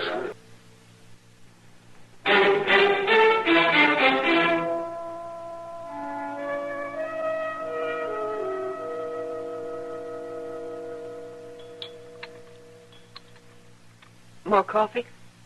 No, thanks, Millie. Marshal, I don't know what makes you think Mr. Fallon has been visiting me. Andy's wearing a gun, Millie, and he means to use it. I know. Was it Fallon? Nobody's been out here except you and Doc Adams. Andy doesn't believe that. Do you? No. Marshal, it's true. What's the matter with you men? Did you take a woman's word for anything? Andy. Oh. Marshal Dillon.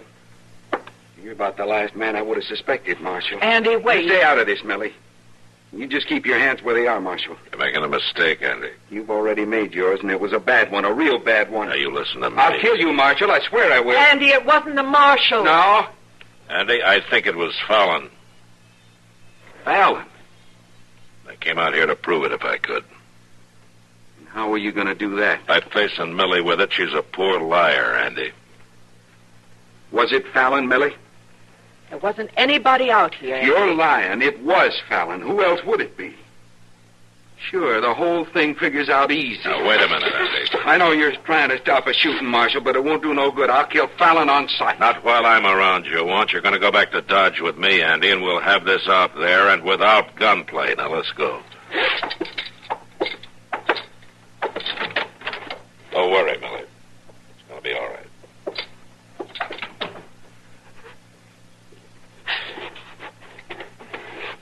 Andy. Oh, Andy.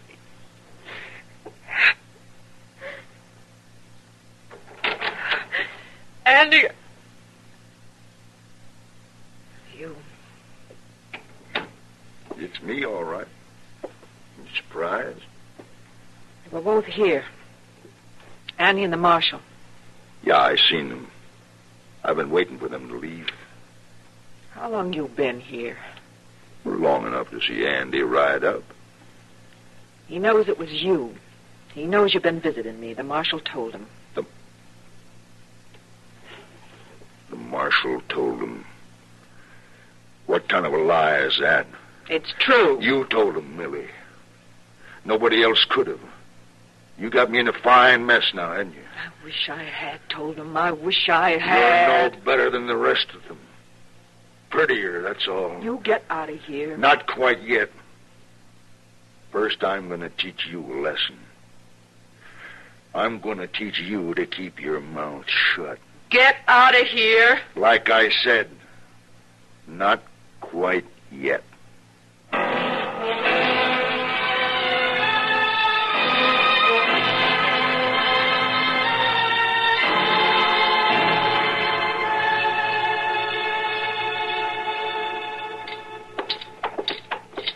I ain't saw Fallon around town all day, Mr. Dillon. He may be here at his office. He better be. Well, Andy, where you been? I looked everywhere for you. Where's Fallon, Jenkins? I don't know. Take a look out back, Chester. Yes, sir. Maybe you wouldn't mind telling me what's going on here, Marshal. Like Andy said, we're looking for Fallon. Well, Fallon's going to be looking for him. He finds out Andy's been loafing on the job. Fallon's paying Andy too much money as it is. Not for long, he ain't. You're getting $1 a day more than you're worth, Andy. Whose idea was that, Jenkins, to pay him that money? It wasn't mine. I'm only the clerk here.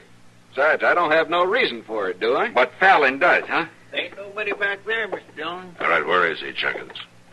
You sure you want me to tell you, Marshal? Did he go out to Andy's place? He was looking kind of worried after talking to you last night. Then he is out there. He sure is, and you're looking mighty stupid, son. Running all over the country while Fallon's out there courting your wife, having himself a fine time. Why, you... Come on, Andy, don't waste your time. Let's go.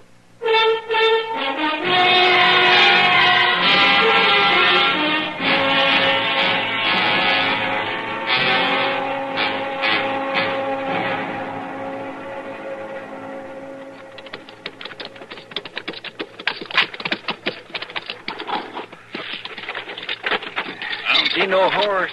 He's sure he must have come afoot. I just got a feeling that there's something wrong. Andy. Millie. Millie, what happened to you? Andy. Well, what happened? Are you hurt? I'm all right. Fallon. Where's Fallon? He's here. I know it. Now, where is he, Millie? In there. In the house. Fallon. He got shot. Who did it, Fallon? Who shot you? Millie. Millie? I I tried to beat her. She shot me. I ain't doing so good. You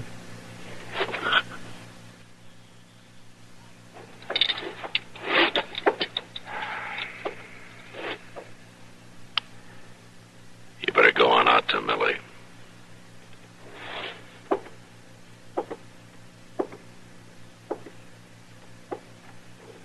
Millie? Millie, I was wrong not trusting you. Why didn't you tell me that first day? I didn't want any trouble, Andy. But I was wrong, too. I'm not telling you. Well, the trouble's all over now. I was going to the river to wash when I heard you ride out. Come on. I'll go with you.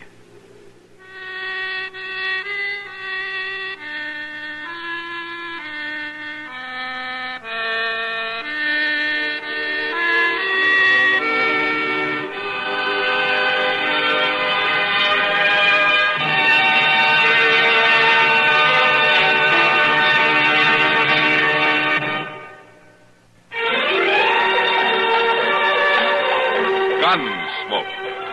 Produced and directed in Hollywood by Norman Macdonald, stars William Conrad as Matt Dillon, U.S. Marshal. The story was specially written for Gunsmoke by John Meston and adapted for radio by Mr. Macdonald. Featured in the cast were Gene Bates, Vic Perrin, John Daner, and Harry Bartell. Parley Bear is Chester, Howard McNear is Doc, and Georgia Ellis is Kitty.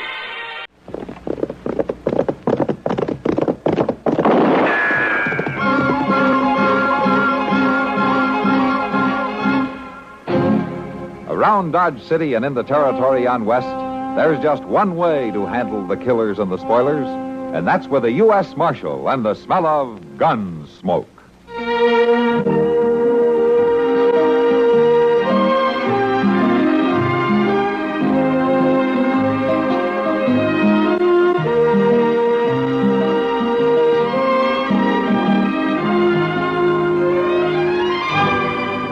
Gunsmoke, starring William Conrad, the story of the violence that moved west with young America, and the story of a man who moved with it. I'm that man, Matt Dillon, United States Marshal. The first man they look for and the last they want to meet. It's a chancy job, and it makes a man watchful and a little lonely.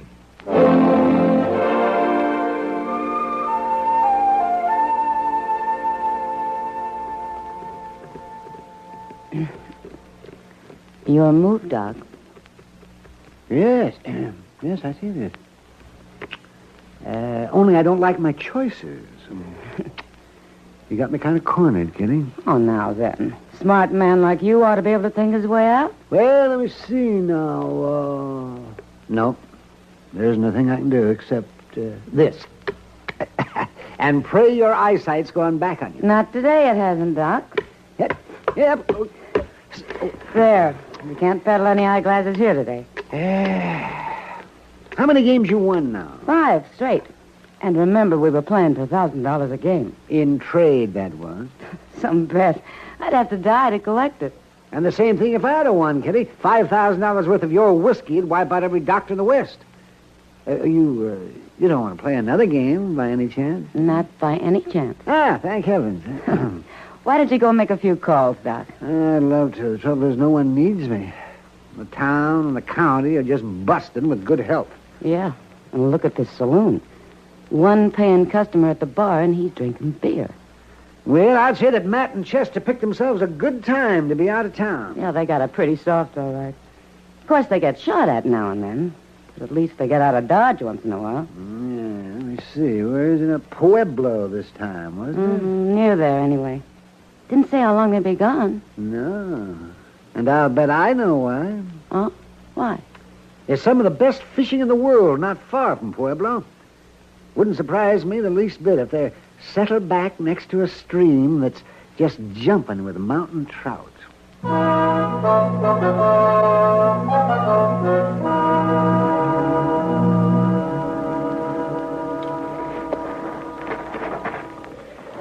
How's your leg feel? Was you hit bad, Mr. Dillon? Yeah, I never heard of being hit good, Chester. Your pant leg's bloody and some. Yeah, I know. What got into them Indians anyway? We was just riding through. Well, if it hadn't been us, they'd have gone after a rabbit or a coyote. Maybe these rocks. They were shooting for the noise of it, I guess. They had to be Utes, didn't they?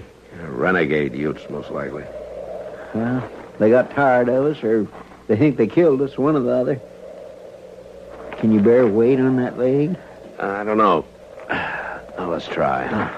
Just let me slip my arm behind you here. Yeah. You pull yourself up. All right. Hold on to me, Mr. Dillon. Can you make it? Yeah, I can make it to my horse, I think. There we go. Easy.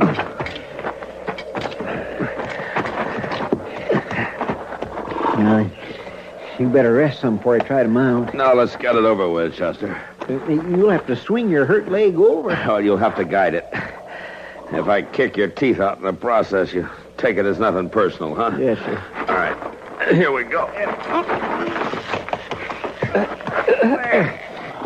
You all right, Mr. Dillon? Yeah. I could strap you in your saddle. No, there's no need. All right, let's go.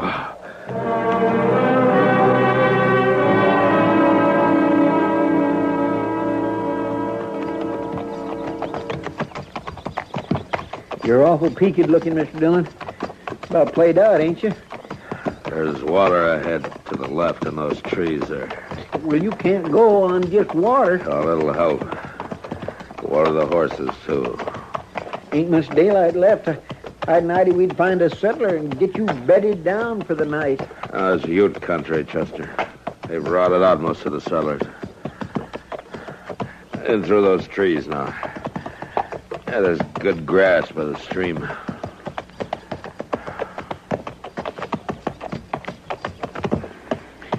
Don't you move yet, Mr. Dillon. I'll help you. All right. Now, you stand to steady me. My leg won't bear any weight. Yes, sir. Come on. There you go. Now, just fall free again, me. Yeah. Right now, you just stretch out there. How's that, Mr. Dillon? Oh, it's fine, Chester. It's just fine. I'll get you some water.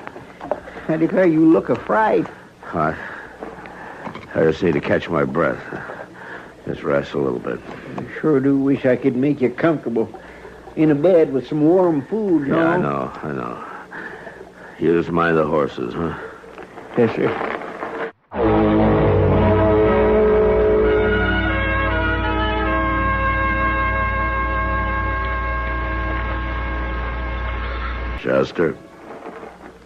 Chester?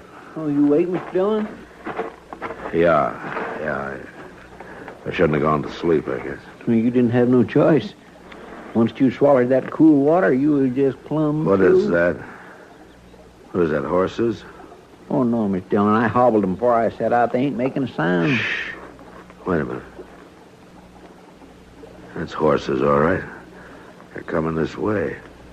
Oh, I sure don't hear a thing. You're fire with fever, Mr. Dillon. You just might be imagining. No, you keep listening. You'll hear them. Yes, sir.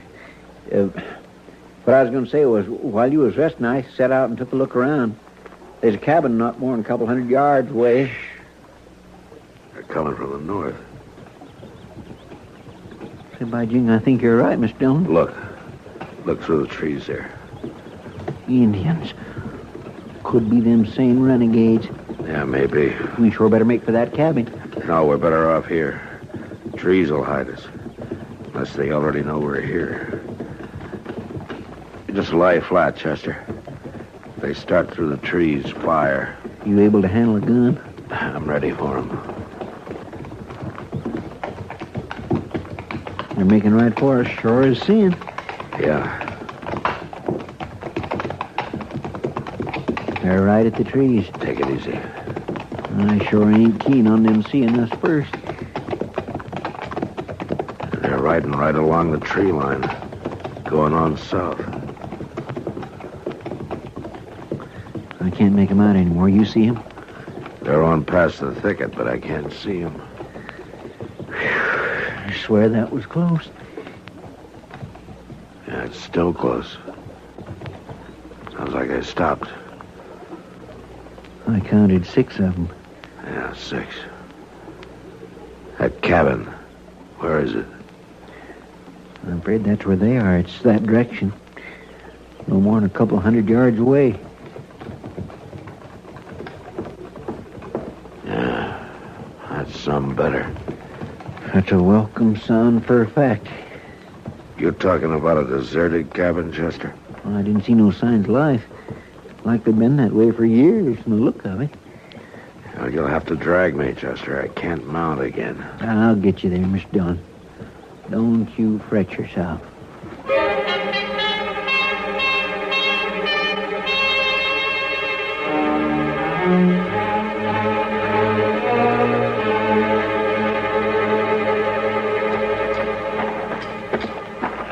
Ain't more than about 10 steps. You can make it, Mr. Dillon. I don't know, Chester. Come on now, you just lean heavy on me. You'll make out fine. You come no closer. Well, ma'am, you can just put that shotgun away right now. I'll judge about the shooting. What ails him? Oh, he's shot and weak. Ma'am, I gotta put him down inside. I never laid eyes on you before. No, ma'am, we're clean from Dodge City. Chester. Mr. Dillon! You all right, Mr. Dillon? Mr. Dillon? He dead? No, ma'am, not yet. Would you just try to help? Set that shotgun aside and help a body? How are you on food? We got precious little, I'll tell you that. Blankets? Shells? You got anything? What I got is a mighty sick friend here, ma'am, and I'm lifting him up right now and taking him in that cabin. How much money have you got? I don't know. A little? Hand it over. Once we're inside. I tell you, boy, I'd soon shoot the both of you's jaw with you. I want your money and your guns. Oh, for...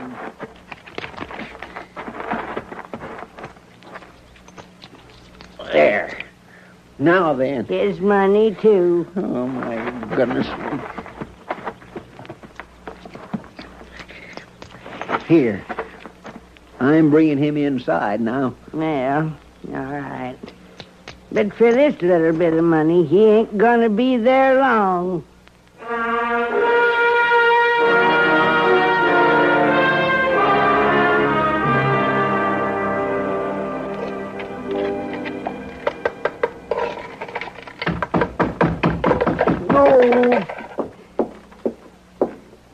Now, you're another weak one, are you? Well, I'm carrying my weight in logs. Put 'em by the stove and quit whimpering. Soft bellies, the lot of you.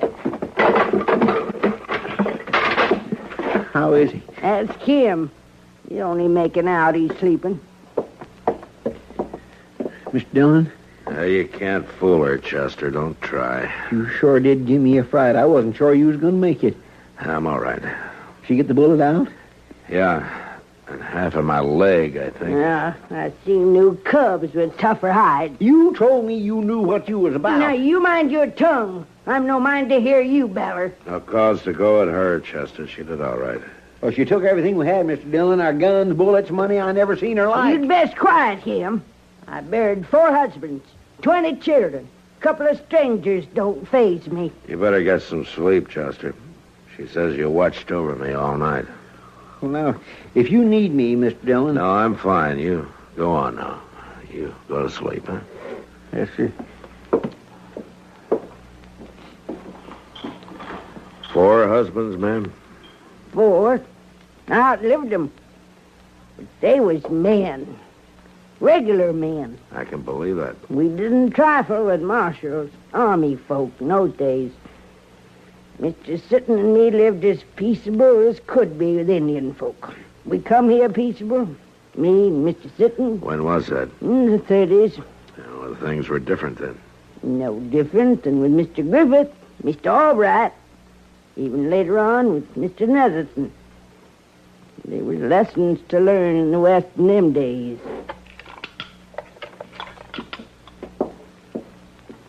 Eat the porridge. Oh. Much obliged, ma'am. Nettie. How's that? Nettie, I say. Nettie, Sitton. I go by that. I can't abide being called ma'am. Oh. I lean toward Nettie. Nettie? Nettie. You live alone in the middle of Ute country. How do you manage? Well, I come by your guns and such little money you had. Sometimes it's food, sometimes robes. I take what I can get. No matter to me if it's settlers or scouts or U.S. Marshals. Or Utes? Folks don't find Nettie unless they're lost or half dead. And open your eyes to see what they part with. You always greet them with a shotgun? If need be. Before we came here yesterday, a band of Ute braves stopped here. I got good arrows, strong bows, rifles. Even a couple of buffalo guns off a mountain man broke his leg down the canyon. They got a camp near here? The Ute? You got something more to give me? Chester says you cleaned us out. Then you're getting full measure.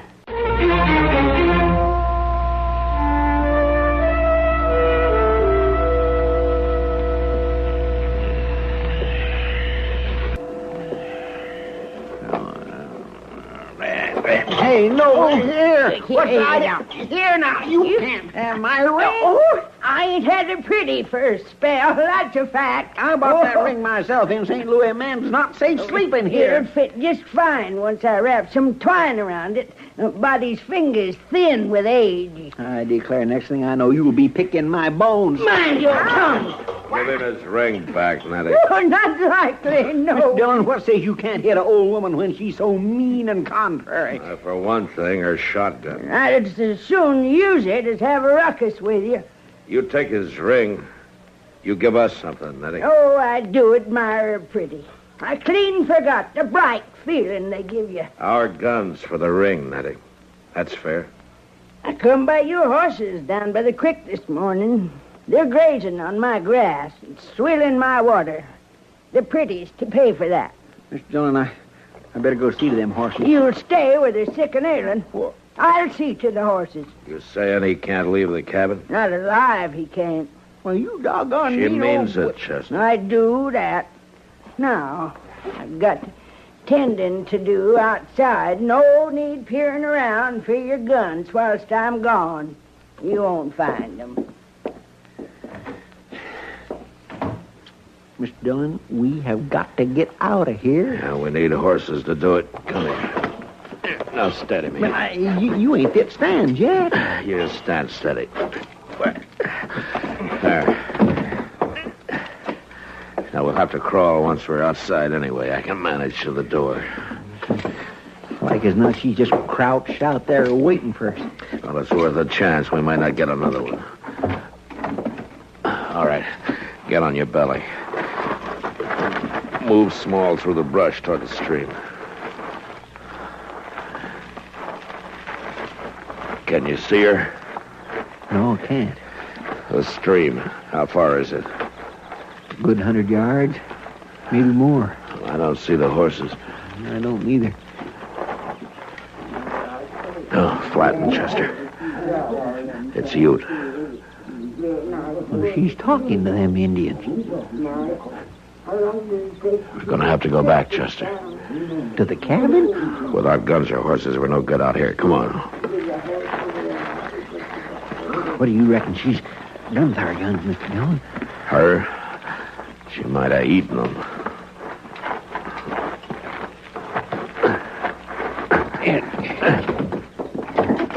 Here, I'll steady you for the walk.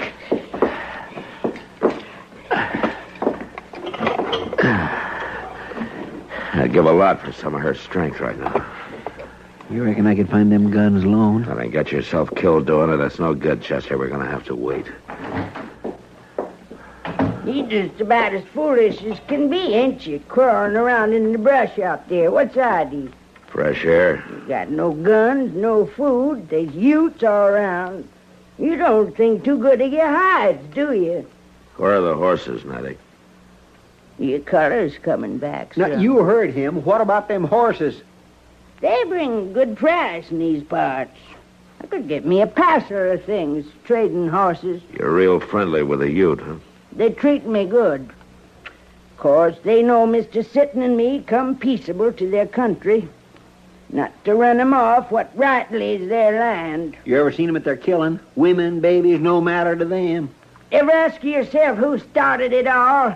Well, I seen it happen. The whites and their guns moving in. It wasn't pretty work they did. Women and children, too. That's a fact. They let you live here. There's got to be a reason. He come here, like you, full of shot, ailing, white man's doing. Mr. Sitton and me, we took him in, tended him. He was a young chief then, but White Bear never forgot. Not in all these years. White Bear's the oldest chief among the Ute now. He don't forget Nettie Sitton. He's near to relation I got. You're from another age, Nettie. You and White Bear. Maybe you got someone. A wife? No. No wife. A mother, then? Well, I got her memory. And a pair of earrings she always wore. That's all. Not on you. I'd have come on 'em. They're back in Dodge City. Oh, that's a pity. That's a pity.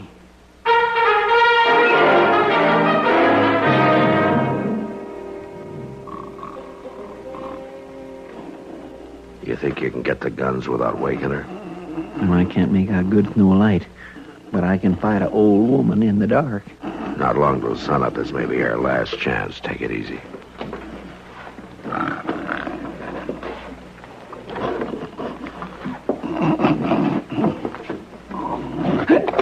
Now, that's just close enough. I don't mind shooting one bit. Stealing upon an old woman. What kind of men are you? You're a doggone witch, that's what you are. Seeing in the dark, hearing, you ain't no kind of woman at all. Maybe not now, boy, but I was once. More woman than you could imagine. All right, shut up, both of you. Somebody's coming. They come earlier than I said. It's them same Indians, Mr. Dillon. Yeah. You stand still, a pair of you. Mr. Dillon, I swear I had my rifle. I'd blow us up before I'd let them take us. Maybe I'd help you, Chester. She's out there right now trading for us. You know that.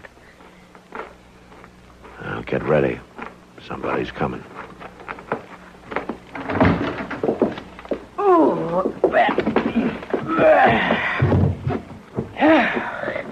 now, that cut of beef will last me a good long time. It was a gift from my friend, White Bear. For us? Oh, now then. You worth a sight more than that. Mr. Dillon, they're riding off. You're sparing us, Nettie. Why? Sparing you? You didn't tell them about us. They didn't ask. How come you're acting human so sudden like after near scaring us to death? I ain't gonna miss this boy. That's the truth of it. He's one bawling big mouth. We'll be glad to get out of your way. And trade for guns, our horses, and a cut of your new beef. I've been thinking about them earbobs. And I've been thinking about our guns. Under my bed. There's 2 horses saddled at the spring. Now, them earbobs. They're in a strong box in Dodge City. You mean to ride back with us? Oh, I wouldn't be seen in daylight with you. Yeah. Well, I might get back this way someday. If I do, I'll bring them to you. For these old ears? Here. Now, here, boy. Take your ring. Pretties ain't for me. Not anymore. I'll take it. I declare I don't understand you at all. You just beat the Dutch. That's what you do. If you was regular men, you'd find yourself a woman. Pretties don't belong on a man's hand. There ain't no strong box. Us women folk gives us that bright feeling. Having a pretty.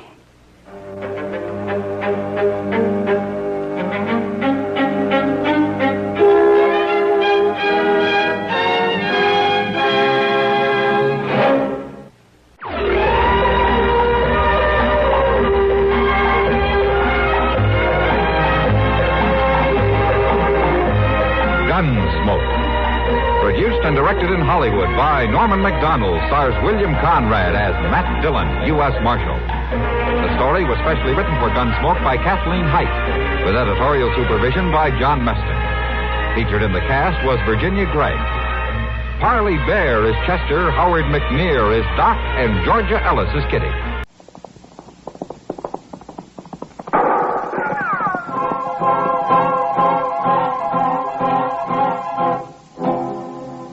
Around Dodge City and in the territory on West, there's just one way to handle the killers and the spoilers, and that's with a U.S. Marshal and the smell of Gunsmoke.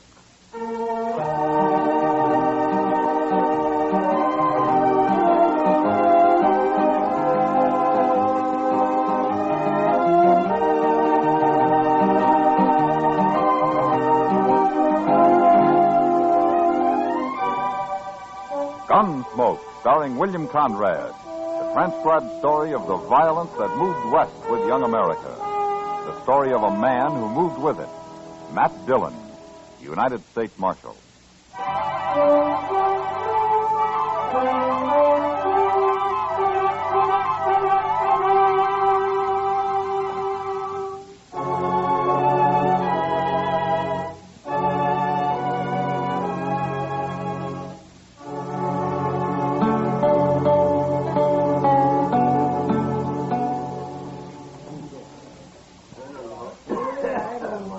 That's Harry Pope over at the bar there, Mr. Dillon. A little short fellow. Ah. Where'd he tell you he's from, Chester? Boston. Or near there. He's a long way from home. Yes, sir. Well, it seems his wife died, and he wanted to move somewhere else. So he come out here about 4 months ago and built himself a little sod hut out on the prairie. Planted some corn, and now he's trying to raise a few hogs. That's all. And he's scared to death, huh? Yes, sir. That's what he told me. Well, if he's going to live out here, he's got to learn. Mr. Dillon, why don't you talk to him? Maybe you could explain it to him.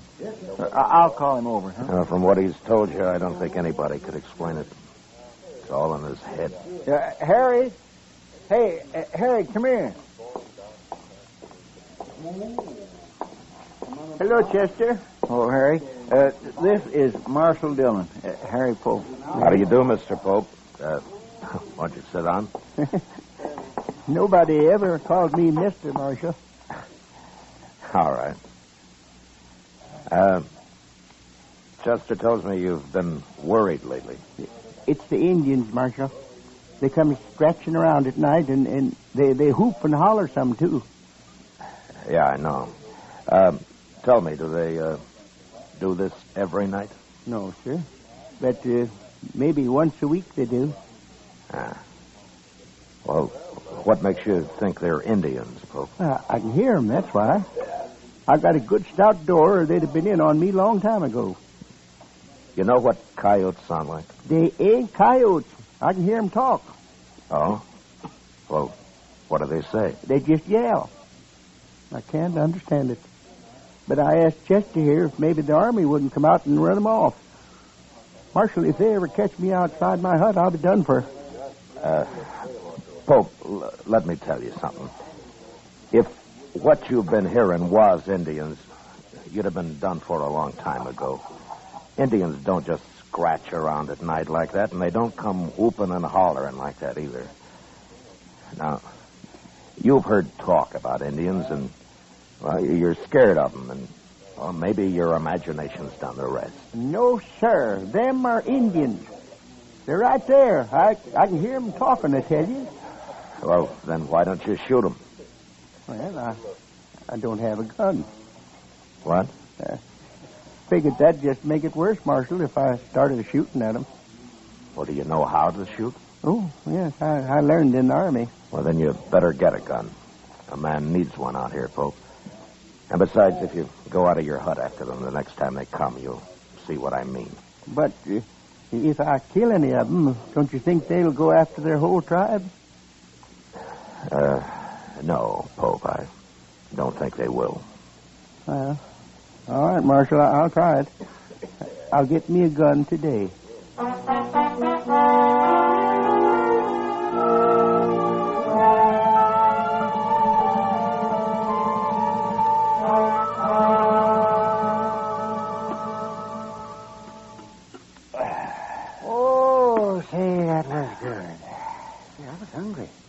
Oh, and I nearly forgot, Matt. Chester said not to wait for him. He'd have supper later. Oh, what's he doing, Doc? He's talking. Talking? To a girl, Matt, and a pretty girl. And he was doing all the talking when I left. She just stood there shaking her head. Smart girl. Oh, I don't know, Matt. Chester's young yet, and he may not be real handsome, but at least he's not old and mean. Did you ever try to borrow $1 from him, Doc? Yeah, and I did, too.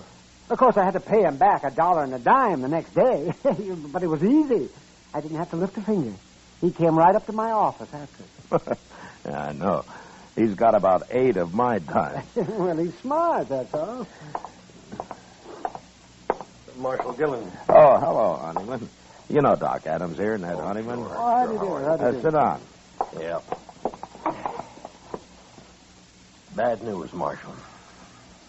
Oh? You know that new feller, that Harry Pope? Yeah, I met him a couple of days ago. I'm going to meet him again, Marshal. Now, what do you mean? He killed Joe Carter last night. What? Carter's worked for me a long time. One of the best friends I ever had. They buried him this morning. Well, where did this happen? Did they have a fight? Pope shot him in cold blood, that's all. Out near that hut of his. Blasted Easterner. I'm looking forward to seeing him hung. Were you there, Honeyman? No. Then how do you know Pope shot him? Well, Earl Brandt was there. He brought Joe's body back to the ranch. Brandt works for you, too, doesn't he? Yeah, not so long as Joe. Oh, tell me what happened. I did. Pope murdered Joe Carter. They was riding by that dirty little sodbuster's hut last night. He come out and he shot Joe and he killed him. Well, maybe it was a mistake, honey. Oh, you don't kill men by mistake, Marshal. Well, now you going to arrest him? I'll ride out first thing in the morning. He might run. No, he won't run. He wouldn't know how. Yeah, I guess that's right. Okay, Marshal.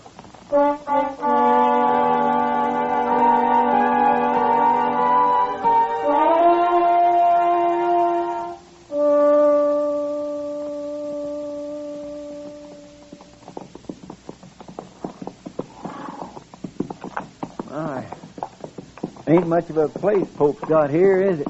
Well, he's only had a few months, Chester. Yeah. Besides, he's new to this country. There he is, over by the hog pen. Oh, yeah.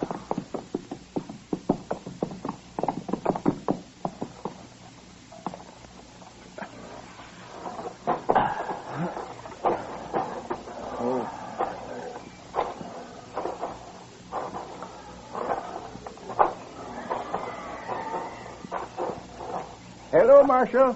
Chester. Oh, Harry. Pope. Hey, Marshal. They was back again, all right. Night before last. Who was, Pope? Them Indians. But I came outside and shot at them, like you said, and they rode off. I just hope the whole tribe don't come out after me now. Pope, how many Indians were there? It's just 2. That's all I saw, anyway. You say you shot at them. Did you hit them? Well, I couldn't tell. It was too dark. I tried to, though. Well, tell me what happened, Pope. Well, sir, I heard him just like before. So I got my gun and I loaded it. Then I yelled at them. I don't know if they heard me, but they put a couple of shots into my hut there. Then I opened the door just a little bit, and I heard one of them riding off right over that way. I took a couple of shots at him, and then the other one started shooting at me from somewhere, so I ducked inside again and waited. But they didn't come back. At least not yet, they ain't. No. I sure hope you're right about them not bringing the whole tribe, Marshal. Pope, those weren't Indians. Oh, Marshal, why do you keep saying that? I know better. They were 2 men who worked for Ned Honeyman, and one of them, Joe Carter. You killed. What? Earl Brandt was the other man. He took Carter's body back to the Honeyman Ranch. He did? I'm afraid you made a bad mistake, Pope. Oh, but how do you know about this, Marshal? Ned Honeyman told me. He could be lying. Honeyman has his faults, but lying isn't one of them. Then you believe I killed that man? It looks that way. Well, I don't know what to say, Marshal. Pope, has there been any trouble between you and these men? Oh, no, sir. No, I hardly know them. They've ridden by a few times, that's all, but I wouldn't have shot at them if I'd known who they was. Except it couldn't have been them.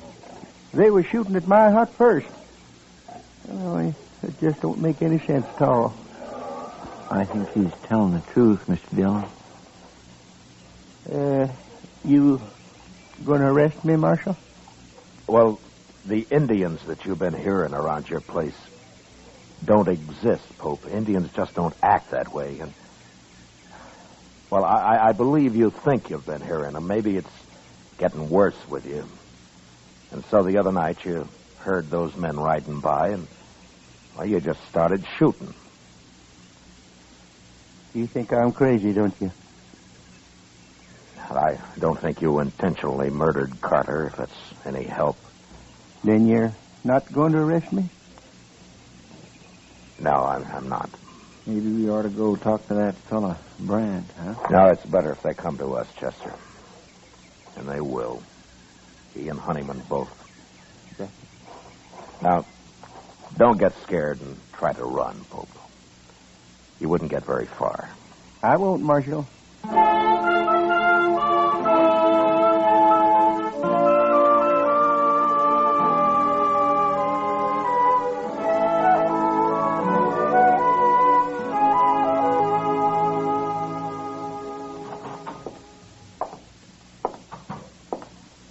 Morning, Mr. Dillon. Morning, Chester. You were right. They're in town already. I saw them on the way here. Oh, good. I think Brandt knows something he hasn't told Honeyman, Chester. Maybe we can get it out of him. I hope so.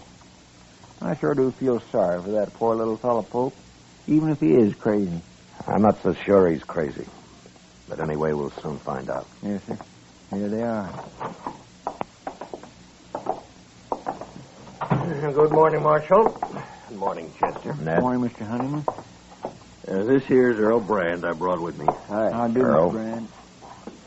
Marshal, I figured you'd want Brandt's report from the tribe. Me and Carter was good friends. I aimed to see that Yankee sodbuster hung. All right, Brandt. Tell me about it. Nothing to it, Marshal.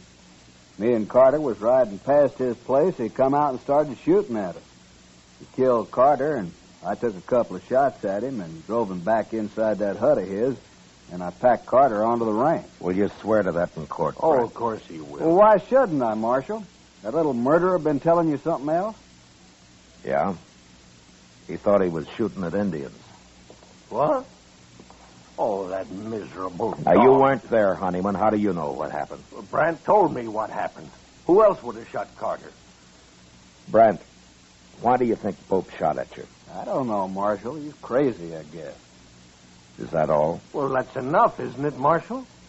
Look, he killed Joe Carter. Now, what difference it makes? The difference between murder and something else, Honeyman. Well, bring him in here and ask him. I'll beat the truth out of him if he lies. He isn't here. What? I didn't arrest him.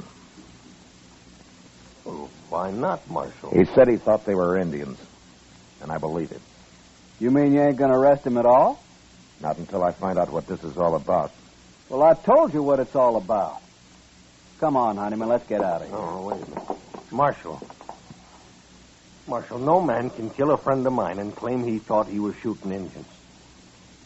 Now, what's the matter with you anyway? You think I'd let anybody get by with that? Carter was my friend, too. If the law won't see justice done, we will. Now, I'm warning you. You try to kill Pope, and I'll arrest you. And if you do kill him, you'll hang for it. Well, I always thought you was a good man, Marshal. And I always respected you.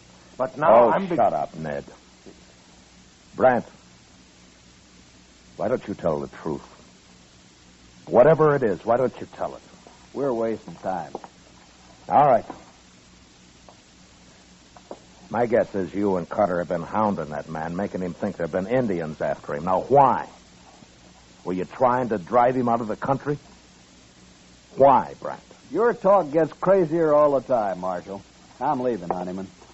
For the last time, Marshal. You going to do anything about Carter's murder? It wasn't murder, Honeyman. Don't you see that now? He's dead and Pope shot him. That's all I know. That's all I need to know. Come on, Brent.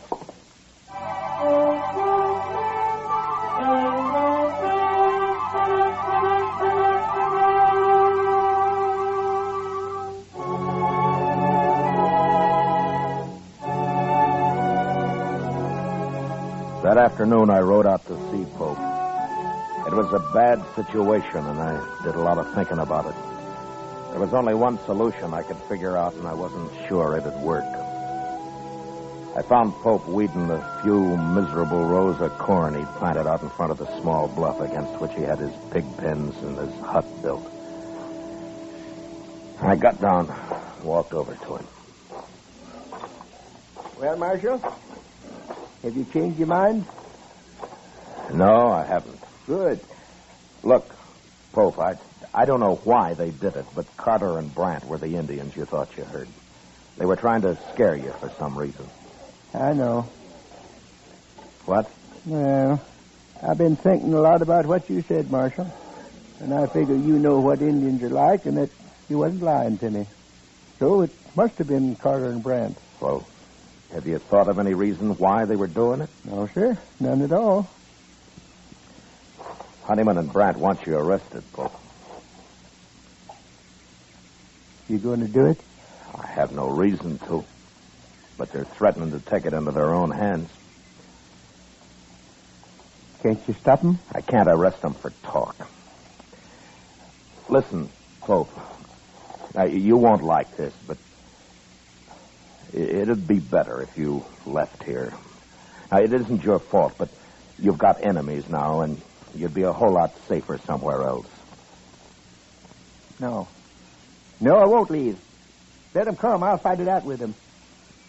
Well, it'll just mean more bloodshed. Well, like you said, Marshal, it ain't my fault. And the man's got a right to defend himself. Yes, I know. But you won't have any peace here. You'll start jumping at shadows.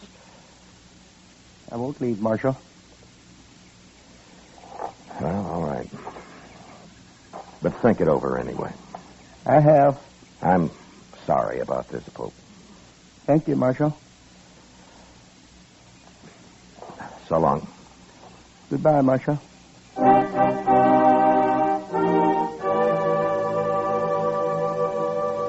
Pope went back to weeding his corn, and I rode off past his little hut and around the narrow bluff he'd built it against. I'd gone maybe half a mile beyond when I heard 2 rifle shots behind me. I turned and raced back to the bottom edge of the bluff where I dismounted and walked up to where I could see around it. And just then I heard a horse coming along the trail, and I stepped back and waited. Whoever it was would pass within a few feet of me.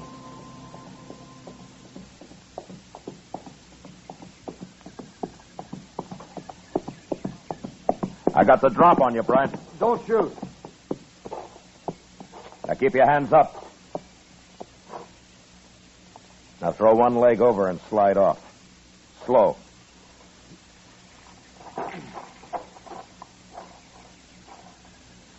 How long you been here, Marshal? Turn around.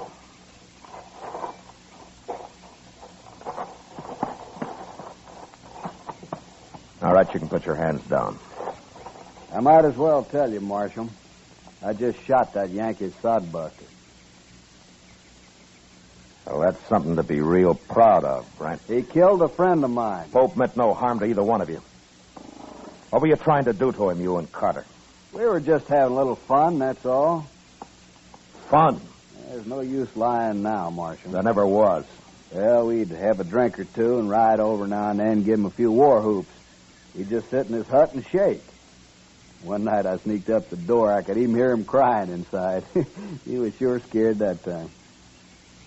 Now, that must have been a lot of fun. Not as much as next day when we'd ride back and hear all about how the Indians were after him. I even wanted the army to come out and run him off. I know. It'd been all right if he hadn't gone and bought himself a gun. I advised him to. You did? I'm sorry if I spoiled your fun, Brent. Carter's dead because of you. Does Honeyman know about this? I told him I was going to get Pope, is all. And he agreed? He just said he sure hoped somebody'd get him. All right, Brent, let's go bury him. I ain't going to bury him. Let him rot. You'll bury him. Or I'll bury both of you. Now, you take your choice. You mean that, Marshal? Get moving. Sure.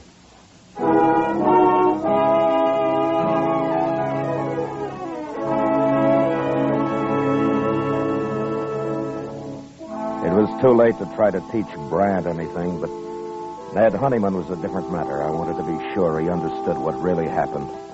Otherwise, he'd spread the word against me and against the law. And there were a lot of men who'd be glad to listen to him. We buried Pope near his little hut and then rode into Dodge. I kept off Front Street and rode up to the jail from the rear. Chester was waiting inside. My gracious, Mr. Dillon, I thought you'd never get back. Hello, Mr. Brand. Lock him up, Chester. What? He murdered Harry Pope. Then I'll gladly lock him up. Right back through that door, Mr. Brandt. Yeah. He says Honeyman's still in Dodge. Have you seen him, Chester? Well, Doc saw him over at the Alfraganza a little while ago. I'll be over there, then. Yes, sir. All right, Mr. Brandt, you just head on back.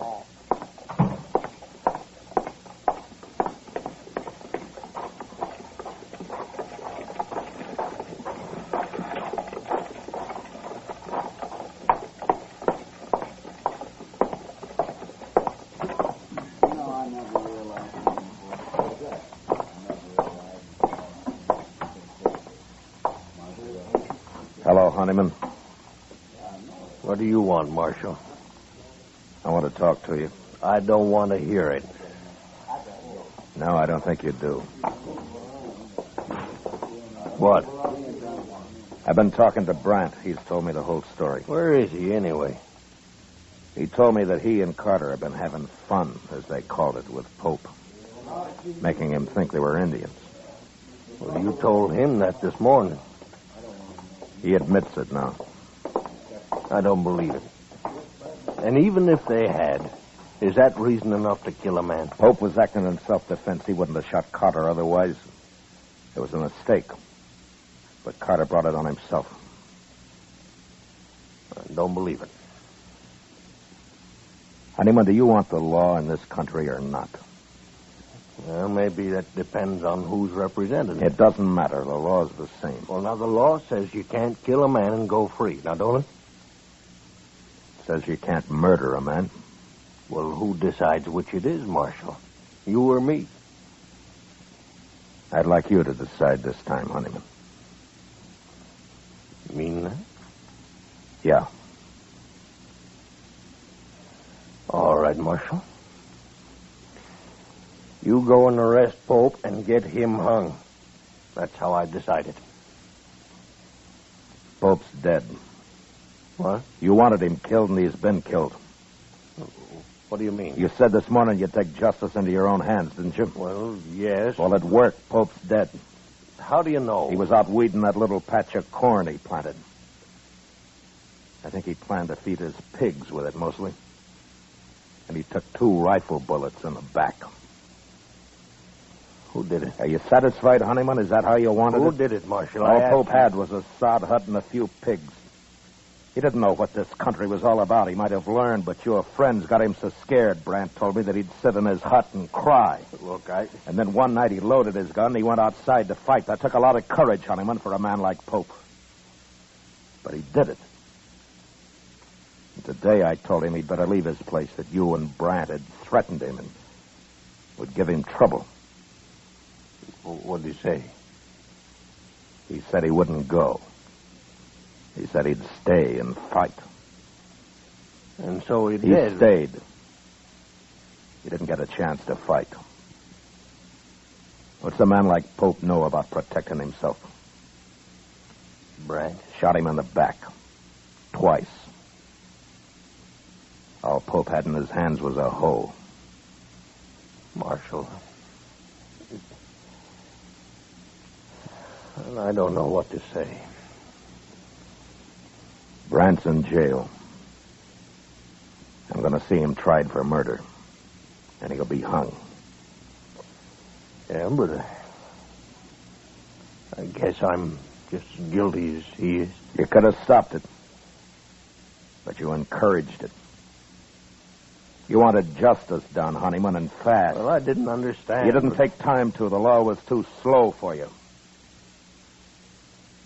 I'm not very proud of what's happened. The law's new out here, Honeyman, and sometimes I think the only time people want it's when it seems to act the way they would act themselves if there weren't any law. But it won't work that way. According to the law, you're right or you're wrong. You're guilty or not guilty. People out here have had a hard time accepting that. But there won't be much law till they do. And men like Pope will go on dying, no matter how many Brants get hung for it. Marshal, would it help? Would it help the law if I get up in court and take my share of the blame for this? Yeah. Yeah, Honeyman, it'd help. Well, I'll do it. Good. I'd be proud to buy you a drink, Honeyman. Oh, sure, Marshal. I thank you. Sam, set out 2 glasses.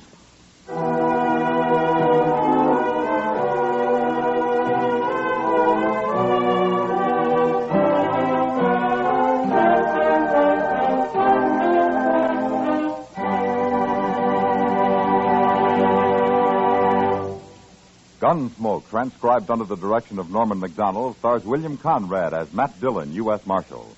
Tonight's story was specially written for Gunsmoke by John Meston, with music composed and conducted by Rex Corey.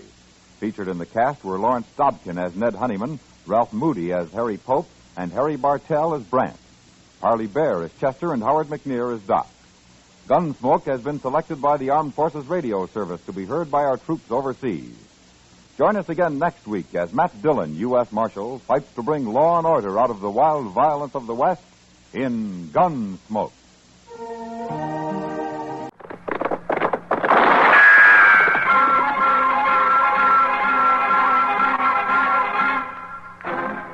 Around Dodge City and in the territory on West, there's just one way to handle the killers and the spoilers, and that's with a U.S. Marshal and the smell of Gunsmoke.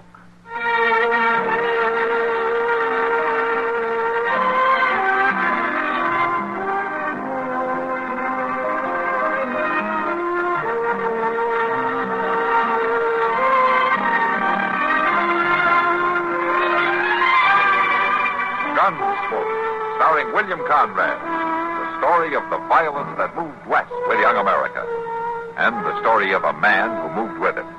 I'm that man, Matt Dillon, United States Marshal. The first man they look for and the last they want to meet. It's a chancy job, and it makes a man watchful and a little lonely.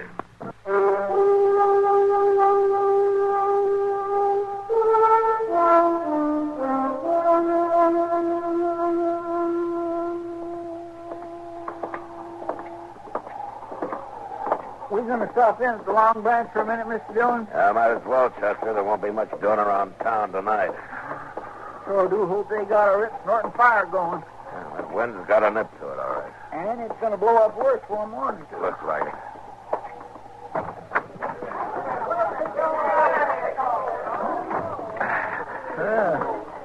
I thought Doc might be here, but I don't see him no place. Oh, Mal. Yes, sir. Hello, Miss Kitty. You want to go over to the stove? It's warm? Yeah, it feels warm right here, Kitty, after that wind outside. Goes right through you, doesn't it?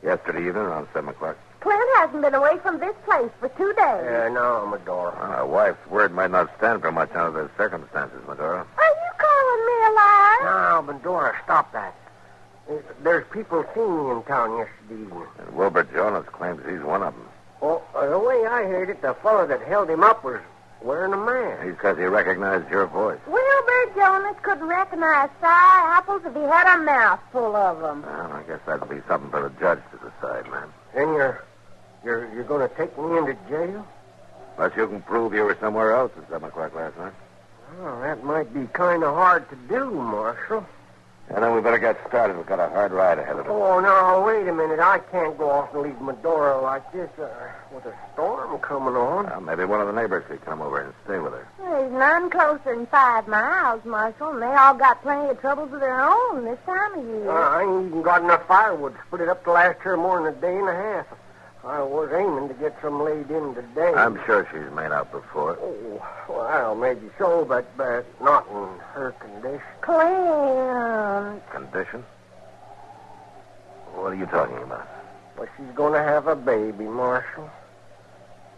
Oh, for the love of... It's mighty hard on a woman having her man took off to jail and not even wood in the house to keep warm. Now, look, Dodie. You know, it wouldn't take no time at all if the 3 of us was to pitch in together. All right, Dodie, let's get at it.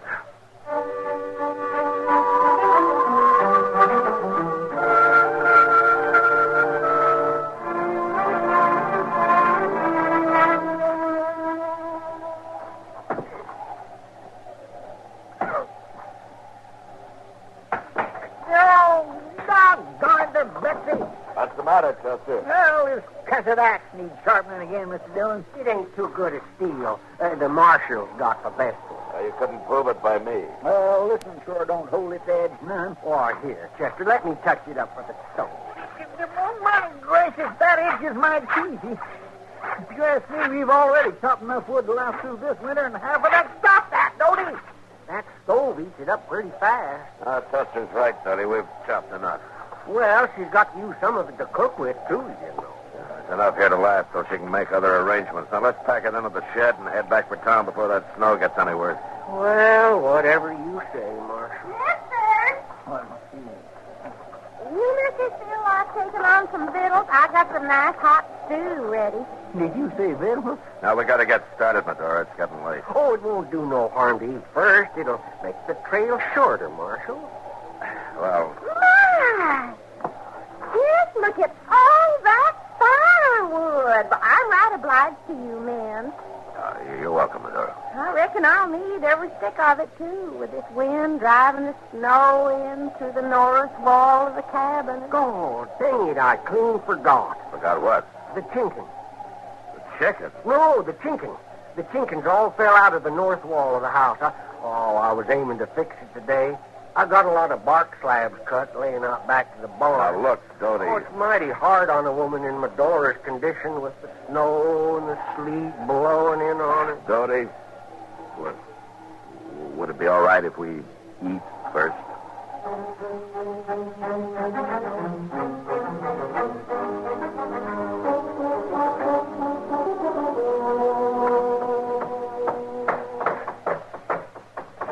I reckon that about does the job down at this end. Yeah, I'm just about through here, too. You know, that ain't a bad piece of work if I do say so myself. Oh, sir, a carpenter couldn't have done one bit better. Yeah, I ought to keep the wind out. Oh, that looks fine, Marshal, just fine. I'm mighty obliged to you, man. Oh, that's all right. Well, I know you got your duty to do. You got to take me in, and I want you to know there's no hard feelings about it. Oh, sure, Dodie. And I appreciate the way you both been so decent. Help me get things in shape so Medora will be all right here alone. Oh, it ain't many lawmen that'd take the trouble. Well, she's got enough problems without making it worse for us. Let's put the tools away and get started. It's going to be dark before we get to Dodge. Sure, you sure are right about her having plenty of problems, Marshal. In her condition and all. And now the cattle gone. Cattle gone? Oh, of course, we only had about 20 head, but with me going to prison, maybe it's been enough to see her through, her and the little one. What do you mean, the cattle gone? Well, I had 'em there in the meadow back of the corral, letting them pick clean what pasture was left. I guess they drifted off. Well, of course they drifted off. When that storm hit, they turned tail and moved along with the wind. Cattle always do that. Well, I guess it don't matter much, though. Medora couldn't take care of 'em nohow, not in her condition. Well, she could if you'd hold them in the corral there next to the barn. All she'd have to do is push the hay out of the loft door. I reckon they drifted down south there about 3 miles and come up against the bluff. Oh, they'll probably mill around and freeze to death there if the storm keeps up. About 3 miles, huh? Mm-hmm. I was aiming to go after them, but of course, one man alone wouldn't have had much chance. All right, Dodie, come on. Let's go find your cattle.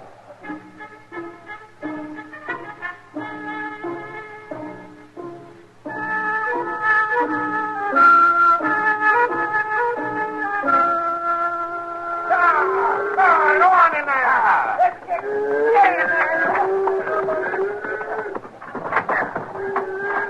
Well, that's the meanest, crankiest, orneriest bunch of cattle I ever seen on my born days. Storm's really got them spooked. You know, that turned out to be more of a chore than I thought, Marshal. Yeah, it sure did, Dodie. I just don't know how I'd have managed without you fellas helping. We're mighty grateful to you, me and Medora both. Well, we couldn't let the cattle freeze. Well, if you'll wait now till I put these lanterns in the barn, we can leave any time you say. Oh, unless, of course, you'd like some hot coffee first. Dodie, it's dark now. You know as well as I do we're not going to ride back to Dodge tonight. Well, say, in that case, maybe you wouldn't mind helping me kill and dress a couple of dozen hens.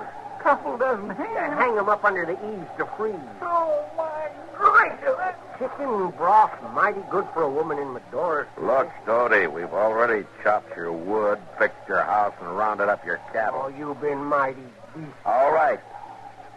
All right, we'll help you dress your chickens. We'll make soap for you, salt down the pork, preserve eggs, anything you say up until midnight.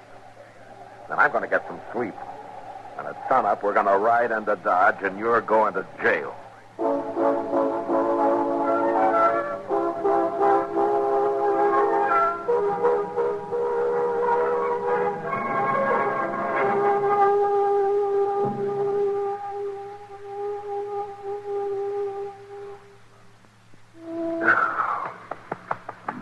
Chester. Hey, Chester, come on, wake up. What's the matter, Mr. Dillon? You told me you're the one who's supposed to be on guard. Huh? Well, it's after daylight. I must have dozed off for a second. You mean a couple of hours, don't you? Clint Doty, did he get away? No, he's in there. I just woke him up. Oh, well, I kind of figured he wasn't going nowhere in that storm. What storm? Mm-hmm. Why, it's over. That died out during the night. You better get yourself collected, Chester. We're heading for Dodge. My, just look at that sun on the snow with it. Now, turn out for them boots out. I'd have swore. Oh! What's the matter? Oh, Mr. Dillon, I'm so lame I don't even know if I can stand up straight. Well, keep trying. I swear I'm going to have to be spoon-fed for a month. I ain't never worked so hard in all my life. Hello? Is anybody home? Somebody outside. Yeah.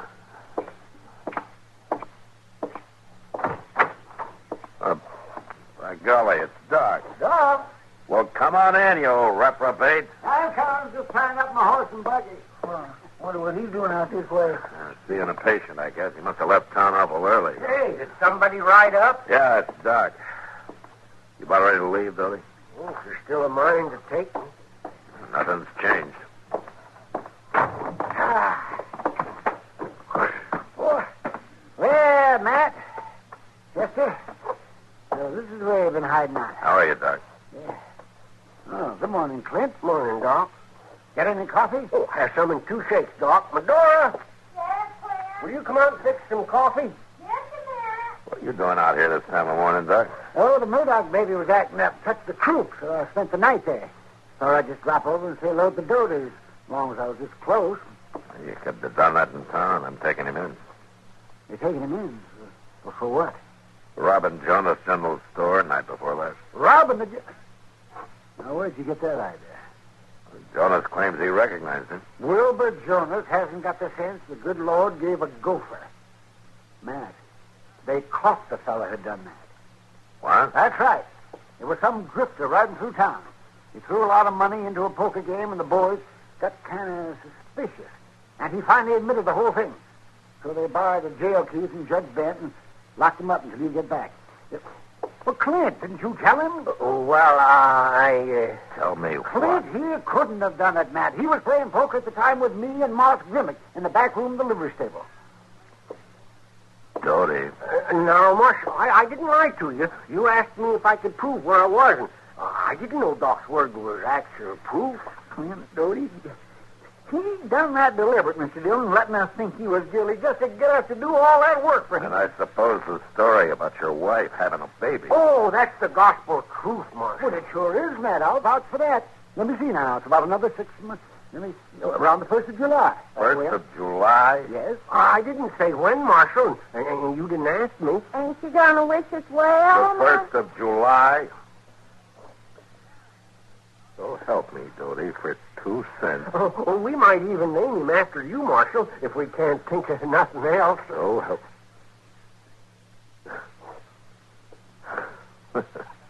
All right. All right, Dodie. Now, how about some of that coffee, huh?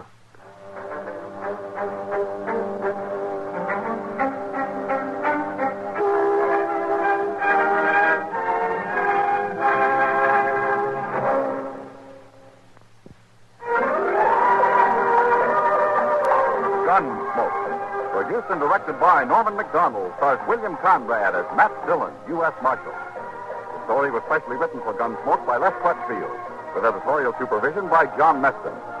Featured in the cast were Joseph Kearns, Virginia Gregg, and Ralph Moody. Harley Bear is Chester, Howard McNear is Doc, and Georgia Ellis is Kitty.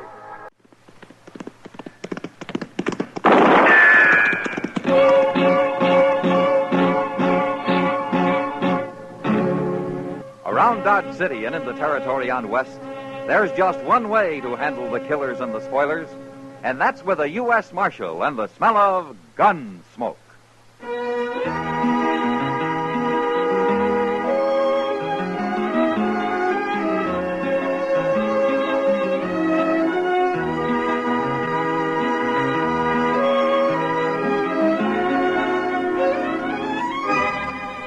Gunsmoke, starring William Conrad.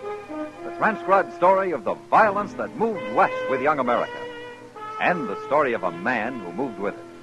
I'm that man, Matt Dillon, United States Marshal.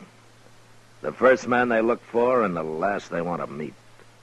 It's a chancy job, and it makes a man watchful and a little lonely.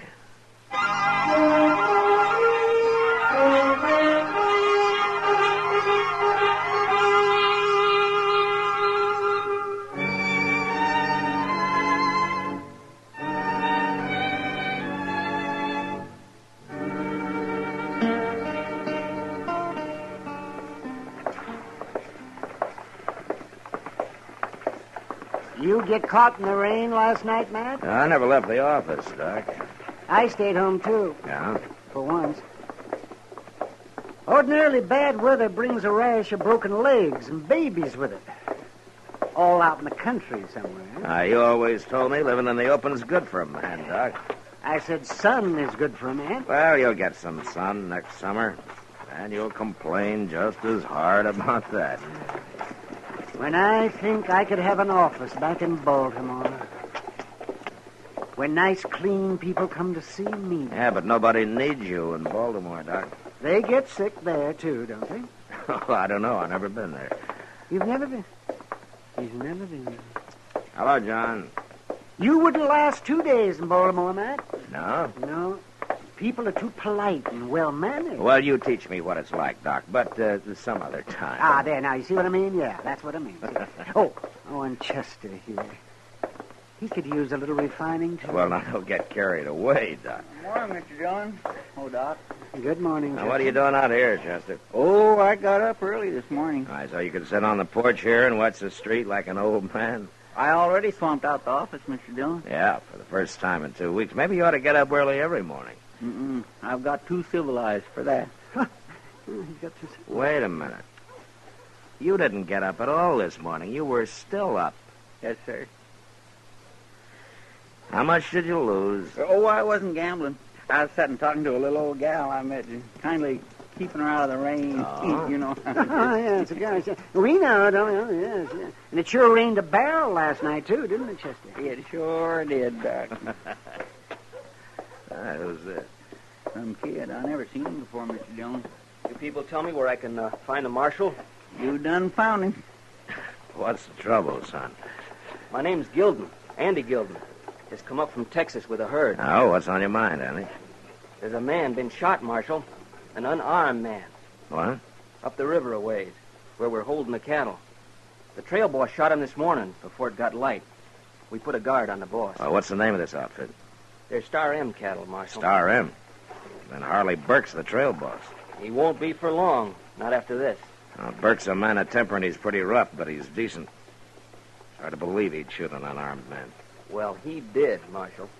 Is the man dead, son? He's unconscious. Has been right along. All right, let's get going, Doc.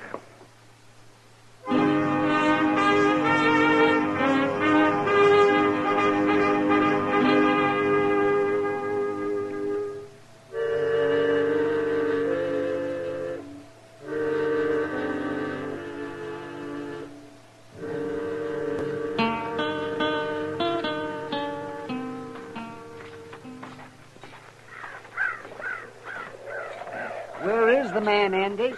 He's over yonder, behind that bush. There's a lot of bush around this camp. Suppose you show me. All right. I'm going to talk to Burke, Doc. You let me know what you find, huh? I will, man. Hey, you the marshal? Yeah, that's right. Just look at the guard they got around Burke there, Mr. Jones. Uh-huh. I set the men to holding him, Marshal. He ain't gonna get away. Now, who are you?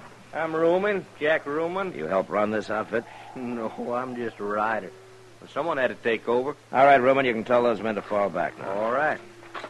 Stand back now, you men in the laws here. Stand back.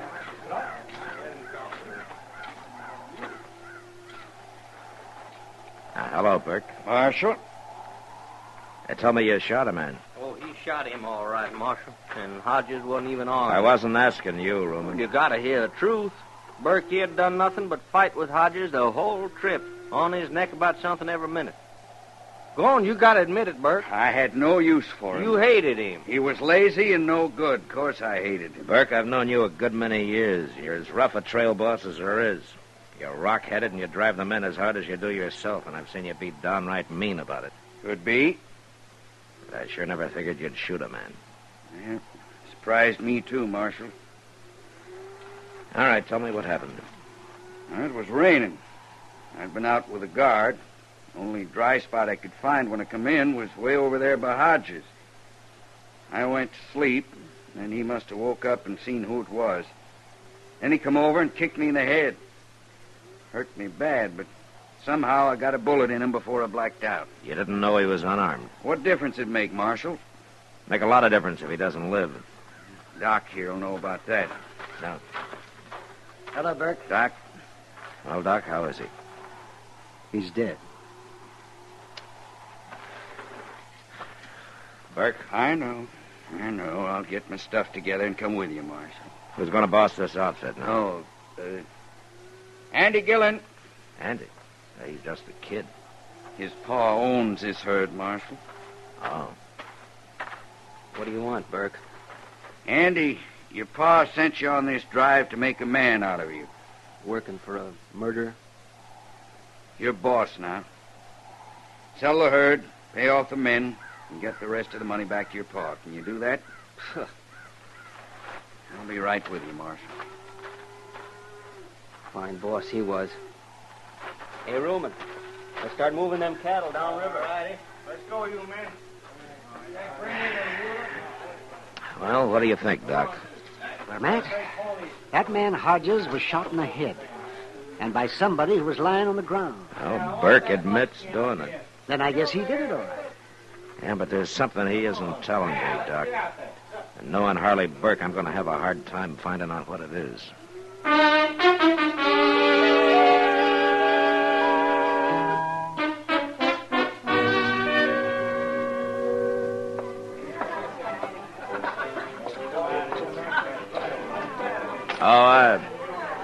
Hey, Sam. Yeah, Marshal. Bring me a beer, huh? Why, sure. Evening, Marshal. Ah, hello, Ruman. You get Bart down to jail all right this morning? Yeah, he's in jail. If ever I seen a man earned a hanging, he's it. Huh? I take it you don't like him, Ruman. We got along just fine, Marshal. Hey, you ain't seen Andy Gilden, have you? Yeah, he's been sitting over there with Kitty. Where? No, there he goes out the door. Looks like he's pretty drunk, too. He is drunk. Been hunting everywhere. Here you are, Marshal. Oh, thanks, Sam. I think I'll take that beer over to the table with me.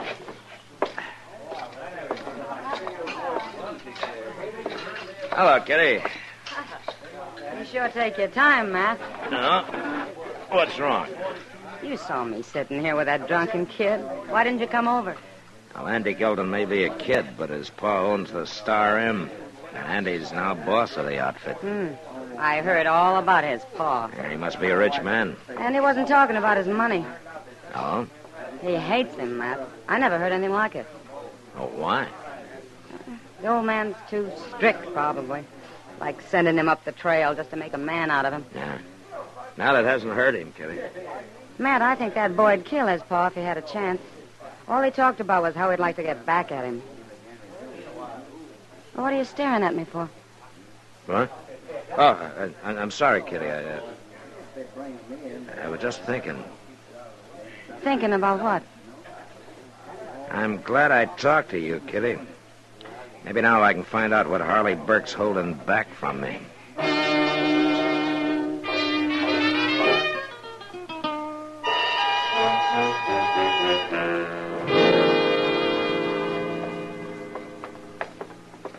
I sure don't understand you, Marshal. Oh, why not, Burke?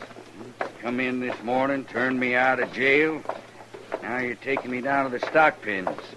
What for? Well, I thought you'd like to know how young Gilden made out with the sale of those cattle. I think you're lying. Now, there he is with that fellow Ruman again. They seem to be pretty good friends, don't they? I guess. You just won't tell me anything, will you, Burke? I'll tell you anything you want to know, Marshal. Oh, yeah, sure. Morning, Andy. Yeah. Ruman. What's Harley Burke doing out of jail? That man gets cramped in there. I was walking him around a little. Well, I ain't gonna be seen with no murder. Andy, I'll be in my room at the Dodge House should you want me. Okay. Did you sell the herd, Andy? I sold it. You get a good price? It's no business of yours, Burke. Not no more. Now, we can always find out from the agent, Andy. All right. I got $20,000. Payable tomorrow. 20,000's a fair price. Your pa'll be pleased. Why don't you take it to Mr. Bodkin at the bank tomorrow, Andy? He'll give you a note for it. I don't need no bank. And I don't need no advice either, Marshal. Now, look, Andy, you can't carry that money home in cash. Why not? Nobody does. There's too many jayhawkers and bushwhackers waiting along the trail. Now, you know that. I don't know nothing. Except you can leave me alone. Both of you. We're only trying to help, Andy. I'll do my job, and you do yours, Marshal. You go hang Harley Burke. Well, Burke? Well, the boy's kind of headstrong, Marshal. That's all you've got to tell me, huh? That's all. All right, then let's get back to jail.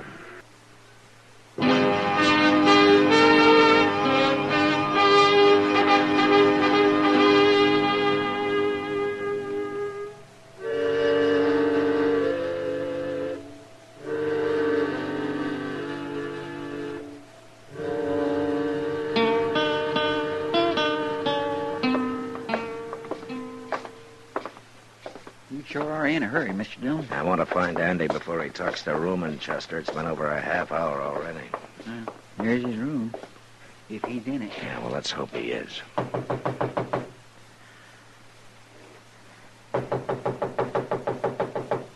Who is it? Open up, Andy.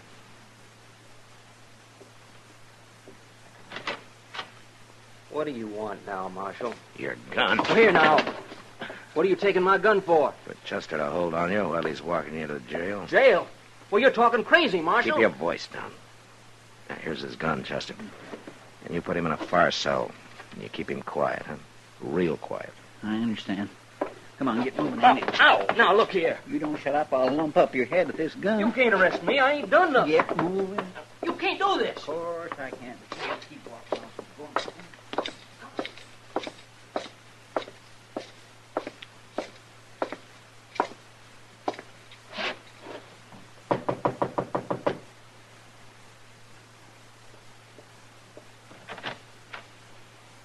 Why, hello, Marshal. I'd like to talk to you, Roman. Sure, money. Roman, have you seen Andy Gilden in the last half hour? Why, sure. You was there at the stock pen. Why? Well, a few minutes ago, he was seen leaving town, riding north. So? I saw him myself. He was riding awful fast, Roman. A lot of men ride out of town, Marshal. Maybe he's got a gal out the country somewhere. Yeah, maybe. Why, what you thinking? I was with the agent who bought the Star M herd. Yeah. He got the $20,000 up today, and he didn't have to wait till tomorrow. Say he was headed north? Yeah, that's what I was thinking. Texas is south of here. Stealing that money. Stealing it from his own pa. Looks that way. Well, ain't you going after him, Marshal? Well, he's a Gilden. I kind of look on it as a family matter, Roman. And I'm going after him. No, you're not. You go after him, there'll be a fight, maybe a killing. We'll let his pa worry about it. I'm going after him, Marshal. You can't stop me. Can't I, Roman? Yeah, Marshal. You got Burke back in jail? Yeah. Well, I got something to say. And I want him to hear it, too.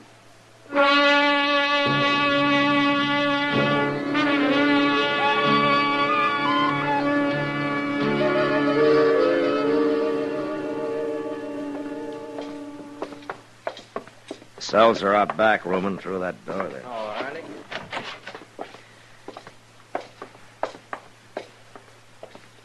Burke, Roman's got something he wants both of us to hear. Rumen, huh? Well, I've been waiting long enough. What do you mean?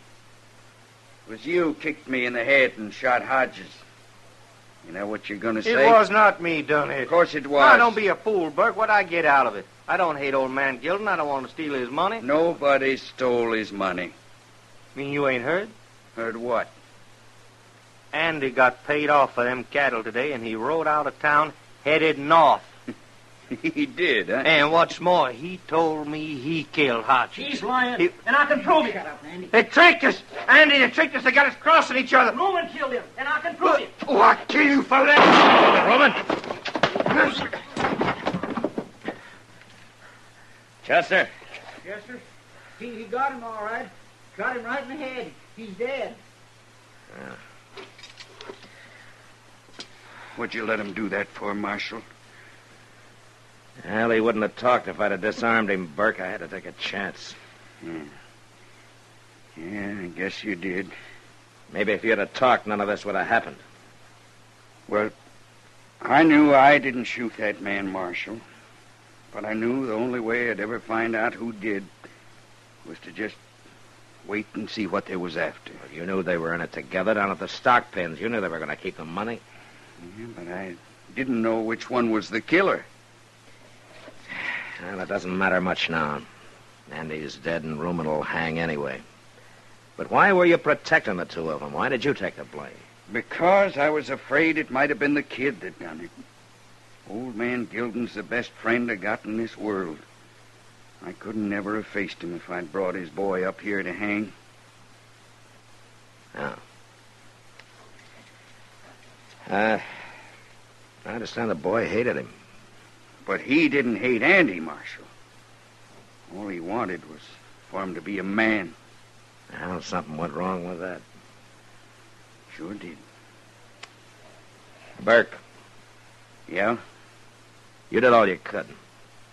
When the old man hears the whole story, he'll know what a good friend you've been.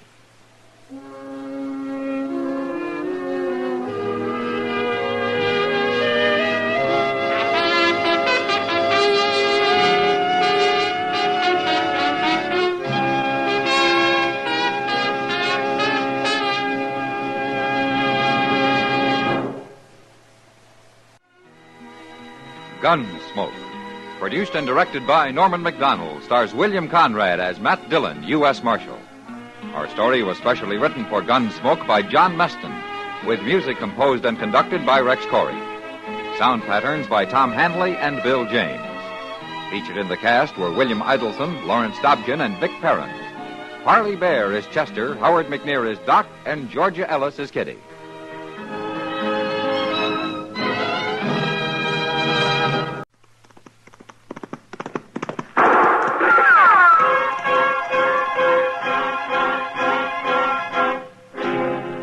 Around Dodge City and in the territory on West, there's just one way to handle the killers and the spoilers, and that's with a U.S. Marshal and the smell of gun smoke.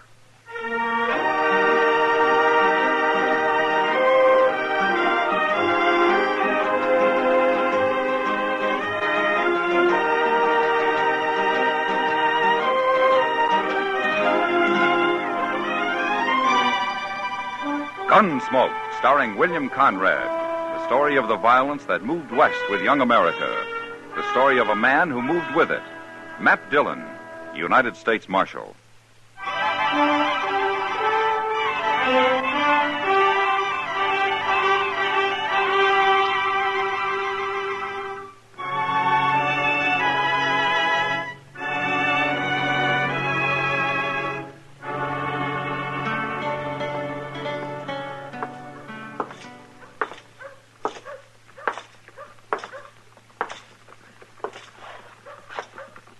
Chester. Bissell's in the barber shop, Mr. Dillon. There's 3 of his boys waiting outside and a couple more in with him. All right. You think we might better take care of them separate than all together, Mr. Dillon? Can't take care of them at all, Chester, unless they do something. I'd as soon not wait for it to happen. Have they seen you? No, sir, I don't think so. I've been mostly around the corner here, out of sight. That's good. All right, keep me covered, will you? Now, here, you ain't going in there alone. Yeah. Now, you can't do that. They take one look at your badge and they'll draw. I don't think there'll be any shooting, Chester. Yes, sir.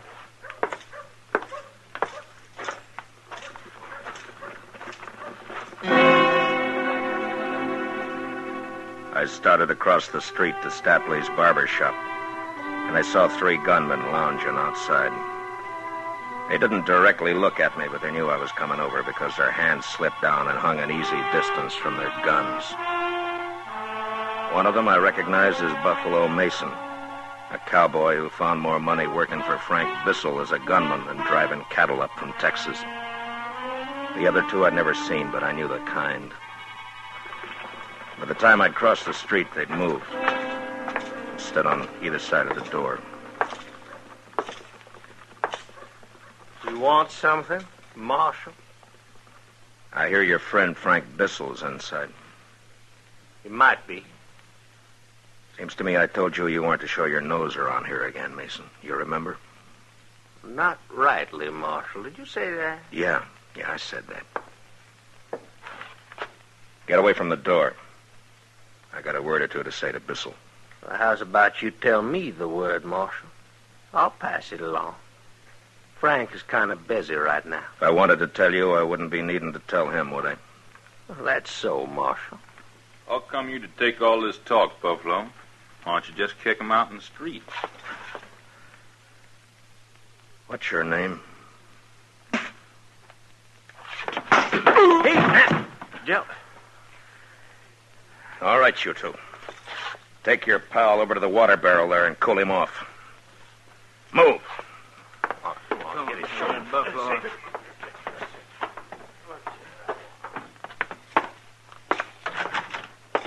Howdy, Marshal Dillon. Be with you in just a few minutes. Have a chair. Thanks, Mr. Stapley. Yes, sir, I tell you, friend, styles is changing. I seen in a New York magazine a center parting that'd knock your eye out. Sister of mine sent the picture out to me. Now, you sure you wouldn't like me to try it? Just cut it like I told you. Yes, sir, you're the customer.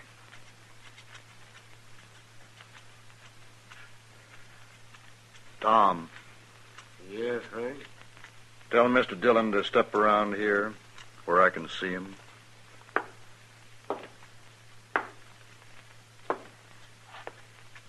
You were here with Frank Frank says, mister? I heard him.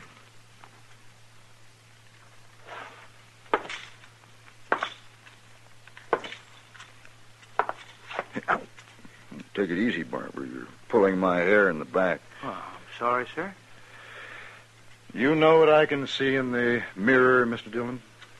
A lot of things, I guess. I can see outside the door. I saw a friend of mine out there a minute ago, and I saw a fella whip him on the head with his 6-gun. It's funny, I saw the same thing. My friends don't like being buffaloed. Well, they should have done something about it. They should. Maybe they will. Maybe. Now, I got something to say, Bissell. Bissell? Frank Bissell? Keep on cutting, Barber. I ain't cut no killer's hair. No, sir. If I'd known who you was, I never... You heard him. Finish. It's all right, Mr. Stapler. You go ahead. Yes, sir. I know your reputation, Bissell, but right now I got no cause to arrest you. So far as I know, you're clean in this territory. But you're not staying here. As soon as you're through in that chair, you and your pals are getting out of Dodge. Well, we just got here, Mr. Dillon. We thought we'd put over for a spell. Here you got mighty fine entertainment here. It doesn't start till after nightfall. And you're going to be gone by then. Funny thing, Mr. Dillon, I've heard a lot of talk about you. Buffalo Mason says he had a run-in with you a few months back. I thought you were a different man to what I see. So? So, you're not much. Kind of windy, but not much. Tom, give the Marshal a $5 piece and show him the door. That's for your duty, Mr. Dillon. Are you all through with him, Mr. Stapley? Yes, sir. I'm all through. Okay. Now get up out of that chair, Bissell. I knew what they meant about Frank Bissell when I saw him smile as he got out of his chair. It was the smile of a man who says one thing with his lips and another with his eyes. He reached down to his holster and then around to his pocket, pulled out a bill and passed it to the barber. He'd made his move like he wanted to get me to draw. And when I didn't bite, he pulled his hat off the peg and came over to me. The two boys with him went past us and waited by the door. It's like I say, Mr. Dillon, my boys and I are here for some resting and playing. Now, if you want a private little war, you can start gunning for us any time you want. But you'll have to start it. You've got until sundown to leave town, Bissell. Marshal, you didn't hear what I said at all. Sundown. If you're still around after that, you'll all go to jail. We don't want any trouble. We want to take it nice and easy. You take it easy, too, huh? I'll be seeing you.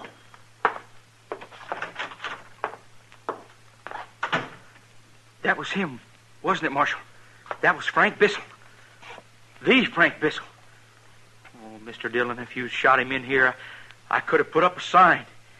Yes, sir. I sure could. Frank Bissell, shot and killed here by Marshal. I'm sorry I couldn't oblige you, Mr. Stapley.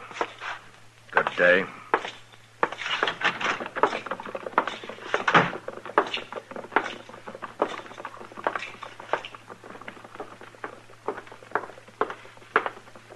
Mr. Dillon?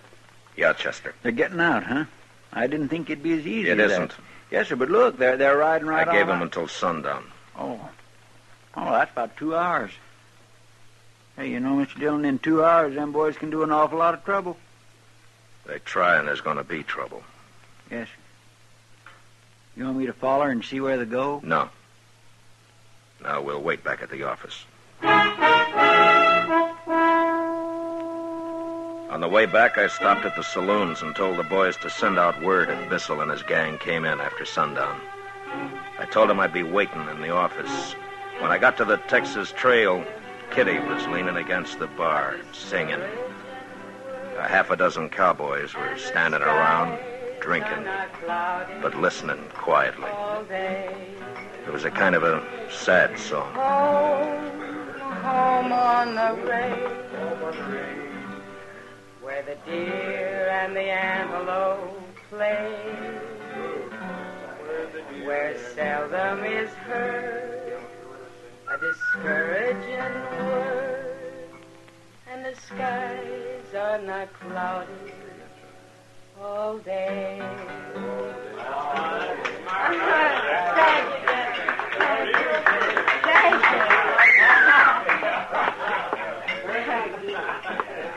Hi, Matt. Chester. Evening, Miss Kitty. Kitty?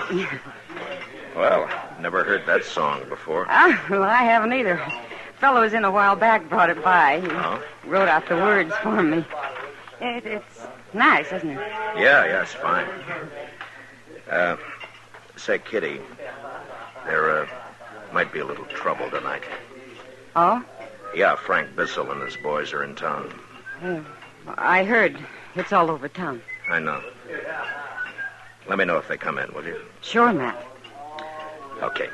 I'll see you. So long. So long.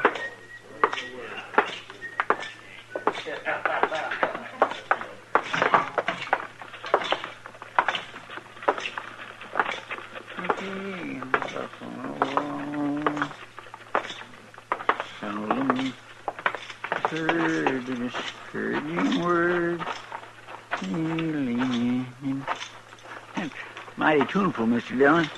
You feel like stopping by Delmonico's for supper, Chester? Well, Mr. Dillon, I'm kind of low this week. You see, I sent east for one of them new suits Mr. Hightower was telling about. You know, the ones that's got the vest and all? The thing cut away here and then fine and tight up here. I'm sure you'll look fine in it, Chester. Come on, let's get supper. I got money.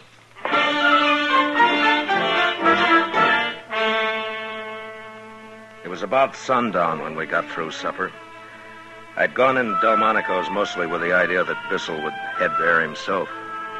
That way I could get the thing over before it got really started. But he didn't oblige. Not until Chester and I were getting up from the table.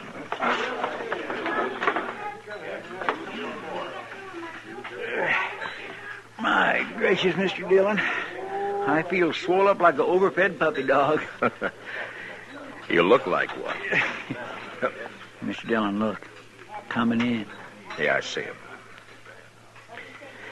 All right, let's go. Man, I'm hungry. I could eat me one of...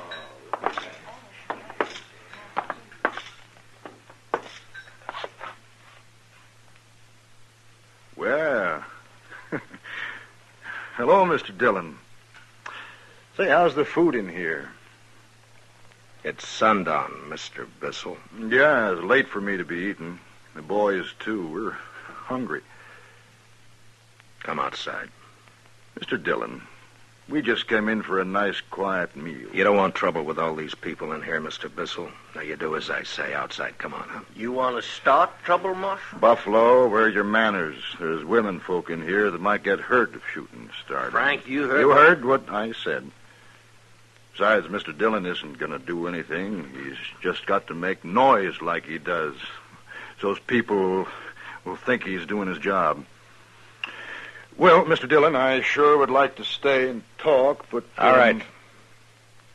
All right, go ahead and eat, Bissell. I'll be waiting for you outside. Sure. You do that, Mr. Dillon. You wait for me outside.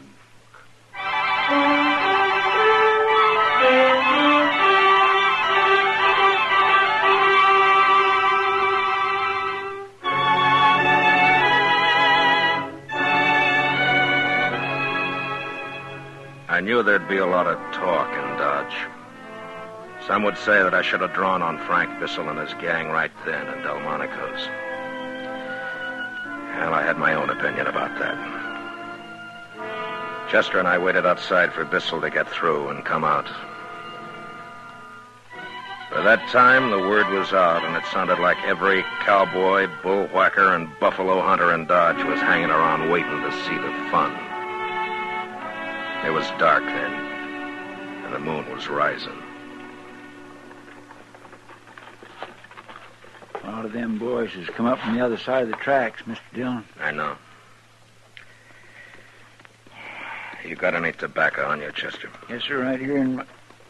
You want I should tell them to get on back? Here you are, sir. Thanks. No, I tell you, Chester, most of those men have come to a show. They want to see some shooting, some blood and killing.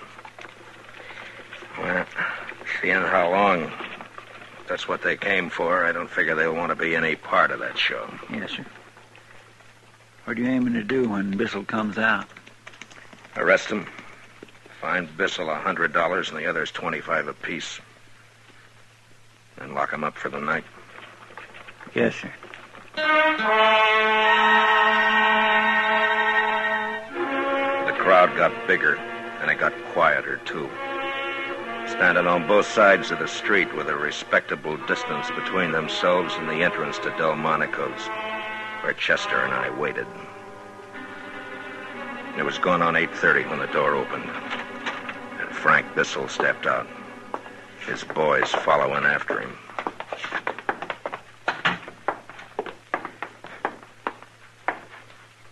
You still waiting, Mr. Dillon? I thought you'd be somewhere rolling drunk by now. You're under arrest, Bissell. And all of you. What have we done? We're real peaceful, you can see that. Come on, Frank. Let's get down to the Opera House. Hand over your guns. Mr. Dillon, I never done that yet. I don't expect I'm going to do it now for you. We're calling your bluff, Dillon. 6 of us. Go ahead and start it. Go ahead.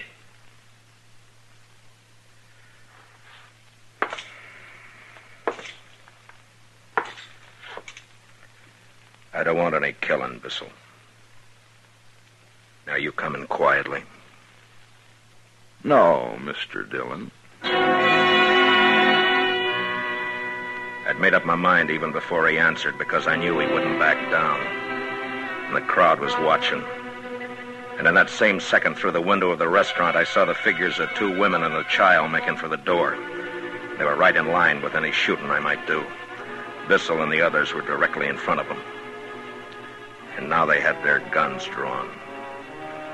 And mine was still in its holster.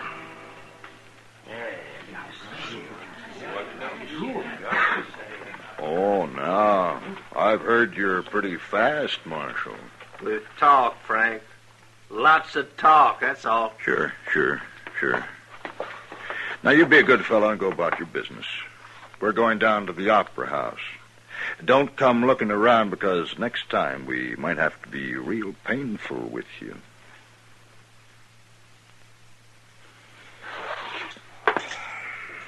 Hey, look at that! You better get out of town, Marshal Dillon. You're through! Come on, Chester. Yes, sir, Mr. Dillon.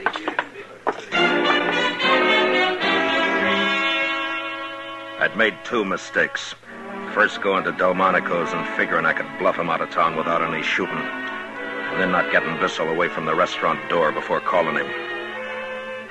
And it wasn't good. A lot of drifters in Dodge were going to take advantage of the situation before the night was out. Law officers don't live long when they make mistakes. Chester and I headed for the Texas Trail. You going to let them get away with that, Mr. Dillon? For a while. My gracious, Mr. Dillon, they spit right in your eye, every one of them. You ain't going to take it, are you? I made a mistake, Chester.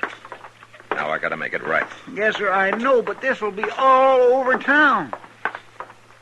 Mr. Dillon, will you tell me why you didn't draw and get it done? I had my reasons, Chester.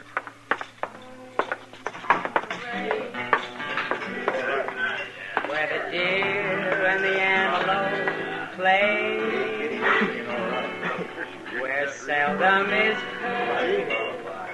a discouraging word, and the skies are not cloudy all day.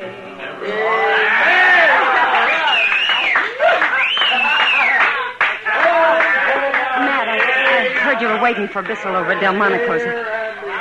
I was worried. Everything's fine, Kitty. No, it ain't fine, Miss Kitty. That Frank Bissell drawed on Mr. Dillon and... And what, Chester? You said you had your reasons, Mr. Dillon. Join us for a beer, Kitty? Sure, Matt. You didn't get him out of town? No, not yet. Oh. They liked the song. Did you hear?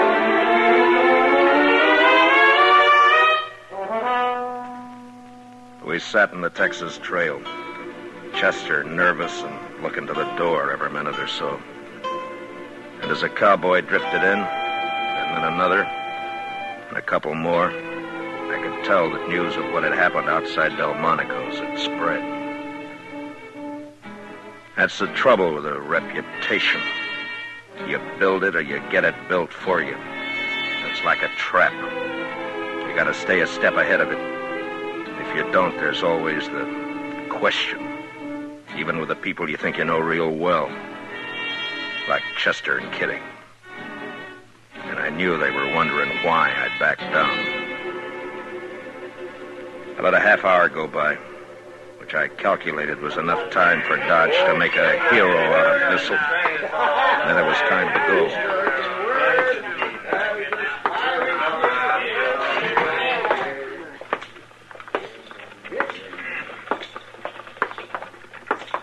Where are we going, Mr. Dillon? The Opera House. The Opera House. That's where they've gone, ain't it? That's right. Well, good. I want you to stay out of this, Chester. Oh, now, Mr. Dillon... You heard what I said. Yes, sir.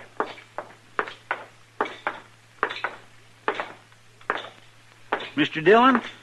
Yeah. Nothing.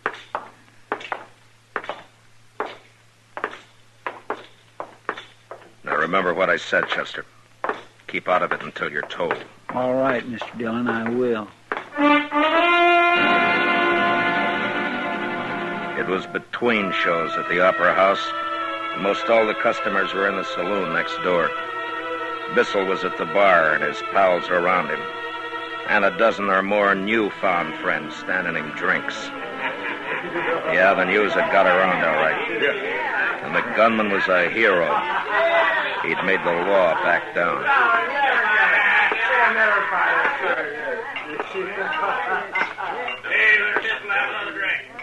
Look who's here, boys. Hey, Frank. Looky. Marshal Dillon. Didn't I get through telling you a while back? Are you drunk, Bissell? I never get drunk, Mr. Dillon. Well, I'm glad to hear it. All right, you other men, get away from the bar, quick. You six, stay where you are. I'm telling you. Now, anybody who wants to stay with Bissell and his gang's going to get hurt. Now, you move.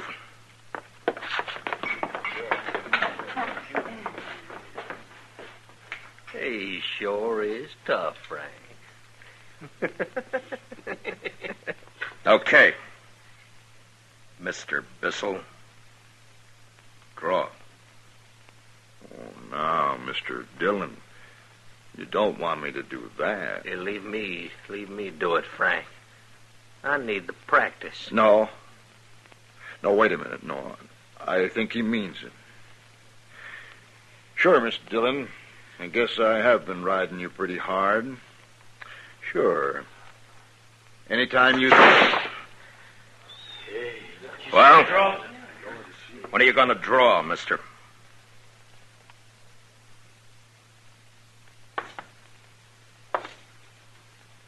I'm going to tell you something. I could have hit you in the belly as easy as making a hole in the wall. But I don't like killing. Now, you're under arrest, all of you. Chester. Yes, sir. Keep them with their arms up. Yes, sir. Now, you. Take off your guns, Bissell. I said take off your guns and do it now. All right. put him on the bar.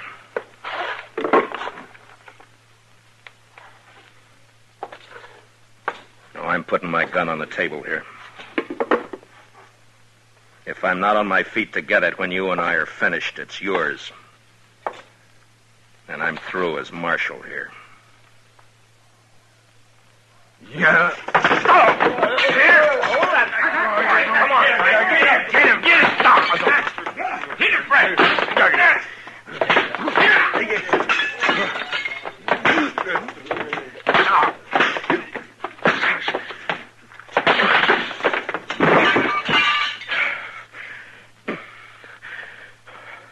Mason, you pick him up. You help him. We're all going down to the jail. Carry him with you.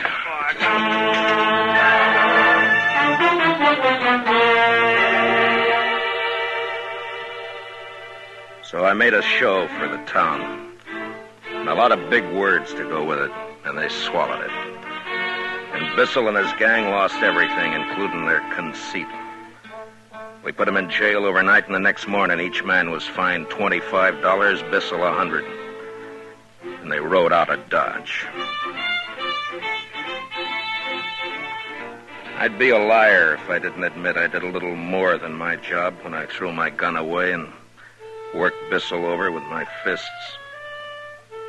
He was a hard man, and I might have lost. Except that I had my reputation to think about.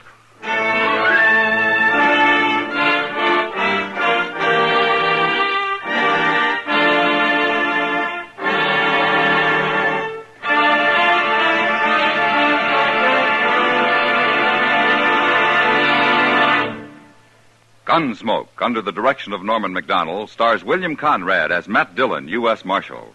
Tonight's story was specially written for Gunsmoke by Anthony Ellis, with music composed and conducted by Rex Corey. Featured in the cast were John Daner, Lawrence Dobkin, Barney Phillips, Jack Crucian, and Howard McNear. Parley Bear is Chester, and Georgia Ellis is Kitty. Gunsmoke is heard by our troops overseas through the facilities of the Armed Forces Radio Service. Join us again next week as Matt Dillon, U.S. Marshal, fights to bring law and order out of the wild violence of the West in Gunsmoke.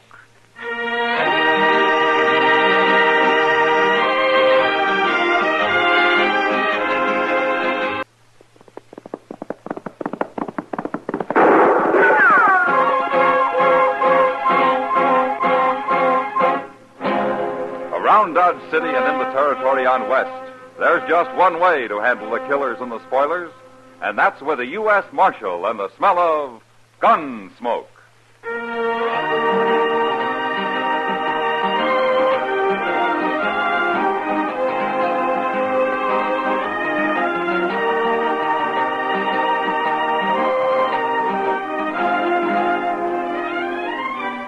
Gunsmoke, starring William Conrad.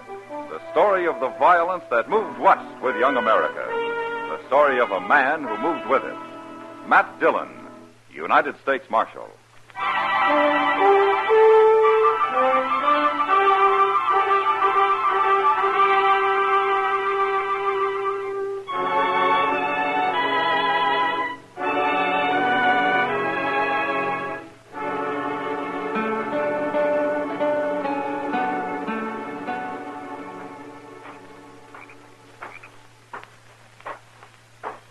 That you, Si? Over here, Jim. Not so loud. Major's got guards walking all the way around the fort these nights. What do you care? You ain't a soldier. You ain't done nothing. Look, Si, I don't want nobody at all to get suspicious of me. Not for a week anyway. What do you mean, not for a week? That's what I want to tell you. We're going to be hauling rifles into Dodge starting day after tomorrow. Rifles? That's right, about 4 wagon loads. Huh? That'll be a heap of rifles, Jim. Sure it will. And what about Jonas? Will he give you time off to do it? Jonas? Jonas can't stop me. He's just a fool storekeeper. Yeah, I suppose so. I figure it'll take maybe 4 or 5 days, Si. And afterwards I'll just quit and disappear before anybody catches on. When they do, we'll be a long ways from here. The Army will get their rifles back, Jim. Next time they go Indian hunting. Shh. Guard's about due. Come on, over here.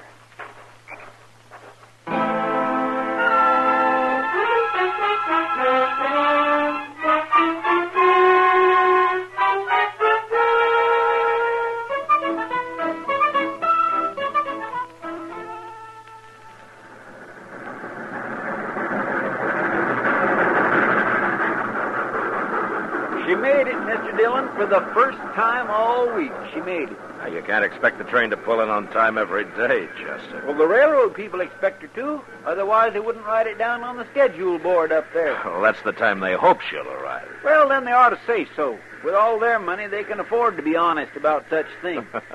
What have you got against the railroad, Chester? Well, they're so rich, that's all, and I'm so poor. How was Saturday night, Chester? You never told me. Why, they must have been using a marked deck on me. I never had such a run of bad luck in my whole life. Aren't you old enough to know you can't play poker with a woman sitting on your lap? A woman?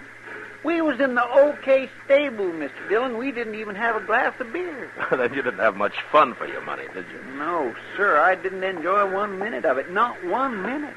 Hey, you fellas busy? What can we do for you, mister? I got some supplies coming on the train. I need a little help loading my wagon. Oh, why don't you hire someone? Well, I aim to hire you 2 men if you want to work. I'll give you 20 cents an hour. That's fair enough. Now, here's your chance, Chester. You won't get rich, but it's something. All right. I'll take it, mister. Well, what about you? Thanks, but I got to pick up some mail. You're talking to the U.S. Marshal, mister. He don't take odd jobs. U.S. Marshal?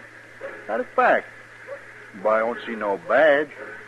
Well, I don't often wear one. Well, I'm glad to meet you, Marshal. My name's Will Jonas. I am the sutler out of Fort Dodge. Glad to know you, Mr. Jonas. My supplies are in the last freight car, Chester, down yonder. Well, where's your wagon at? It's on the other side of the train. Won't take more than an hour and a half, maybe. 30 cents, but I can sure use it. Well, let's get at it, Mr. Jonas.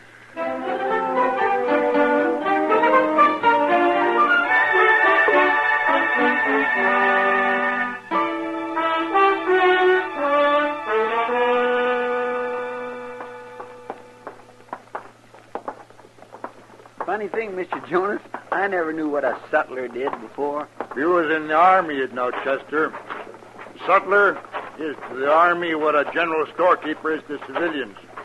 We sell the soldiers everything from extra food, clothes, to whiskey and playing cards. Is that what was in all them boxes? They sure were heavy. Of course they were heavy. That's why I needed help. And that's why I'm buying you a beer. And here we are. Yeah. Well, hey, look. There's Mr. Dillon. Who? Mr. Dillon, the Marshal. Oh, sure. Well, let's go sit with him. He seemed like a nice fellow. Well, you go ahead. I'll get the beer. All right. Well, here. Here's some money. Thank you, Mr. Jonas.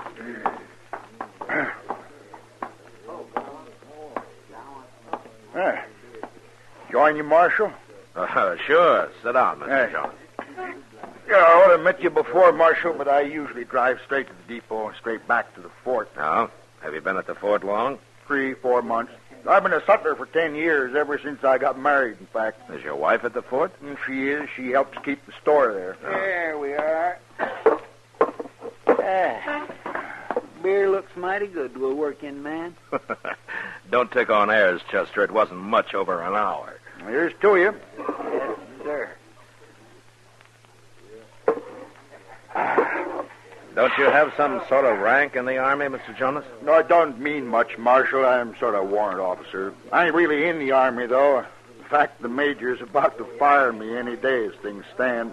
Why is he going to fire you? Oh, my assistant, a fella named Bale, I hired a few weeks ago. The major likes him. He wants to make him the chief sutler. Oh.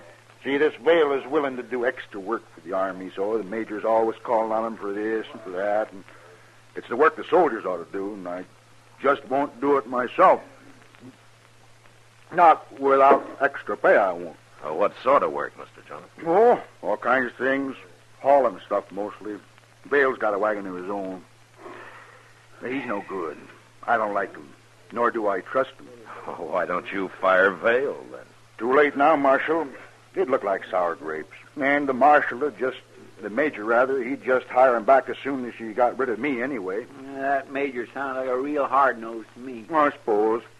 But he don't even know Vale's not the man's real name. A lot of men don't use their real names, Mr. Jonas. Well, what is his real name? Linza. Jim Linza. Saw it once on a letter he got here in Dodge. Jim Linza? Yes, sir, that's it. But I can't sit here telling you my troubles all day. Been a pleasure, gentlemen. And so long. Goodbye, Mr. Goodbye. Jonas. Oh, he's a good man, Mr. Dillon. I like him. Yeah, he is. But it's this Jim Linza I'm curious about. You know him? No, but I know enough about him to ride out and have a talk with the major. We'll go in the morning, Chester.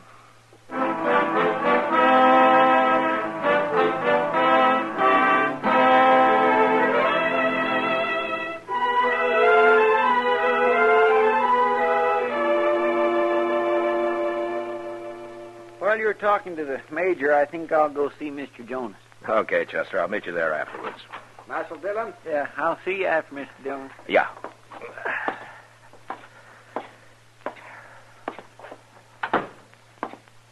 Oh, good morning, Marshal. Have a chair. Oh, thank you, Major. No trouble, I hope. Well, that depends. What do you mean?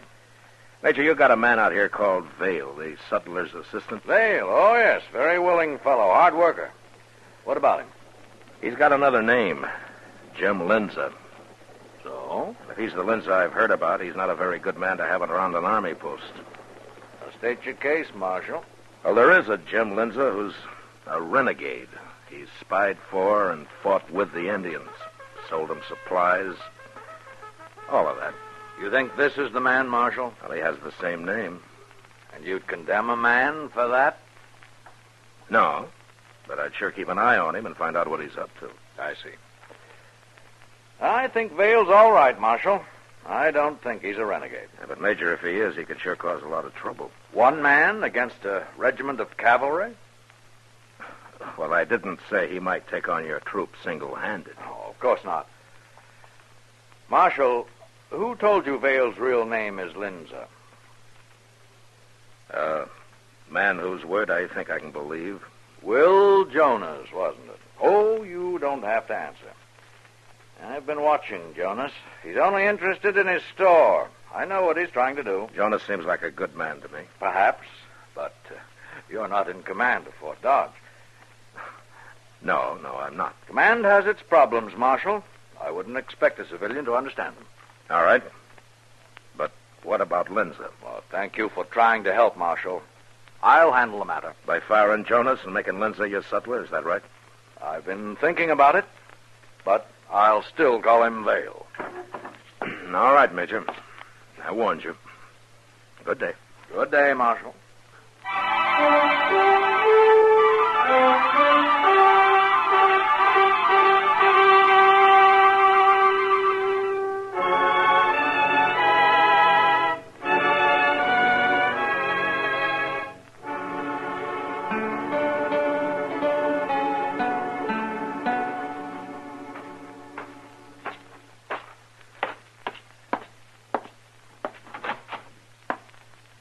There he is.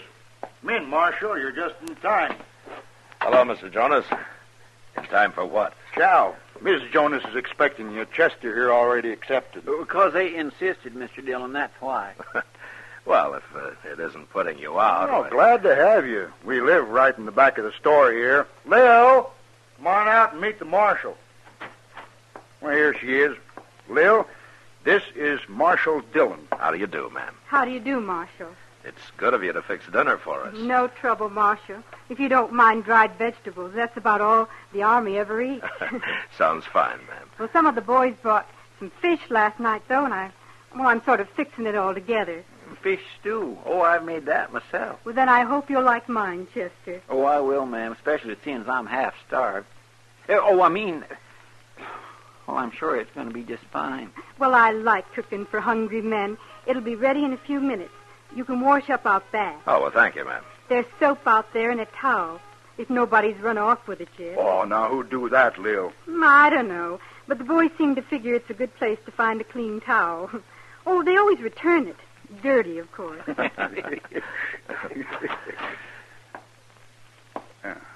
Hello, Vale. I'll be taking my wagon into Dodge this afternoon, Jonas. Again? This'll be the 4th day. Major wants me to. Sure. Who are these men? This is Marshal Dillon. That's Chester, Proudfoot. Lawman, huh?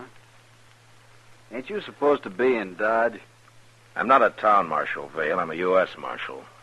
Yeah, I heard of you. Your trouble out here? We came out to have dinner with the Jonases. I didn't know you knew them. You didn't? What time you leaving, Vale? I don't know. Whenever the major says. The major ought to be paying your wages. Yeah, he should, shouldn't he? I'll see you later. So long, Marshal. Goodbye. See what I mean, Marshal?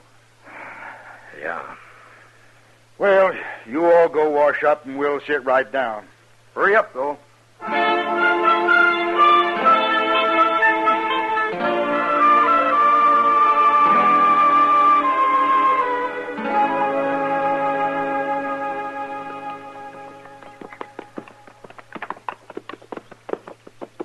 That sure was a good dinner, wasn't it, Mr. Dillon? Yeah, it was. Yeah, I'm afraid we stayed too long, though. It must be nearly 3 o'clock. Well, it's only 5 miles to Dodge. We can get there way before dark. Hey, look yonder. That wagon up ahead. Something's wrong with it. Yeah. Looks like he lost a wheel. Ah, poor fellow. Maybe we can help him. Sure. Mr. Dillon? It's that fellow Vale. Yeah. Come on.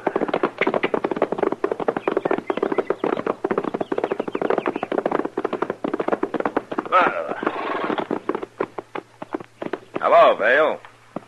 Well, it's the Marshal again. You want some help with the wheel? Can't put it back on by myself.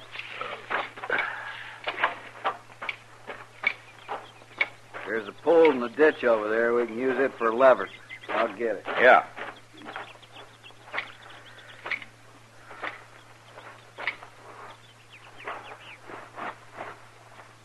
Chester.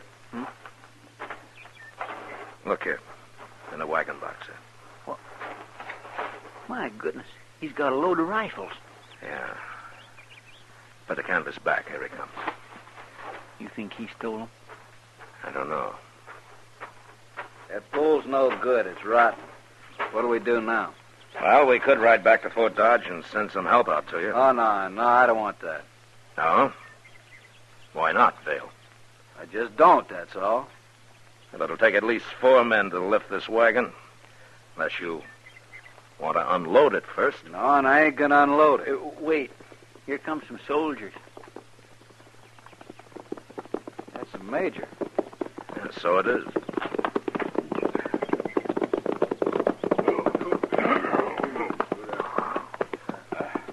What's the trouble here, Vale? Wheel rolled off, Major. Have to lift the wagon up to get it on again. Corporal Harris.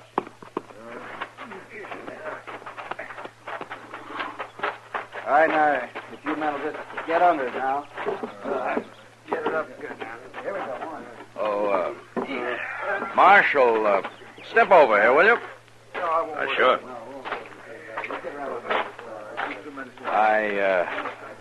I hear you had dinner with Will Jonas and his wife. Yeah, that's right. But before you say anything, Major, do you know what Vale's carrying in that wagon? Do you? Rifles. He must have 20 or so. 25. Oh. All right. This load makes an even 100 bales carted into Dodge the last few days. We're overstocked, so we're shipping them back to Fort Scott. Does that explain everything, Marshal? Yeah, sure. If they all get there. You're over-suspicious, Marshal. Perhaps it's the nature of your job. Perhaps. Vale's all right. His helping out with this sort of work means my soldiers have more time for their military duties. His name's Linzer, Major, and I've told you what he is. And you had dinner with Jonas. No, I'm not convinced, Marshal. Oh, there, the men seem to have the wheel on. I've got to get back to the fort. I've just been exercising my horse a little, you know. Don't have much time.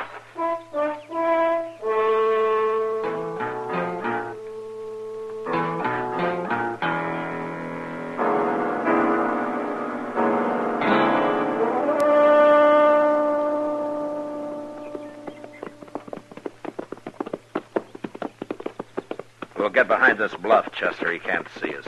He's not out of that cottonwood grove yet.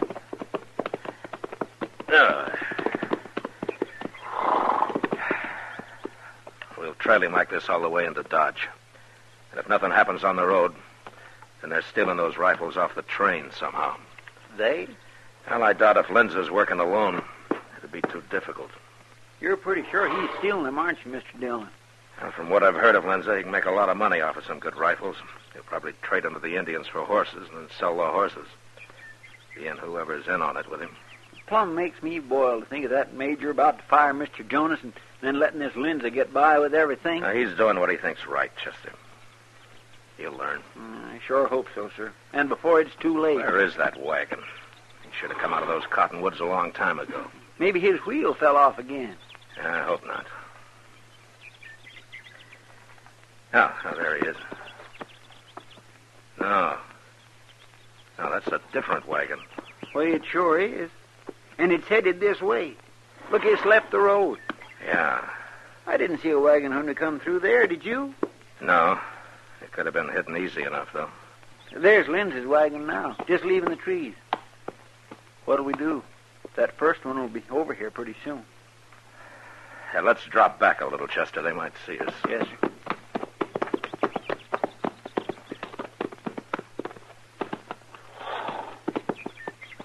All right, Chester. Now, you make a big swing around this bluff and stay out of sight as long as you can. Come onto the road behind Lindsay and follow him into Dodge. Right to the depot if he goes there. Well, what are you going to do? I'm going to wait right here for that other wagon. I'm curious about it. All right, get going. I'll see you in Dodge. Yes, sir.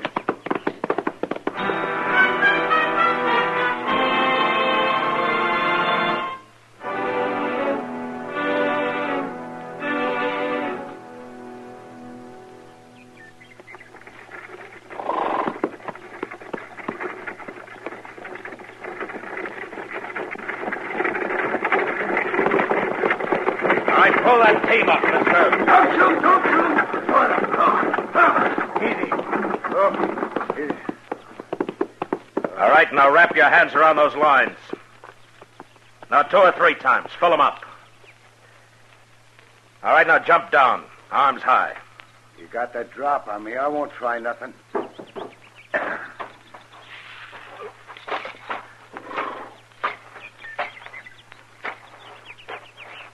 Take your gun. All right, you can put your hands down. What is this, a holdup? I'm a U.S. Marshal. This is no holdup. What do you want me for? Your team will stand, drop the lines, and get around to the back of the wagon.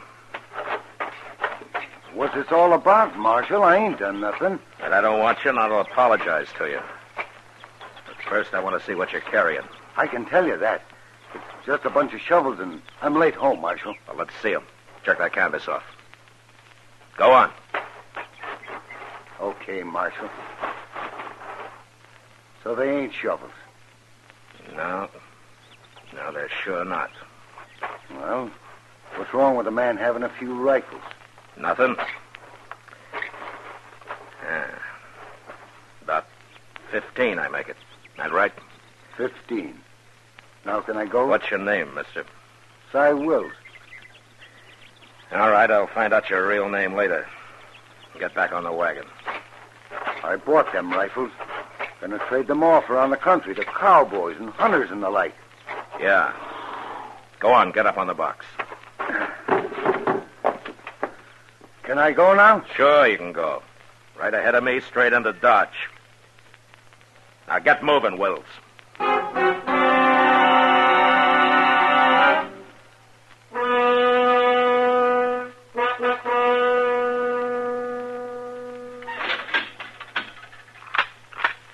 You'll have company pretty quick, Wills. Who? Now, you wouldn't want me to spoil the surprise for you, would you? There's there's anything I hate, it's a renegade. Mr. Dillon? Where is he, Chester? He put the rifles on the train, sir, but there wasn't any 25 of them. I guess you found the rest, huh? Yeah, his partner had him. I got him locked up.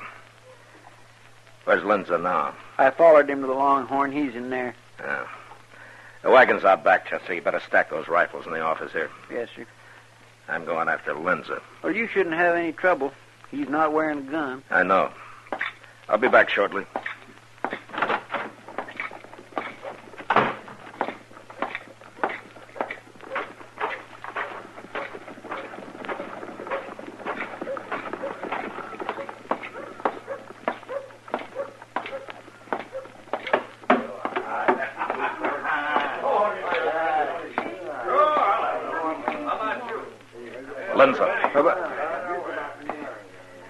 Give a man the jumps coming up behind him that way, Marshal.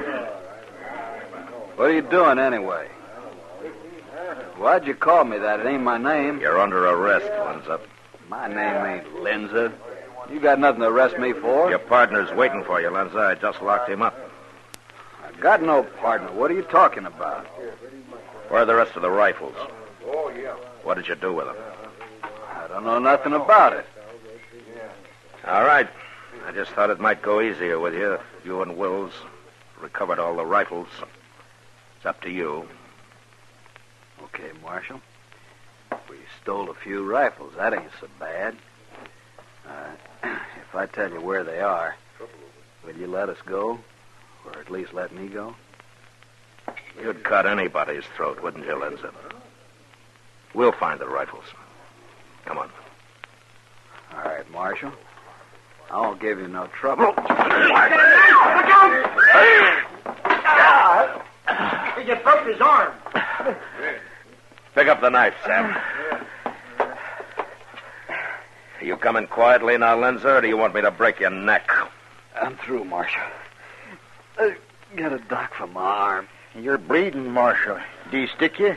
I didn't get in. It went across my ribs. You're quite a man, Lindsay. You don't even know how to use a knife. Now get going.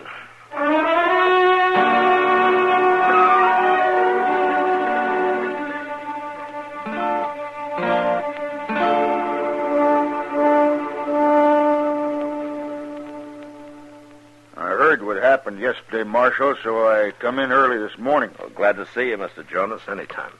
He didn't hurt you bad, did he, Marshal? Oh, it was my fault. I got careless. Doc took 5 stitches in him, Mr. Jonas. I watched the whole thing. Me, I don't like blood. My old man was a butcher, too. Well, maybe that's the reason, Mr. Jonas. I don't follow you, Marshal. Good morning, Marshal. Gentlemen. Major. Oh, Major. Oh, that's quite a stack of rifles you've got here, Marshal. Yes, isn't it? I heard the whole story, Marshal. I hope you weren't hurt. No, I'm all right. I looked up the bills of lading. They'd obviously been altered. Out of 100, I figured they shipped 40 rifles and stole 60.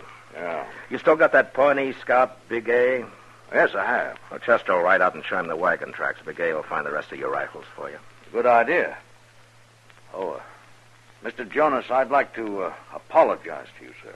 Oh, no, that ain't necessary, Major. For me, it is. Oh, all right. I think I understand, Major. Thank you. Marshal, I find myself in an extremely embarrassing position, professionally, with the Army, you understand. And I wanted to ask you... Major, I'd like to ask something of you first. Why, yes, certainly.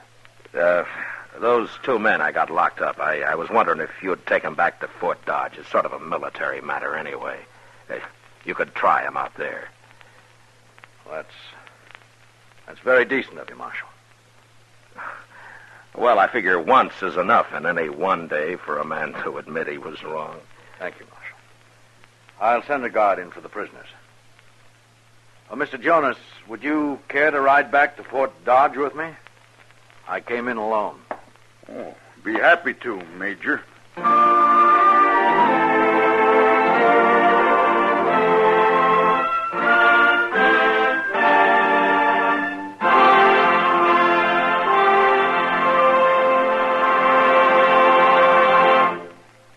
Gunsmoke, under the direction of Norman Macdonald, stars William Conrad as Matt Dillon, U.S. Marshal.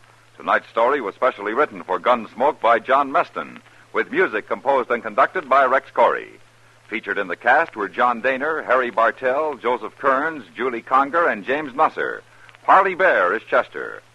Gunsmoke has been selected by the Armed Forces Radio Service to be heard by our troops overseas. Join us again next week as Matt Dillon, U.S. Marshal, fights to bring law and order out of the wild violence of the West in Gunsmoke.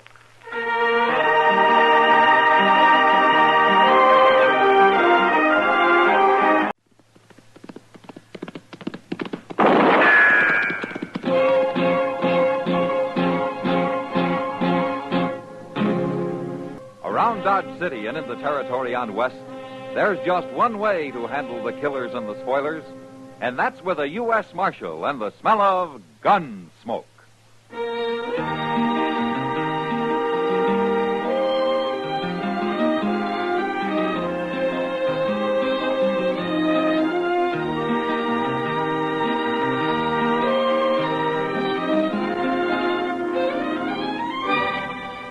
Gunsmoke, starring William Conrad.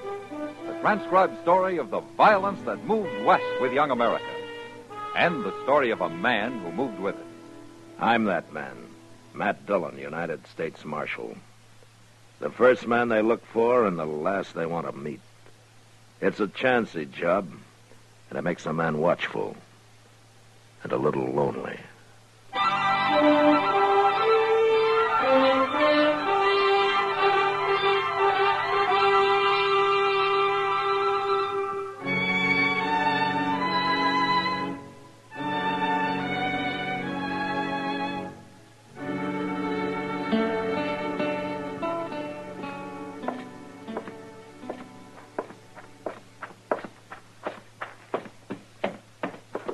Well, what's your hurry, Chester? Oh, hello, Mr. Dillon.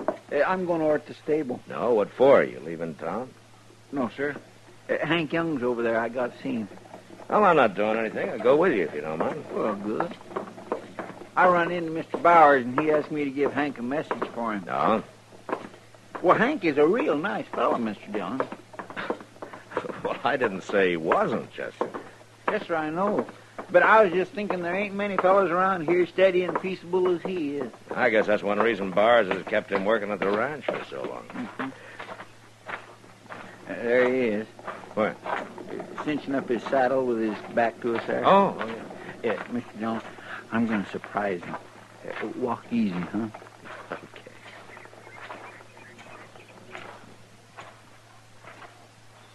Gotcha! No, Hank, no! Look out, Chester! Oh!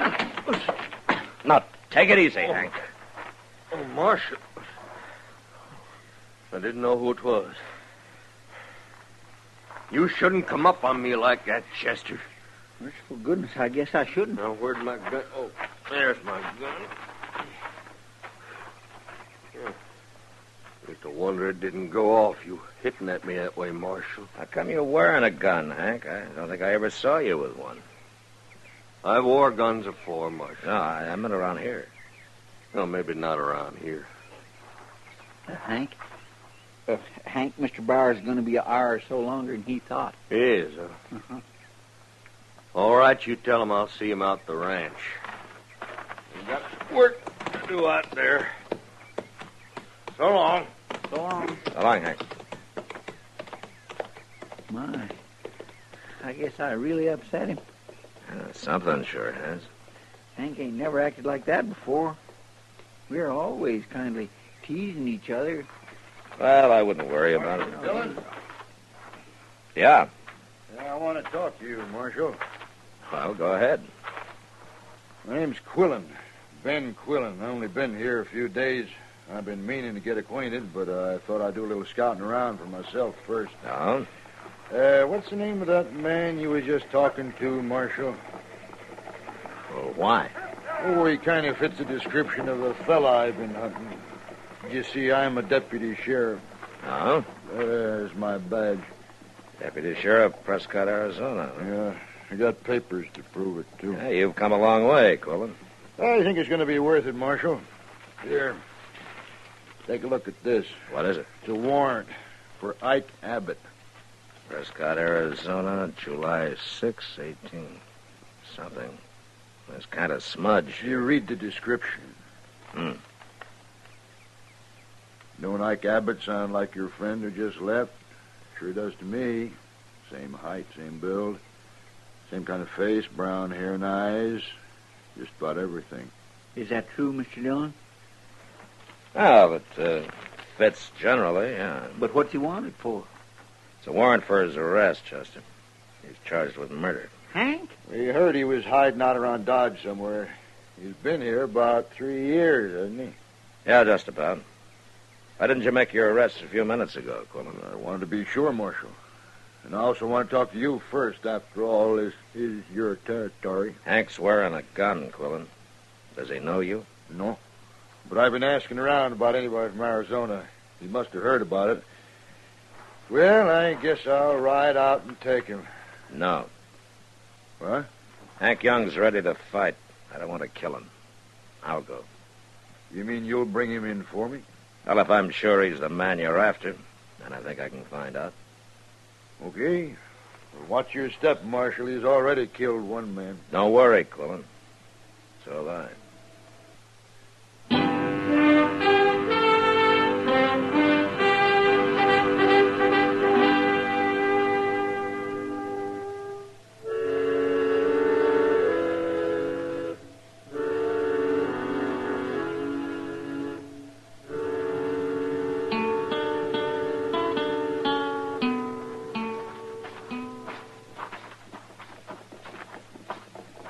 That's him sitting in the bunkhouse door, Mr. Dillon. I thought he said he had work to do. He had nothing special to do except get out of Dodge. You think he's going to make trouble? And I hope not. Hello, Hank. Marshal. Chester. Hello, Hank.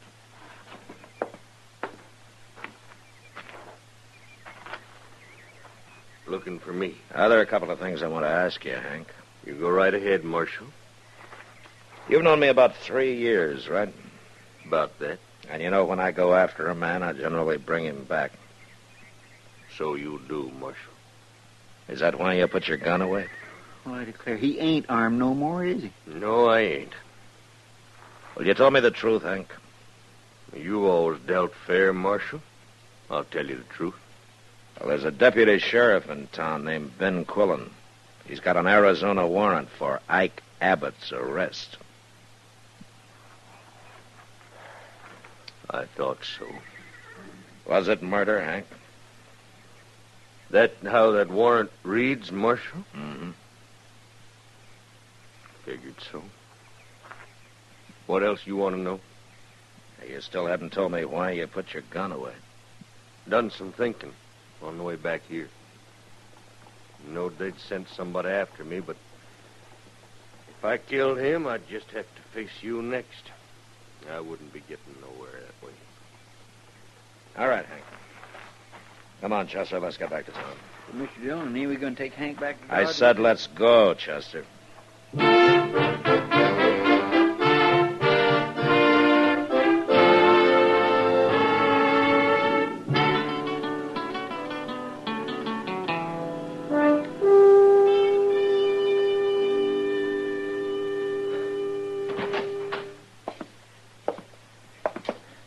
Morning, Chester. Good morning, Mr. Dillon.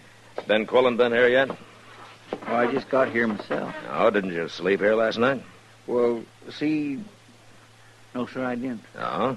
I ain't never going to set up all night playing poker again. Oh. I was kind of hoping you'd maybe outgrown poker. I'm getting there. Morning, Marshal. Chester. Quillen? Good morning, Quillen. Well, Marshal, did he put up a fight? No, there was no trouble. But he is the man I'm after. He's Ike Abbott, isn't he? Yeah, he's the man. Well, I sure do thank you, Marshal. Now, if you'll turn him over to me, we'll be on our way, and I won't be bothering you no more. I didn't bring him in, Quillen. Why not?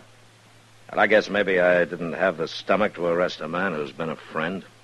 Who's never caused any trouble around here. That don't keep him from being a murderer. And I've got a legal warrant for him. Then you go get him. I thought you didn't want no killing. He isn't armed. You've caused me to waste a whole day, Marshal. Why don't you go get your man, Quillen, and get him out of here? I don't want any part of it. You admit he's a friend of yours, Marshal. I just hope you're not trying to trick me somehow, 'cause I'll hold you responsible.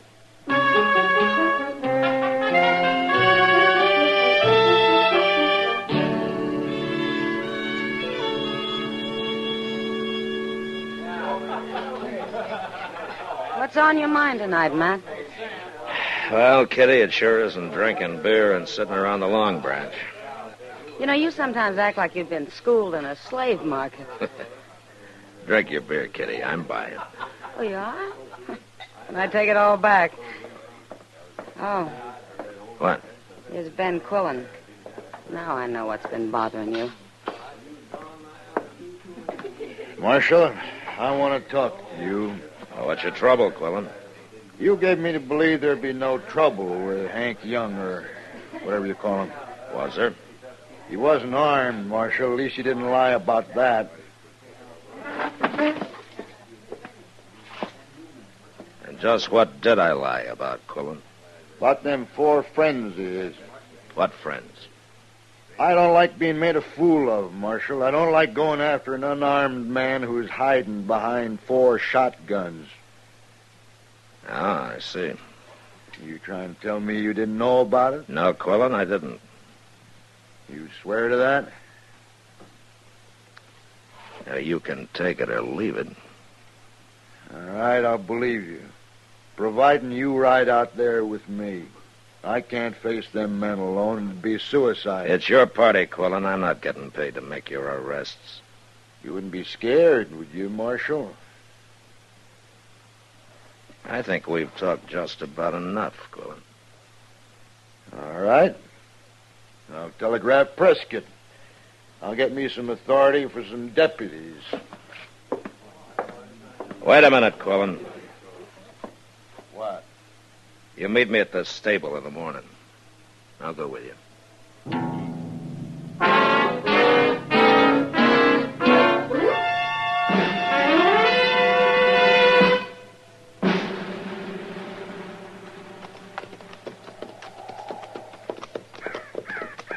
Here they are, Marshal, waiting for us.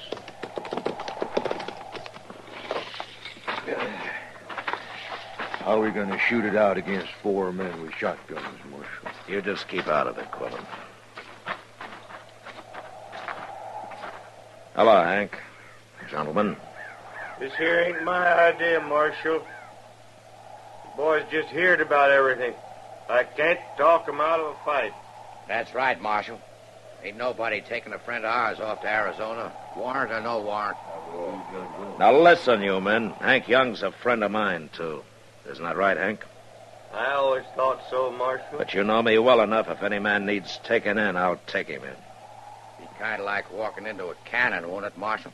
Maybe. But more than one of us will die. Now, hold on.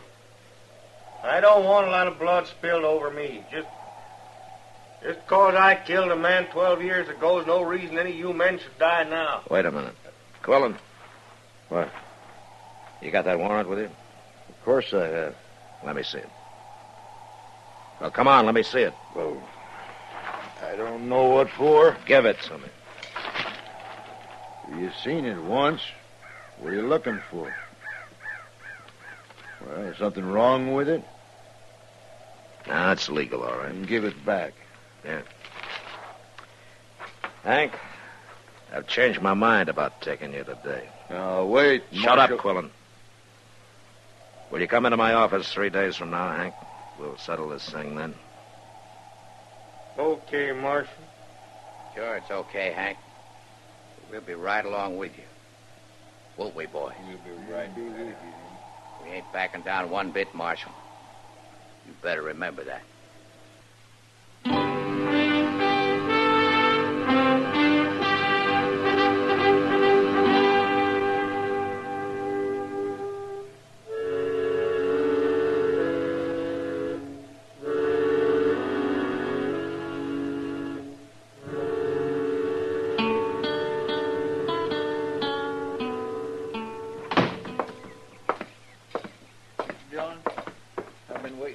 Let's go, Chester.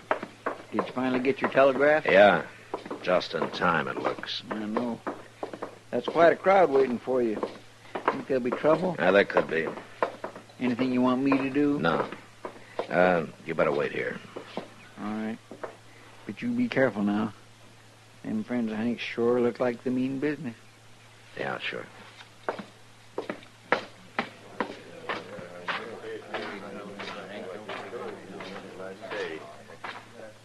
Well, Marshal, now come in, like you said. I know you would, Hank. Let's get this over with, Marshal. I waited long enough. You've waited too long, Quillen. What? Hank, I want your friends to wait across the street over there. We ain't moving, Marshal. All four of you go over there and wait. Now, will you do what he says, Jim? Go on now. Jim, he ain't the kind of trick nobody. I mean it, boys. I got going. Well, come on, men. For we'll be watching. Quillen, let me see that warrant. You've seen it twice. Yeah. Well, ain't you going to look at it? I should have looked at it the first time. Huh? Close. I missed reading the date till Hank mentioned it was 12 years ago. What's that got to do with it?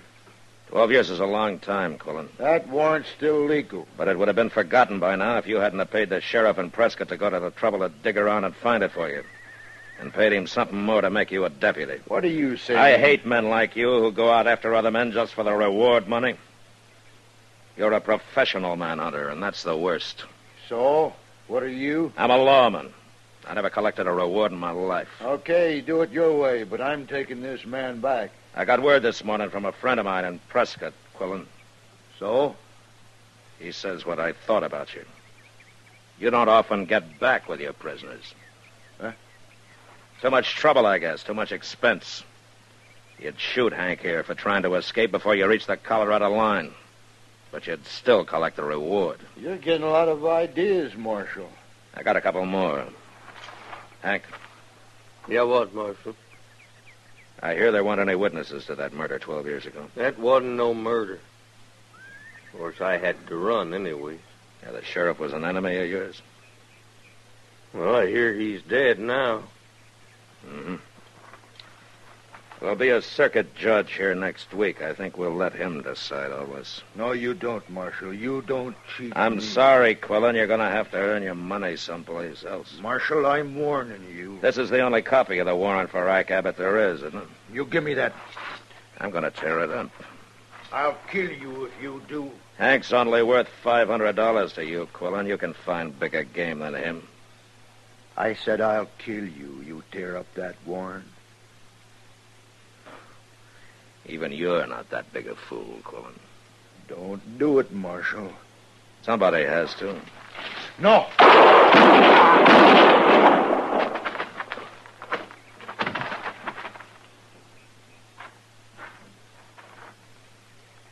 You killed him, Marshal. I misjudged him, Hank. He was worse than I thought. What? He wouldn't only kill a man for $500. He was willing to die for it himself.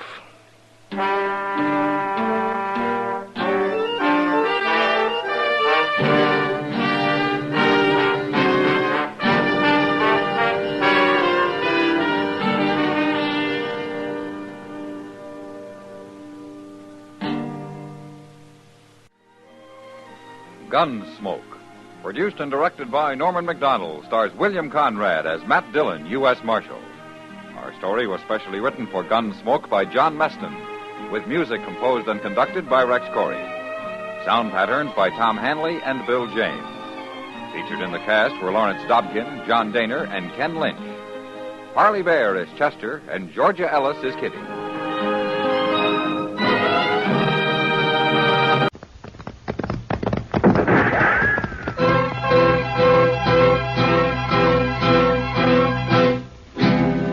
Around Dodge City and in the territory on West, there's just one way to handle the killers and the spoilers, and that's with a U.S. Marshal and the smell of Gunsmoke.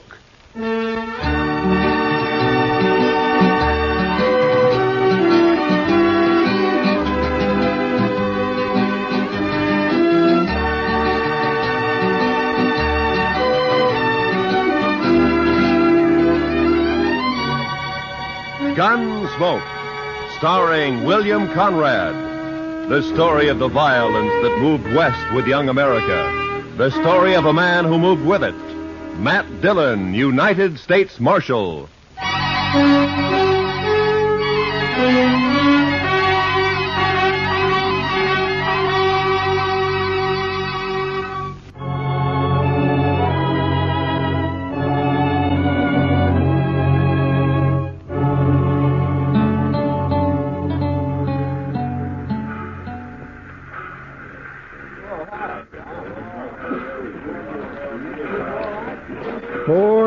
p.m. We got in right on time, Mr. Dillon. Yeah, the railroad's getting better every month, Chester. Looks like they're going to civilize this prairie yet. Well, I'm glad to hear it. All right, let's go. Well, Abilene sure don't change much. Looks about like it did the last time I was here. Yeah, we're getting most of the cattle at Dodge now. The boom's leveled off here. Still a rough town, though, I suppose. You think he'll put up a fight? I don't know, Chester. He's pretty mean from all reports. He may. We'll try to avoid it, though. Of course, we're only guessing. Anyway, he might not even be here. No, he always heads to Abilene when he gets in trouble. It's his hometown. He'll be here. And one good thing, it's Bill Hickok's town, too. At least we'll have the local sheriff on our side for once. Yeah. I suppose that's some help. Some help? I'd rather have Wild Bill along than anybody I know. I suppose. Chester, what's the matter with you? You're acting like a man at his own funeral. Mr. Dillon, I've had an uneasy feeling ever since we left Dodge. Kind of a hunch, you might say. Oh, it's nonsense. They're going to pick up a killer and take him back for trial. That's all. Maybe. And maybe not. Look, Chester, any man who lives by a gun knows down inside that he's going to die by one someday. But if he's got any sense, he keeps from thinking about it. Of course, he can't help getting a hunch now and then. I had plenty of them myself. Mostly wrong. Come on, Chester, let's walk down to the Last Chance, and I'll buy you a drink. As a matter of fact, I'll buy us both a drink.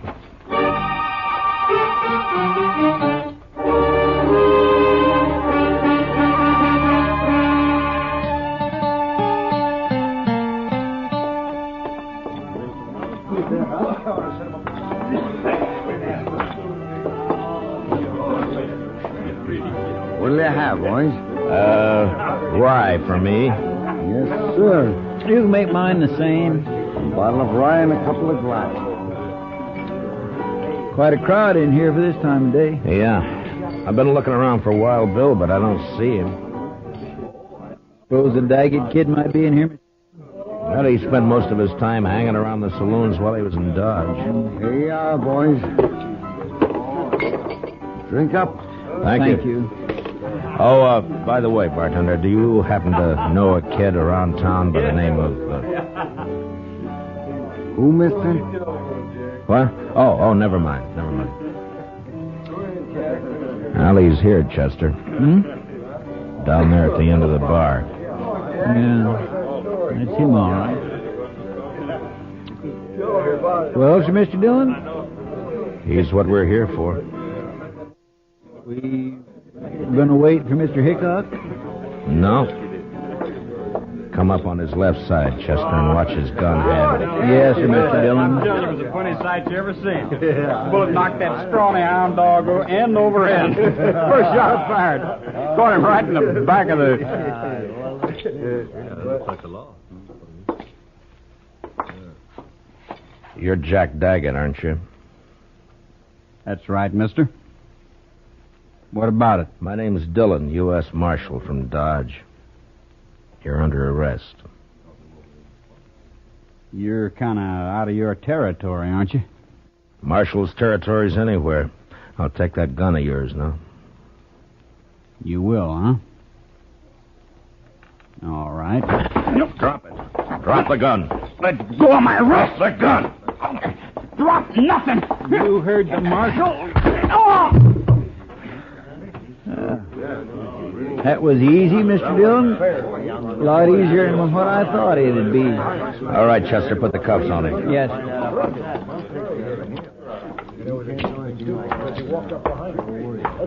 Seems to me your partner acted a little high-handed there, Marshal. It does, huh? Now, he had no call to slug that boy in the head that way. Would you rather I'd have put a bullet in his belly? Chester saved his life, that's all. He was drawing on me. Well, now, if you'd come around and seen me before you started anything, you wouldn't have had this trouble. My name is Rourke. I'm the town constable here. I see. Young Jack here told me all about that shooting out in Dodge. Said they ganged up on him in a poker game, tried to cheat him. Forced him to shoot his way out. That's a good story. It's too bad it didn't happen that way. All right, Chester, let's get him on his feet and go find the sheriff. I reckon you won't be finding him, Marshal. Why not? Hickok's up at Topeka. Won't be back for a week or 10 days.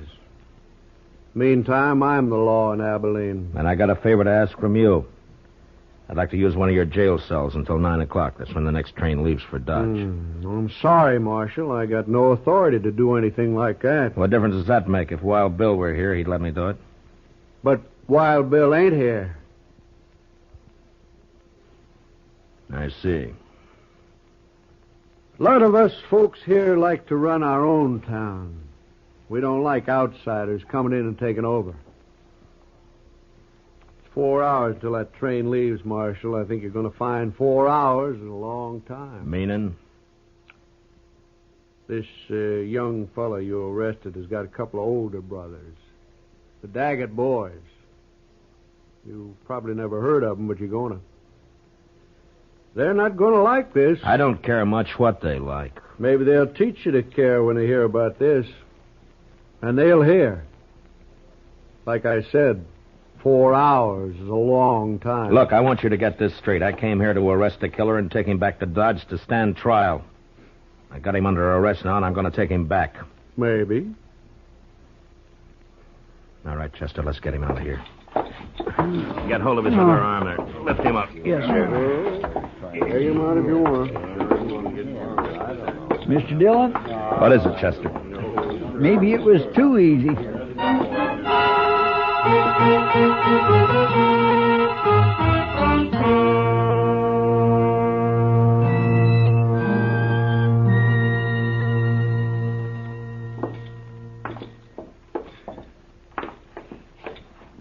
Yes, gentlemen.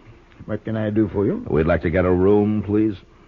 Well, I have a very nice one right at the head of the stairs. If you'd care to look at it... That won't be necessary. We'll only need it for about 4 hours until the train leaves for Dodge. Mm-hmm. Well, if you'll just sign the register here. Thank you. My, your friend seems to have suffered quite an injury. Yes, sir. He bumped his head. Oh, really? Well, it's certainly a bad cut just to have had... Boy, that's one of the Daggett boys. Young Jack Daggett. Yeah, that's right. I got him under arrest for murder. Now, where's the room? You arrested Jack Daggett? Right here in Abilene? Yeah. You said the room was up... And you're planning to keep him here at my hotel for the next 4 hours? Well, I can't stand out there on the street with him. Marshal, do you know what's going to happen when the Daggett boys hear about this? No, but I understand they may not like it very much. May not like it. I'm sorry, sir, but you cannot stay here. I will not let my hotel be made the scene of a bloody massacre. Now, just a minute, mister. You've rented me a room. I've signed the register, and I've got the key. I'm going to use that room until 9 o'clock, whether you like it or not. It's the second door at the top of the stairs. Thank you. Come on, Daggett. Move. You heard him, son. Come on. Keep your hands off. There's just one thing, sir. Yeah. It's not a question of your honesty, you understand, but in view of the circumstances, I wonder if you'd mind paying in advance.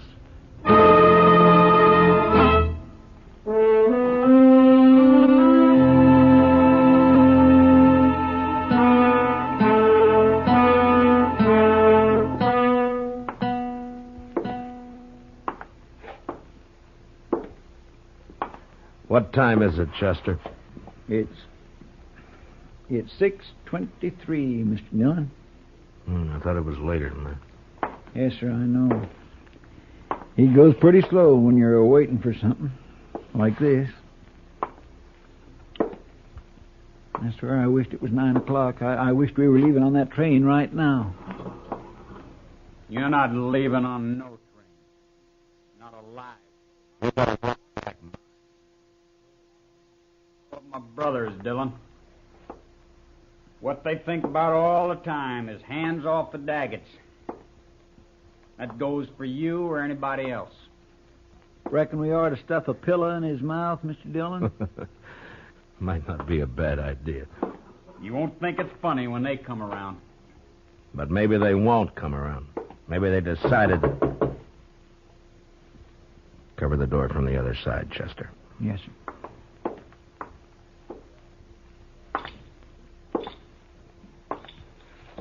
Yeah, who is it?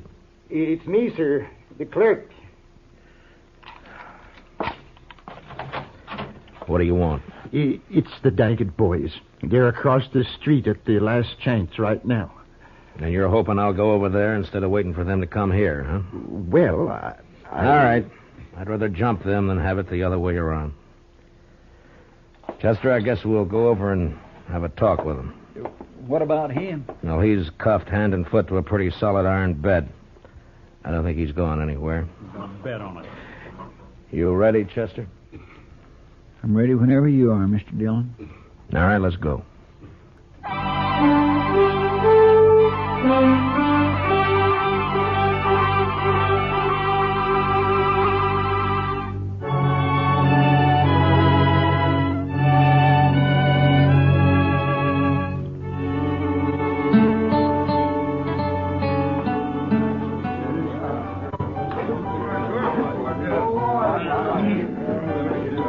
That must be them, Mr. Dillon. Across the room there. Yeah, I guess so. They look a lot like Jack. And they look mad. There's quite a crowd around them.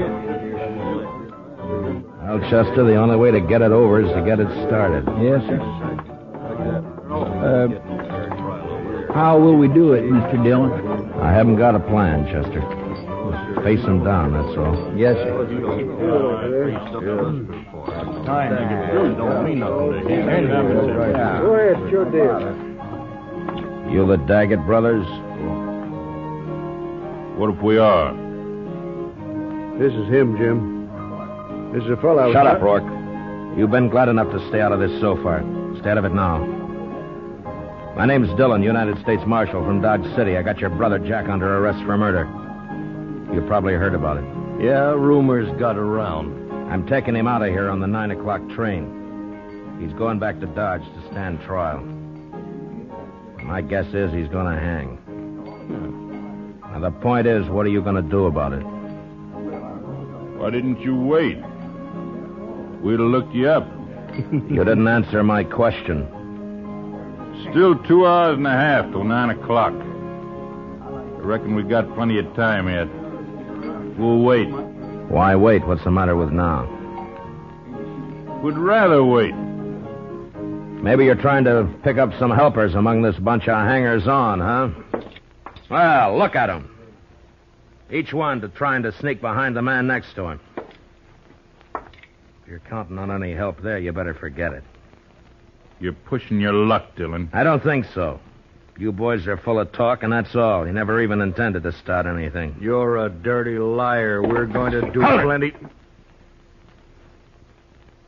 Now, don't you move, either one of you. You covering my back, Chester? Yes, sir. All right. I'll take that gun. Thank you. Yours, too.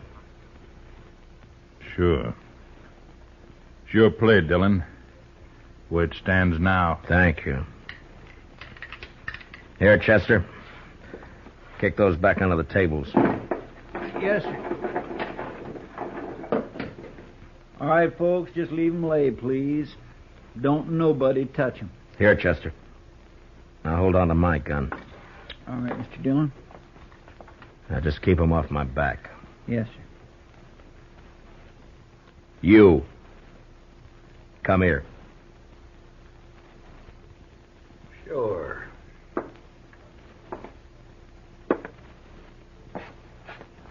You called me a liar, didn't you? Yeah. Boy, you cheat tin horn. You want to get it?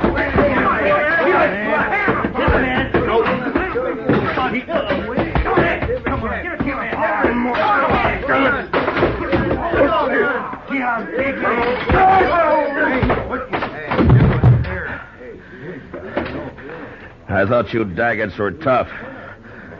Hey, watch this. Watch. All right, you. You're next.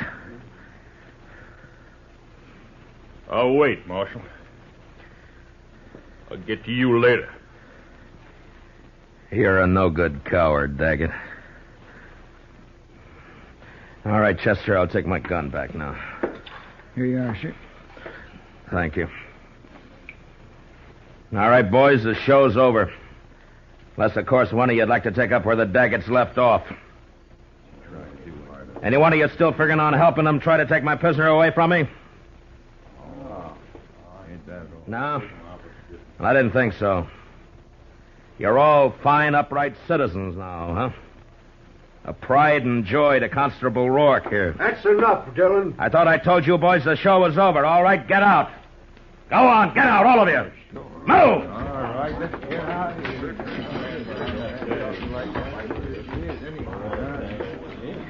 Marshal, I'd say you overreached yourself there.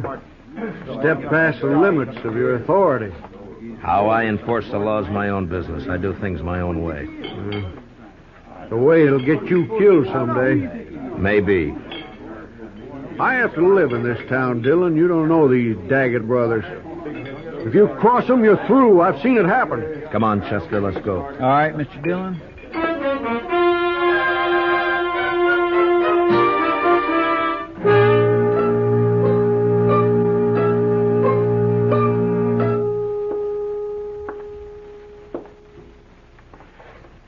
What time is it, Chester? It's 7:45, Mr. Dillon. Yeah, the time's dragging. Yes, sir. It's still an hour and 15 minutes till that train leaves. What difference does it make? You're not going to be on it. Neither one of you are. The way I'm figuring, Jack, we'll all three be on it. You wait and see. You'll never get to that train. My brothers will take care of you. They don't seem to be in any hurry about it.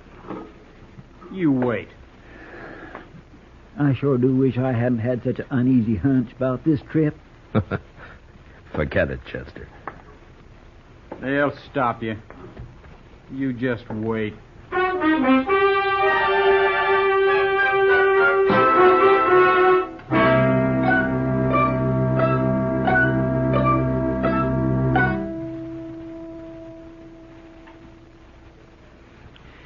It's only 8:15. Mr. Dillon seems to be going slower all the time. Adds up, though. Won't be much longer now.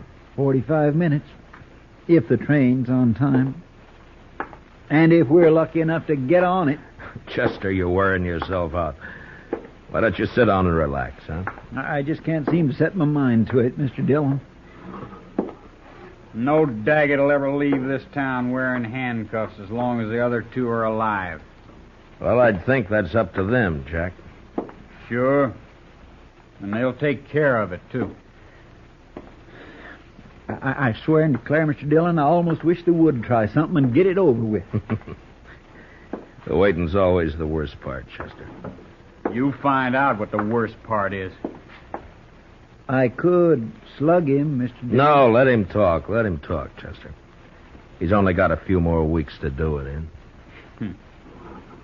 They'll never hang me. I'll never even stand trial. You wait and see.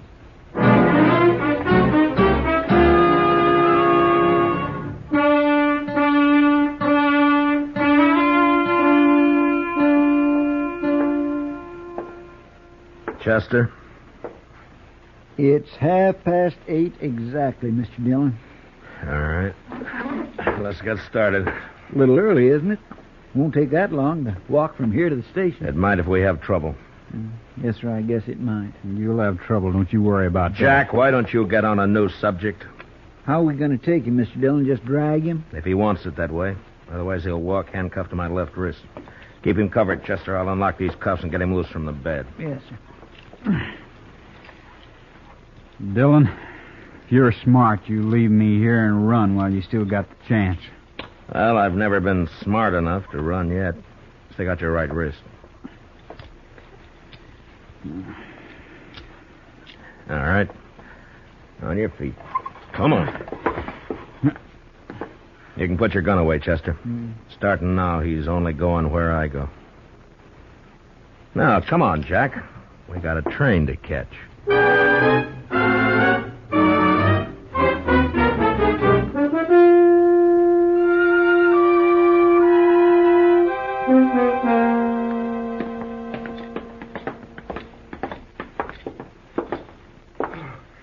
Thank heaven, gentlemen, you're leaving. Yeah, we're leaving. And I want to thank you for your wonderful hospitality. I'll be glad to recommend your hotel to anybody who plans to stop over in Abilene. Oh, I hardly know what to say, Marshal. You simply don't understand. You don't know these Daggett brothers. Personally, Jack. I have to live in this town, and I... Come on, Jack. Now, you boys must run quite a bluff. You got everybody in town.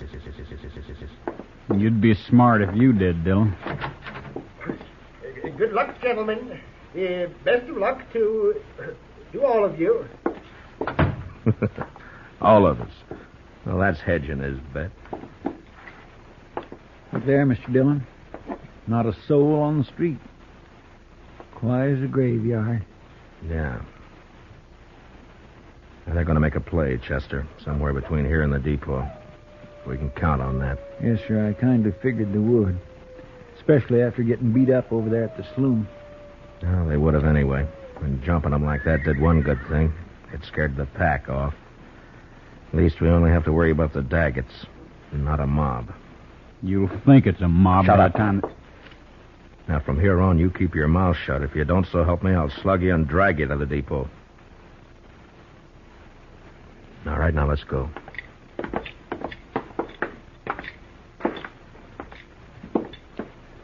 No, sir, not a soul. I never thought I'd see the main street of Abilene deserted at this time of night. It's not deserted, Chester. They're inside, behind the shutters. But at least they're staying out of it. I wonder if coyotes are as lonesome as they sound, Mr. Dillon. They couldn't be, Chester. Watch that left side up ahead of us, sir. It's pretty dark along there. Yes, sir.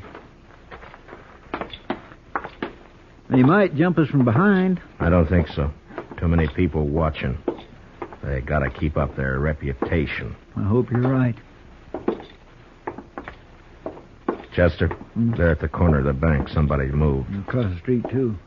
In the shadow. Take the one in the shadow, Chester. Yes, sir. There's one down, Chester. The other one's still there in the shadows. Get him if you can. Jack here's ruining my aim. I'll ruin more. Good for you, Mr. Dillon. You ought to have slugged him sooner. I didn't slug him, Chester. He caught a bullet that was meant for me. Shot by one of his own brothers. Here, let me unlock those handcuffs, Mr. Dillon. No time. Here, I'll get him up on my shoulder. All right, let's move in and keep firing. Yes.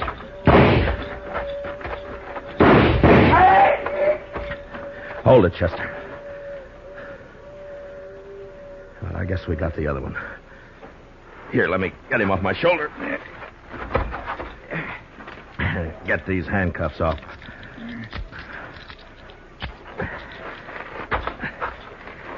Well, there's our prisoner, Jack Daggett.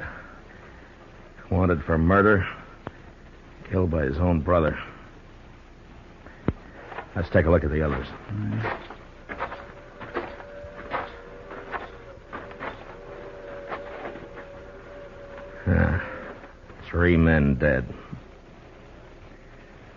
What down the street there, Mr. Dillon. They're all starting to crawl out of their holes. Sure. They're all on our side now. Oh, come on, Chester. The train's coming. We gotta get on it and get out of here. Yes, sir. Let Rourke clean up this mess. He ought to be good for something. That sounds more lonesome than the coyotes. Gives a man the creeps. Yes, sir, it sure does. Well, you were wrong about that hunch of yours, Chester. It wasn't us. Not this time.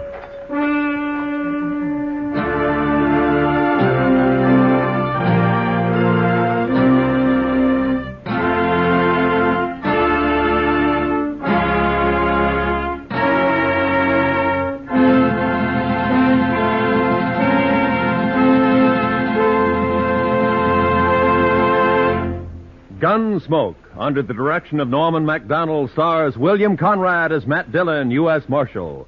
Tonight's story was specially written for Gunsmoke by Les Crutchfield, with music composed and conducted by Rex Corey. Featured in the cast were Sam Edwards and Barney Phillips, with John Daner, Tom Tully, Larry Dobkin, and Jim Nusser. Parley Bear is Chester. Gunsmoke is heard by our troops overseas through the facilities of the Armed Forces Radio Service. Join us again next week as Matt Dillon, U.S. Marshal, fights to bring law and order out of the wild violence of the West in Gunsmoke.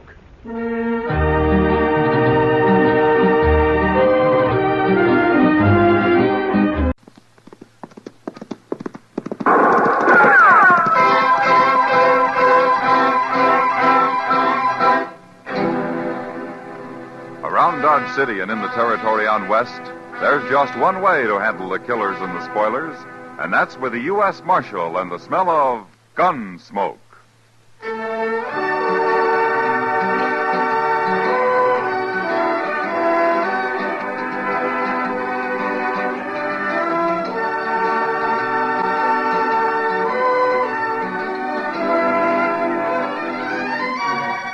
Gunsmoke, starring William Conrad. The story of the violence that moved west with young America. The story of a man who moved with it. Matt Dillon, United States Marshal.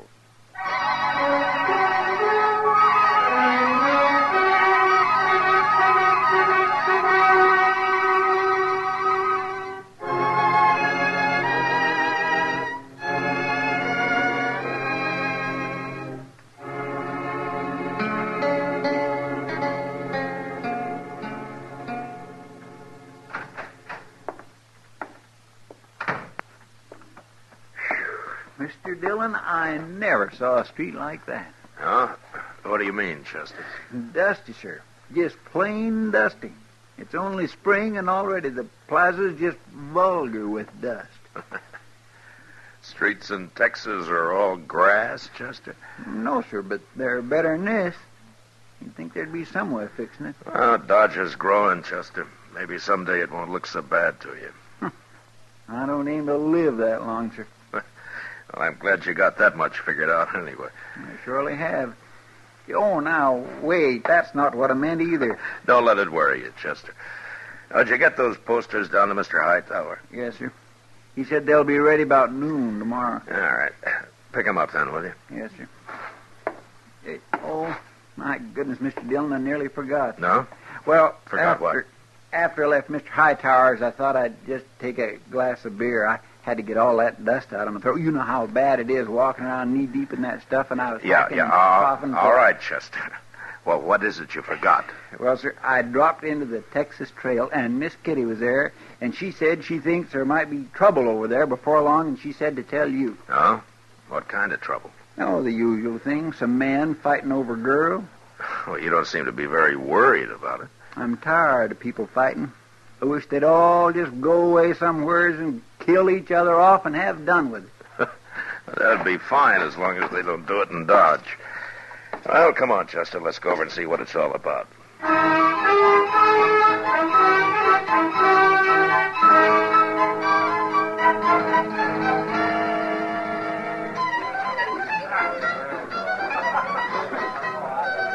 Tacetta's a new girl, Matt. She's shy as a flower. I don't know what she's doing here anyway. How do you know the name of the man? Dorgan, he says.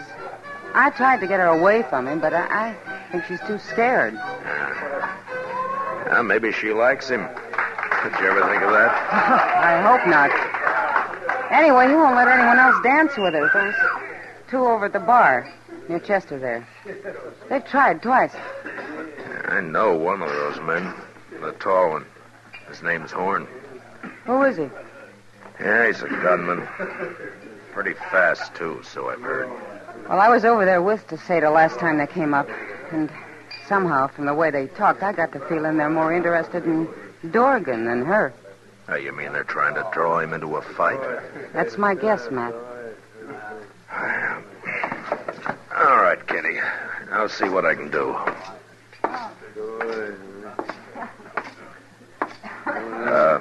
Miss Tacetta? Yes? I'm Matt Dillon. I'd be proud if you'd dance with me. Well, I don't think I'd better. Now, go ahead, Tacetta. It's all right. You can dance with him. Mr. Dorgan, you told those others that I could... Hello, Marshal. Hello, Horn. This here is Watson. Howdy, Marshal. How are you? What's on your mind, Horn? He just wanted to let you know, Marshal, if there's any trouble here, we ain't responsible. Leave me alone, there won't be any trouble. All we want, Marshal, is our turn with the girl here, and Dorgan's had her hogged the whole evening. And that ain't fair, and that's all. What's funny, Marshal? You sound like a man at a church social. I'm trying to be peaceable about it, that's all. I've seen you when you didn't try, Horn. What are you looking for, an excuse to work this man into a gunfight? Yeah, he sure is, Marshal. I ain't going to take much more from him or Watson either. What's the real trouble between you? There's no trouble, Marshal. We just want to dance with that girl. That's all. Mm-hmm. You want to tell me, Dorgan? Nothing, Marshal, nothing. All right. Tacetta. Yes, sir. Go over there and sit with Kitty, will you? Now, wait a minute, Marshal. Tacetta's my girl. I've been buying her drinks. She's staying right here. Go ahead, Tacetta. Go on over with Kitty. I don't know which one... You just go, Tacetta. Nobody will stop you. Well, all right, then. Thank you for the drinks, Mr. Dorgan. Go on, beat it. Chester. You got a great way of handling things is all I can say. What is it, Mr. Dillon? Take their guns, Chester. Oh, no, you don't. Shut up, Watson. Were you going to let him do that? We ain't looking for trouble. You're smarter than I figured, Horn. Am I, Marshal? Get him, Chester. Yes, sir. All right. All right. Your guns will be at the jail. You can pick them up in the morning when you leave town. Leave town? All three of you. Good night, gentlemen. Taking his gun from a man like Horn was the fastest way in the world to get him out of the saloons and off the streets and behind cover somewhere. There were too many men who might show up out of his past and suddenly make their claim on him. And Horn was the one that really mattered. Neither Dorgan or Watson looked like real gunmen. So I thought I'd been pretty smart. Till the next morning. I was just crossing the plaza when I ran into Kitty and Chester. Matt, we've been trying to find you. Oh, what's the matter, Kitty? It's Tacetta. I don't know where she is. What? I looked in her room this morning and she'd gone. Nobody's seen her anywhere.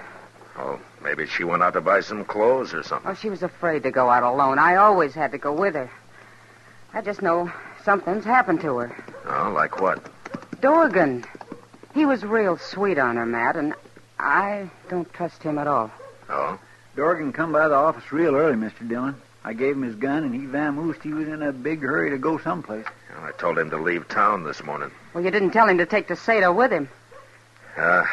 Did they get back together last night? Sure. Just as soon as Horn and Watson left. I couldn't stop it. I see. Tell me, Kitty, can she ride? Oh, no. I asked her to go out with me once. All right. There was a stage west this morning. Go see if they got on it, will you, Chester? All right, sir. Kitty, if she did leave with Dorgan, maybe it's because she wanted to. Oh, maybe. She wouldn't say anything about him last night, one way or the other. I told you I think she's afraid of him, Matt, but even if she did want to go, well, she isn't his kind, that's all. Well, that may be, Kitty, but it's not the law's job to chaperone every girl that hits Dodge. What if she didn't want to go, Matt? What if he forced her to? Now, that'd be different. A whole lot different. You bet it would. They was on him, Mr. Dillon. The agent described him exactly. Left an hour ago, right on time. I knew it. Will I get our horses, sir? No, wait a minute, Chester. Dorgan might put up a fight, and if he does, we can't shoot around that girl. Well, then how can you stop him, Matt? Well, somehow I don't figure Dorgan is a really brave man. I think we can bluff him.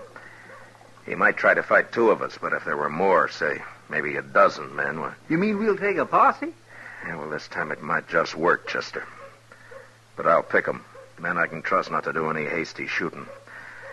Chester, you go round up Arnold Winters and John Kemp, Marty Walter, and Bob Gast, and I'll get the rest of them. All right, sir. And tell them we'll all meet at the jail in 20 minutes.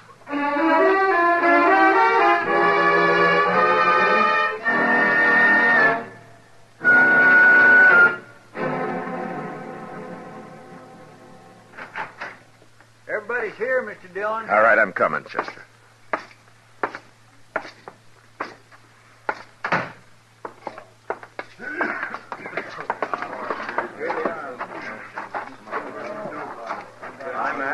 All right, men. All right, listen to me now. Now, I've picked you men because I know that you're steady, every one of you. Now, there's a girl on that stage, and whatever happens, we can't return fire. Is that clear? Yep. Sure. All right. I'll figure out how we're going to stop them when we get there. Marshal. Well, what are you doing here? Hold it. Marshal, me and Watson heard you needed help. Thought I told you to get out of town, Horn. We just want to be sure you got Dorgan before we left, Marshal. I don't need your help. And don't you be here when I get back, either one of you. You like that, Watson? All right, men. All right, let's go.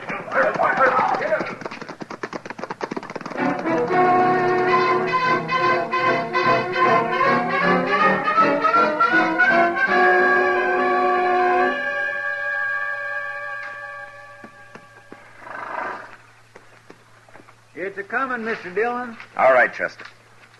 Men, spread out in a half circle. When the stage comes out of those cottonwoods, Chester and I'll ride forward and stop her. And then you close in around us. We got it. All right, let's go.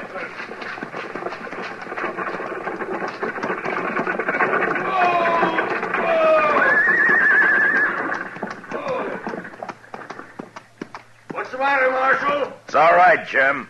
I just want to talk to a couple of your passengers. You, Dorgan, come on out. You try anything, Tacetta will be right in front of me, Marshal. I figured that, Dorgan. Come on out anyway.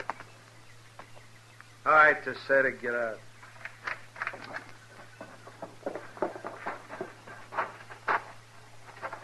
You stand right here, Tacetta, and don't move. Now, what's on your mind, Marshal? I want to know if Tacetta's here because she wants to be. That's all. Tell him, Tacetta. Right, tell him. Just tell me the truth, Tacetta. If you want to go with him, you may. But if he's forcing you to go, then we're here to take you back to Dodge. You wouldn't want her death on your conscience, would you, Marshal? Oh, no, please don't kill me. I'll tell it. I came because I wanted to. There. That's a good answer, Tacetta. And go on back to Dodge and leave us alone. I guess you didn't hear the same thing I did, Dorgan. I'm warning you, You Marshal. haven't got a chance. How long do you think you can use her for cover? Now, I got 12 men here, Dorgan, and we'll follow you from here to California if necessary. Isn't that right, men? And if she should get killed, I'll just let you imagine what we'll do to you. Now, you drop your gun belt right where you are and step forward. And do it now. All right, get his gun, Chester. Yes, sir. All right, one of you men get rid of your guns and put Dorgan up behind you. Mr. Dillon, what are we going to do with Tacetta? She can't ride anyway, especially in those clothes. Well, the Bledsoe place is a couple of miles from here. Go over there and borrow their buckboard, Chester, and for your trouble, we'll let you drive her back to town. Yes, sir. My. Well, you wait right here, Mr. Tacetta, and I'll be back in no time at all.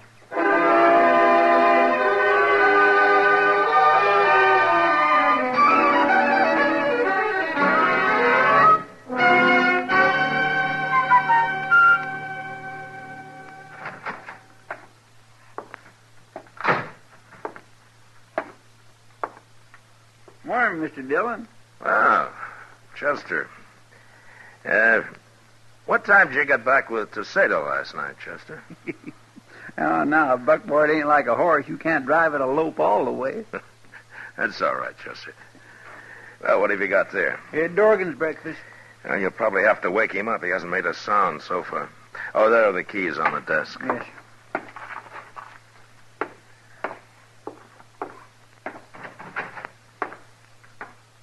Mr. Dillon? Yeah? Come here, quick. What? Open the cell, Chester. Hurry. He might still be alive. I got a knife. All right. Cut him free. I'll hold it.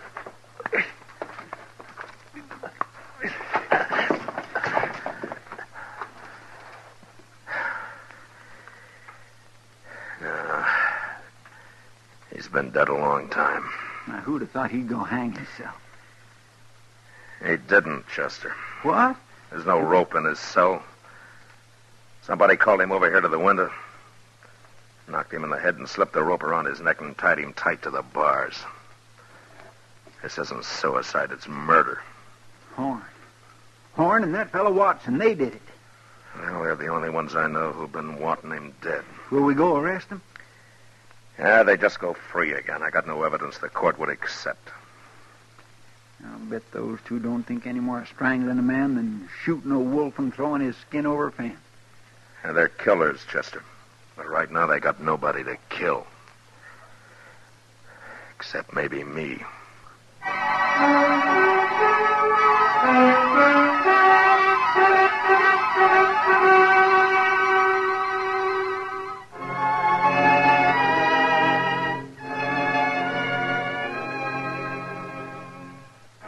When I found out that Horn and Watson were still in Dodge, I figured that they were probably waiting for me to run them out. That they'd be glad for the excuse if I did, leaving Dorgan's murder behind them.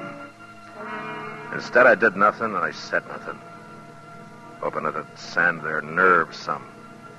Maybe drive them to a bottle and some loose talk. That night, pretending there was nothing in the world on our minds, Chester and I walked into the Texas Trail. Sure is crowded tonight, Mr. Dillon. Yeah. Say, there's Tacetta. See her? You're like a fall hog after ripe acorns, Chester. Well, now, my gracious, it wouldn't be polite for me not to say hello, would it? I'll see you later.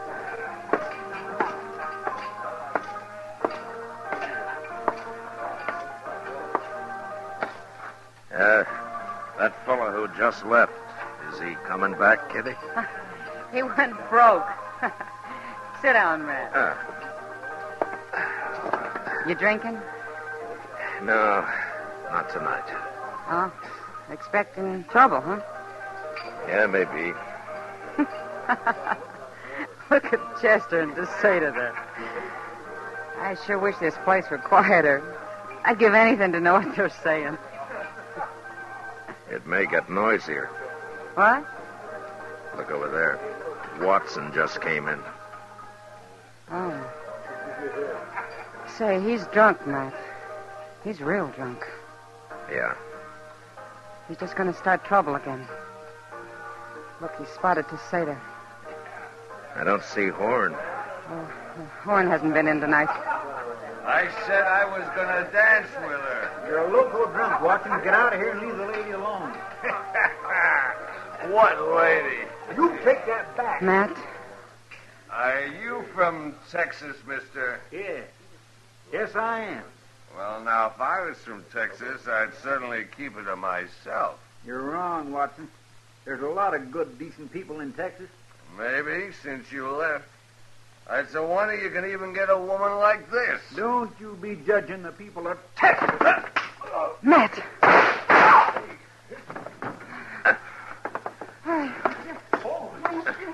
All right, get out of the way. Let me through here. Wait a minute. He drew on me, Mr. Dillon. I was only going to fight him. I didn't think he'd draw. Everybody saw it, Chester. He had his gun out first. I shot him twice. He didn't even fire. How come he didn't kill me? Now, take it easy, Chester.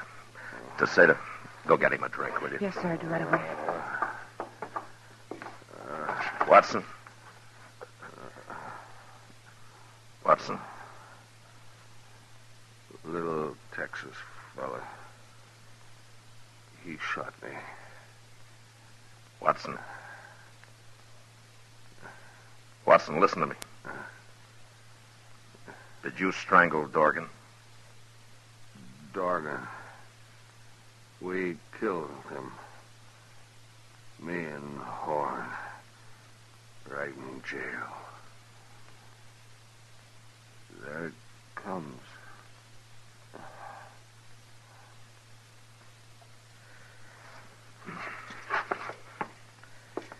If I take Horn alive, I'll call on some of you men as witnesses to Watson's confession here. Well, a couple of you take him out back. Chester, you all right? You look peaked. I got him a whiskey, sir, just like you said. Drink it down, Chester.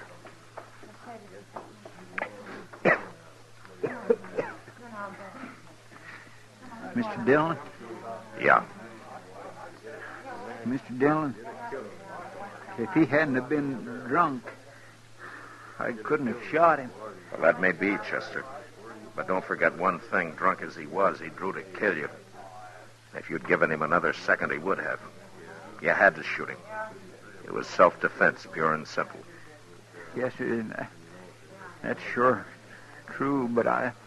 Now, you stay here for a while. I'll be out in the plaza. Tacetta, get me one more drink.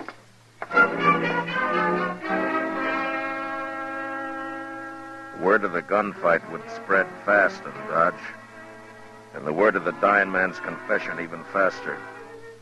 Wherever Horn was, I knew he'd hear about it. And since he was a gunman of an entirely different breed from men like Watson and Dorgan, it could be depended on that instead of running, he'd shoot it out with me. It was a simple matter of vanity, and there was no way to stop him. The only thing I could do was wait. Expectantly, the plaza cleared. But before Horn showed up, Chester came out of the Texas Trail and walked over to me. Mr. Dillon? Are you all right now, Chester? I'm fine. But say, I just heard that Horn's gone and got himself a shotgun. Now, is that so? You can't meet him like this. I'll go get you one out of the office. No. But, Mr. Dillon, a shotgun... I know. But if Horn's done that, he's lost his nerve. It means he can't face me any other way. Yeah, but you haven't got a chance against a shotgun. Well, we'll soon find out. There he comes. Oh. He does have a shotgun, Mr. Dillon. All right, get off the street, Chester. I don't like leaving. Go on. Yes, sir.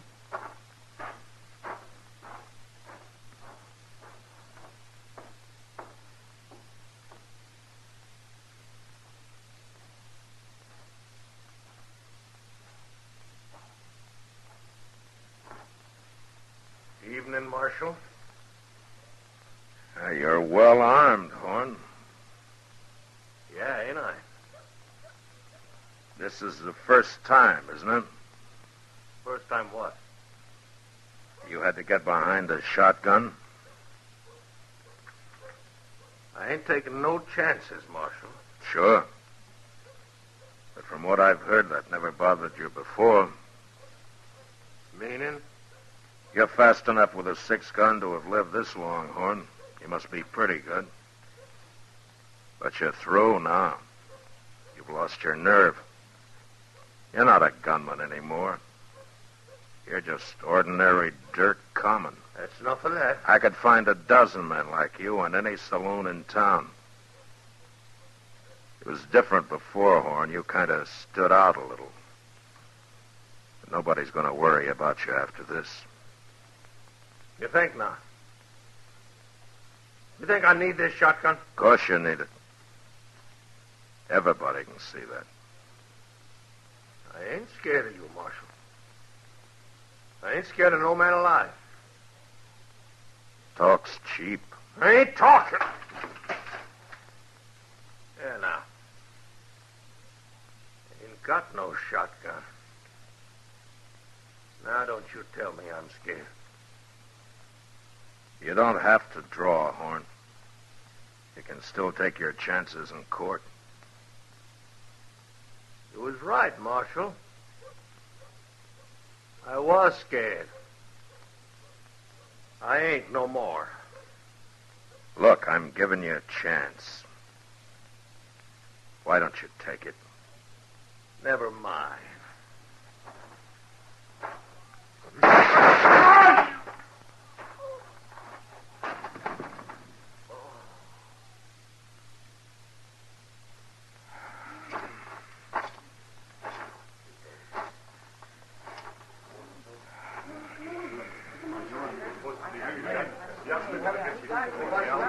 You all right, Mr. Dillon? Yeah. Yeah, Chester. It's been a long day. Let's go somewhere and try and forget it.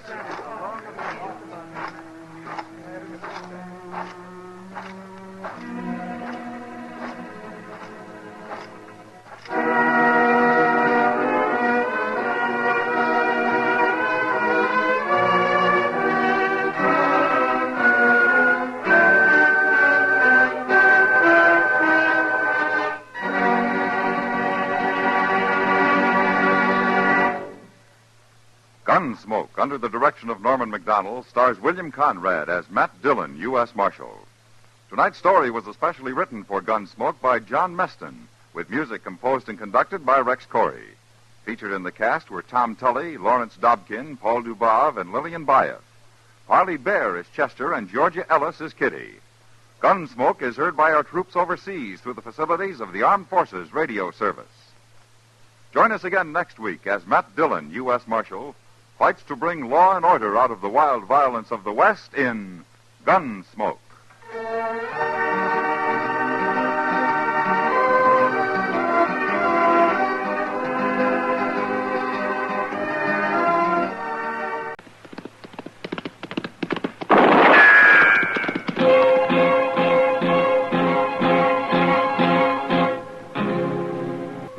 Around Dodge City and in the territory on West, there's just one way to handle the killers and the spoilers, and that's with a U.S. Marshal and the smell of Gunsmoke.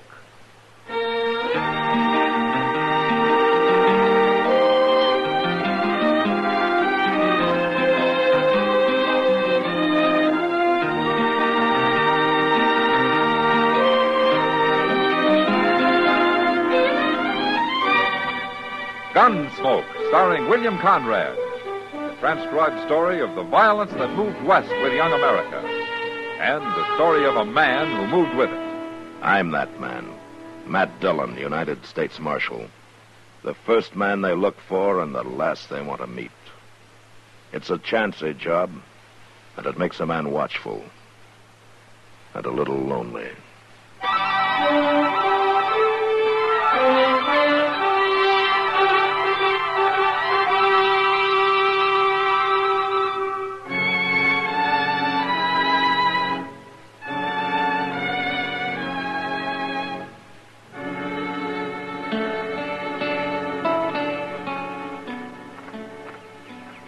Hey, Doc. Oh, hello, Chester. Come on over and sit down.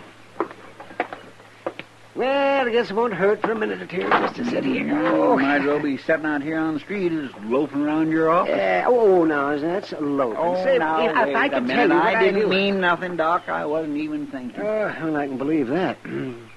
What's bothering you, Chester? Mr. Dillon. What? I'm kind of worried about him, Doc. You are? Why? Well, look. Here it is near dark, and he ain't showed up yet. I don't even know where he is. Well, I think Matt can take care of himself, Chester.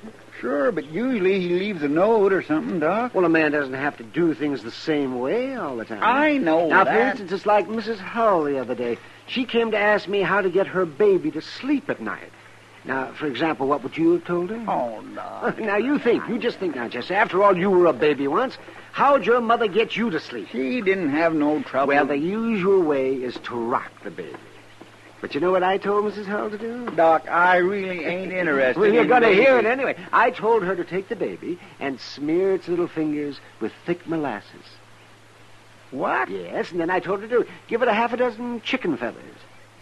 What for? Well, I figured he'd pluck the feathers from hand to hand until he fell asleep. And then if it woke up again, all she had to do was to give it some more molasses and feathers.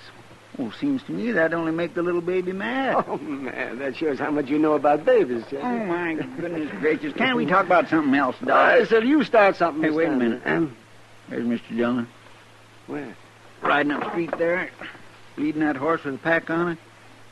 Oh, yeah. Doc, look. What? That ain't no pack he's got tied on that horse. No, that isn't. That's a man. A dead one. Yes, yes. Who do you suppose it is? Well, I don't know.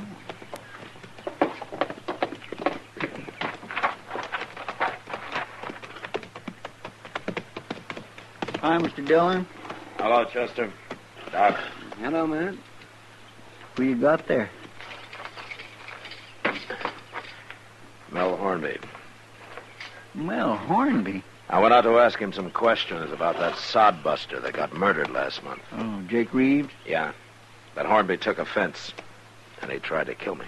We think he had something to do with the Reeves murder, man? He did it, Doc. He admitted it just before he died. A big rancher like old Mel Hornby killing a poor, half-starved little homesteader? Now, they had an argument about something, and Hornby's temper got the best of him. The way it did today. But how come you brought the body to Dodge, Matt? I should think Mrs. Hornby'd want him out there. I didn't find him at home, Doc. He was way out on the prairie handling some stock. I'll get a wagon in the morning and take him back. Take him? Oh, I don't envy you. Old Mrs. Hornby's a pretty mean woman. Yeah, I know. You better let Chester do that. She can't blame him for anything. No. I'll do it, Doc. I killed him.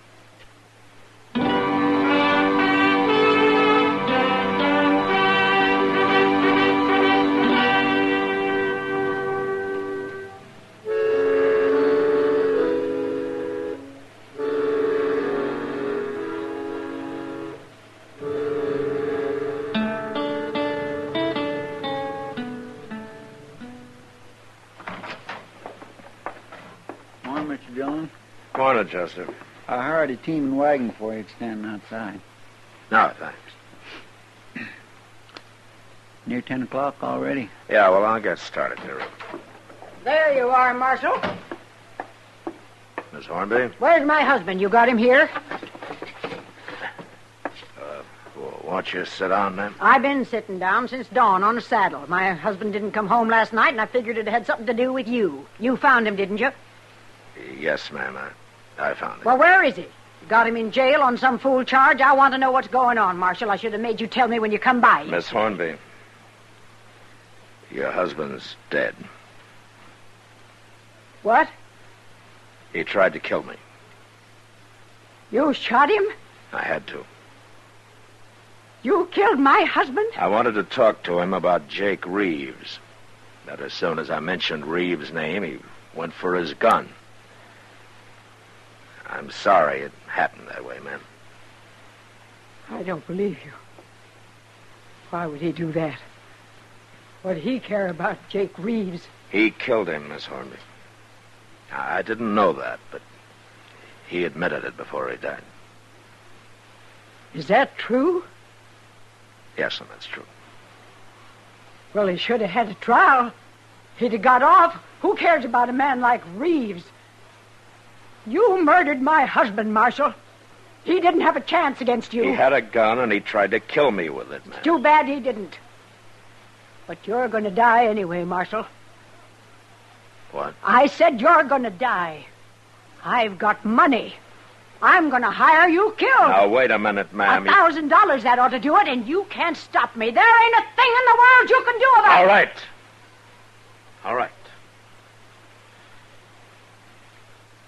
Who are you going to hire? Oh, so you can be watching for him or maybe go right out after him? No. Ain't going to work that way, Marshal. It ain't one man I'm going to hire. It's a whole army of men. You won't have a chance any more than my husband did. Now, where's his body? I'm going to get him buried and then go to work on getting you killed.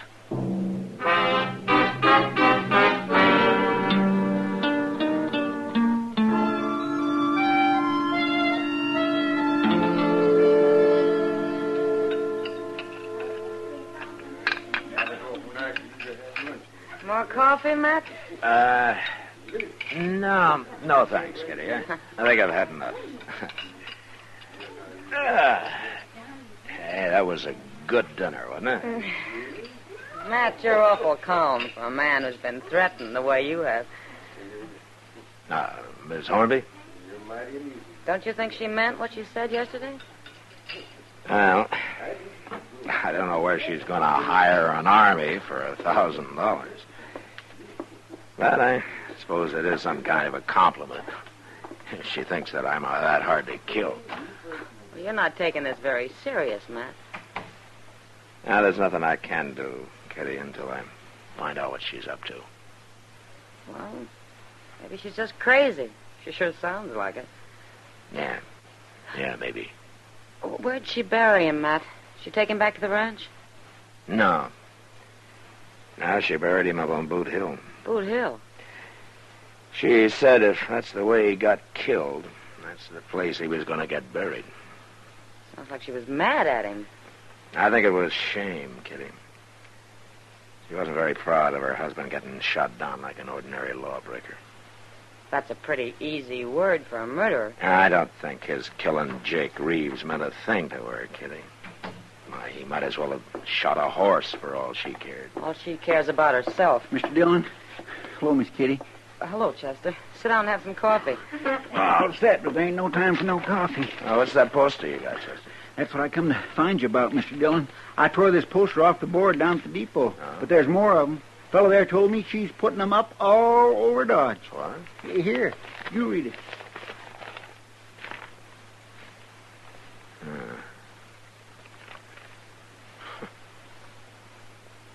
$1,000 reward to the first man that can prove Matt Dillon is dead.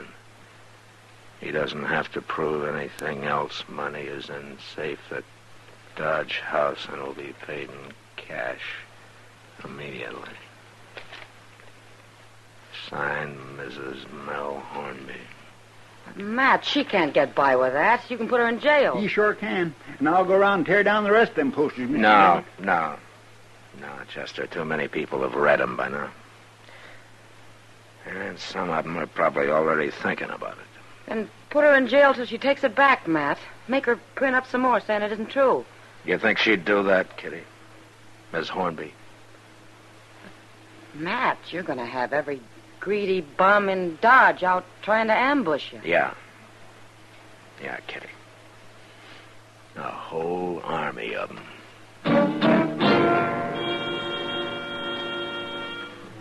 I spent the next couple of days looking over one shoulder everywhere I went, sitting with my back to the wall, keeping away from windows. And come evenings, I tried to get set somewhere before it got dark so I wouldn't have to walk past alleyways or through patches of light on the street. Strings a man tight living that way. Too tight. I found that out one afternoon when Chester and I were sitting on the porch in front of the office. I locked the door out back, Mr. Dillon. At least ain't nobody going to come up on you that way. Oh, good, Chester. Wouldn't you be better off sitting inside? Out here, I can see what's going on. You couldn't see a man with a rifle if he was hid out in one of them buildings across the street. No. And I can't dig a hole and hide in it either. Oh, sure. Look yonder at that fool kid. He's going to run somebody down riding that way. He's trying to ride like an Indian. Look how low he's bent. Hey, he's got a gun in his hand. Hey, Doc Chester!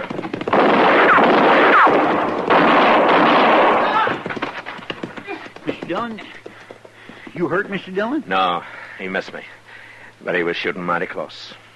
Well, you got him. Yeah, I got him.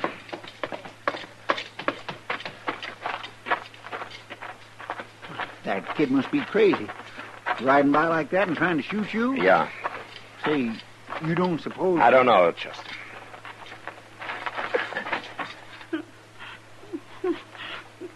He's still alive. I'll carry him up to Doc's. You take care of his horse, huh? Yes, sir. My, he's awful young, ain't he? Yeah. He's awful young.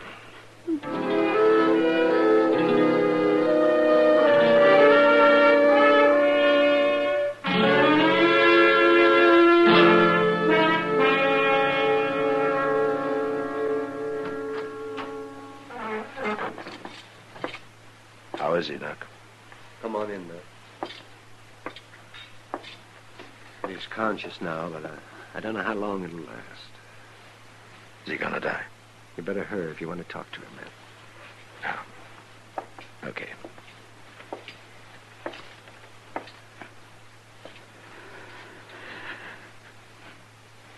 How you feeling, son? Bad. Real bad, Marshal. Doc will take good care of you. Who are you? What's your name? Can't tell you my name. Why not? My name don't matter. All right. But you tried to shoot me. Why? Reward. $1,000. We needed that money. We needed it bad. Who needed it? I seen you sitting there. Then I went and got my horse. I almost killed you. But I'm sorry I did it. I'm real sorry. Now, don't worry about that now. Everything's going to be... I'm a... Marshal.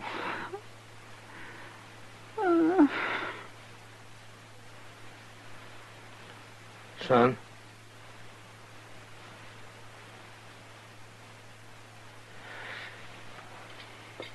Doc? I'm right here, Matt. He's dead. Nobody could have saved him. No. How old would you say he was, Doc? Oh, 15, maybe. It's not your fault, Matt. I killed him. Now, Matt. I'm going over to the Dodge House, Doc. Mrs. Hornby? Yeah.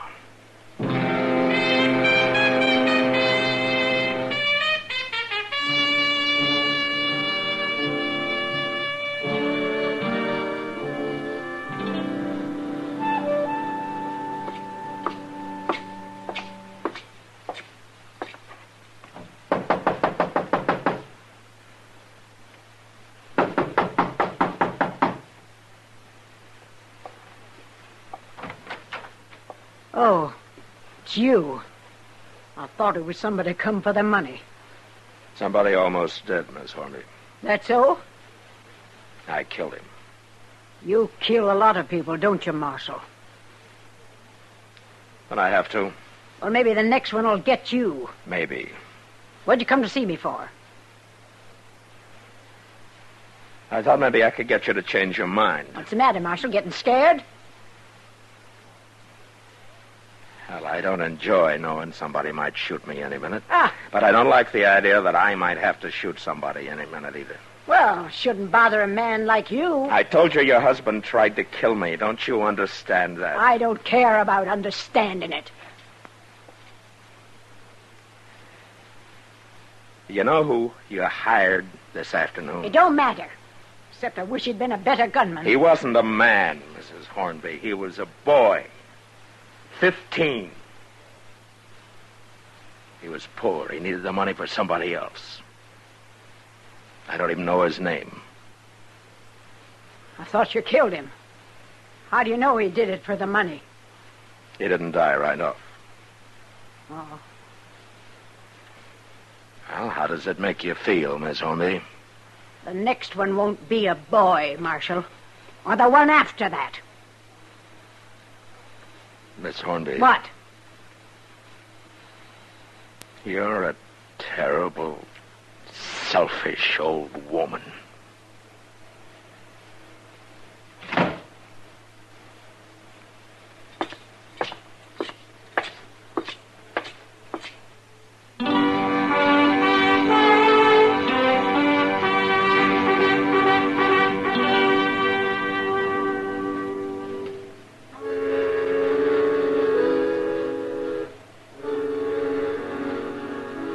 That night, a drunk staggered up to me on the street.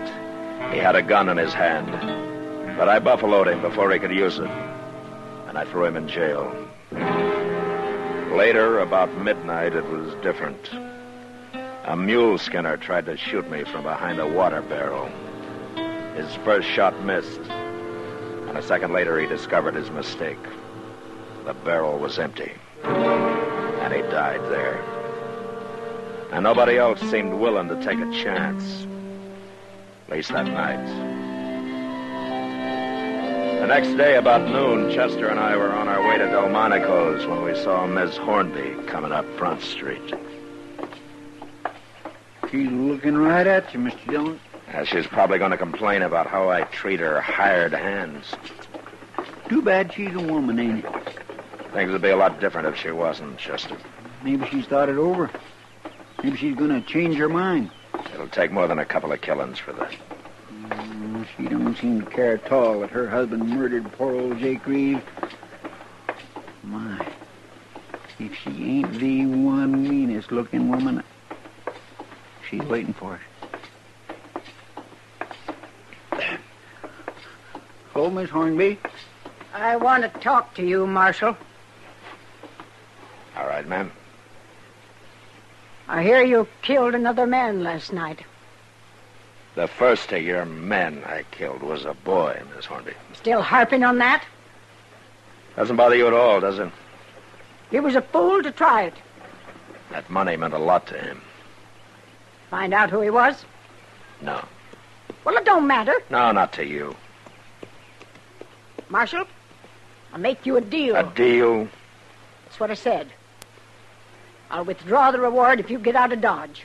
Leave the country and don't ever come back. Why?